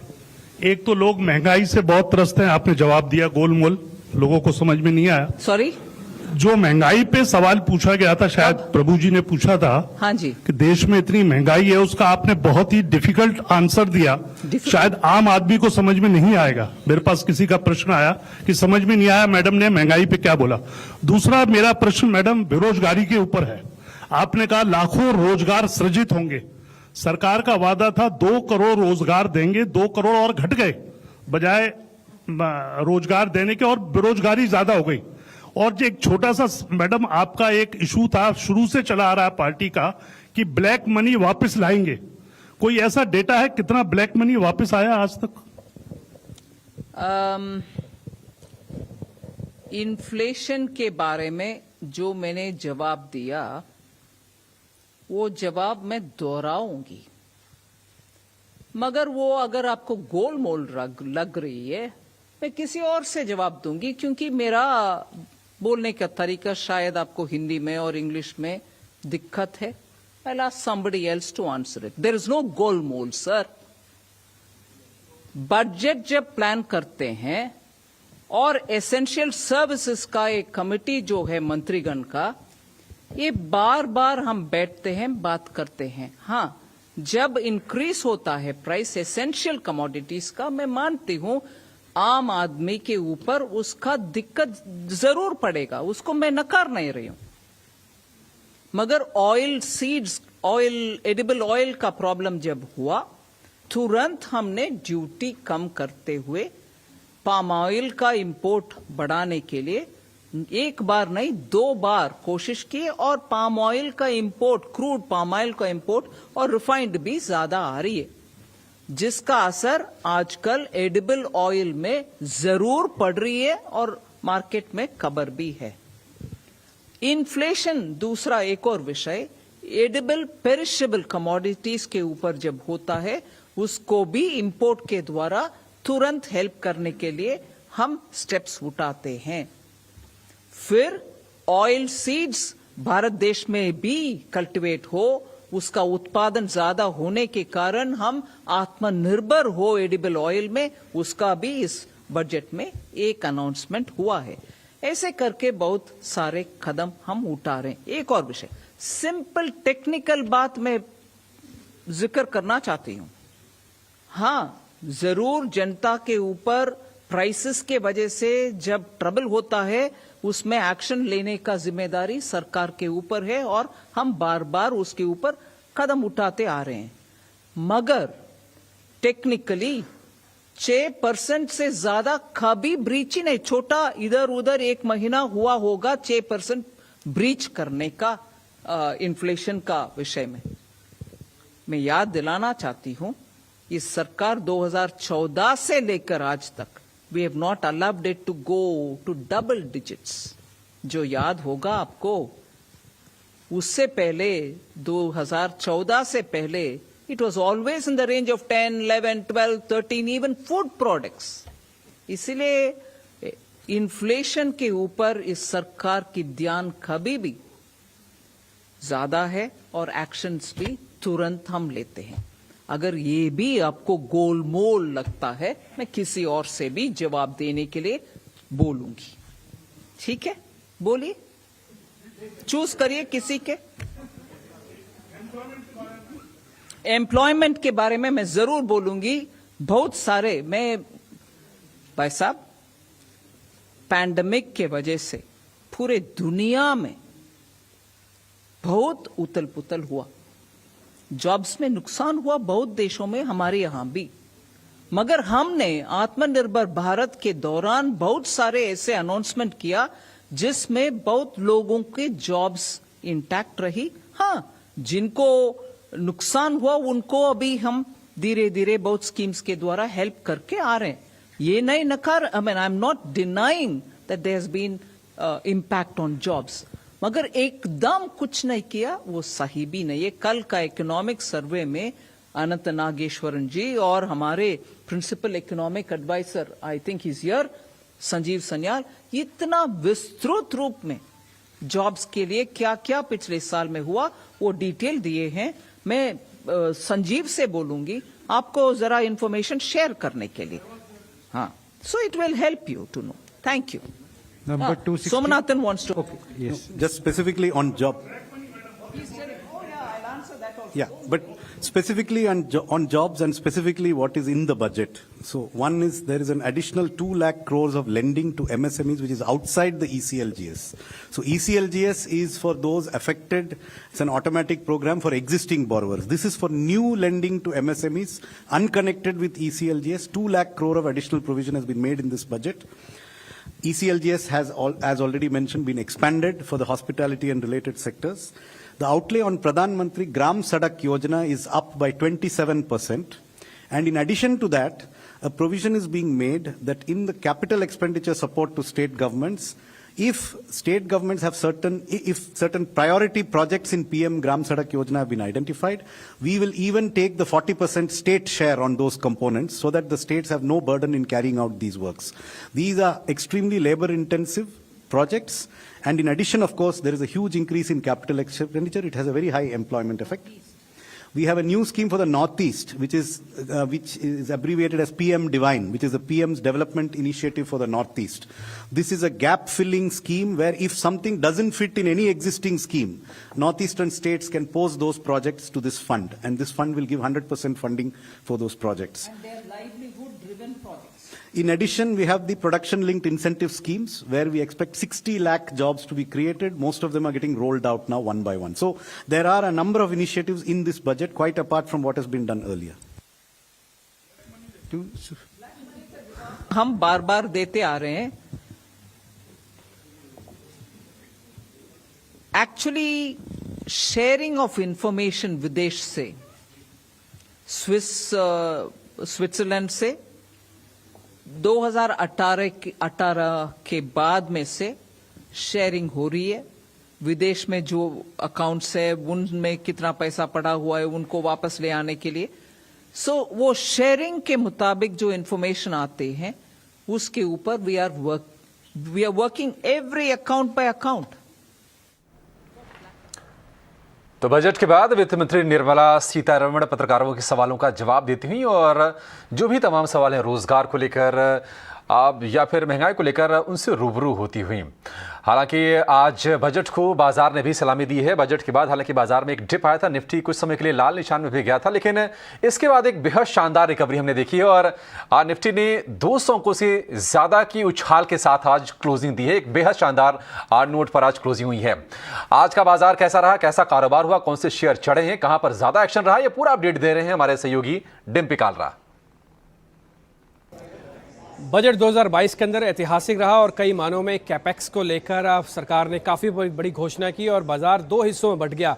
पहला हिस्सा ये था कि जो budget से ठीक पहले था, अब अपनी स्क्रीन पर देख पा रहे हैं, जिसमें डे हाई लगा और उसके बाद जैसे जैसे बजट की स्पीच खत्म हुई मार्केट ने डे लो भी टेस्ट कर दिया। लेकिन इस डे लो और डे हाई के अंदर एक अपॉर्चुनिटी भी छुपी हुई थी जिसने बाजार को वापस डे हाई की तरफ जाके क्लोज किया। और अगर आप देख रहे हैं मार्केट के अंदर तो एक अच्छी खासी स्ट्रेंथ हमको वापस से बनती हुई दिखी है। वजह कौन कौन सी थी आपकी स्क्रीन पर आएगा। पहले आते हैं जरा निफ्टी बैंक पे भी, इसको भी देख लेते हैं, उसके बाद फिर हम आगे आगे सेक्टर्स पे आ जाएंगे। आप निफ्टी बैंक पे भी देखेंगे, यहाँ पर भी हम पहले डे हाइज बनाया, उसके बाद हमने डे लोस टेस्ट किया और उसके बाद हमने क्लोजिंग जाके करी है करीब 1.5% ऊपर जाके। लेकिन निफ्टी और बैंक निफ्टी दोनों के अगर चार्ट देखेंगे तो आपको ज्यादा स्ट्रॉन्ग निफ्टी दिखेगा। इंडिया विक्स वॉलेटिलिटी इंडेक्स जिसको हम कहते हैं, आज ये 9% के आसपास टूटा इंडिया विक्स, यानी कि करीब अभी 20 के नीचे आ चुका है। जो बजट की वॉलेटिलिटी होती है, जो बजट का इंपैक्ट होता है, वो काफी हद तक निफ्टी ने और बैंक निफ्टी ने आज कुछ हद तक डल कर दिया। आप देखिए इसके अंदर किसी तरह की कोई रिकवरी नहीं आई। डे हाई बनाने के बाद डे लो पे हमको इंडिया विक्स भी दिखा। बाजार को किसने मजबूती दी, कौन स्ट्रेंथ दे रहा था आज मार्केट्स को, वो था मेटल्स। ऐतिहासिक, क्योंकि सरकार ने जो कैपेक्स अनाउंसमेंट की है उसमें सीमेंट और मेटल कंपलसरी आइटम है, इसलिए मेटल्स के अंदर हमको जोरदार तेजी आती हुई दिखी। एक खबर ये भी आई थी कि हो सकता है कुछ ड्यूटीज को वापस लगा दिया जाए कुछ सिलेक्टिव मेटल प्रोडक्ट्स पे, लेकिन उसका कुछ खास असर नहीं आया, बल्कि मेटल्स तो डे हाई पे बंद हुए। टिपिकली निफ्टी फार्मास्यूटिकल्स भी, ये शेयर भी काफ़ी जोरदार चले क्योंकि सरकार ने ये अनाउंसमेंट की है कि आगे चल के वो इंफ्रा को भी बूस्ट करेंगे हेल्थ का, और इसका बड़ा बेनिफिट मिलेगा। वैक्सीनेशन की ड्राइव की बहुत बड़ी तारीफ हुई और तालियों की गड़गड़ाहट के साथ सदन गूंजा भी, और करीब 2% ये जाके डे हाइस पे जाके बंद हुआ ये इंडेक्स भी। आईटी इंडेक्स, टिपिकली इसको हेज इंडेक्स माना जाता है। अगर आप देखेंगे तो दो जो मैंने आपको पहले इंडेक्स दिखाया फार्मास्यूटिकल्स और जो मेटल्स का इंडेक्स था, लेकिन आईटी के अंदर था स्विंग ट्रेड, डे हाइज लगने के बाद डेज लो और उसके बाद फिर से डे हाइज पे जाके हम बंद हुए। ये टिपिकली भारत की ग्रोथ को वापस से दर्शा रहा है और आज बैंक निफ्टी और आईटी दोनों की ग्रोथ हमको अच्छी आती हुई दिखी है। लेकिन अगर आप बैंक निफ्टी के हिसाब से देखेंगे तो इसके दो कंपोनेंट होते हैं, पहला निजी बैंक, दूसरा सरकारी बैंक। सरकारी बैंकों का खेमा उतना अच्छा नहीं था, इंडेक्स के लिहाज से करीब आधे % नीचे भी जाके बंद हुआ और इसने डेज लो से रिकवरी तो दिखाई, लेकिन उतनी शार्प रिकवरी नहीं थी कि डे हाइज को ये पार कर जाए। वजह बिल्कुल साफ थी, बहुत ज़्यादा उम्मीदें थी कि सरकारी बैंकों को लेकर सरकार कुछ मेजर अनाउंसमेंट कर सकती है, लेकिन ऐसा कुछ होता हुआ नहीं दिखा। ऐसे कुछ सरकारी कंपनीज के अंदर भी होता हुआ दिखा। ये भी इंडेक्स करीब आधा % जाके नीचे जाके बंद हुआ है और इसकी भी यही प्रॉब्लम थी कि यहाँ पे बहुत उम्मीदें थी कि सरकार डिसइन्वेस्टमेंट को लेकर, विनिवेश को लेकर बहुत बातें बोलेगी, हो सकता है सरकार नाम तक दे दे, हो सकता है सरकार टाइमलाइन तक दे दे, लेकिन ऐसा कुछ होता हुआ नहीं दिखा। इसलिए कुछ सरकारी खेमा आज नीचे आते हुए दिखा। ऑटोस के, क्योंकि ऑटोस के नंबर भी आ रहे थे आज ही बजट के अंदर, तो उसके साथ साथ उसका एक मिक्स जिसम कहते हैं कंबाइन इफेक्ट, वो हमको आते हुए दिखा। और स्पेसिफिक ई व्हीकल्स को लेकर जो बाजार बहुत ज़्यादा सुनना चाहता था उतना बजट के अंदर आया नहीं, इसलिए हमको ये दबाव बनते हुए दिखा। खैर, पूरा निफ्टी का आपके स्क्रीन पर आपको चार्ट दिख रहा है, कौन कौन से शेयर्स आज टॉप गेनर्स बने। फार्मास्यूटिकल इंडेक्स मैंने आपको बताया था, उसका टॉप लीडर बना सन फार्मा। इंडसइंड बैंक बैंकिंग को लीड कर गया बट निजी था। इंफ्रा को लेकर जो अनाउंसमेंट हुई, IRB इंफ्रा, L&T, उसके दो मेजर प्लेयर बने। सीमेंट में अल्ट्राटेक 4% चला। HDFC, Concor, Tata power, Asian paints, ये कुछ कंज्यूमर वाले शेयर्स जो थे, एशियन पेंट, HUL, इन दोनों के अंदर भी काफ़ी अच्छी बढ़त हमको आती हुई दिखी है, क्योंकि काफ़ी हद तक ये जो कैपेक्स है एक तरह का इन्वेस्टमेंट है और आगे चल के इसका फायदा लोगों को ही मिलने वाला है। लेकिन जहाँ पे थोड़ा नुकसान दिखा वो था M&M, SBI, BEL। आप देख पा रहे हो इसमें SBI, BEL दोनों सरकारी कंपनियां हैं। और चंबल फर्टिलाइजर के अंदर जो फर्टिलाइजर में पहले हाइप थी, इस बार उनका जो बजट आवंटन किया गया वो 1,05,000 करोड़ था। उम्मीद थी कि शायद 1,40,000 आ जाएगा, इसलिए फर्टिलाइजर कंपनी यानी कि चंबल फर्टिलाइजर भी 2 से 2.5% नीचे जाके बंद हुआ। ये था मार्केट्स का हाल। तो जो मिडिल क्लास, ऑलराइट, तो ये तो था मार्केट का डिटेल में समझाया। बहुत बहुत शुक्रिया डिम्पी ये सारी डिटेल्स शेयर करने के लिए। लेकिन चलिए अब आगे बढ़ते हैं और बजट पर काफ़ी सारे एक्सपर्ट्स का और दिग्गज मार्केट के व्यूज़ भी यहाँ पर निकल कर आ रहे हैं। और ऐसे में वित्त मंत्री निर्मला सीतारमण के बजट के बाद ET नाउ के कंसल्टिंग एडिटर स्वामीनाथन अय्यर का क्या कहना है, आइए आपको एक बार सुनवा देते हैं। ओवरऑल तो मैं कहूँगा कि रिस्क टेकिंग बजट है। बहुत से बजट टैक्सेशन के बारे में होता है, ये तो स्पेंडिंग के बारे में होता है, और स्पेंडिंग में कैपिटल इन्वेस्टमेंट इन्वेस्टमेंट इन्वेस्टमेंट, ये इन्वेस्टमेंट बजट है।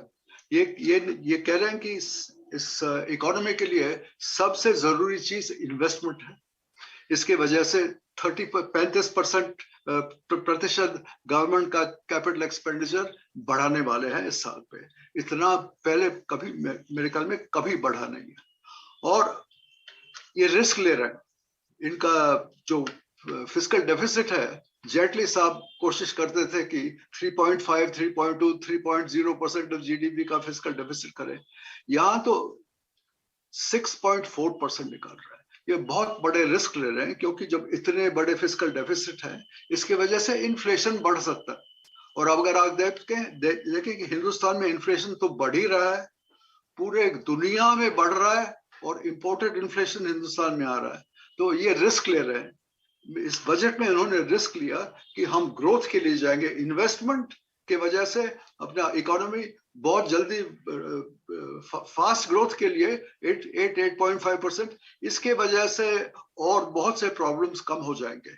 और अगर इन्फ्लेशन होए, थोड़े रिस्क ले ही लेंगे। और इसके वजह से उन्होंने वो टैक्स साइड पे बहुत कम किया है। अगर आप पूरा देखिए, बहुत से बजट्स टैक्स के बारे में होते हैं, ये बजट सिर्फ स्पेंडिंग के बारे में है। जो मेन टैक्स प्रपोजल्स है, कोई चेंज है ही नहीं। उन्होंने सोच लिया कि जो कंटिन्यूटी ठीक है, जैसे ही था वैसे ही रहने दो, छोटे मोटे चेंज यहाँ वहां हैं, मगर ब्रॉडली स्पीकिंग टैक्सेशन साइड पे चेंज नहीं है। इनके सबसे ज्यादा एम्फेसिस है कि स्पेंडिंग स्पेंडिंग स्पेंडिंग। मैं इतना ही बोलूं कि इसमें कमी ये है कि उन्होंने कुछ नहीं बोला कि जो प्राइवेटाइजेशन होना था, कि एसेट सेल्स होने थे, कि पुराना इंफ्रास्ट्रक्चर बेच के नया इंफ्रास्ट्रक्चर में इन्वेस्टमेंट करने के लिए, उसमें प्रगति बहुत धीरे धीरे चल रहा है। एयर इंडिया हुआ, और अभी अभी मुश्किल से एक नीलांचल इस्पात हुआ, मगर पहले वो कह रहे थे कि 175,000 लाख करोड़ निकालने वाले थे। सेल्स बहुत बहुत कम है, बहुत बहुत धीमे हैं, और ये एक साल के बाद, दूसरे साल के बाद चल ही रहा है।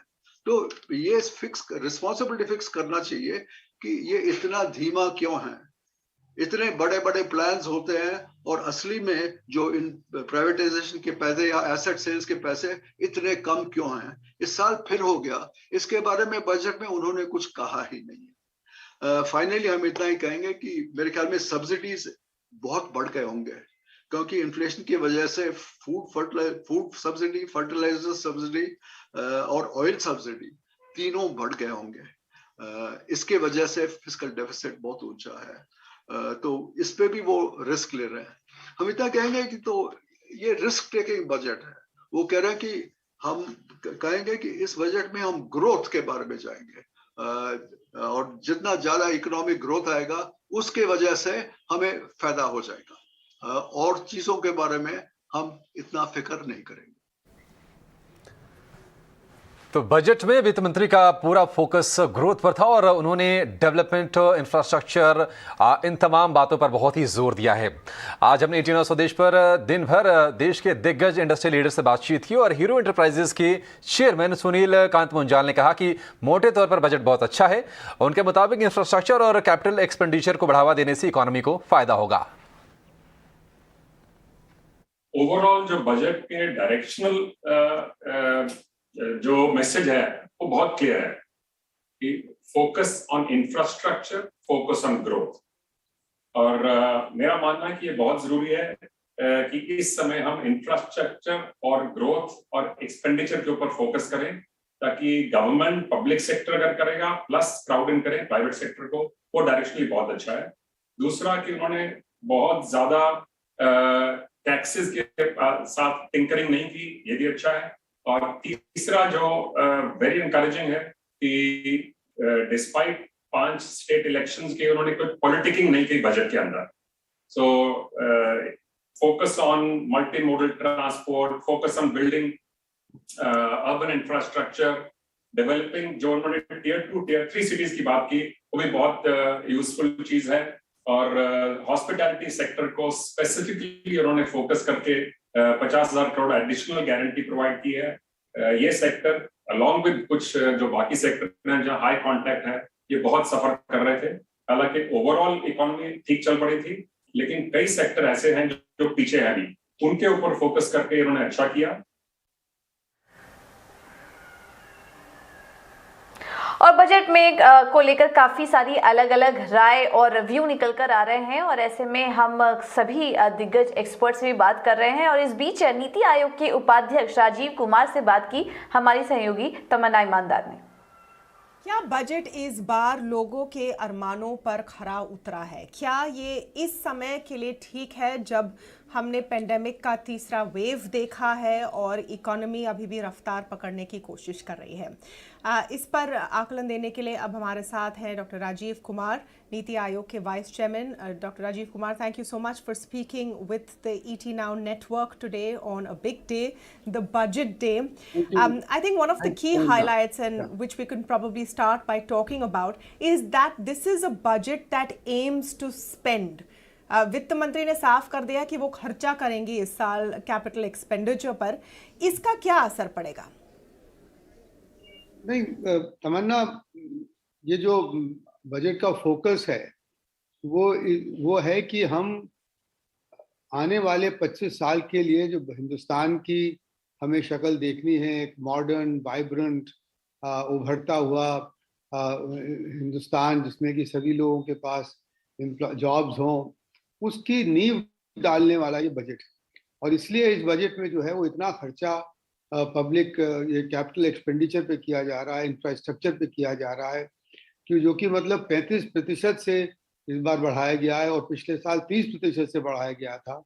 इसलिए कि जिससे कि हम लोग एक गति शक्ति मास्टर प्लान के तहत, in the framework of the गति शक्ति master plan, this country is finally gets a seamless, integrated, modern, world-class infrastructure that will benefit not only our corporates and make them globally competitive, but also benefit our middle class and our people at the bottom of the pyramid, because it will generate jobs.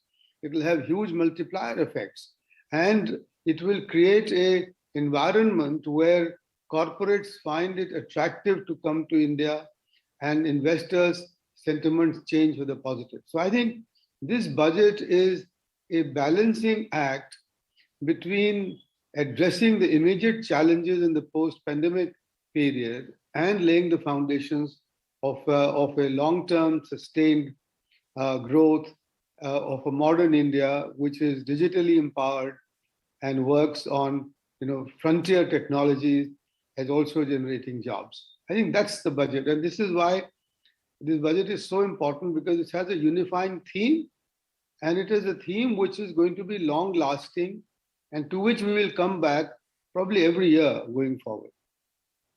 तो आपने सही कहा कि budget अगले 25 सालों के लिए एक विजन प्रस्तुत करता है, लेकिन एक जो निंदा हो रही है वो ये है कि इस वर्ष जो दिक्कतें लोगों के सामने हैं, चाहे वो छोटे उद्योग हैं जो पेंडेमिक के तीसरे वेव से जूझ रहे हैं, बेरोज़गारी की जो प्रॉब्लम्स हैं, जिन लोगों की नौकरियां गई हैं, बच्चे स्कूल से बाहर रहे हैं 2 साल, हेल्थ हो या एग्रीकल्चर हो, क्या उन सब पर काफ़ी ध्यान दिया गया है? क्या वहाँ पर कमी नहीं रह गई है? नहीं, मैं बिल्कुल इससे सहमत नहीं हूँ कि उसमें कमी रह गई है, क्योंकि देखिए आपने जैसा कहा कि सबसे बड़ी जो दिक्कत है, और वो वाकई दिक्कत है, वो है रोजगार की।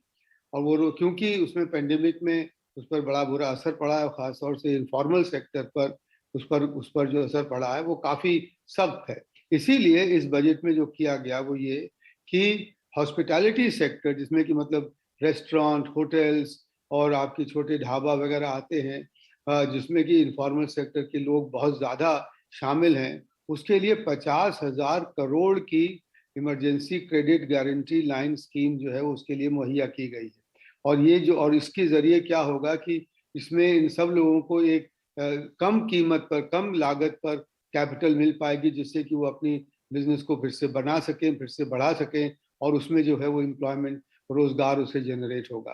दूसरी चीज़, हमारे निर्यात जो हैं वो बहुत तेज़ी से बढ़ाने के लिए जितने उनके इम्पोर्टेड कंपोनेंट्स थे, जो अच्छे, जो मजबूत, जो बड़े हमारे निर्यात के क्षेत्र हैं, जैसे कि टेक्सटाइल्स है या डायमंड्स हैं या जेम्स एंड ज्वेलरी है, उनके सारे इंपोर्टेड कंपोनेंट्स पे ड्यूटी खत्म कर दी गई है, जिससे कि वो बढ़ सके। उसमें भी रोजगार जरूर जनरेट होगा। जब हमारा एक बार इंफ्रास्ट्रक्चर अच्छा बन जाएगा और हमारा जो गति शक्ति के तहत हमारा मल्टी मॉडल लॉजिस्टिक्स बन जाएगी, तो हमारी कंपनीज की लागत कम हो जाएगी, जिससे कि वो अपना निर्यात बढ़ सकेंगी। उससे भी हमारा रोजगार बढ़ेगा। और कृषि क्षेत्र में जो उन्होंने किया है बजट में, जो इस बार किया है कि जो हमारी जो नेचुरल फार्मिंग है, प्राकृतिक खेती पे जो जोर दिया है, उससे जो हमारे छोटे किसान हैं उनको उनकी आमदनी में उनको जरूर फायदा होगा। और जो शिक्षा क्षेत्र में जो आपने बात करी, जिसमें कि हाँ पेंडेमिक से जरूर नुकसान हुआ है, उसके लिए 16% से इस बार बजट को बढ़ाया गया है और 1 लाख करोड़ से ज्यादा उसमें आउटले किया गया है हमारे एजुकेशन सेक्टर में। और इसके साथ ही साथ आपने देखा होगा कि उन्होंने कहा है कि 12 से बढ़ाकर 200 टीवी चैनल जो हैं वो अब हमारे डिजिटल कंटेंट बताएंगी। डिजिटल कंटेंट जो है वो कम्पिटिटिव तौर पर तैयार करा जाएगा। 750 हमारी ई स्किलिंग लैब्स बनेंगी, 75 हमारी साइंस एंड मैथ्स की लैब्स बनेंगी। तो इस तरह से एजुकेशन सेक्टर पर काफी ध्यान दिया गया है, इसीलिए कि उसका जो है वो पेंडेमिक पर उसका बुरा असर पड़ा था। बात ज्यादातर तमन्ना ये है कि लोग समझते हैं कि सिर्फ एक ही तरीके से फायदा हो सकता है, वो है लोगों को पैसा बांटने से। मगर पैसा बांटने से जो है वो कोई सस्टेन्ड फायदा नहीं होता है। फायदा तभी होगा जबकि, जैसे कहते हैं ना कि आदमी को मछली देने से ज्यादा बेहतर है कि उसको मछली पकड़ना सिखाना। तो उसी संदर्भ में इस बजट ने वही सारे काम किए हैं। शिक्षा क्षेत्र में बढ़ोतरी करी है, स्किल्स में बढ़ाने के लिए बात करी है, कई तरह की स्कीम्स अनाउंस करी हैं। हॉस्पिटैलिटी सेक्टर की मैंने बात आप करी। एक बहुत अच्छी चीज जो लोग ध्यान शायद नहीं दे रहे हैं, 68% डिफेंस सेक्टर का कैपिटल एक्सपेंडिचर अब हमारे डोमेस्टिक उत्पादनों के ऊपर खर्चा होगा। आप समझिए ये कितनी बड़ी बात है। अभी तक 78%, 82% हमारा कैपिटल एक्सपेंडिचर सब आयात में जाता था, अब वो सारा यहाँ खर्चा होगा, उससे रोजगार बढ़ेगा। तो मैं इस बात पर जोर देना चाहता हूँ कि इस बजट में ग्रोथ हमारी और रोजगार और हमारी क्षमता को बढ़ाने के लिए जो कदम उठाए गए हैं वो मेरे ख्याल में अभूतपूर्व हैं, और उससे मध्यम वर्ग को और गरीब लोगों को बहुत फायदा होने वाला है। बस एक फॉलोअप क्वेश्चन, ये जो सेक्टर स्ट्रेस सेक्टर्स की हम बात करें और emergency credit line guarantee scheme की बात करें, आपका कहना सही है कि 50,000 करोड़ का एक उसमें गारंटी है, लेकिन इस बजट में अतिरिक्त सिर्फ 5 लाख करोड़ दिए गए हैं। और खास करके ये सेक्टर्स जो हैं, फाइनेंस मिनिस्टर ने इसका जिक्र भी किया था, हॉस्पिटैलिटी, टूरिज्म, रेस्टोरेंट्स एक्सेट्रा, उनको बहुत बुरी मार पड़ी है। क्या उनको और सहायता की जरूरत नहीं थी? नहीं, देखिए, एक तो अच्छी चीज ये है कि हमारी सरकार में एक अब जो रुख अपनाया गया है वो ये है कि जैसे जैसे हमें और इंफॉर्मेशन मिलती है, डेटा मिलता है, हम उसकी बिना पर हम उसमें जो है वो रिस्पॉन्स कर सकते हैं। अगरचे ये महसूस होता है, ये पता लगता है कि उनको और इसकी सहायता की जरूरत है तो जरूर दी जाएगी। मगर सहायता मतलब 50,000 करोड़ एक साल में खर्चे के लिए कम तो नहीं होते हैं। और अगर उसके अलावा जैसा कि मैंने कहा कि पैसा बांटने के अलावा कोई और तरीके अगर पता लगेंगे उनको सहायता देने के, तो उनको जरूर दिए जाएंगे। एक बड़ी हेडलाइन जो बजट से निकल कर आई वो है क्रिप्टो एसेट्स पर टैक्स की। अब क्रिप्टो एसेट्स की खूब सारी चर्चा हो रही है, हाल फिलहाल में नए लोग इसमें आ रहे हैं। इसको हम पॉजिटिव माने कि नेगेटिव माने कि क्रिप्टो एसेट्स पर 30% टैक्स लगा है, यानी आपके हाईएस्ट स्लैब सिन टैक्स वाले स्लैब से भी ज़्यादा। तो क्या सरकार की तरफ से ये मैसेज जा रहा है कि इससे आप दूर रहें? सरकार की तरफ से मैसेज ये जा रहा है कि केयरफुल रहें, सावधानी बरतें और इसी पर अपना सारा दारोमदार ना करें, और बाकी एसेट क्लासेस भी हैं उन पर भी देखें। मगर ये भी एक सिग्नल ये भी है कि एक इस उभरती हुई चीज़ को, इस उभरते हुए फिनोमेना को जो कि लगता है कि अब अनस्टॉपेबल है, उस पर उसको जो है वो सरकार ने उसका टेकन कॉग्निजेंस ऑफ दिस, उन्होंने इस पर अपने नज़र रखी और ये कहा है कि अब इसको आगे चलते हुए इसको रेगुलेट किया जाएगा और इसके ऊपर एक कड़ी नज़र रखी जाएगी कि जिससे कि लोगों को नुकसान ना हो और ऐसा ना हो कि इसमें शिरकत करने वाले लोग जो हैं वो जिन कहते हैं ना कि बहुत परेशान हो जाएं और ये पॉन्जी स्कीम ना बन जाए। तो मेरे ख्याल में साफ सिग्नल है कि जी ये एक एसेट क्लास उभर के आई है और इस पर जो है वो हम लोग नज़र रखेंगे, मगर साथ में ये भी लोगों से कहना है कि भाई इसमें जो है वो विंडफॉल गेन्स नहीं होने वाले हैं, क्योंकि इसमें टैक्स भी जो है वो हाईएस्ट लेवल पे ही लगेगा। और जो 1% ट्रांजैक्शन टैक्स लगाया है वो भी अच्छा है, वो इसलिए क्योंकि अब हर ट्रांजैक्शन पर आपको क्योंकि टैक्स देना पड़ेगा, तो इस बहाने इस पर जो है वो इसकी एक हम लोगों को एक बिल्कुल पता लग जाएगा कि कितने ट्रांजैक्शंस हो रहे हैं और सभी ट्रांजैक्शन इसलिए फिर अब ग्राउंड होंगे और उनको अंडरग्राउंड जाने में कोई उसकी सहूलियत नहीं होगी। एक कमेंट आपसे मैं चाहूँगी विनिवेश टारगेट पर। इस साल का टारगेट हम मिस कर गए और उसको कम किया गया है, अगले साल के टारगेट को भी कम किया गया, 65,000 करोड़ कर दिया गया है। क्या ये एक एक्नॉलेजमेंट है कि हम जिस तरह के ग्लोबल सिचुएशन में हैं वहाँ पर शायद निवेश आना थोड़ा मुश्किल हो गया है? ये टारगेट जो कम किया गया है वो जैसा कि मैंने पहले भी कहा कि उभरती हुई सच्चाई को देखते हुए अपनी पैतरे बदलना, अपनी नज़र, अपनी अप्रोच बदलना, ये उसका एक और उदाहरण है, उसका ये एक और एग्जाम्पल है कि अब जब ये देखा गया कि इसको करने में जो है वो ऐसा नहीं है कि फ़ौरन ये हो जाती हैं चीज़ें, इसमें समय लगता है, इसमें एफर्ट्स लगते हैं इसको ठीक से करने के लिए, तो इसको जो है वो प्रैक्टिकल जामा पहनाया जाए और इसलिए इस टारगेट को इतना किया गया। मुझे बहुत अच्छी बात जो हुई है कि जो अभी एयर इंडिया का प्राइवेटाइजेशन अनाउंस हुआ, फिर उसके बाद RN का जो हुआ अनाउंसमेंट अभी कल, उसमें आपने देखा कि उसका एक ब्रॉड सपोर्ट, पब्लिक सपोर्ट अब उसके साथ उसको मिल गया है और इसलिए मुझे लगता है कि जो टारगेट अभी लोअर हुआ है वो कंजर्वेटिव है, मगर और क्योंकि सरकार के पास तो काफ़ी लिस्ट है पब्लिक सेक्टर यूनिट्स की जिसको करना है, मगर कंजर्वेटिव होना अच्छा है क्योंकि ये पब्लिक सपोर्ट इसमें मिल रहा है और बात आगे बढ़ रही है और इसकी सारी प्रोसेसेस क्लियर हो गई हैं, तो अब धीरे धीरे इसमें हम लोग आगे बढ़ेंगे। तो मुझे इसमें रियलिज्म लग रहा है rather than anything else. Just one last question, and that's more of an economic outlook. Sure. Not everything can be addressed by the budget, and inflation and the headwinds of inflation is a big question. Crude इस वक्त $90 प्रति barrel के आसपास मंडरा रहा है। Supply side constraints जारी रहेंगे, फेड वहाँ पर ब्याज दर बढ़ा रहा है।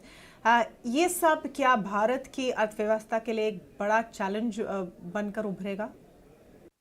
Inflation, I don't think inflation is going to emerge in the next coming months as a major challenge for the government, for the country, because it's not a demand pull inflation. It's not an inflation driven by excess demand in the country, which is what then requires the tightening of the monetary policy and then overall tightening and then the raising of interest rates, etc.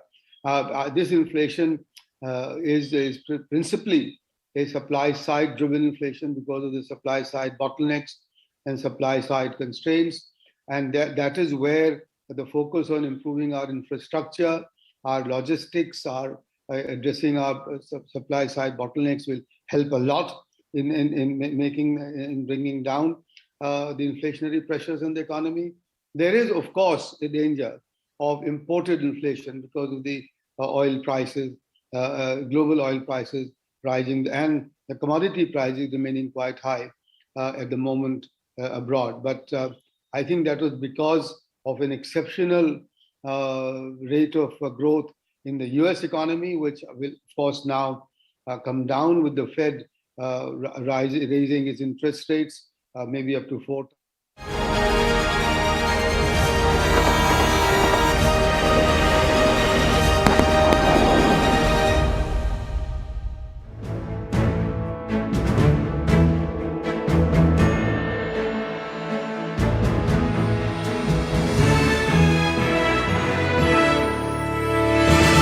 present the budget for the year 2022-23. Create 60 lakh new jobs and an additional production of 30 lakh crore during next 5 years.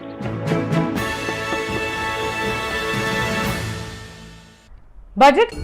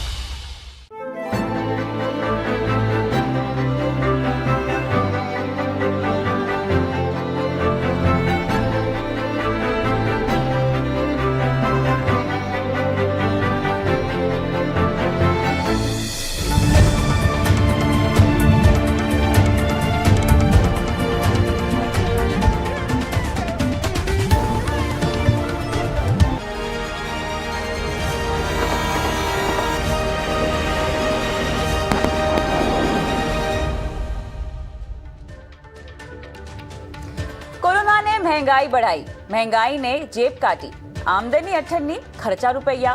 अब एक आम tax payer को क्या उम्मीद होती है कि उनके हाथ में 2 पैसे ज्यादा आ जाएं और जिंदगी सुकून से बीती जा सके। लेकिन इस ख्वाब को बजट ने चकनाचूर कर दिया है।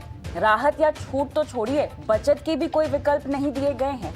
तो इस बजट को एक आम आदमी, एक निवेशक, एक आम टैक्स पेयर और हाँ, क्रिप्टो में पैसे लगाने वालों के नजरिए से कैसे देखा जाए, कैसे इसका विश्लेषण किया जाए, बजट मंत्रा की इस पेशकश में हमारा फोकस इसी पर होगा। और हमारे साथ एक बहुत ही दमदार पैनल मौजूद है। के करके सबसे मिलवाती हूँ आपको। हमारे साथ है एसबीआई म्यूचुअल फंड के chief business officer DP Singh, value research के CEO Dhirendra Kumar, DSP mutual fund के एमडी और CEO Kalpen Parekh, money edu school के फाउंडर अर्नब पंड्या और साथ ही कॉइन क्रंच इंडिया के founder Namir Sanghvi, crypto expert Ajit Khurana और साथ ही वजीर एक्स के फाउंडर और सीईओ निश्चल शेट्टी। आप सभी का स्वागत है हमारी इस बेहद खास पेशकश में। निश्चल, आपके पास आऊंगी सबसे पहले। देखिए, कुछ हो या ना हो, कम से कम क्रिप्टो पर बैन तो नहीं लगा। हाँ, टैक्स लग गया है फ्लैट 30% का और 1% टीडीएस के साथ, लेकिन इसको देखने के भी बहुत सारे मायने हैं। 2 एंगल तो खासतौर से साफ निकल कर आते हैं कि बैन नहीं लगा, लेकिन टैक्स के दायरे में आने से कम सरकार की जो कवायद है ना, इसको एक एसेट मानने की ओर बढ़ने को लेकर, उसमें हमने बढ़त आती हुई देखी है। सरकार कहीं ना कहीं उस दिशा में आगे जाती हुई दिखाई दे रही है। क्या कहेंगे? बिल्कुल, आई मीन पूरे क्रिप्टो इंडस्ट्री के लिए ये बहुत ही पॉजिटिव न्यूज़ है और हम अभी भी अनपैक करें कि क्या क्या इसमें अफेक्ट होगा। बट इन जनरल जो सबसे बड़ा आई थिंक पॉजिटिव एंगल है वो ये कि अब तक सभी लोग ये सोच रहे थे कि इंडिया इसे रेगुलेट करेगा कि बैन करेगा। अब एटलीस्ट ये क्लैरिफाई हो गया कि इंडिया इसको रेगुलेट ही करेगा और क्योंकि अब टैक्सेशन में ऑफिशियली आ चुका है तो बैन के बारे में किसी को अभी डरने की जरूरत नहीं है। यहाँ पे डिजिटल एसेट्स का डेफिनेशन भी आ चुका है जो बहुत ही अच्छा है और इंडिया आई थिंक दुनिया में ऐसे बड़े कंट्रीज में से एक ऐसा कंट्री है जिन्होंने जल्दी से और तेजी से क्रिप्टो रेगुलेशंस की तरफ बढ़ने का ये सॉर्ट ऑफ वे दिखाया है अभी सबको कि आपको एक्चुअल रेगुलेशन आप लाओ या ना लाओ उसमें टाइम लग सकता है, लेकिन आप एज अ नेशन तेजी से इसकी तरफ बढ़ना है तो ये जो टैक्सेशन का राउट है ये बहुत ही स्मार्ट आई वुड से एक सोल्यूशन निकाला इंडिया ने कि हम इसे टैक्स करते हैं ताकि इंडस्ट्री देखते हैं इसके बाद कैसे चलता है और कितनी तेजी से बढ़ेगा ये। इंडिया को ये भी मालूम पड़ेगा कि इंडिया में कितने लोग हैं जो क्रिप्टो में इन्वेस्ट कर रहे हैं और इसमें से कितने लोग हैं जो प्रॉफिट कमा रहे हैं। तो ये सब जो डेटा गैदरिंग होगा इसके वजह से आई थिंक ये एक पॉजिटिव अप्रोच है इंडियन गवर्नमेंट ने जो लिया है। जी, आपके पास आना चाहूंगी मैं। ये बताएं कि अब ये जो टैक्स की खबर आई है इसको देखते हुए क्या माना जाए कि इसको क्रिप्टो करेंसी को एसेट क्लास का दर्जा मिल गया है?